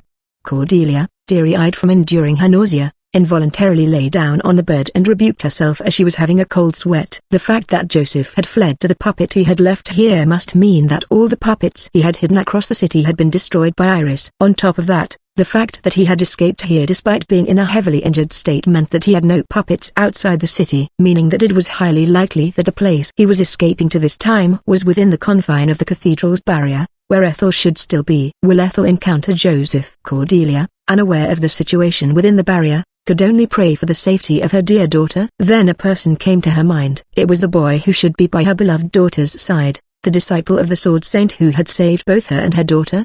Please, Sakurai-san, please protect Ethel. Cordelia reached her limit as she muttered in prayer, then she let go of her consciousness and fell asleep to heal her body. I mean, there's nothing we can do now that he's gone. We should just come out clean and ask for the authorities' cooperation. Think harder. I'm sure you can come up with something, Toru. Weird and crazy, but somehow work plans are your specialty. Even if you say that, I can't do a thing about things that are physically impossible. Gar? Ha? ? What's up? Ayako? Huh? Is that puppet moving? Huh? What are you? It is moving. Impossible. Impossible. Impossible. Why? Why is this happening? Huh? Joseph came back? Why? Don't ask me. But doesn't this make things convenient? ! Well, you're right. I don't get what's happening, but we should be happy that our prey returned. Okay, let's kill him. Your killing intent is so light. Your killing intent is so heavy. LVL Chapter 153. The Last Player, the Masterpiece. What did I do to deserve this? Why did things turn out this way? Just as I was about to leave the cathedral, one of the collapsed puppets suddenly started to move and began to cry out. Its flesh stuffing is continuously spilling out from the upper half of the puppet's face, making its crying expression quite a grotesque sight. Joseph, who is likely inside the puppet, is grieving. I've got no clue about what he's gone through in the short time he was away, nor about why he came back, nor about what he's grieving for. In fact, I'm more surprised by the fact that one of the collapsed puppets is still intact. Joseph probably left it behind to monitor our movements after he escaped. But well, now that doesn't matter. The important thing is that the enemy who had escaped has returned. The experience points that slipped through my hand have returned. This good fortune must be the result of my daily good deeds. Ethel, give me and Ayako consecration and blessing. Oh, okay, got it. But is it safe for her to step up and fight? She may get taken control by him. She could keep on fighting for some time back in front of the Great Library, proving that she won't lose control instantly. She should be fine as long as she pays attention to not get in direct contact with him. Exclamation mark.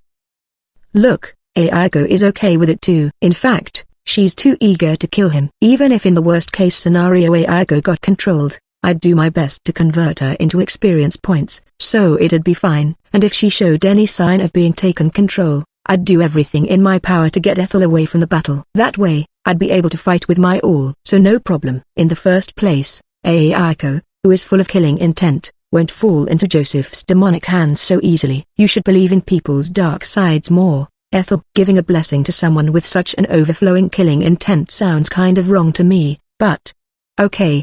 Ethel casts her sacred magic as she makes a sour face. The spell that grants the holy element to a weapon and increases its attack power, consecration.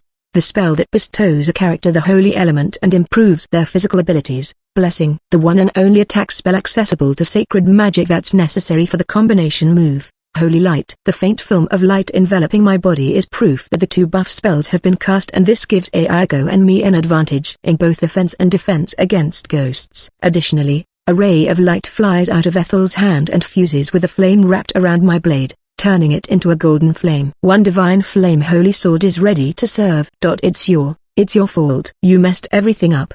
If it wasn't for you, my bright days would have continued. Sakurai. Joseph slowly gets up and glares at me, fleshy fluid still spilling down his face. He seems to have some kind of intense grudge against me, but he's committed so many evil deeds, to begin with. So, even if one or two things in his life have been derailed by someone else, can't he just accept it as reaping what he sows? And what's more, he's going to turn into my experience points soon. I don't think it's a good idea for him to waste his remaining time by pointlessly resenting others. I'll show you. This is my... Shut up, drop dead. Listening to his words won't give me a single experience point, and it's best to kill him ASAP. Ignoring Joseph, who is trying to declare something, I reactivate the divine flame holy sword and spring at him with the assistance of my flame wings. Ayako, buffed by sacred magic, follows closely behind me. No way Joseph, who is overwhelmingly inferior in close combat, can deal with our two-stage assault. Last resort, huh? Was I conceited to think that way? Unexpectedly, Joseph uses nearby puppets, flesh lumps, and several swords lying around to instantly form a trident as tall as him. Skillfully wielding it, he deflects my sword and sends me flying with a spin of his trident. Then he crosses tridents with Ayako, who follows after me.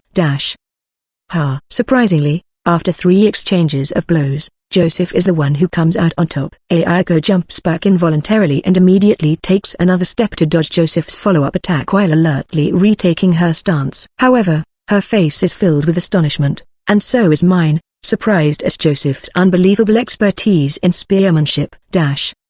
What a persistent guy. What did you do this time? I'm inferior in both combat skills and numbers, and there are not enough materials to create a puppet with specs to overturn that.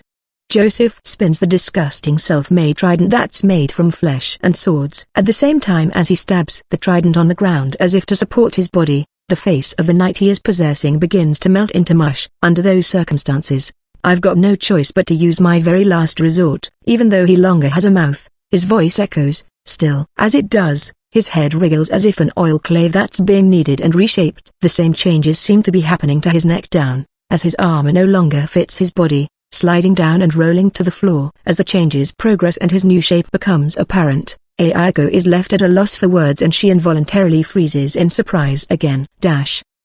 Are you for real? What stands before us now is a human-shaped figure with big cat-like eyes. It has pale skin that's morbidly lifeless and black bob-cut hair that's fading and turning white towards the ends. It looks exactly the same as Ayako, who is next to me. The only difference between them is that it is wearing Under Armour used clothes that reveals its body line, which is to become a being that makes up for my lack of combat skills and can stand up against you. Yeah, it is certainly a being that will make up for Joseph's lousy combat skills and will be able to break through us. A perfect fusion of Aiko and myself. This is my last resort. Joseph Asanaga fused himself with the other. Back up, Asanaga Aiko. We are no longer fake family like you and that Aiko. Aiko and I will defeat you with our true parent-child bond.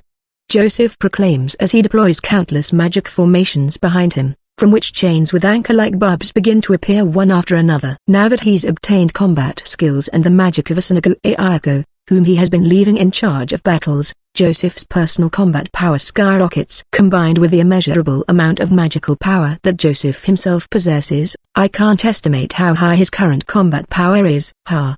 Ha ha ha ha ha. As if to prove that fact, the magic formations continue to multiply. They fill up the nave both vertically and horizontally, and if they were all fired at once, we'd definitely take serious injuries. Being a puppeteer, Joseph's only weakness is close-range combat.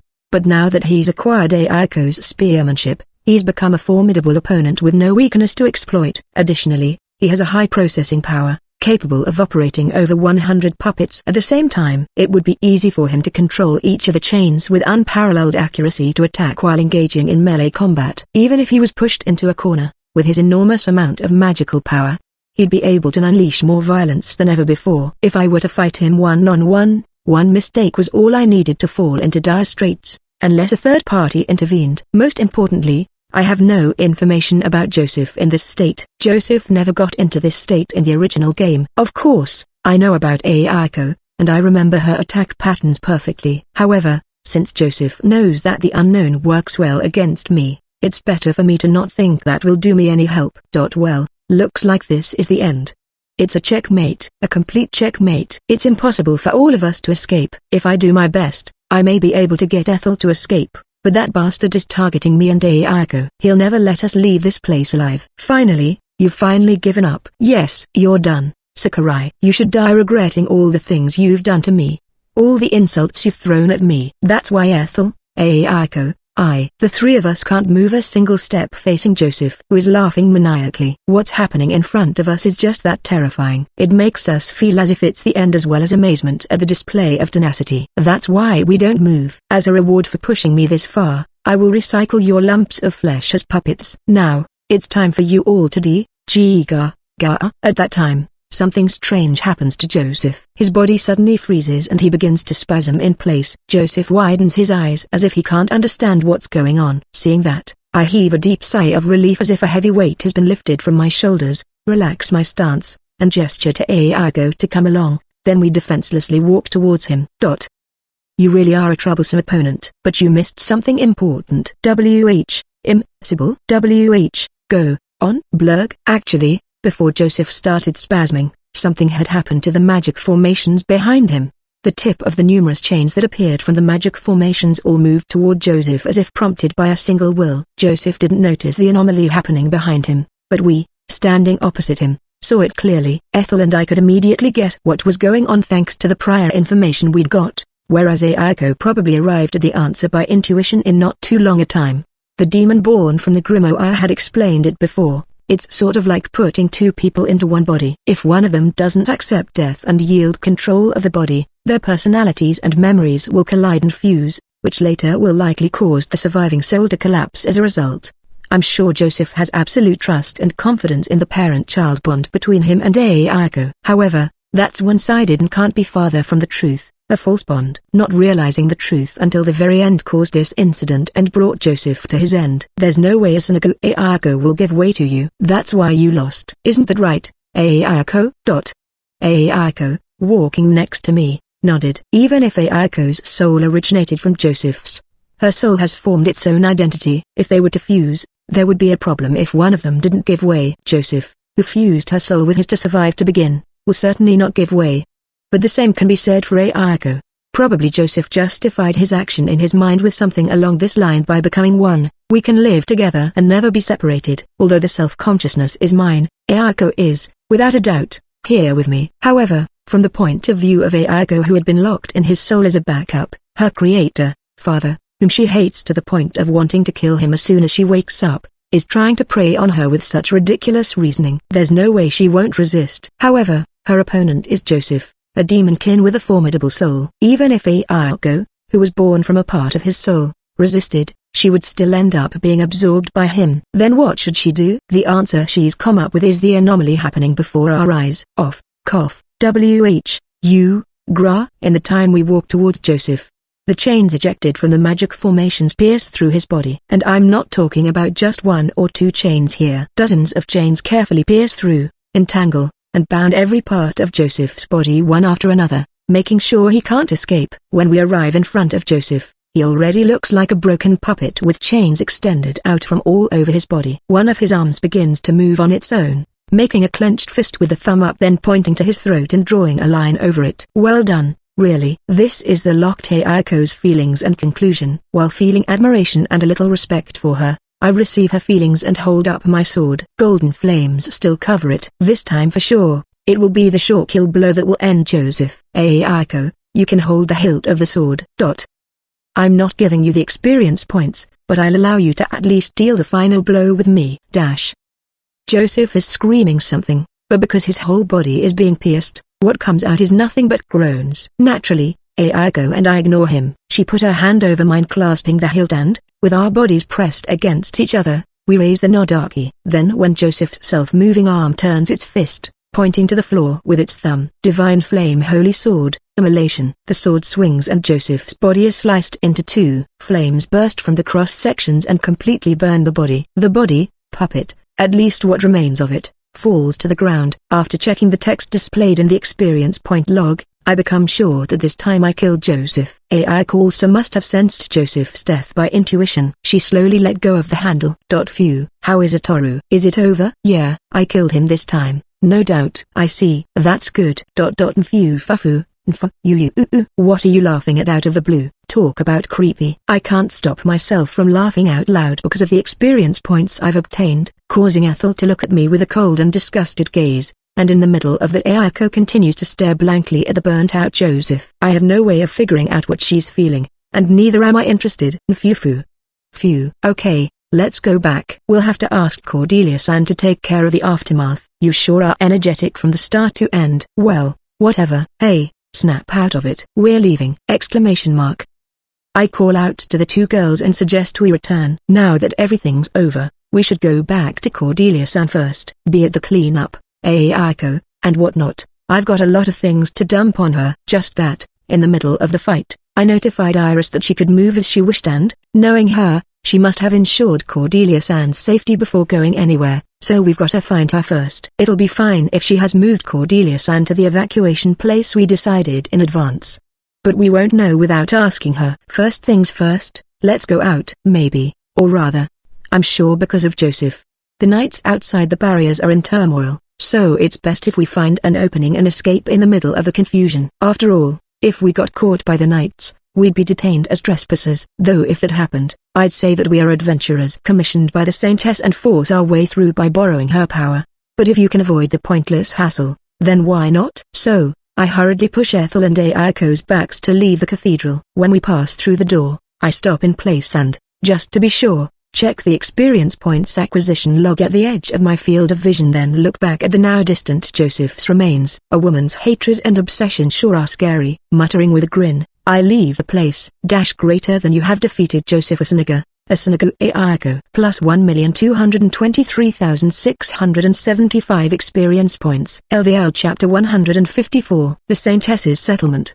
The attack on the Saintess and the occupation of the cathedral by monsters. It resulted in numerous deaths among the ranks of the knights and members of Terrence's faction that were found afterward, including the puppets Joseph hid in the city. The number of victims reached almost 200. The damage that Joseph Asanaga caused to the elf territory and to the believers working in the cathedral was enormous. Even so, each party did the best it could on the recovery efforts without pulling others' legs or pushing the responsibility against each other. I was honestly impressed. Then again, it may just have been postponed due to the scale of the damage. But whatever. In the middle of that, the Saintess Cordelia-san fully demonstrated her competence. First, she released a declaration. With my authority as the Saintess, I personally hired Sakurai-sama, Iris-sama, and Ethel to complete a certain dangerous task after the attack in the Great Library. From a third party's perspective, The situation at that time would appear as if Terrence's faction attacked the Saintess out of the blue. Betrayed by supposed allies, it wouldn't be weird for her to hire trustworthy bodyguards from outside, such as her daughter Ethel and me, the disciple of the Sword Saint Cordelia-san. Having suspicions about the attack done by Terrence's faction, requested us to investigate the incident. We identified that the mastermind behind it was in truth Joseph Asniger and subsequently took him down, so the cover story she's made up goes. The knights may complain, but you can just say relied on adventurers because you couldn't be sure who was the enemy or ally among the knights then. And that person's puppets were in fact mixed among the knights. With it, they can't say my judgment was incorrect.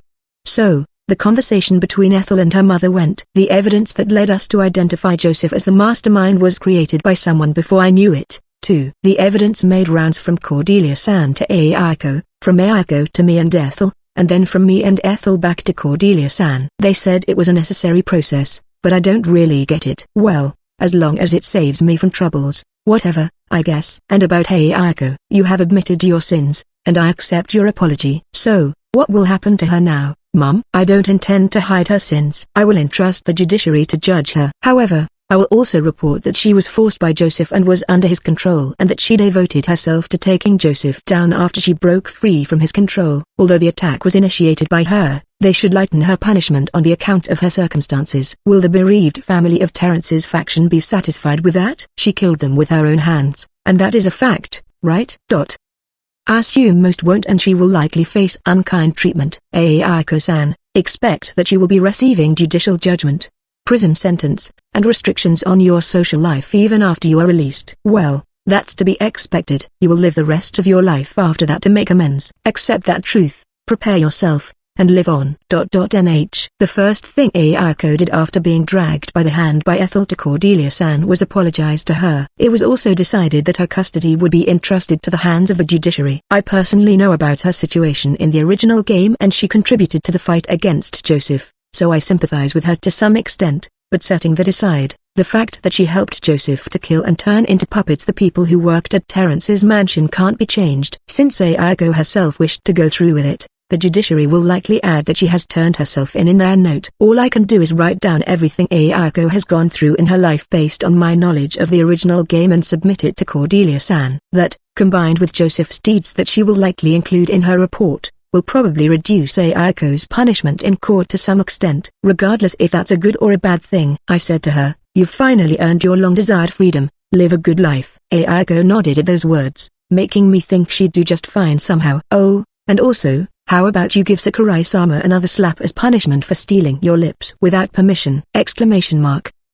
Huh? No, hang on a second, why the hell should I get slapped? Iris, Ethel, what are you guys doing? Release me. Don't fuck with me, I didn't do anything wrong. It's just a kiss. Why are you guys making so much fuss about it? She already slapped me, too. To begin with, Aiko is a puppet, isn't she? Can't you guys first think of how I felt being forced to kiss a pup? Gobi? Sakurai-san, this is what's called retribution. This is to avoid leaving any complication in your relationship in the future. Just accept it, Toru. For some reason, after sending me flying with a punch, Aiko opened her fist and took my hand, squeezing it tightly and shaking it over and over again. What the hell's wrong with her? As that thought surfaces in my mind, Aiko, looking satisfied for some reason, left with knights escorting her. Iris and Ethel let out exasperated sighs as I was perplexed by the unreasonable and incomprehensible situation. The parting with Aiko only filled me with puzzlement. After that, I learn about how Joseph encountered Iris and then had a direct confrontation with Cordelia-san after escaping from my blow. I go around crushing the Planarian Slime's clones scattered all over the cathedral grounds. I get into trouble because I chased away the knights who entered the area, turf, that I voluntarily decided to be in charge of. I find out the Planarian Slime's main body I've tamed with monster taming skill has returned to the Great Library without me noticing. I get stopped by various people as I'm thinking of a way to smuggle out the slime and have no choice but to give up, and I work diligently to restore Anubis-sama's statue in the cathedral because he appeared in my dream and scolded me for cutting his statue down. Finally, after those few laborious days, Iris, Ethel, and I are able to return to the Adventurer Academy. The Saintess Cordelia-san, leading several escorts, comes to see us off as we load our luggage on the carriage in front of the inn that we've been using as our base while in the elf territory. Her escorts this time aren't puppets. After taking a look at them, Iris comments, They are full of motivation. They give off warm feelings. Warm feelings. Meaning, they're loyal to their duties. As escorts, they keep themselves behind Cordelia-san so as not to stand out and try to keep out of Ethel's and Cordelia-san's sights as they exchange farewells. Also, they must have cleared the surroundings in advance. Nothing can get in the way of the separation between the mother and daughter, nothing except me squatting while carrying Iris on my back, staining the atmosphere. Well, see you later, Mum. I'm going. Yes, I will not stop you this time. Take care, Ethel. But it's not like she ever tried to stop her, to begin with, right? Her lowering the security in the cathedral was her way to send Ethel off, wasn't it? Sakurai-san, please be quiet. Hi-hin. I'm just stating the facts. But Iris on my back and Freon next to me give me reproachful looks. Yeah, even the horse. Did I say something so wrong it warranted me such looks? Or rather, I want to hurry and get back already. I mean, to me, this is nothing more than a minor incident before the major incident happens. Our original purpose in coming to the cathedral was to gather information to find a way to deal with the blockaded academy dungeon. I found the way thanks to Joseph's information, and to confirm it, I will have to blow up the academy's changing room and go to passage number 8 below it. Additionally, I'm duty-bound to give Nanashino, the culprit behind the blockade of the dungeon, a blood festival, slurp his experience points, raise my level, and regain my daily life. Or rather, I've been away from the academy for about 2 weeks now. The dungeon must have been full of monsters waiting for me to farm their exps by now. We got to go back, and quick. Please wait for the family to say their goodbyes. Cordelia-san has taken care of you in many ways, too. Like when you got into trouble with the knights. Hey, it's unfair bringing that up. Che, I guess I'll wait, then. Why would you always go and spoil the achievements you earned yourself? Anyway, Sakurai-san. Dunno. Or rather, I don't remember ever earning any achievements in the first place. I was only keeping my promise to Amanai while doing some grinding on the side. Well, sure, I saved Cordelia-san and released Ayako from Joseph, but... did she mean keeping my promise is an achievement? But is it really? It does make me feel I've grown as a person, though. The fact that you can't understand is very much like you, Sakurai-san. Hi-hin. I know, right, Freon-san tilde. They're looking at me as if I'm some hopeless person. As always, which means I don't have to pay it any mind. Anyway, since I've been working so hard for the sake of the academy dungeon, it wouldn't be out of line for me to ask for exclusive rights to the dungeons first to the 50th floor, right? As for the other students, they can go to off-campus dungeons. Traveling back and forth may take time, but I think it's suitable for those slackers who leave all the hard work to me. So I'd like to negotiate with the principal. What do you think, Iris? You did the most work. Yes, so you should be given priority. But since they pay tuition and attend the academy, all the students have the right to use the academy's facilities. This is what it feels like to be exploited. I've never heard that word before, but I think what you said is wrong, says the person clinging to someone else's back. Don't you think you're a little lacking in compassion for me? Look at the mother and daughter hugging each other as if they're reluctant to part in front of us. Wouldn't it be nice if we could show each other a little more compassion like that? She always shows it. Do I even care about Iris, you asked? Well, don't I keep watch over her every day? By the way, Ethel seems to be finished with her goodbye, so let's go back. Iris-sama, Sakurai-sama, you have my deepest gratitude for helping us, mother and daughter, this time. Well, we're also indebted to you in lots of ways, so the feeling is mutual. The only one indebted to her here is you, Toru. You made Mom run around here and there when she still hadn't fully recovered. Stop it, Ethel. Even if that's true, he's still the benefactor who saved our relationship as well as our lives. Besides, this turmoil will be a good opportunity to review the current system. Mom, you mean? Yes. I'm not sure how much I can change in my generation, but we can't continue with a system in which the Saintess is the only pillar. The Saintesses after me will also have children and be a mother, like me. It will be very sad if, at that time, they will not be able to have enough time for their family. I can't believe those words came from Cordelia-san, a saintess who has been indoctrinated to the core to give priority to the organization over her personal feelings. She's expressionless as always, but those words contained Cordelia Tyner's personal feelings. And Ethel, I'll leave this staff to you. Isn't this the one you always carry with you? The Deadly Sins Holy Staff? I didn't know there was such a condition with this staff, but it seems that a bit of my blood has splattered on it. The sky blue staff as tall as Cordelia-san, with a slight purple discoloration at the end. It is one of the symbols of the Saintess. It was returned through Ayako. In the original game, it couldn't be obtained unless it had completely transformed into the Deadly Sins Holy Staff. I don't know if it has any other effects than those mentioned in the game. However, At the very least, I know that the fact that she's handing it over carries great meaning. I've got no clue what it is, though. One thing I do know is that the mother is entrusting the daughter with some kind of feeling through the staff. I'm just keeping this staff temporarily, so be sure to come get it, okay? Absolutely. It's important, so please don't lose it until then, and don't forget to maintain it. As for how to do it, I know, I'm a former Saintess candidate, you know. That's true. And so the two look at each other again, conveying their feelings through their eyes. Oh, come on, can you two get it over already? I somehow managed to swallow those words. Then I, accompanied by Iris, board the carriage pulled by Freon first. Seeing that, Ethel hurriedly gets into the back of the carriage. Now it is time to say goodbye for real. Everyone, I wish you all the best in your health and future endeavors. Thank you. You too, Cordelia-san. Stay healthy. See you again, Mum. Let's set off. Hi Heian. Everyone says their goodbyes and the carriage begin to move. Ethel, Iris, and Cordelia continue to wave at each other. I keep telling Freon to run, so we can get back even a second faster. But contrary to my order, Freon continues walking slowly in consideration of the girls on the carriage. And so, the turmoil in the elf territory and the cathedral comes to an end. LVL Chapter 155. Going home is scary. It takes about a day and a half to get to the academy. We stayed overnight in a town halfway, and our return journey was about to end. We've now reached the top of a gentle hill from where we can see the familiar city where the academy is located in the distance. Considering Freon's walking speed pulling the carriage, we should be able to reach the academy in a little over 2 hours. It'll be quicker if I abandon the carriage Iris and Ethel are on and have Freon equipped with 3 Sky Series and run in the air. But that'll likely make them flip out, so I drop the idea. Tilda. We're finally back, Ethel remarks. It feels like it's been a long time, says Iris. Damn it. Why would you need permission to buy gunpowder? Even though I could pay them triples. Do you have an abnormal physical condition in which you'll die if you don't cause trouble wherever you go? Toru. Sakurai-san, you're unexpectedly wealthy, aren't you?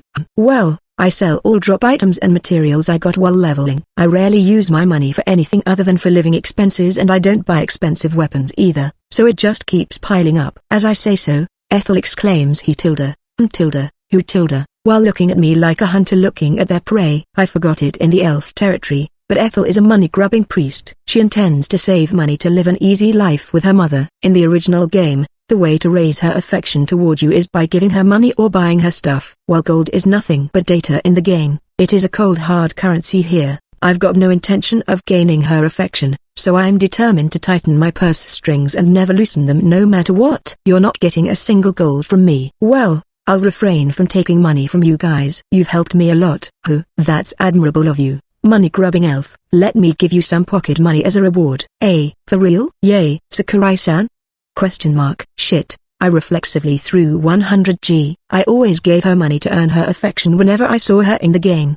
Was it because that routine had been ingrained in my body? By the way, the first thing we should do when we arrive at the academy is to make an appointment with the principal to give him our report. Don't you run off somewhere on your own, okay, Toru? I know. I've got to figure out a way to destroy the changing room. Anyway, I can wait while I'm doing that. Sakurai-san, please stop that line of thinking. We first have to talk it out with the principal, the requester. If you acted without permission, your reward would be gone with the wind, you know? Since you've worked hard to keep your promises back at the elf territory, let's try a little harder. Okay, TCH, I guess I should listen, then. After all, I learned the importance of keeping promises through this incident. As a result of doing my best to keep my promise to I earned the goodwill of the Tiners before I knew it, and I also gained the cooperation of Aigo and the demon. Not to mention, although many unexpected things happened, the situation rolled to my advantage in the end, and my experience points, Joseph, even came back to me on their own even though they had grudgingly escaped in the middle of the battle. This fact proves that fate favors those who try to keep their promises.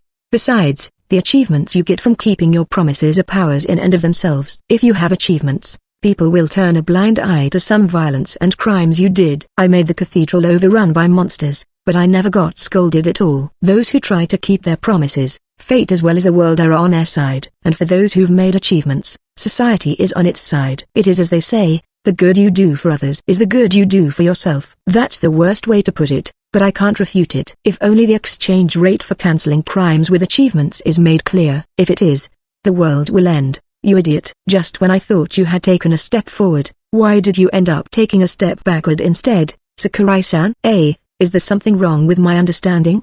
Having the conclusion you've made based on personal experience denied feels unpleasant. Then tell me what's wrong with my whole understanding. All you know to do is deny my opinions. Just shut. Oh, ooh, whoa, what the hell? It's shaking, the ground's shaking. Whoa, hi Ian, the ground is shaking. Sakurai Seiwan, Hupum wee. This should be magnitude 5-6, wait, no, it's getting higher. Both of you, hold your head and curl up. The earth shakes at that moment. It is so sudden, without so much as an omen. Loud rumblings mix with the girl's screams. The earthquake disturbs not only my vision but also my internal organs. As intense nausea rises from within my body, the surrounding air feels like it has solidified and gives off an intense feeling of oppression. My breathing becomes unnaturally shallow. The shaking is so strong that I can't even stand up, and it throws me off the coachman's seat and into the back of the carriage. I hit my head on the luggage or something, but the shaking keep coming one after another regardless of my pain. I hear something,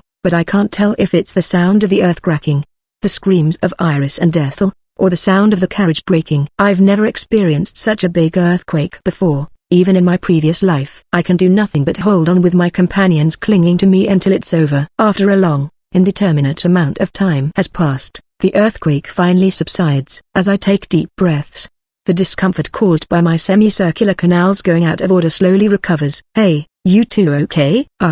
You are? My stomach feels queasy. You are? Sakurai-san. Your head. It's bleeding. What? Oh, it's just a small cut I got from hitting the luggage or something. It'll recover on its own. Freon. You okay, Bruihian? Looks like everyone is safe. One of the wheels of the carriage is broken, and our luggage is scattered everywhere, but there's no serious problem. If this was in the middle of the town or the forest with trees growing around, I wonder what would have happened. It can be said that we were lucky, in a sense. Still, to think the carriage would break when we're already so close to our destination. Would it be quicker to head to the city and call over someone who can fix it? When I raise my eyes while thinking about such things, we become lost for words. What is that monstrosity? Ethel mutters quietly, as she says, ahead of our gazes. There's a being that can only be described as a monstrosity. It must have appeared along with the earthquake, standing in the center of the city. Looking from a distance, I guess it's roughly 200 meters tall. It appears as though it's made from piles of countless concrete blocks, shaped like a human without a head. Its upper body looks as though it is covered by plain Western armor. Its arms are also made of block structures, curving from the upper arm to the wrist. However, it doesn't have hands. The surfaces of the wrists are flat like a mallet. Meanwhile, the lower of the body looks like thick skeletal legs, giving off a primitive yet powerful impression. To better imagine it, think of Mecha's internal frames. When it lifts its leg, I can see the large, flat foot supporting its entire body, which has been hidden by buildings. Just by taking a single step, it makes the earth rumble and quake so heavily that it can be felt from where we are. And every time the giant moves, it spills things into the city from several holes in its arms. They look like clumps of mud of sorts. I'm not sure what they are, but at the very least I can tell that they're bad news. I have no knowledge of this monstrosity. It is a completely brand new something that didn't even exist in the original game. What the hell is that? That giant thing? Is that the cause of the earthquake? People in the city are in danger. Ethel and Iris panic, but I just keep silent and stare at the monster.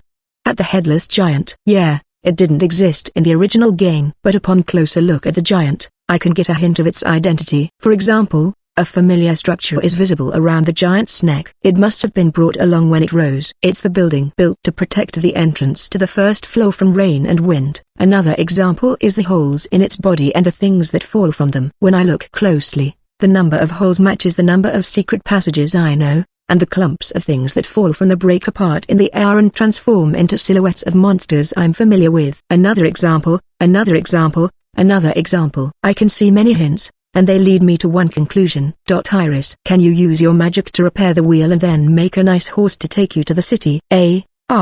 Yes, I can do that. Then, I'll go to the city first. Freon, let's go. For fun. Hi Hian. I grab my luggage bag, pick up my weapon, and then get on Freon and kick his belly. Despite the rough treatment, Freon understands my will. He snorts and starts running with all his might. Wait, Toru, don't be reckless and do things on your own. Sakurai-san, why so hot? Shut up. I'm in a hurry. Paying no heed to their words, I take out the 3 sky series and attach it to Freon, and the horse instantly becomes a flying horse. Ordinarily, we would have to run on the level road, but using the cloud road created by the effect of the 3 sky series, we take the shortest route, going in a straight line to the giant. There's no mistaking it. I bend down to reduce the wind resistance, even if little. The wind that hits my body should feel terribly cold in proportion to the speed, but my body is hot from the anger that boils up inside me. That's mine. I can do nothing being so far away from it. That's why I have to hurry to get to it. I know that, but my anger leaks out of my tightly clenched mouth. I'm soon no longer able to hold it in, and, driven by my anger, I let out the loudest roar I've ever released since I was born into this world. That's my dungeon. The giant is the academy dungeon. Why or how it became like this, I don't know. But from the information I got from Joseph and the mayhem taking place in front of my eyes, I'm sure Nanashi no Katsumi and his faction who blocked the academy dungeon are behind it. I'm gonna kill you. Every one of you. WHO, put your hands on my dungeon. I'm gonna fucking kill all of you. I'll slay them all. The extremely strong killing intent contained in the simple words become my one and only driving force. End of Arc 5. The Level Idiot and the Elf's Home.